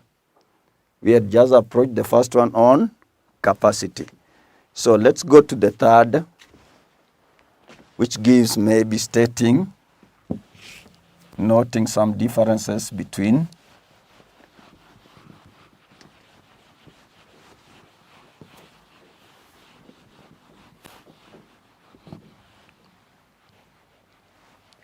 so question 3. State 3 differences between mass and weight. Mass and weight. Question 3. Mass, weight. So for many, we know mass is measured in kilograms.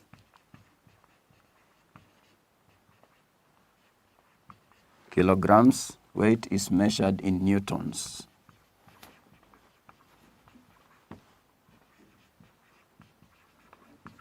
For the second difference, it's very important. It's very important because when I jump up, I always come back to the earth because of something known as gravity. But when you go to other places, like on the moon, that gravity changes. So it will mean the weight, my weight on the moon will change. So here we say mass is constant. Mass is constant, but weight changes.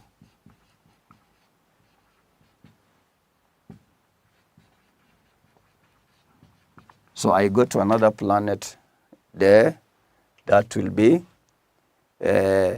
different. Another difference here is you'll find for mass, it only has magnitude, but for weight, it will have magnitude and direction.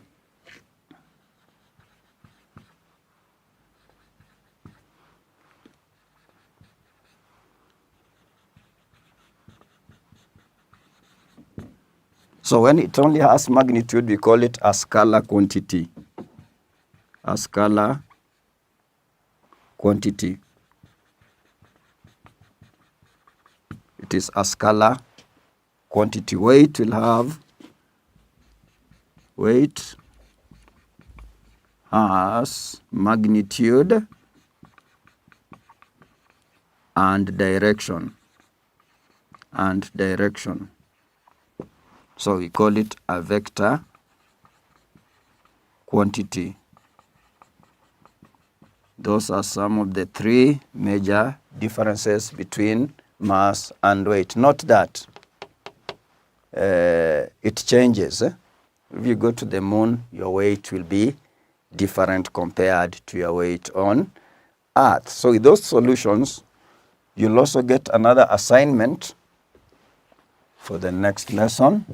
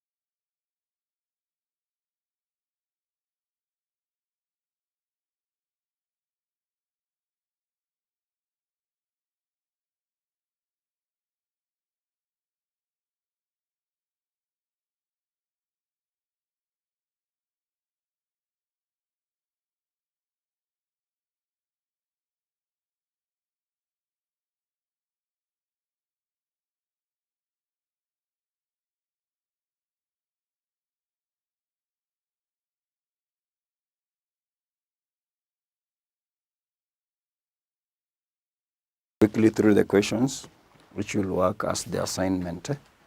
We have one. In an experiment session, the burette reading is 18.1 cubic centimeters. After the teacher's demonstration, each student was supposed to release 10 drops to the burette, each of 0.3 cubic centimeters. What is the reading of the burette after the third student? Question 2. The table below shows densities of common substances in the laboratory. There is aluminium, 2,700 kilograms per meter cubed, gold, 19,300, copper, 8,930. A substance of mass 7.144 kilograms was found to have a volume of 800 cubic centimeters. Use the information to determine the substance. Question 3. The following data was recorded in an experiment to determine the density of a liquid. Mass of the empty bottle, 30 grams. Mass of the empty bottle filled with water, 55. Mass of the bottle filled with liquid X, 370 grams. Use that information to calculate A, density of water, and B, density of liquid X. So thank you for the audience, and let's meet in the next lessons with you have as we work the solutions for those questions. Have a nice time and enjoy the working the assignment. Thank you very much and bye.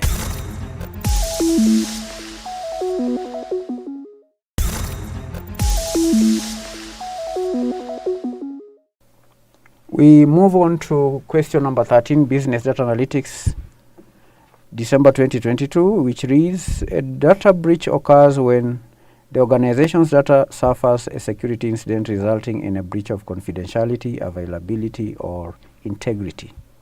According to the applicable data protection law, in the case of a data breach, the organization should A, notify the supervisory authority within 48 hours of the incident whether or not it poses a risk to the organization and affected individuals. B, notify the supervisory authority within 48 hours of the incident only if it poses a risk to the organization and affected individuals. C, notify the supervisory authority within 72 hours of the incident whether or not it poses a risk to the organization and affected individuals. D, notify the supervisory authority within 72 hours of the incident only if it poses a risk to the organization and individuals. Now, candidates, in my view, this question is a bit ambiguous. The question is testing a candidate's knowledge on data breach.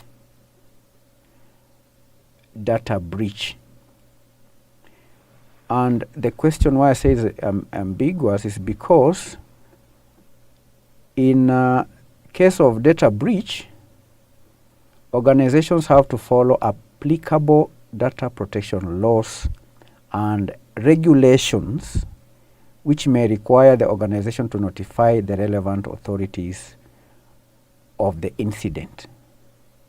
And the specific requirements for notification may vary depending on the jurisdiction and the nature of the breach. This question is not specific, is not giving the candidate the jurisdiction. We have data protection in different countries, different nationalities, different regions. The question is ambiguous because it's not easy to tell whether the examiner is testing the candidate's knowledge on data protection law in Kenya or elsewhere. Because a country may have 48 hours, another one 72 hours of notifying the supervisory authority, another one may have 50 hours, so it depends with the jurisdiction.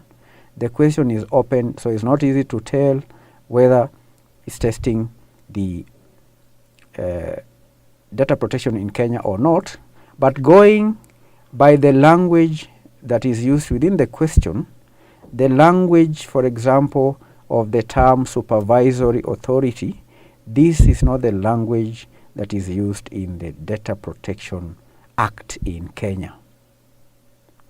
The term supervisory authority is used in the General Data Protection Regulation, which is a data protection law that applies in the European Union and the European Economic Area. And according to the General Data Protection Regulation, that is the GDPR,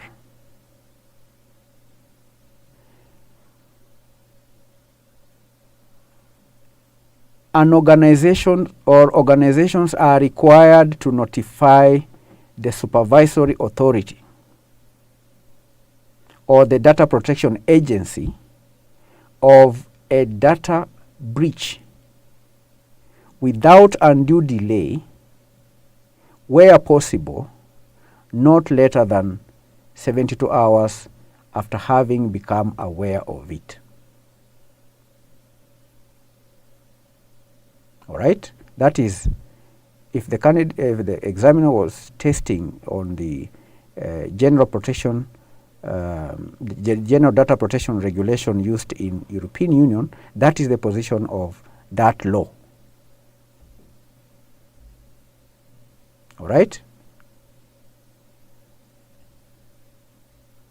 But in case of the Data Protection Act in Kenya on the notification and communication of breach,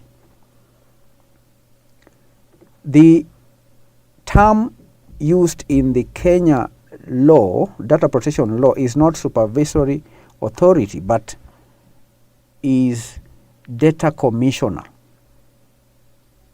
Where a personal data has been assessed or acquired by an authorized person and there is a risk of harm to the data subject whose personal data has been subjected to the unauthorized access, a data controller is required to notify the data commissioner without delay within 72 hours of becoming aware of it.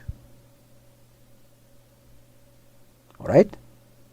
And candidates, I would advise you to familiarize yourself with the Data Protection Act of Kenya, because that is where you are most likely to practice. But for the purposes of answering this question, the answer is D, which reads, notify the supervisory authority within 72 hours of the incident only if it poses a risk to the organization and individuals. Because the GDPR reads that in the case of a personal data breach, the controller shall, without undue delay and where feasible, not later than 72 hours, having become aware of it, notify the personal data breach to the supervisory authority competent in accordance with the law, unless the personal data breach is unlikely to result in a risk to the rights and freedoms of natural persons. The key word there is unless the personal data breach is unlikely to result in risk. Unless, I repeat, the personal data is unlikely. That means only if it poses a risk to the organization. Only if it poses a risk to the organization and individuals, the supervisory authority is required to be notified within 72 hours of breach. So that is the answer according to the General Data Protection Regulation as used in the European Union and the European Economic Area. So this question ought to have read, a data breach occurs when the organization's data suffers a security incident resulting in a breach of confidentiality, availability, or integrity, according to the General Data Protection Regulation. That is, the proper wording should have been according to the General Data Protection Regulation, and not just to read according to the applicable protection law. Because as I said earlier, many jurisdictions, many countries have their own applicable law. So it was not clear in this question whether the examiner is testing the GDPR or the Data Protection Act in Kenya, or the data protection in Rwanda, or the data protection in Tanzania, and so on. But going by the wordings in the question, it is quite clear the question tested the candidate's knowledge on the General Data Protection Regulation, which understandably, because it's understandable because the most of the data protection laws in countries like Kenya, the Data Protection Act in Kenya borrows heavily from the General Data Protection Regulation, because the Kenyan law was enacted recently in 2019, so there is a lot of borrowing from the the European Union and the European Economic Area. So the answer here is D. That is question 13, Business Data Analytics, December 2022.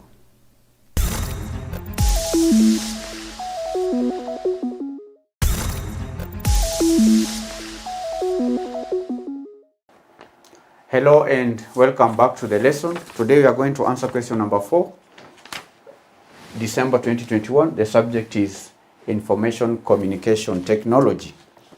Question 4A reads, highlight 4 characteristics of Internet of Things. A.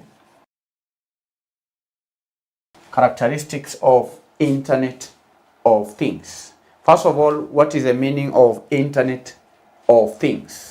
Now, Internet of Things refers to a network of interconnected physical objects or devices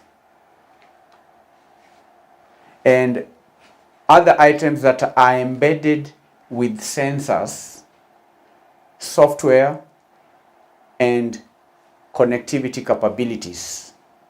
You understand? Things. We are talking about Internet of Things.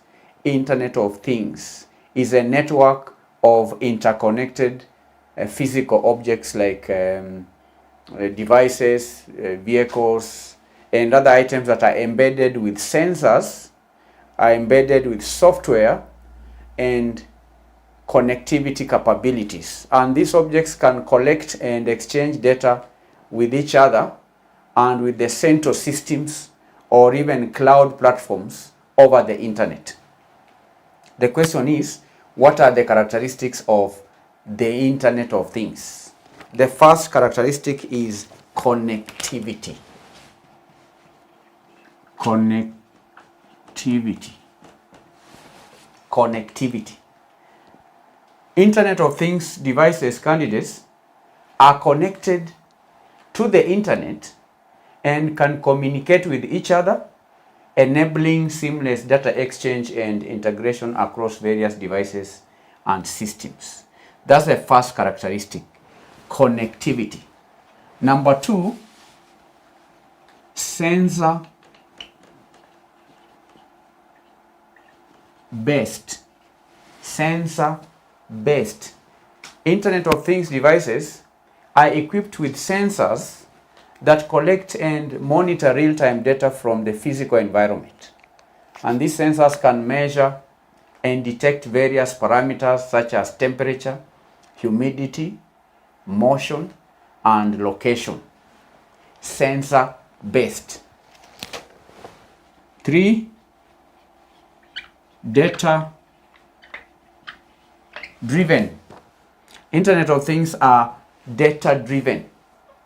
Internet of Things generate a massive amount of data from connected devices, and this data can be collected, analyzed, and used to gain insight, can be used to make informed decisions and improve operational efficiency. You understand? And these Internet of Things systems candidates often rely on advanced analytics and machine learning techniques to extract meaningful information from the collected data. 4, automation and control. Automation and control. Internet of Things enable automation and remote control. This is the remote control of devices and processes. And through connectivity and data exchange, Internet of Things systems can independently trigger actions, make adjustments, and also respond to changing conditions without human intervention. And this automation can lead to increased efficiency, reduced costs, and improved user experience. So these are 4 characteristics of Internet of Things. 1, connectivity. 2, sensor-based. 3, data-driven. And 4, automation and control. 4 marks. Part B reads, propose 4 duties of an information center in an organization. Duties of an information center. Duties of an information center in an organization. The first duty of an information center is information management. Information management.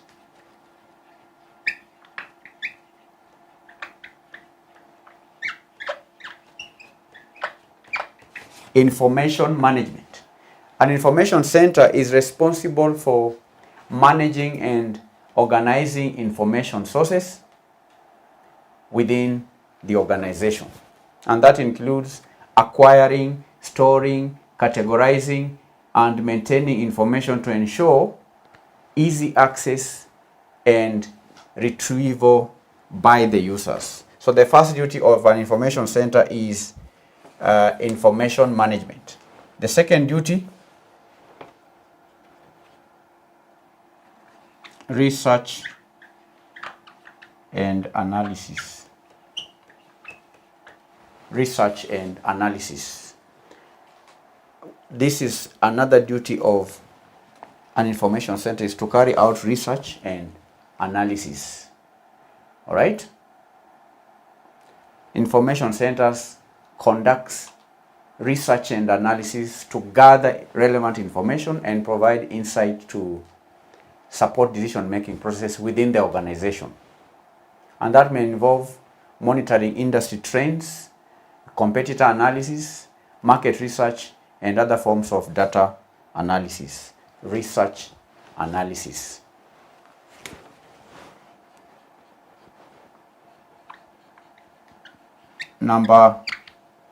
The third duty is knowledge dissemination.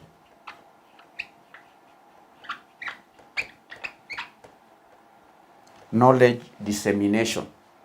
Information centers disseminates information to the appropriate stakeholders within the organization. And that includes creating and distributing reports, newsletters, and other informational materials, as well as organizing training sessions and workshops to enhance knowledge sharing and collaboration. 4, user support. Information centers also provide user support and assistance. User support and assistance. All right? This is user support and assistance to employees or users seeking information or using information systems. And that it may involve helping users to navigate databases, providing guidance on research methodologies. It may involve troubleshooting technical issues and also offering training on information systems and tools. So these are 4 duties of an information center in an organization. Number 1, information management. Number 2, research and analysis. Number 3, knowledge dissemination. And number 4, support, user support and assistance. 4 marks. 4 marks. Let us move on to part C, which says ABC Transport Company has opted to train its users before a new system is implemented. Suggest 4 benefits of training users before implementing a new information system.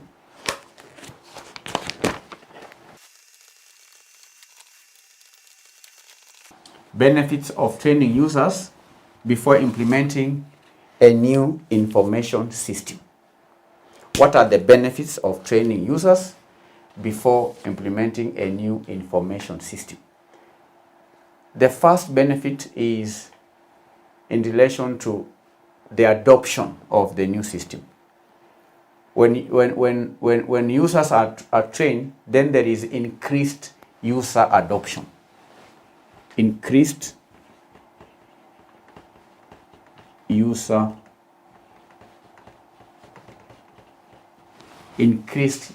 adoption. training users before implementing a new information system ensures that they understand its functionalities, they understand its features and also its benefits. And that increases user transition. It increases user acceptance. It increases user adoption, thereby reducing resistance to change and facilitating what we call smooth transition to the new system. Because when introducing anything new in an organization, such new introductions can cause employees to resist the change. So there ought to be training of the users of the system, and that training should be in regard to the functionalities of the system, the benefits of the system, and also the features of the new information system.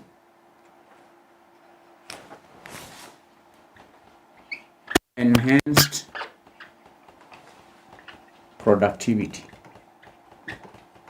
Enhanced productivity. Proper training enables users to effectively utilize the new information system, leading to improved productivity or enhanced productivity. And users are equipped with the necessary skills, knowledge to perform their tasks efficiently, leveraging the system's capabilities and also maximizing its potential benefits. It leads to enhanced or improved productivity. Number 3, reduced errors and support requests. Reduced errors and support requests. Training helps users understand the system's workflows, data entry requirements, and best practices. So that reduces the likelihood of errors and also minimizes the need for support or assistance, resulting in fewer support requests and more self-reliant user base. When users are trained before the system is implemented, then there will be reduced errors because they are trained. There will be reduced support requests because they would have known how to navigate or how to use the new information system. 4, improved. The fourth benefit is in relation to data accuracy. Improved data accuracy. Training users before implementing a system can lead to improved data accuracy and integrity. Improved data accuracy and integrity. Why? Because candidates training users on data input, on validation, training users on quality control processes ensures that they adhere to proper data management practices, and that promotes data accuracy and integrity, reducing the risk of data inconsistencies or errors that could impact decision making and the overall system performance. So training users before implementing a new system can improve data accuracy and data integrity. So these are 4 benefits. 4 marks. 1, increased user adoption. 2, enhanced productivity. 3, reduced errors and support requests. 4, improved data accuracy and integrity.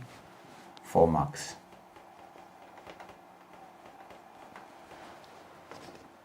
That is part C. Then part D reads, outline 4 advantages of using joint application design techniques in the design of an information system. 4 advantages.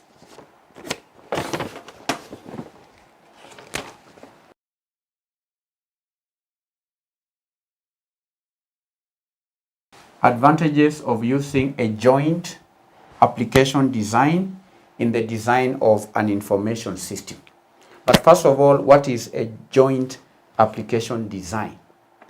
Joint application design, candidates, is a structured and collaborative technique used in software development to gather requirements, to design system functionalities, and also design applications.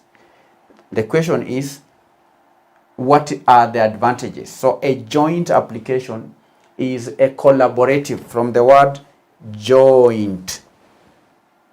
Joint, it is a collaborative and structured technique that is used in software development process to gather requirements and also to design what we call system functionalities.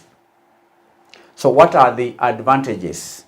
The first advantage is stakeholder, because we are talking about joint. This is what we call stakeholder collaboration.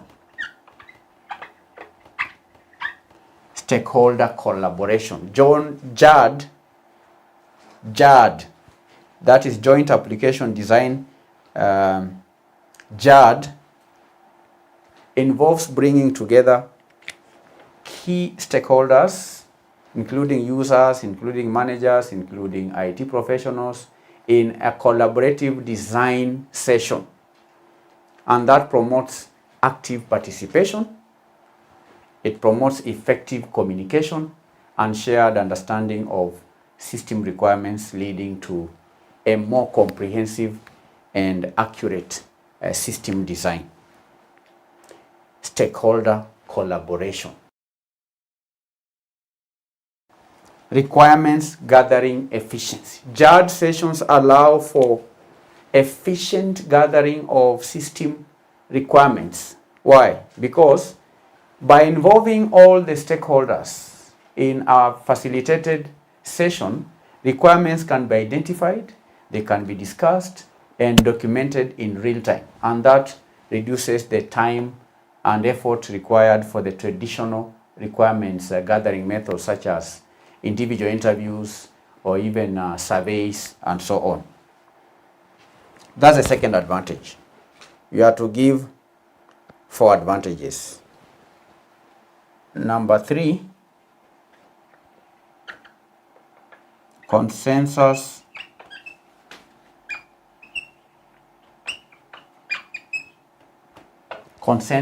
building.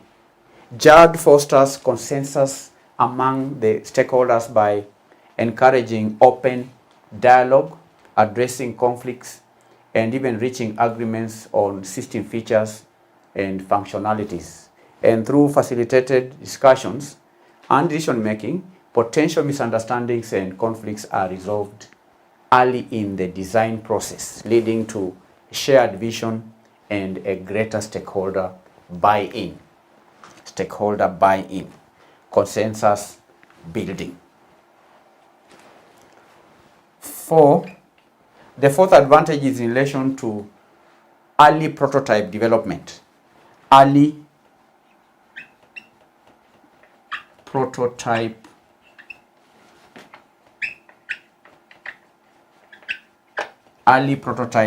development.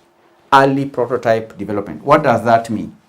Now, the joint application design, or JAD, often involves the creation of prototypes or mock-ups. They are sometimes called mock-ups. These are mock-ups during the design session. And that allows stakeholders to visualize the system's user interface, workflows, and also functionality. So early prototyping facilitates feedback and iterative refinement, ensuring that the final system design meets user expectations and user requirements. So these are 4 advantages of using the joint application design in the design of an information system. We earlier on, before answering the question, defined what the joint application design is, and we say that is a structured and a collaborative technique that is used in software development. The first advantage is stakeholder collaboration. Number 2, requirement gathering efficiency. Number 3, consensus building.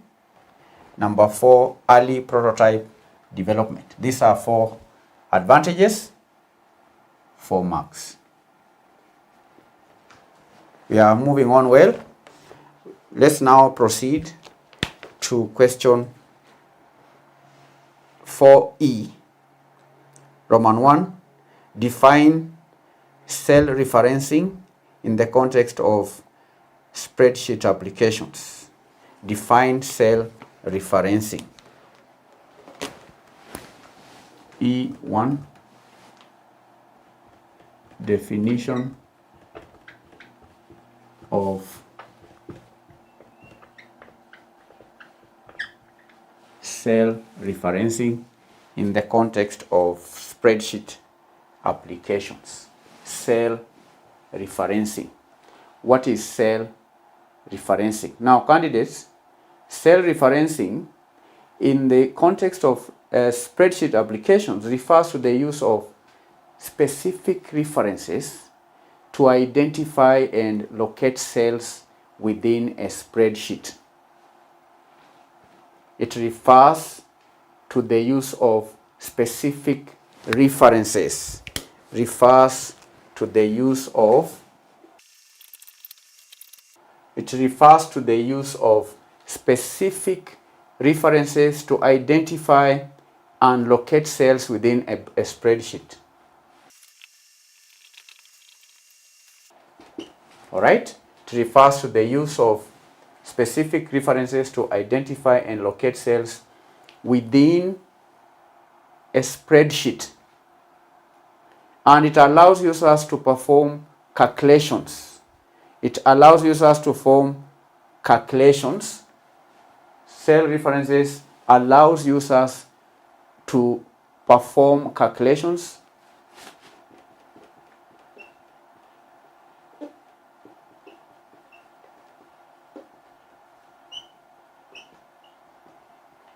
And not only calculations, candidates, but also it can allow users to create formulas and manipulate data. Create formulas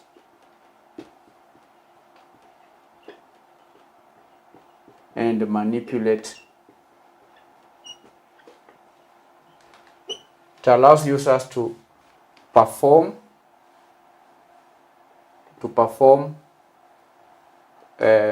calculations, to create formulas, and also to manipulate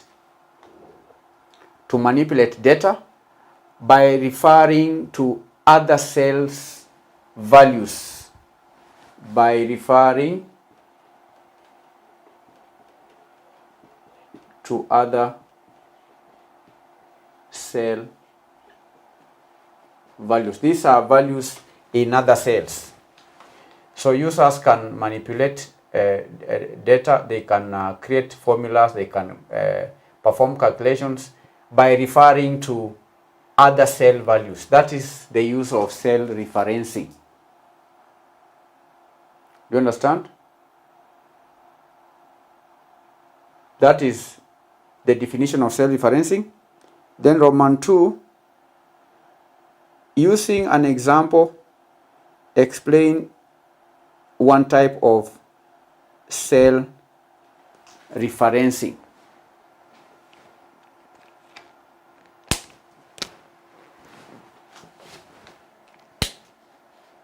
Now, we are answering part 2, type of cell referencing.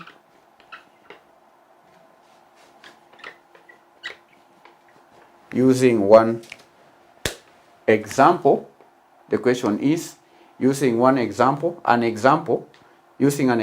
explain one type of cell referencing. One type of cell referencing is relative cell referencing.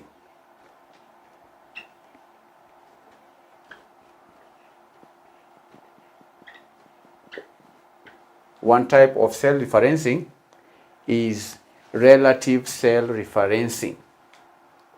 Now, in this type, when a formula is copied or filled into adjacent cells, the cell references in the formula adjust automatically based on their relative positions to the new location. All right? I repeat, relative cell referencing is one type of cell referencing.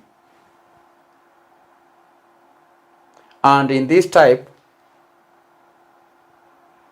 a formula can be copied or filled into an adjacent cell or adjacent cells. And the cell references in the formula adjust automatically based on their relative positions to the new location.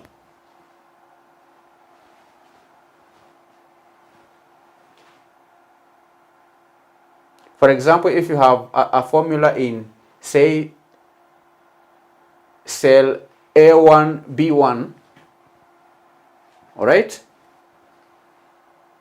or in cell C1, and we copy it to cell C2, the formula in C2 can automatically adjust to the cell A2 and B2 because the references are relative to the location of the formula.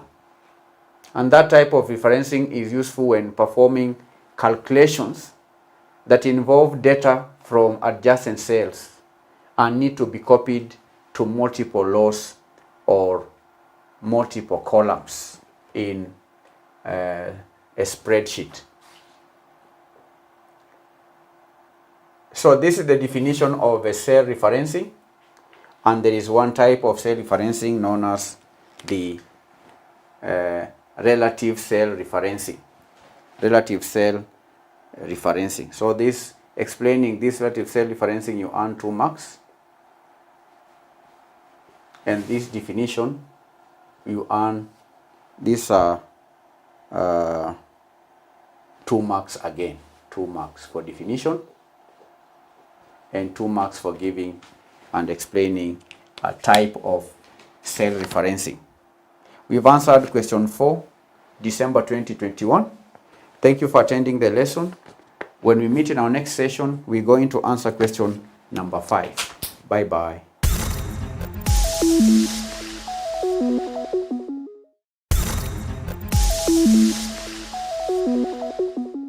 Hello learner, welcome to Manifested e-learning platform. My name is F.A.M. Lingwiri, and today, ladies and gentlemen, we are discussing about the Business and Data Analytics August 2023 paper. The question of focus today is question 22. It reads as follows. Riziki Limited is considering a project with the following details. Initial cost 40 million, residual value 2.5 million, selling price per unit is 1.1, variable cost per unit 500, I meant 1,100, pardon me. Then variable cost per unit is 500, fixed cost per year is 5 million. Additional information, annual number of units sold is 30,000. The project has a useful life of 5 years. The company uses a weighted average cost of capital or WACC of 12%. Required, A, compute the base net present value.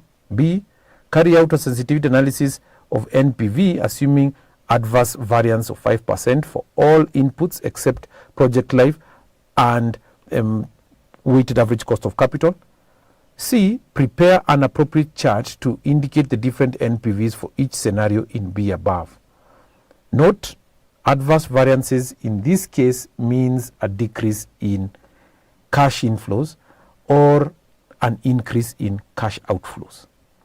So what we're going to do, ladies and gentlemen, you can see towards the right of the screen over here that we've developed inputs, the initial cost, the residual value, the selling price, the variable cost per unit, and the fixed cost per year, and the project life there. So what we're going to do then, we're going to now identify the inputs, or the major inputs towards the right. Like for example, what I mean is this. We are going to now talk about the base. Here we're going to talk about the base case, input based on the input, so base. That. And then towards the right, we're going to include a 5% initial cost, or positive value of 5% initial cost. So we're going to have plus 5% initial cost,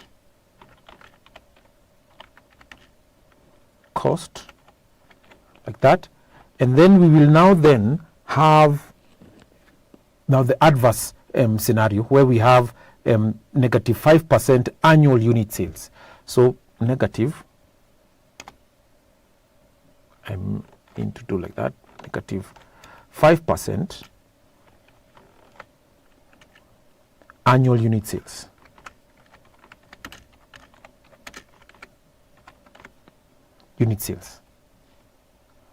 So with that, we proceed on to get or to also identify now the 5% selling price.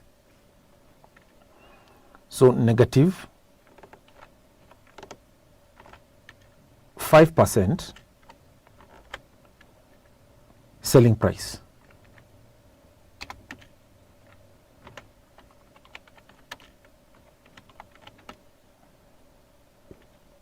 Then we continue building on the model itself.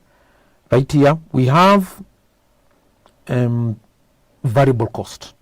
Now, increase in variable cost. 5% variable, 5%. I'll explain variable cost.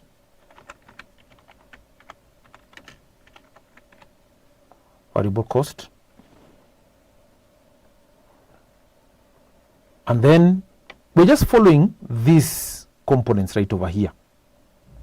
So we began with the initial cost, then we went to the annual unit sales, then the selling price, then you're going to the variable cost over here of 5% a variable cost, and then residual value.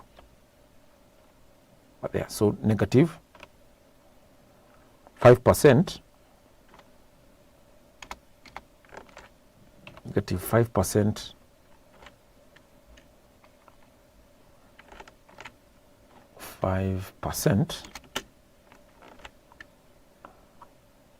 residual fixed cost. I think I forgot fixed cost. So positive 5%. Apologies for that. Positive 5%. 5% fixed cost.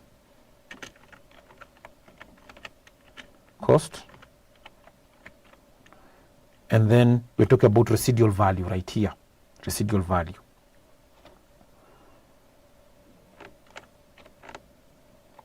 %, residual value.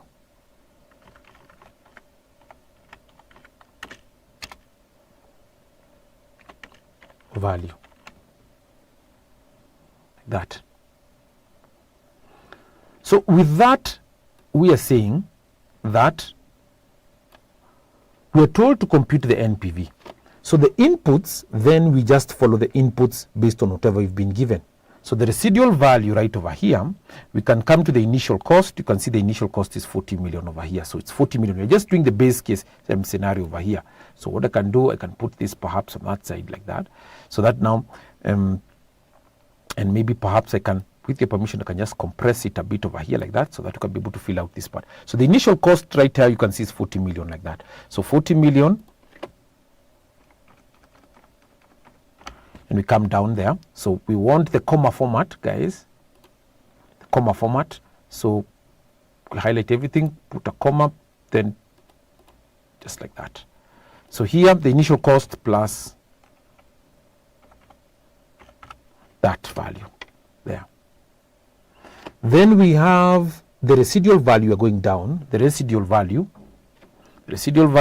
is given to us over there, that value there, because we talk about the base case.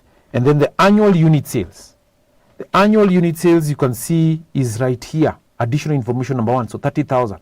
So just put plus 30,000, because this is in words, it's not separated from the words, so it's in figures combined with the words. So just put 30,000 there. We have the selling price per unit given to us. The selling price per unit, you can see, is given to us on the right here. So enter that. The variable cost per unit as well, given to us there. Enter. Then the fixed costs per year have also been given to us there. So plus. Enter there. The project life in years, we have been told in note number 2 that the project has a useful life of 5 years. So we just indicate here 5. That. So what happens then when we have an increase on initial cost? So the increase in initial cost will be, we can put 5% over here, because we're saying it's going to be 5% increase over here. So you put just 5%, and we increase. So this will all require this to have a percentage. So allow me to do this, to do the following, to put this as percentage over here, comma format here, that. So don't worry about this. These are just the marks that are being allocated towards the entire question. So you can see it's 30 marks over here. So with the permission, then I can just do away with that. Or rather, I can just put them beside the questions over there. However, I can just do away with them for now. So with 5% increase, we just come over here, plus that value times a factor of 1 plus, we're increasing it by 5%. That's what it gives us, 42 million. With 42 million, we are saying the residual value remains as the way it is over here. Because we're saying that the residual value will remain as 2.5 million all through, whether there is going to be an adverse effect or so on and so forth like that. So here is 2.2 million like that.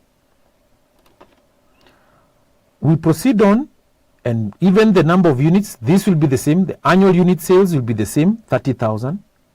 Here we are saying it's going to be 1100 like that. So I can just copy these values as the way they are towards the right there with your permission.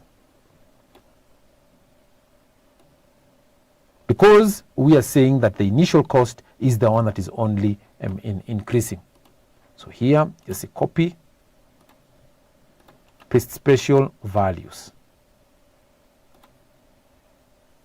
And I say okay, that. So if that's the case, what happens when we have a decrease in unit sales? 5% decrease in unit sales, because we're saying from the question right here that carry out a sensitivity analysis for the NPV assuming adverse variance of 5% for all the inputs except the project life and weighted average cost of capital there. So we are saying that now we want to put adverse effects over here. So we are going to have negative 5% like that. You can see it's even indicated to us over here. So here we are saying is going to come back to this, because we're saying we increased it from this to this based on the 5%, but now it's going to come down. And so I'll increase now each of these items moving towards the right there. The annual unit sales, the selling price, the variable cost, and so on and so forth. So that now right down over here we can now do the workings effectively. So you can say plus that value times 1 plus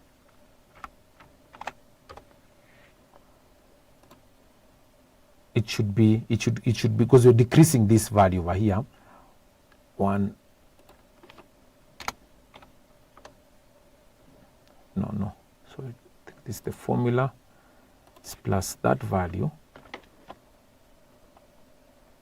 We're decreasing it by 5%, so it should be delete plus this value, and then we're multiplying it by, open the brackets, 1.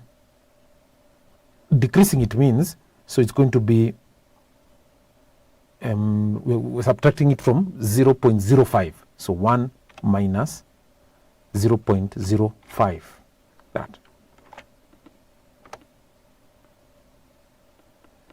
It shouldn't give us 1 minus 0. We talk about 5% adverse effect, because we're saying from here, if we increase this one by 5%, so then decreasing it should be able to give us it should be able to give us take us back to where we actually were before, were there. So it should be just 40 million. That. And with 40 million, then we are saying that we can move ahead and say that variable cost is going to now also selling price the variable cost is going to decrease over here. So we put negative 5% in terms of selling price. Sorry, so negative 5%. So we put that, and it remains the same over here. I'll explain that. If you talk about the variable cost itself, also it also remains the same like that. So it's going to remain, including the residual value, like that. But what we are saying is that here we will need then to put 5%, because we're saying it's 5% variable cost, 5%, then negative 5%.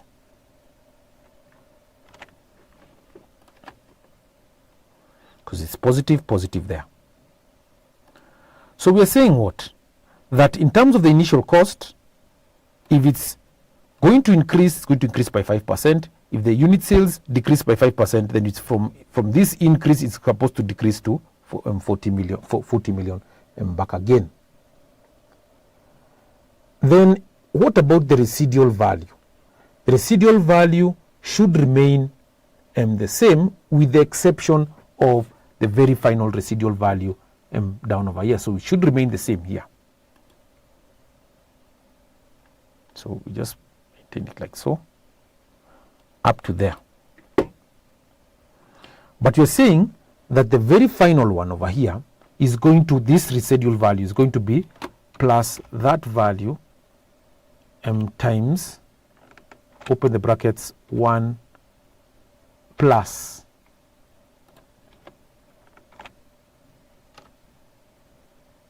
should be that value there. The residual value represents an inflow of money when you sell the asset. So we are saying that at this point over here, the residual value, a 5% decrease in residual value will cause it to be over there. That. So that's what we have. We proceed on to discuss the next item. Talk about the annual unit sales. The annual unit sales will affect what? Will affect this component right over here, this column over here, the annual unit sales. So here we are saying it's going to decrease, so plus that one times, open the brackets, 1 plus that 5%, negative 5%, 28,500. But the rest remain the way they are. These other values remain the way they are. So 30,000. So plus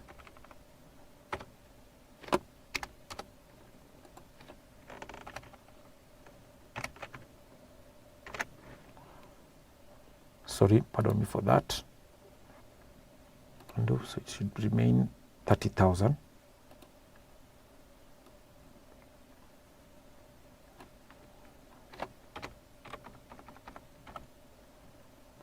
that should remain the same. Control R. It's only the unit sales. Why? Because we are saying that the unit sales are the ones which are being affected. The sales, we are dealing with unit sales. So this annual unit sales component should actually change. Next item is the selling price per unit. So what would change? So selling price per unit, this is what is going to change. That part there is going to change. Pardon me. That one is the one that's going to change. So here we are saying it remains at 1100. So here we are saying it's just going to be that, because it has already changed. This one remains the same, but the selling price changes based on that component there. So we are saying the selling price is going to be plus that one times, open the brackets, 1 plus selling price comes to 1045, but the rest remain the way they are.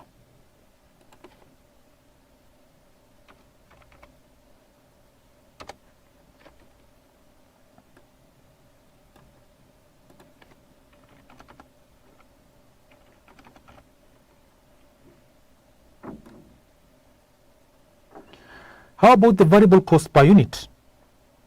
Variable cost per unit remains the same with the exception of the variable cost component.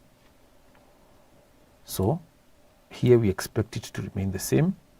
So we drag it up to there. But that value times, open the brackets, 1 plus the variable cost is increasing. 525, then the others remain the way they are.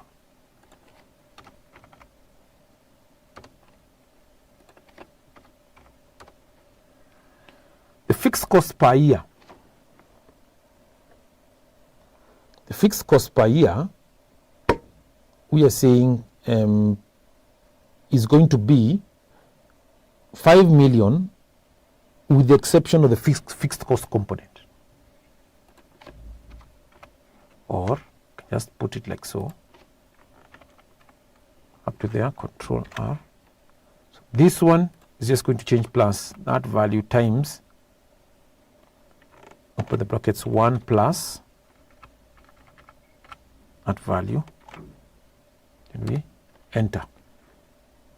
Then we remain with enter.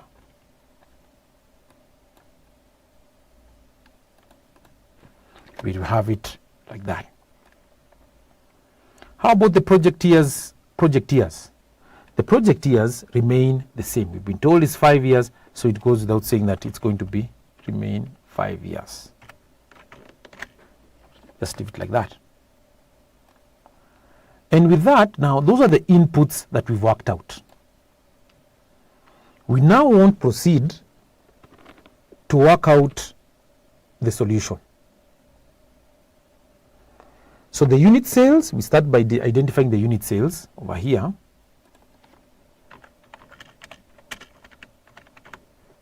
Unit sales, over here we have, and of course here we have the base case given to us there. This one should be slightly above here because we do not fill in. So base case.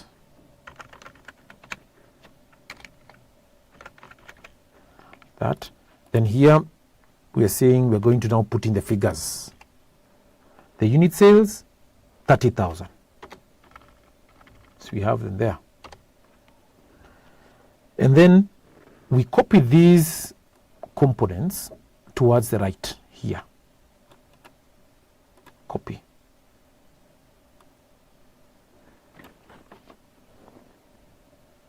Towards just the right here. Base, just the same way. Then we have the initial cost is going to be how much? We're just going to copy and pick it from there. So the initial cost in terms of the unit sales is just going to be the same. You can see that because you're talking about the initial cost here. So when you're talking about the initial cost, we're just going to copy it like that. So enter. So the initial cost, we just pick it over there, just from above over here, because the initial cost is going to be an increase. So then the annual unit sold. So we just then autofill, Control R, with the exception of this one, where we're saying the annual unit sales changes over here. Remember how we did it over here? Is what we're saying actually changes there. The next component is the selling price.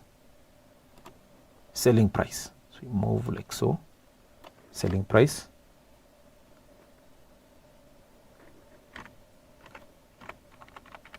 Price.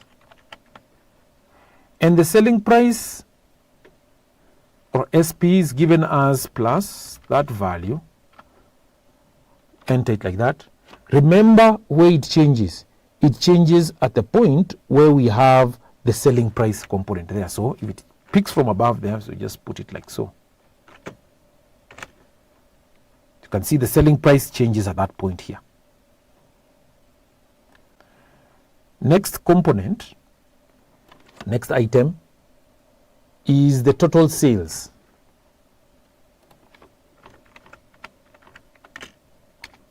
Total sales. And you're saying the total sales is going to be given as we multiply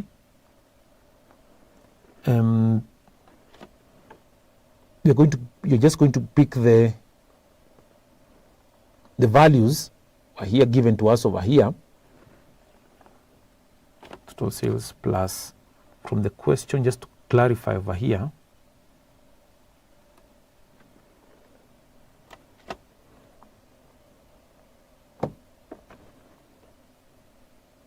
one second, I get it.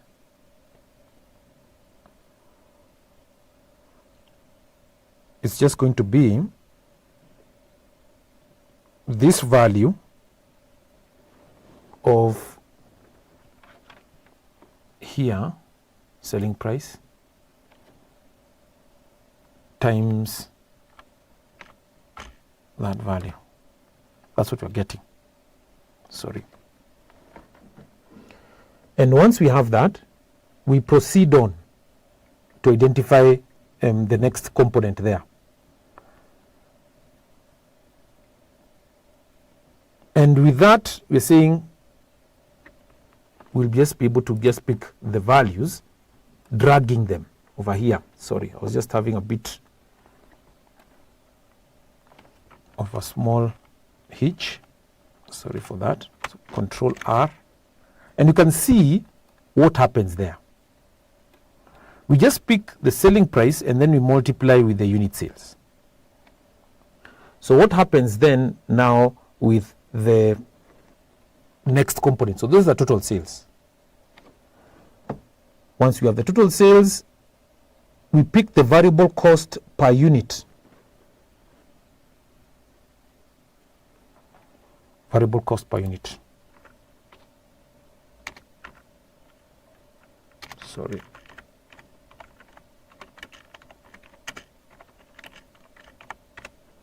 Per unit. And the variable cost per unit given to us there is just going to be 500. You can clearly see it, it's just given to us over here, 500. So we just pick it. Remember, we're just picking the values the way they are over in the base case. Enter. And you remember the variable cost component changed at this point. You remember it changed at this point here where the variable cost was actually increasing at 5%. So it changed to 525. So we just move towards the right and then Control R. How about the total variable cost? So here, with your permission, I'll just move this a bit towards the right. over here. I can say variable cost, total variable cost.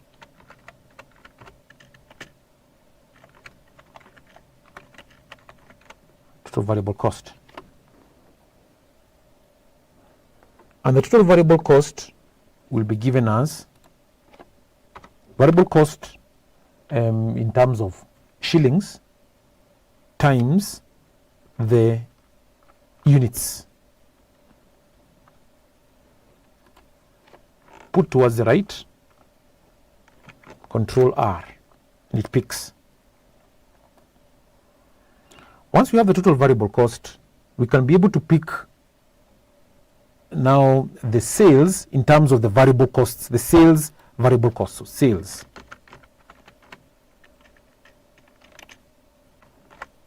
Variable cost.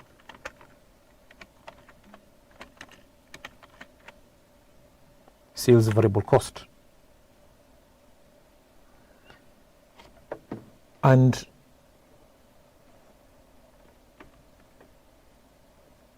we can see that it is just going to be the total sales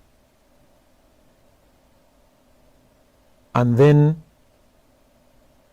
we add the total variable cost. That's what we are going to do. So it's going to be the sales, which is there.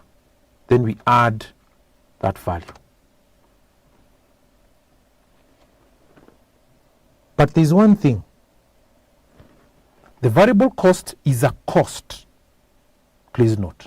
So what we're supposed to do is that we're supposed to put this in form of a negative sign there. So apologies for that. Put a negative. Put it like that. Then I move it towards the right there.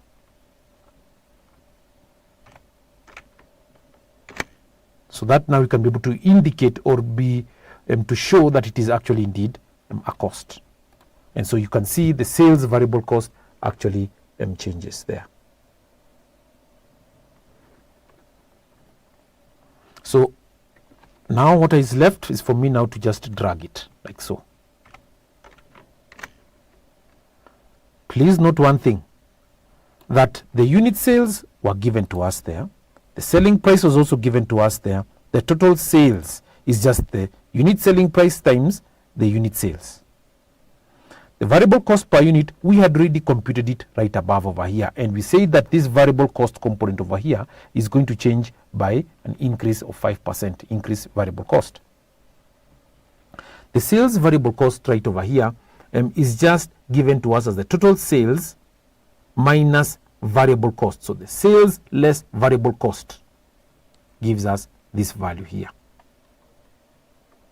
How about the fixed costs?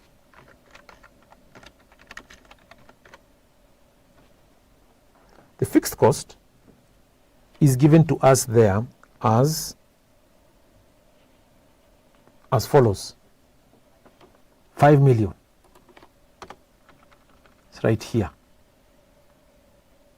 So we enter, and because we're saying it's a cost itself, so let's put a negative sign there to show that it's a cost. Then we move towards the right like that. Remember, the component of fixed cost over here changed, 5,250,000. So we're putting it a negative over here just to indicate that it's a cost. And with that, we can be able to then identify the cash flows.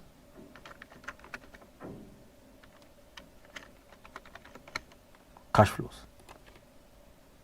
So the cash flows we have over here are just going to be 18 million, and then we subtract 5 million. Or we add. Why I'm adding is because we need to, is because we're going to subtract. Please note. So we're going to add. If I subtract, it's going to be 18 minus minus, which comes to plus. So I should be able to just add it right there. So get 13,000. 13 million, pardon me. So 13 million. Control R. move towards the right. And those are the cash flows. But remember one thing, that there was a residual value over here that we didn't factor in, so we just put it in there. So the residual value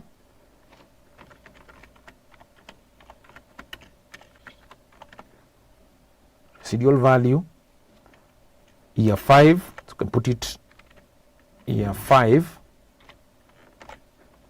is a cash inflow. So how much? We pick those residual values from up above here, please. There. Then, because there's a change in residual value over here of 2.375, we need to factor that in. So Control R, but we do not subtract it. It's a cash inflow. So then we are going to, or we'll need then to get the present value interest factor. So down over here we'll have PVIF, present value interest factor, year 1 times cash flow. Times cash flow. Which cash flow? These ones here. So we'll do the same, PVIF year 2 times cash flow up to year 5. So year 1, year 2, so I'll just change this. It's going to be easier to change that. Year 3, year 4, then year 5. Cash flow there. And how do we get the present value interest factor? We're just getting the present value interest factor. Could put the interest rate right above over here. So interest rate, it's at 12%, all through 12%.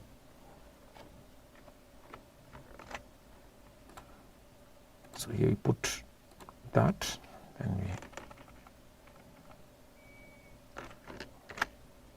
12%.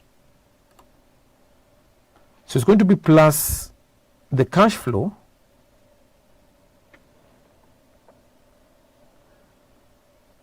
and then we discount, we are discounting it, discount it against, open the brackets, 1 plus that value,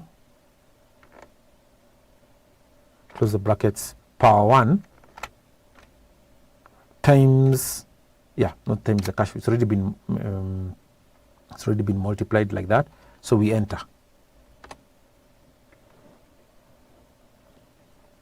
So once we have that, we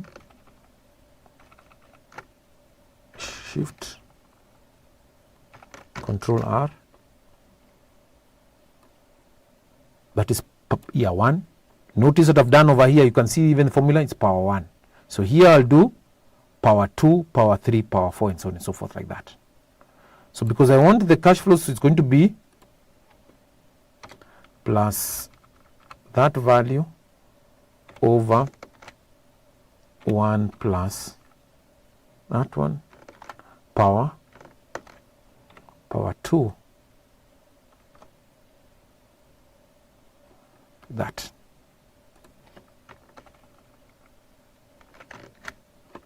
Then you do the same thing.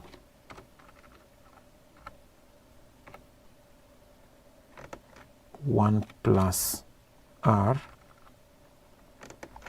power 3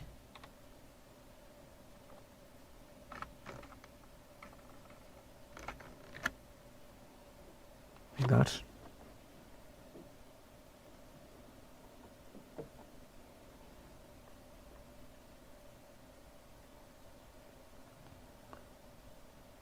So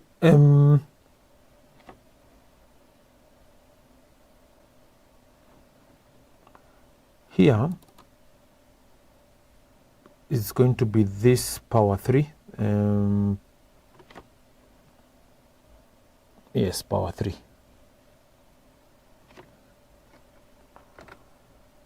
So power 4, sorry, I was just having some trouble with the mouse, sorry. So plus the cash flow over, open the brackets, 1 plus power 4, that, then finally we have power 5, but we will also need to work out the residual value right here. So the residual value, then the cash flow is going to be plus that value over 1 plus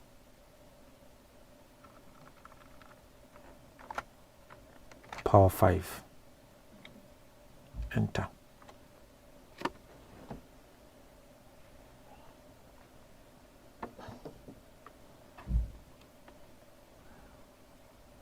So Control R. Then we have what is called the residual value. Residual value. So you can see PVIF, value interest factor, year 5,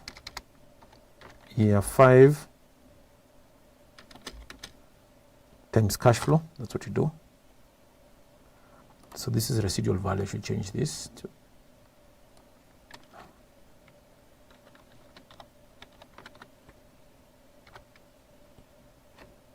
enter, just to do that. And we're saying that the residual value was what value?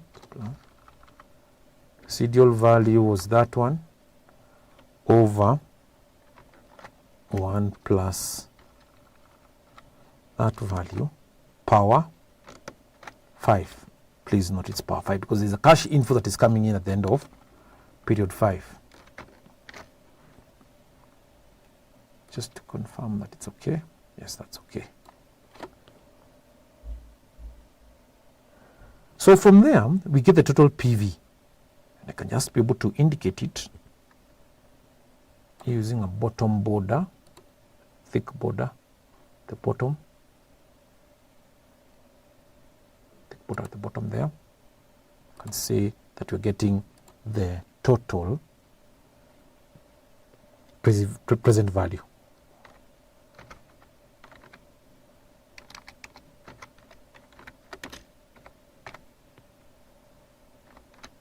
Present values is going to be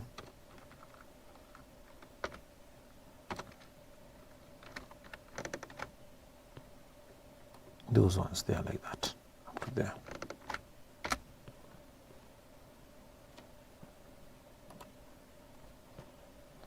Then I just drag it towards the right, Control R, it gets the total, and I bold that, Control B, as well as this one I Control B, like that, to show that that's the total present values. But remember, part A is requiring us to get the net present value. You can see here, compute the base net present value. So we need to deduct the initial cash outlays. So initial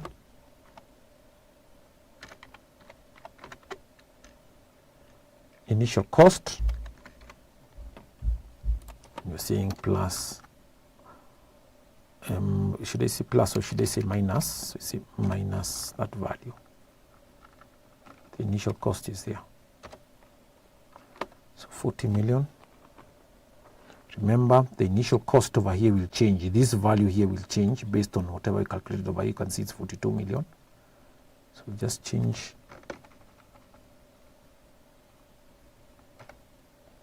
Control R, that, we get the NPV.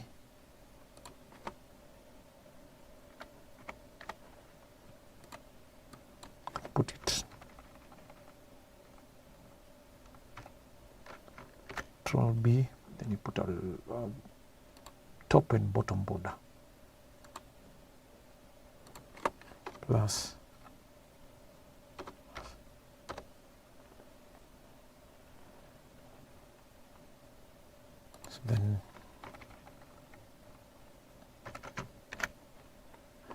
It may not be very clear, so I pick that thick border there, and then I put also this other border here with your permission. It's just presentation, good for presentation, characteristics of good financial models. There. So with that then, we have the scenarios. Part B, carry out a sensitivity analysis for NPV assuming adverse variance of 5% for all inputs except project life and weighted average cost of capital there. So the base case we'll have, so part B, I can do it just down over here. So the base, to just almost like sort of copying this.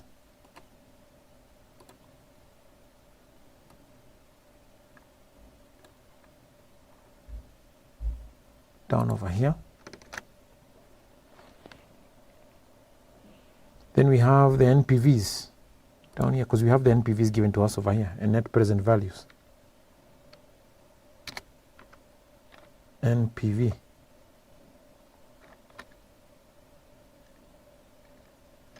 NPVs. So just pick those ones. Then once you pick one, then you just drag it.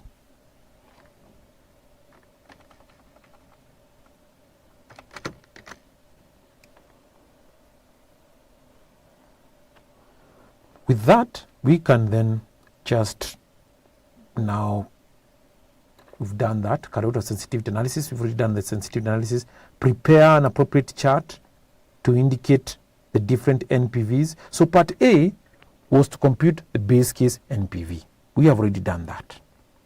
The base case NPV is this. Then from there, we are told part B to carry out a sensitivity analysis of NPV, assuming adverse variance of 5% for all inputs except project life and weighted average cost of capital. Adverse effect. So the initial cost, was given to us over here as 40 million. So we've done an adverse, the opposite, the adverse, by increasing it of, or rather, by increasing it by 5%. So we've increased it by 5%. Here we've reduced the unit sales by 5%. The selling price we've reduced by 5%. So we're trying to answer part B, carrying out a sensitivity analysis assuming adverse variance of 5% for all inputs except project life, weighted average cost of capital. Yeah. So we cannot have an adverse effect for the initial cost. We cannot, unless the cost is an adverse effect, means that the initial cost increases in value. That's what we mean. It cannot reduce. If the initial cost reduces, it means it's an advantage to us because we are spending less. You get the point? So the unit sales is now when you're getting a negative value over here. The unit sales decrease. The selling price also decreases here. The variable cost, because it's a cost. The only way a cost can be an adverse effect is if it increases. That's what you're saying.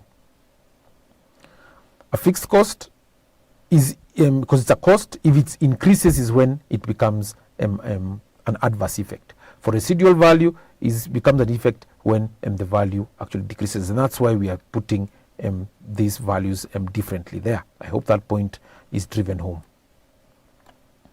So with that, then I'll just go to part C here. So we've done a sensitivity analysis for the adverse effects of initial cost, selling price, fixed cost, variable cost, and residual value.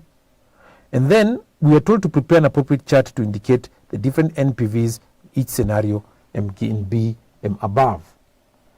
So what we'll do, we just go towards the right here.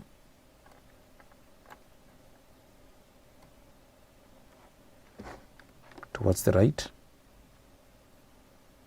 And we come and we move on to insert. Once we go to insert, we can come to recommended charts.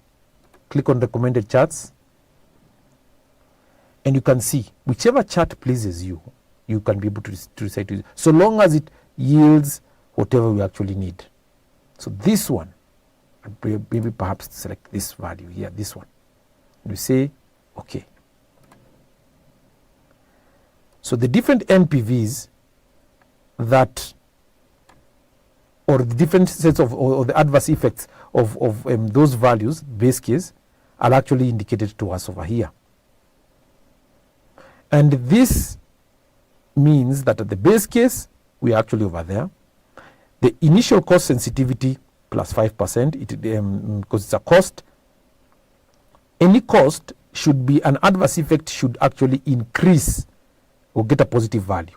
But any positive value or selling price or what we are selling should actually be indicated by a negative sign if it is going to be an adverse effect. So these are the NPVs based on the initial cost, the annual sales, selling price, the variable cost, and the fixed cost, as well as the residual value. So this, ladies and gentlemen, brings us to the end of question 22, business and data analytics. We hope that you have enjoyed being with Manifested Publishers. Thank you and God bless you.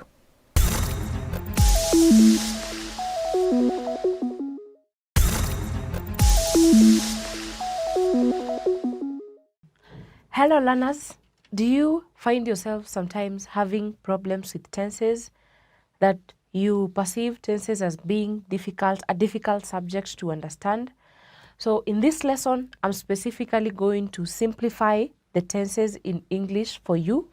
I'm going to give examples of sentences, explain the form, and explain the different types of tenses and their uses to make it more simpler for you. So welcome to Manifested online classes. In this lesson, I'll be taking you through the simple present tense, to be specific. So in the last lesson, we had talked about verbs, types of verbs, and I also gave some work for you to do. I hope you've done that work. So before you continue with this video, make sure that you complete the last lesson's assignment. So first, I will begin with talking about the tenses in general before we narrow down to the simple present tense. So in English, we have 3 times. That is, we have the past. I'm going to use a line to try and explain better. So we have the past, then at the center here we have the present, and then we have the future time. So it is these times that actually dictate the tenses. So because I'm sure you have heard about the past tense, you've heard about the present tense, and you've also heard about the future tense. And then we further have something that we call the aspects. So we have 4 aspects. First, we have the simple aspect, and then we have the continuous. We have the continuous aspect, then we have the perfect, and then we have the perfect continuous aspect. So it is this aspect together with the times that are combined to form the 12 tenses that we have in English. So in total, we have 12 tenses in English. So by the time you're done with the English grammar lessons here at Form 4, you will have gone through the 12 tenses that we have in English. But in this particular lesson, I want us to talk about the simple present tense. So it is the aspects that combine with the times to form the different tenses that we have. So in this lesson, I've said we will specifically talk about the simple present tense. So as the time, this one present suggests, the present tense talks about the things that are happening in the present. So the one aspect or the one aspect of structure that dictates the tense is actually the verb. You remember we talked about the parts of speech, and we mentioned the verb as being one of the parts of speech. So it is the verb that dictates the tense in which a sentence is in. So how do we start first with the form? how do we form the simple present tense? Sorry. So the simple present tense is simply formed by a subject plus a verb. So at this point, I think all of us understand what a subject is. So basically, the subject is that part of the sentence that performs the action that is described by the verb, or it is the main topic of a sentence. So let me give an example of a sentence. So for example, I say, I drive. Or we have another one, she drives. So she and I here, which are pronouns, they represent the subjects in this case. And then drive and drives here are actually the verbs in these structures. So we could add something else here to make these two sentences more complete. So we could say, I drive occasionally to school, or yes, something like, you could have a sentence like that. So in this sentence, I drive occasionally to school, or she drives to work. Now those two sentences are correct. But then there's something that you notice regarding the nature of the verb that we have used there. These two sentences could be said they are in the simple present tense because of the verb. Notice that when we have used she, we've added an S to the original verb to make it drives. So this is what happens in the simple present tense. If your subject is either I, you, or they, or we, you do not need to add an S to your verb to change it to the simple present tense. For example, you say in a sentence like, you walk to school every day. So just look at this sentence. Our subject, we've said the simple present tense is formed by a subject plus a verb. And we've also mentioned that some of the verbs are used in their natural form. For example, the verb walk here, the verb drive here. But in some cases, it may be necessary for you to add an S. But I've already mentioned that if your subject is either of these personal pronouns, either I, you, they, or we, you may not need to add an S to your verb. And I've given a good example here. You walk to school every day. We could also have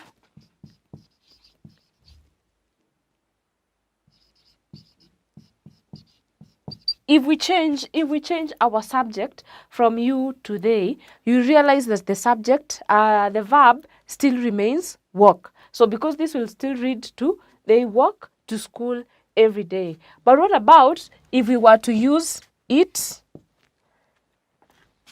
So we could have it walks. You could have something like that. It works. You realize when we change the subject to it, the verb has changed. So if your subject is either it, he, or she, you may need to add an S to your verb so that you can form the simple present tense. So the simple present tense, just like in all other sentence constructions that you've come across, there is need for you to make sure that there is what we call the subject-verb agreement. That if this is your subject, there's a way that your verb is supposed to behave so that there is that subject-verb agreement. If your subject is in the singular or is in the plural, there's a way that your verb is expected to behave so that there is coherence and so that the sentence is also grammatically correct. So take note of that when you use either of these subjects, if you use these ones, there's need for you to add an S to your verb. If you're going to make use of this, there is no need for you to add an S to your verb. The verb remains the same. So that is how simple it is to form a sentence in the simple present tense. So now that we're done with the form, we're going to now start talking about the functions. In which instances are you supposed to make use of the simple present tense? So we're going to discuss the functions of the simple present tense.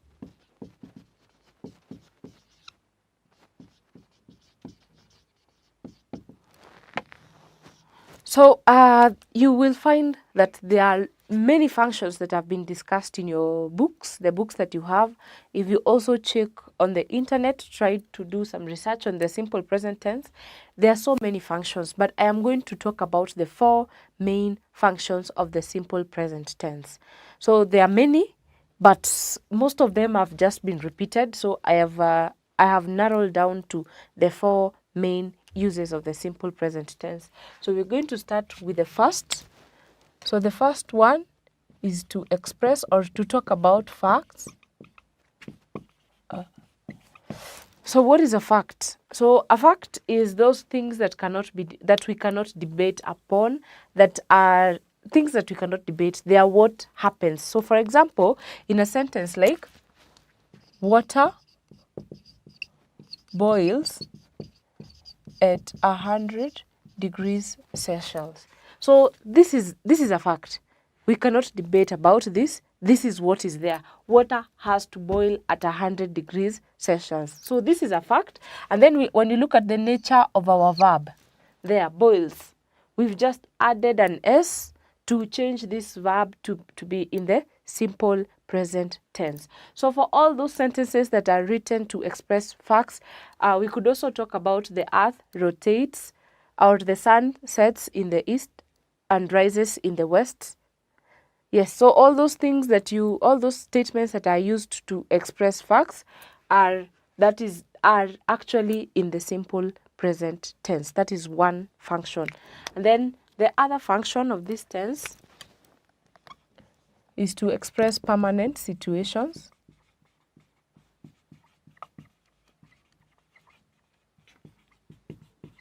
So when you talk about a permanent situation, it's something that you cannot change. It's something that is there, but you cannot change it. It's like it's almost like a fact, but it's a situation that you're in that is permanent. For example, if I say,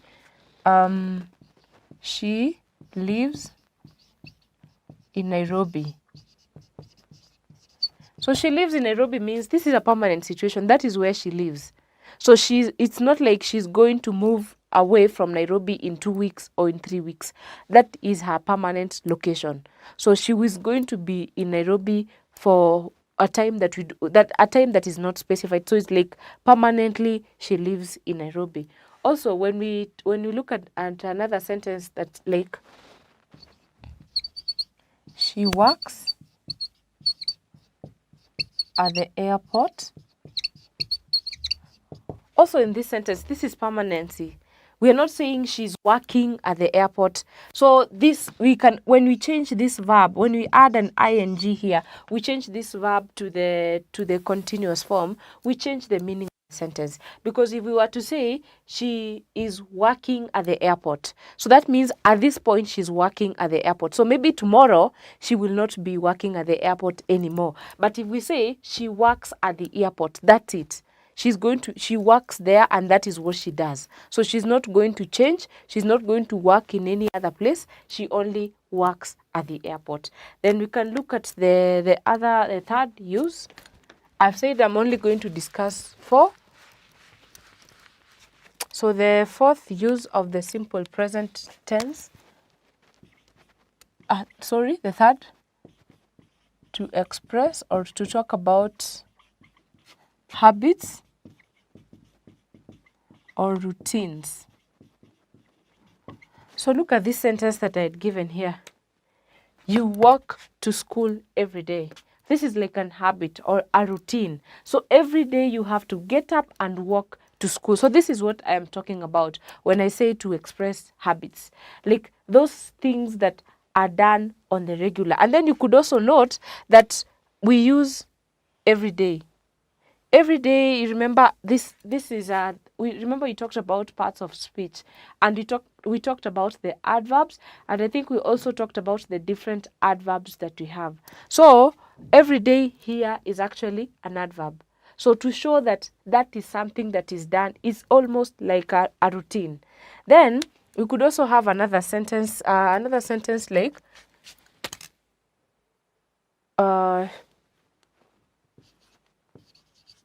she wears the dress on Mondays. So this means that she has a special dress that she has to wear every Monday. So on every specific Monday, she wears that particular dress. So it's an habit. So she has to do it every Monday. So any habit or any particular routine, like she goes to work at 10 o'clock. So that means every other time at 10 o'clock, she has to be at work. So that is like a routine, or it's like an habit. A routine, something that she has to do every other time. So you will also notice the nature of the verbs in our sentence. We have wears, we have work, and remember what we have said about the subjects. So it is the subjects that will dictate the nature of your verb in the simple present tense. And then we go and we talk about the last use to talk about careers. Yes. So when you say she is a teacher, he is an architect, he is a psychologist, all those is there. The verb is, when you say she is a teacher,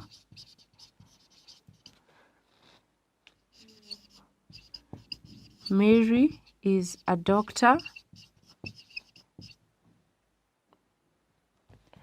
So in these two sentences here, we have the verb is here, but it is used to tell us about what she does, their occupation, not basically talk about the occupation. So she's a teacher, Mary is a doctor, so that is what they do for a living. So that is the other use of the simple present tense. So I have said when you look at your books, you may have more uses than what I have discussed here. So I have just narrowed down to the main uses of the simple present tense. If you get time to check up on the net, you will also be able to get more uses of the tense, but these are the main uses of the tense. So if I were to go back to the lesson to just look at what we've talked about, we were basically talking about the simple present tense. However, I have mentioned that we have 12 tenses in the English language, and we've talked about the times. We've said we have 3 times in the English language, that is the present, the past, and the future. So the tenses are derived from the times and the aspect. Remember, I've also mentioned that we have 4 aspects in the English language. So it is the aspect and the time that are joined together to make up the 12 tenses in the English language. So we have started with the basic tense. That is the simple present tense. It's the simplest as the most basic tense in English. So I've talked about the form, how we form the simple present tense. So I've said you must have a subject plus a verb for you to be able to form the simple present tense. I've also mentioned that it is the work of the verb to denote the tense. So you change the verb to, if you want to change tense, the tense of a sentence, you change the verb, because it is the work of the verb in a sentence to show or to denote tense. So I've given the different forms. I have also talked about the different subjects and how the verb changes for each of the subjects. So we've said if your subject is either I, you, they, or we, your verb is, you do not need to add an S or ES to your verb. The verb remains the same. So I've given an example of a sentence here. You walk to school every day. They walk to school every day. I want you to take note of the verb. I'm not adding anything to the verb walk. It is remaining as it is in the natural point. So if we have subjects such as it, he, or she, we may need to add an S or an ES to the verb so that we can communicate. We've given an example where we have said she walks to school every day, or he walks to school every day. You can also say he goes to the market in the afternoon. Those are just examples of sentences for you to be able to see how the verb changes if you change the subject. And then we've gone ahead to talk about the different functions or the uses of the simple present tense. So we have said we use the simple present tense to express facts. And I've mentioned that facts are those things that cannot be argued about, cannot be debated upon, like that is just it. That is the truth of the matter. So you could also have, and then we've talked about express permanent situations. So I've also said permanent situations are those situations that cannot be changed, like they have to remain the way they are. And then we have also talked about to express habits or routines. So you said an habit or routine is something that is done maybe on a daily basis or on a specific day. Like you have a routine. Every Monday, you must go to church. Every Tuesday, you must visit your mother. Every Wednesday, you must discuss mathematics in your groups, or you must see your mathematics teacher. Something that you do that has a defined routine. So you use the simple present tense to express that. We've also talked about careers or professions. So when you want to talk about your profession or the profession of your parent or whoever, you make use of the simple present tense. So remember, this is the most basic tense in English. So it is important that before you move on, you make sure that you understand the uses, you understand how this tense is formed. Because if you do not do that, it will be difficult for you to understand the other tenses. So I want to give some work for you to do so that you can try and see whether you've understood what we've talked about. So you're going to make sure that you attempt the exercise. So for you to be able to attempt the exercise well, you need to go back and understand that what we've talked about, that if your subject is what you've talked about, the subject and the verb agreement. Because in the following sentences, we've given you verbs for you to change them in the most appropriate form so that you can construct the sentences.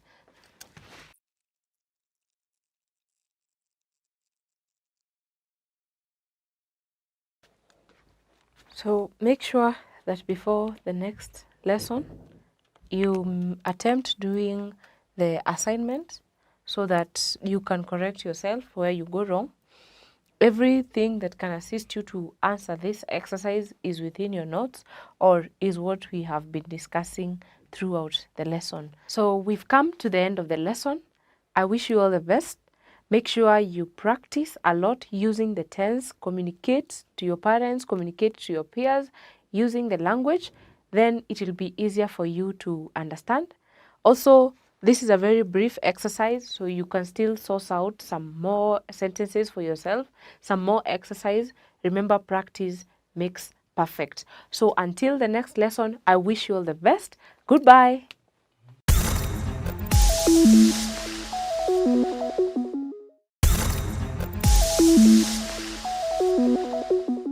With the revision of the business data analytics paper that was done in December 2022, today we're going to answer question number 7, which reads, Ms.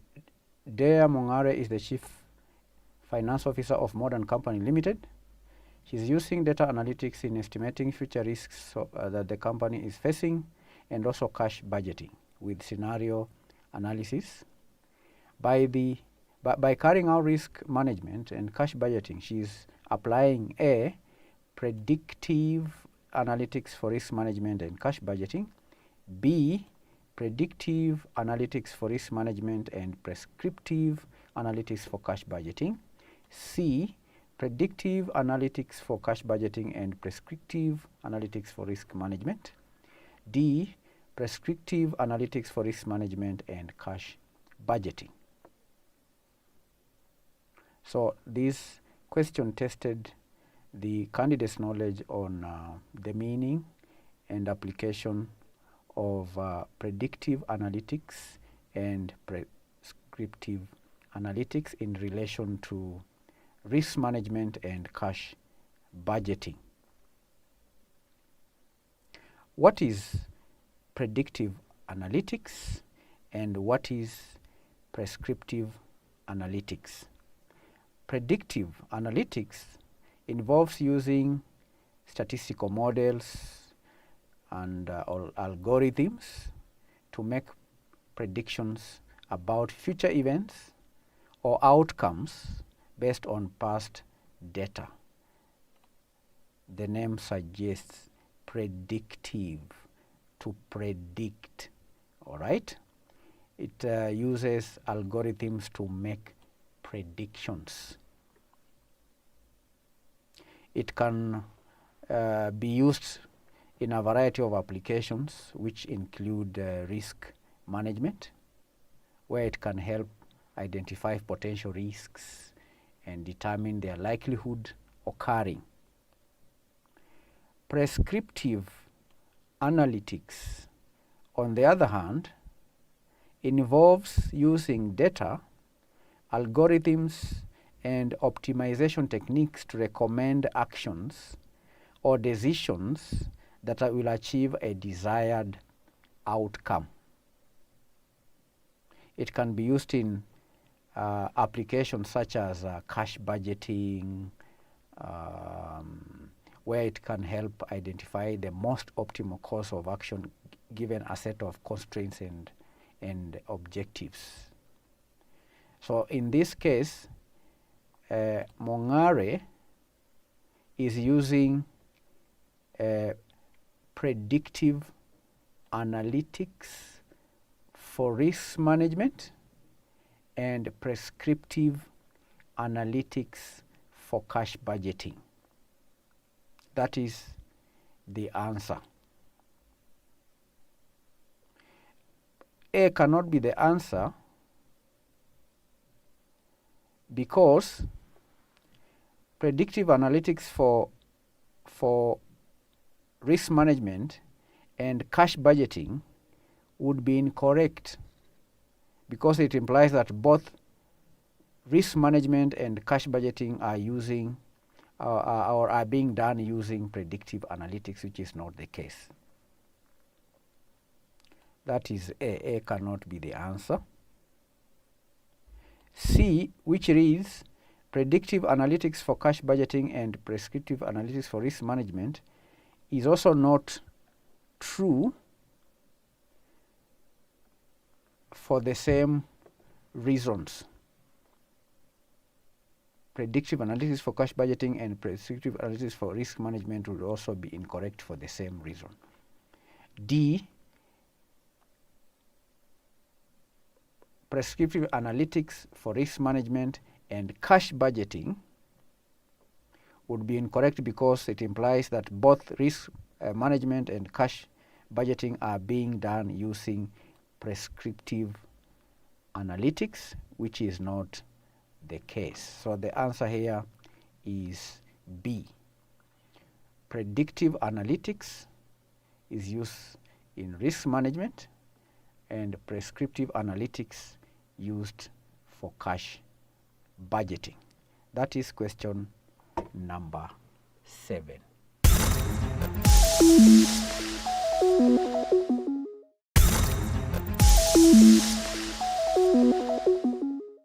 Let us now move to question number 5. Which of the following V's of data describes data as multifactor, unstructured, and dynamic? A, veracity. B, value. C, variability. D, variety. Now, before we answer this question, candidates, the V's of data describe the characteristics of data that can impact how data is collected, stored, and analyzed. And in our class, we looked at 5 V's, which are volume, number 2, variety, number 3, veracity, number 4, velocity, then lastly, value.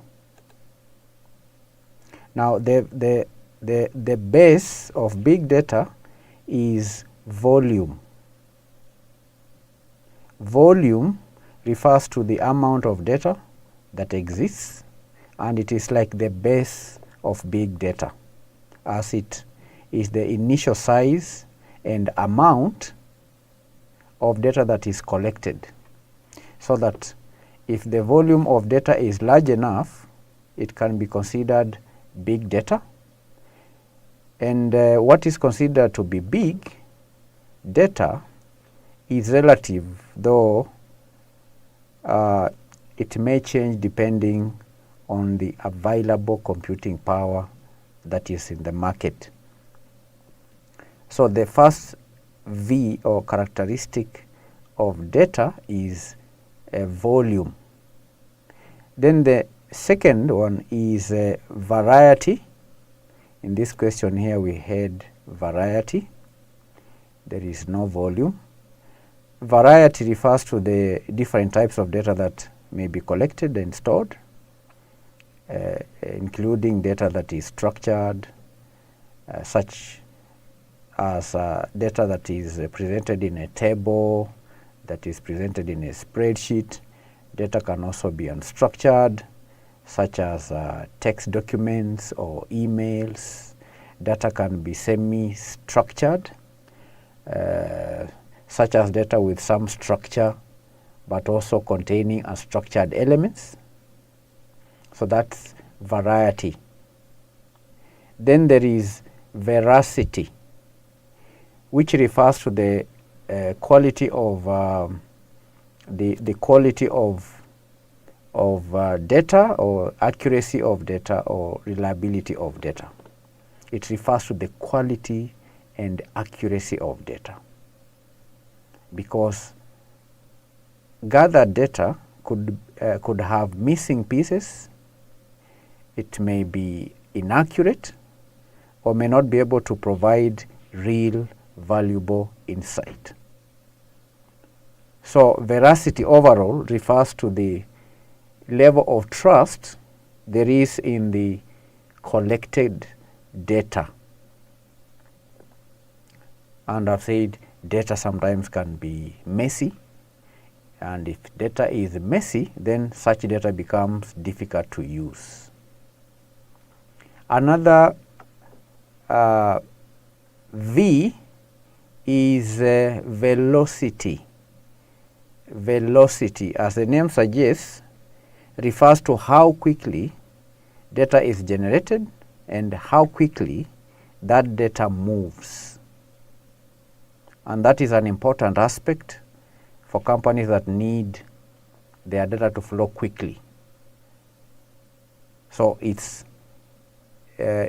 enables the company to have available data at the right time to make the best business decisions possible.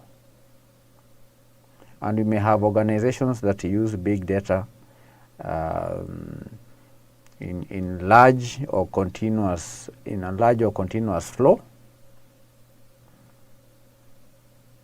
and the data we know may also flow from sources such as machines, such as networks.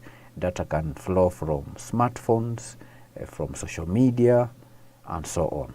So this data needs to be digested, needs to be analyzed quickly, and sometimes in real time.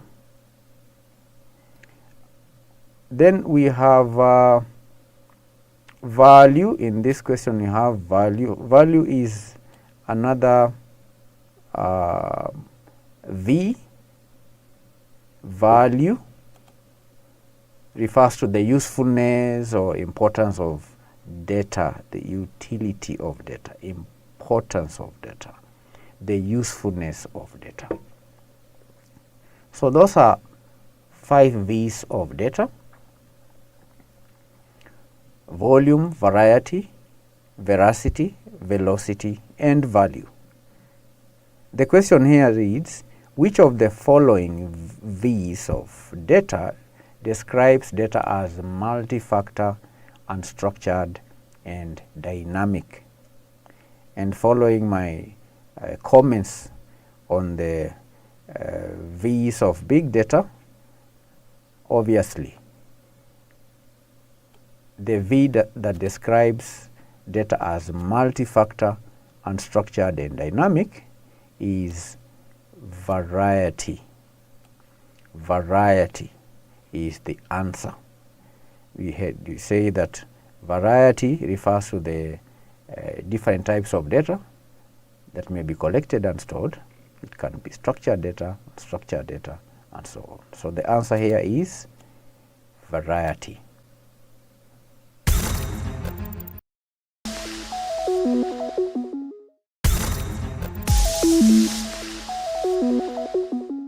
Hello learners, it's my hope that you are doing fine. Welcome to our today's learning session. The subject is business studies. Business studies. Our today's lesson is a continuation from where we stopped in our last lesson, where we defined the term business.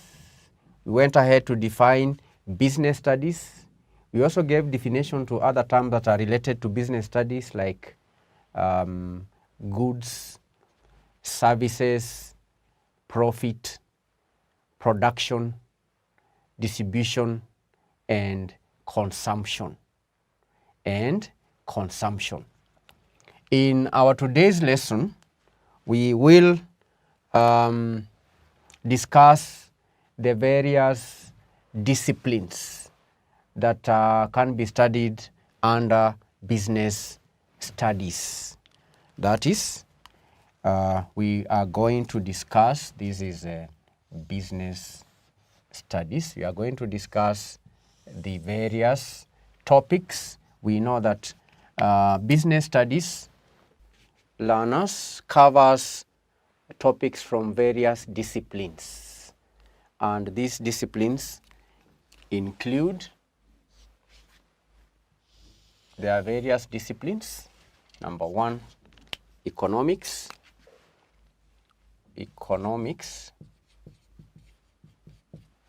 Number two, we have what we call commerce. Number three, we have accounting.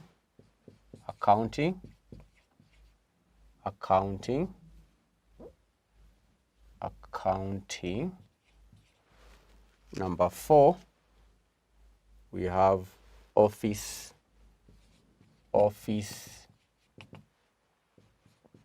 practice. Then supposed to be a straight line, to draw a straight line.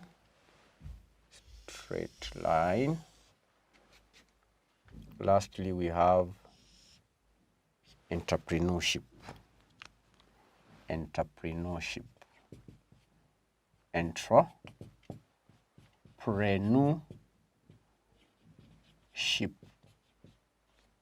These are some of the main disciplines that are covered under business studies.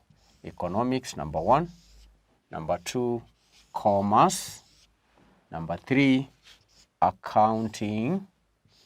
Number four, office practice. Number five, entrepreneurship.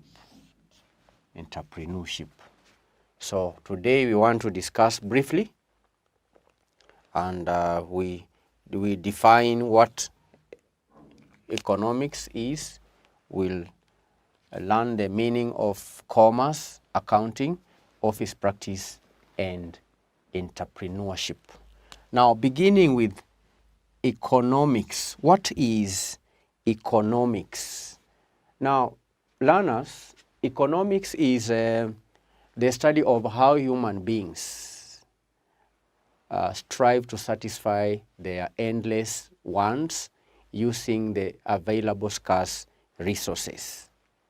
I repeat, economics is the study of how human beings strive to satisfy their endless wants using the available scarce resources. So economics, we study how human beings strive to satisfy their endless wants. Human beings have endless wants or needs, or we can say the wants of human beings are unlimited. They are unlimited. They are endless. But the resources that are required to meet the endless ones are limited. Limited resources. Limited resources. So economics deals with, or we study how to satisfy human needs or human wants using resources, and naturally resources are limited. Resources are limited, but wants are unlimited. Now, the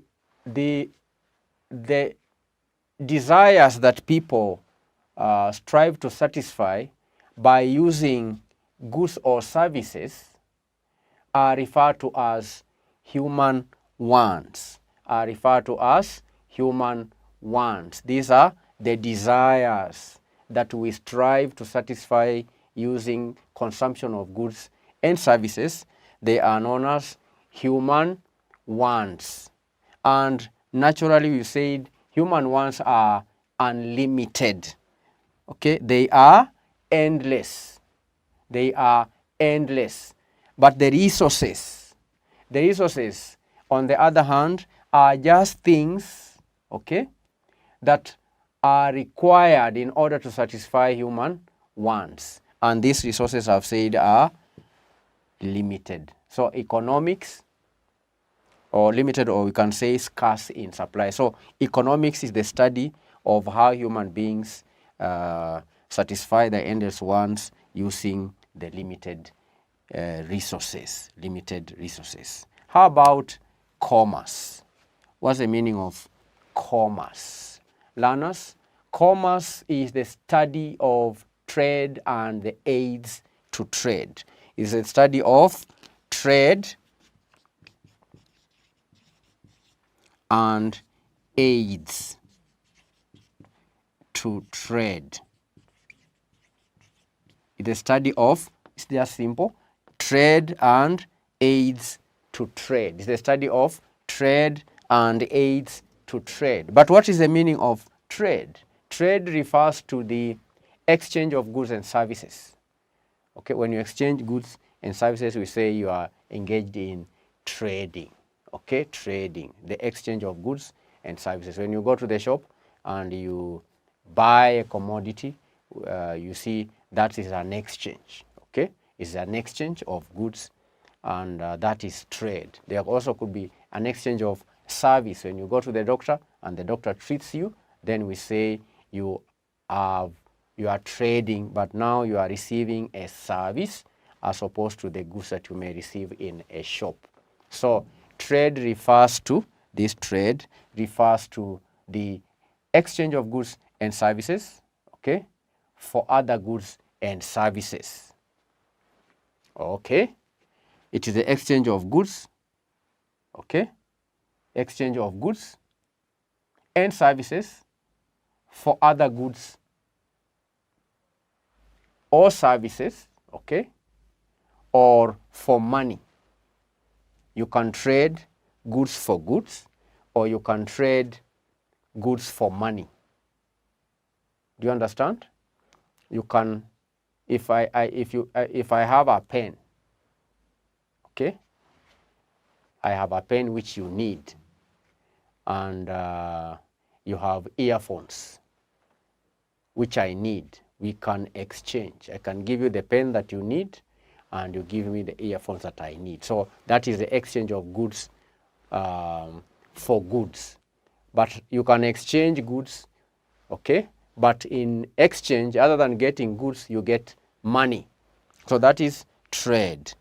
That is what we call trade. So commerce is trade and aids to trade. I've defined trade as the exchange of goods and services. But how about aids to trade? Aids to trade are human activities or services that assist trade to take place. To aid is to assist. These are things that assist or enable people to exchange goods or services. For example, transport. For you to exchange, there has to be transport service, there has to be storage, there has to be other services like banking services. There may also be need for other aids like communication. So those are aids to trade. They assist in the exchange of goods or services. They aid trade. They are called aids to trade. So commerce is trade or aids to trade. It's defined as the study of trade and aids to trade. So commerce is a discipline from which we study topics. Some of the topics that are found in commerce are studied in business studies. We say that business studies covers topics from various disciplines. So in your syllabus, you'll find there are certain topics from the study of trade and aids to trade. Then we have accounting. Accounting is another field or a discipline from which topics are studied in business studies. Okay, business studies covers certain topics from accounting, which is referred to as a systematic way of recording business activities which are used for decision making. So accounting, from the word account, it refers to the systematic way of recording business activities which are used for decision making. So that is accounting. It is a process of recording transactions, recording economic transactions in the books of a business, and this information is used for making decisions in the business. So accounting is another field, another discipline. Then we have office practice. Office practice refers to all the activities that are carried out in an office. All activities that are carried out in an office, for example, communication, filing, reproduction of documents like photocopying documents, and other clerical work is a place where some other activities take place like payment of salaries, okay, where the records of an organization are maintained, is a place where the administrative work of an organization take place. So office practice, again, refers to activities that are carried out in an office. Then lastly, we have entrepreneurship. Entrepreneurship, learners, is the study of the activities that activities involved in the process of identifying a business opportunity and acquiring the necessary resources to start and run a business. So there are two things here. Number one is the identification of a business opportunity. Then number two is acquiring the necessary resources to start and run a business, identifying a business idea. So an entrepreneur is a person who identifies opportunities in the environment. He then, after identifying the opportunity environment, acquires the necessary resources to exploit the opportunity. So the person who carries out this activity is referred to as an entrepreneur. An entrepreneur, okay? An entrepreneur. An entrepreneur, okay, is a person who identifies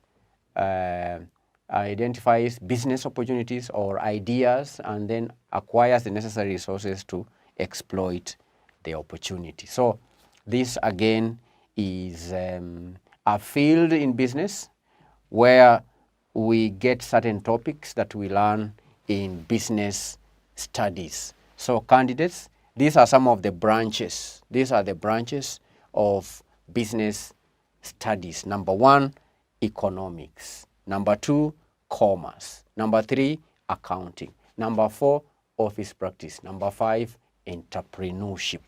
Entrepreneurship. So as we proceed in our studies in business studies, we will be learning a few topics from these disciplines.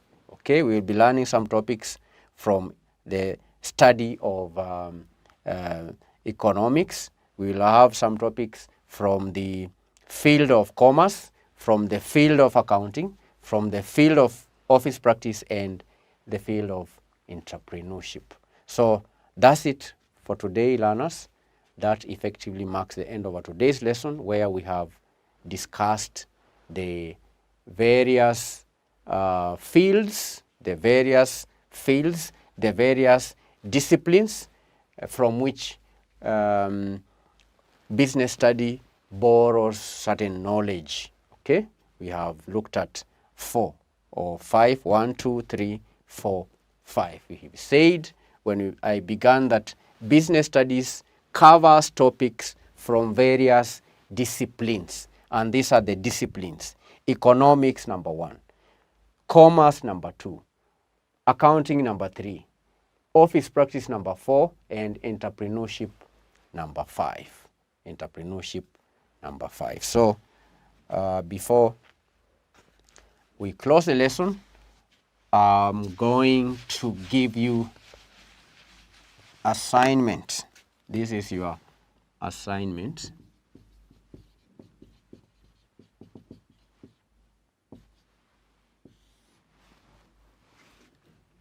Define the following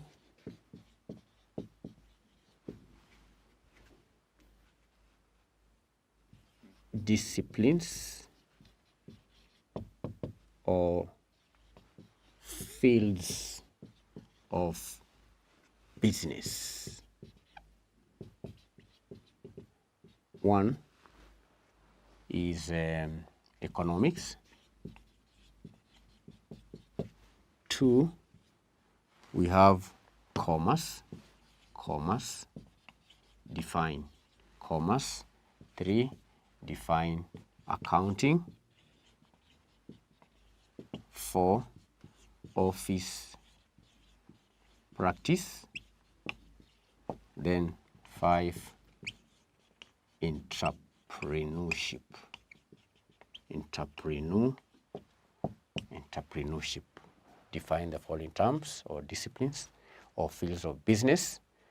1, economics. Number 2, commerce. Number 3, accounting. Number 4, office practice. Then lastly, entrepreneurship. Thank you for being attentive, learners. I remind you, assignments are very important. When you attend these lessons, make sure you have an exercise book and a pen, so that as we learn, you are writing. Make sure you to write notes, and after writing notes, take time to revise the notes. That is the best way to gain knowledge. Thank you and bye-bye. Enroll your child with the Manifested e-learning platform and see their grades grow tremendously. These videos can be downloaded to a laptop for offline viewing or viewed from a smartphone in a cost-friendly format. Hello learners, I'm grateful for this opportunity to stand before you so that we can learn matters to do with business. The topic is business and its environment. In our last lesson, we defined business environment. We say that business environment refers to the factors or conditions that affect a business. And we say that these factors or conditions can be categorized into 2, the internal business environment and the external business environment, or the internal environmental factors or the external environmental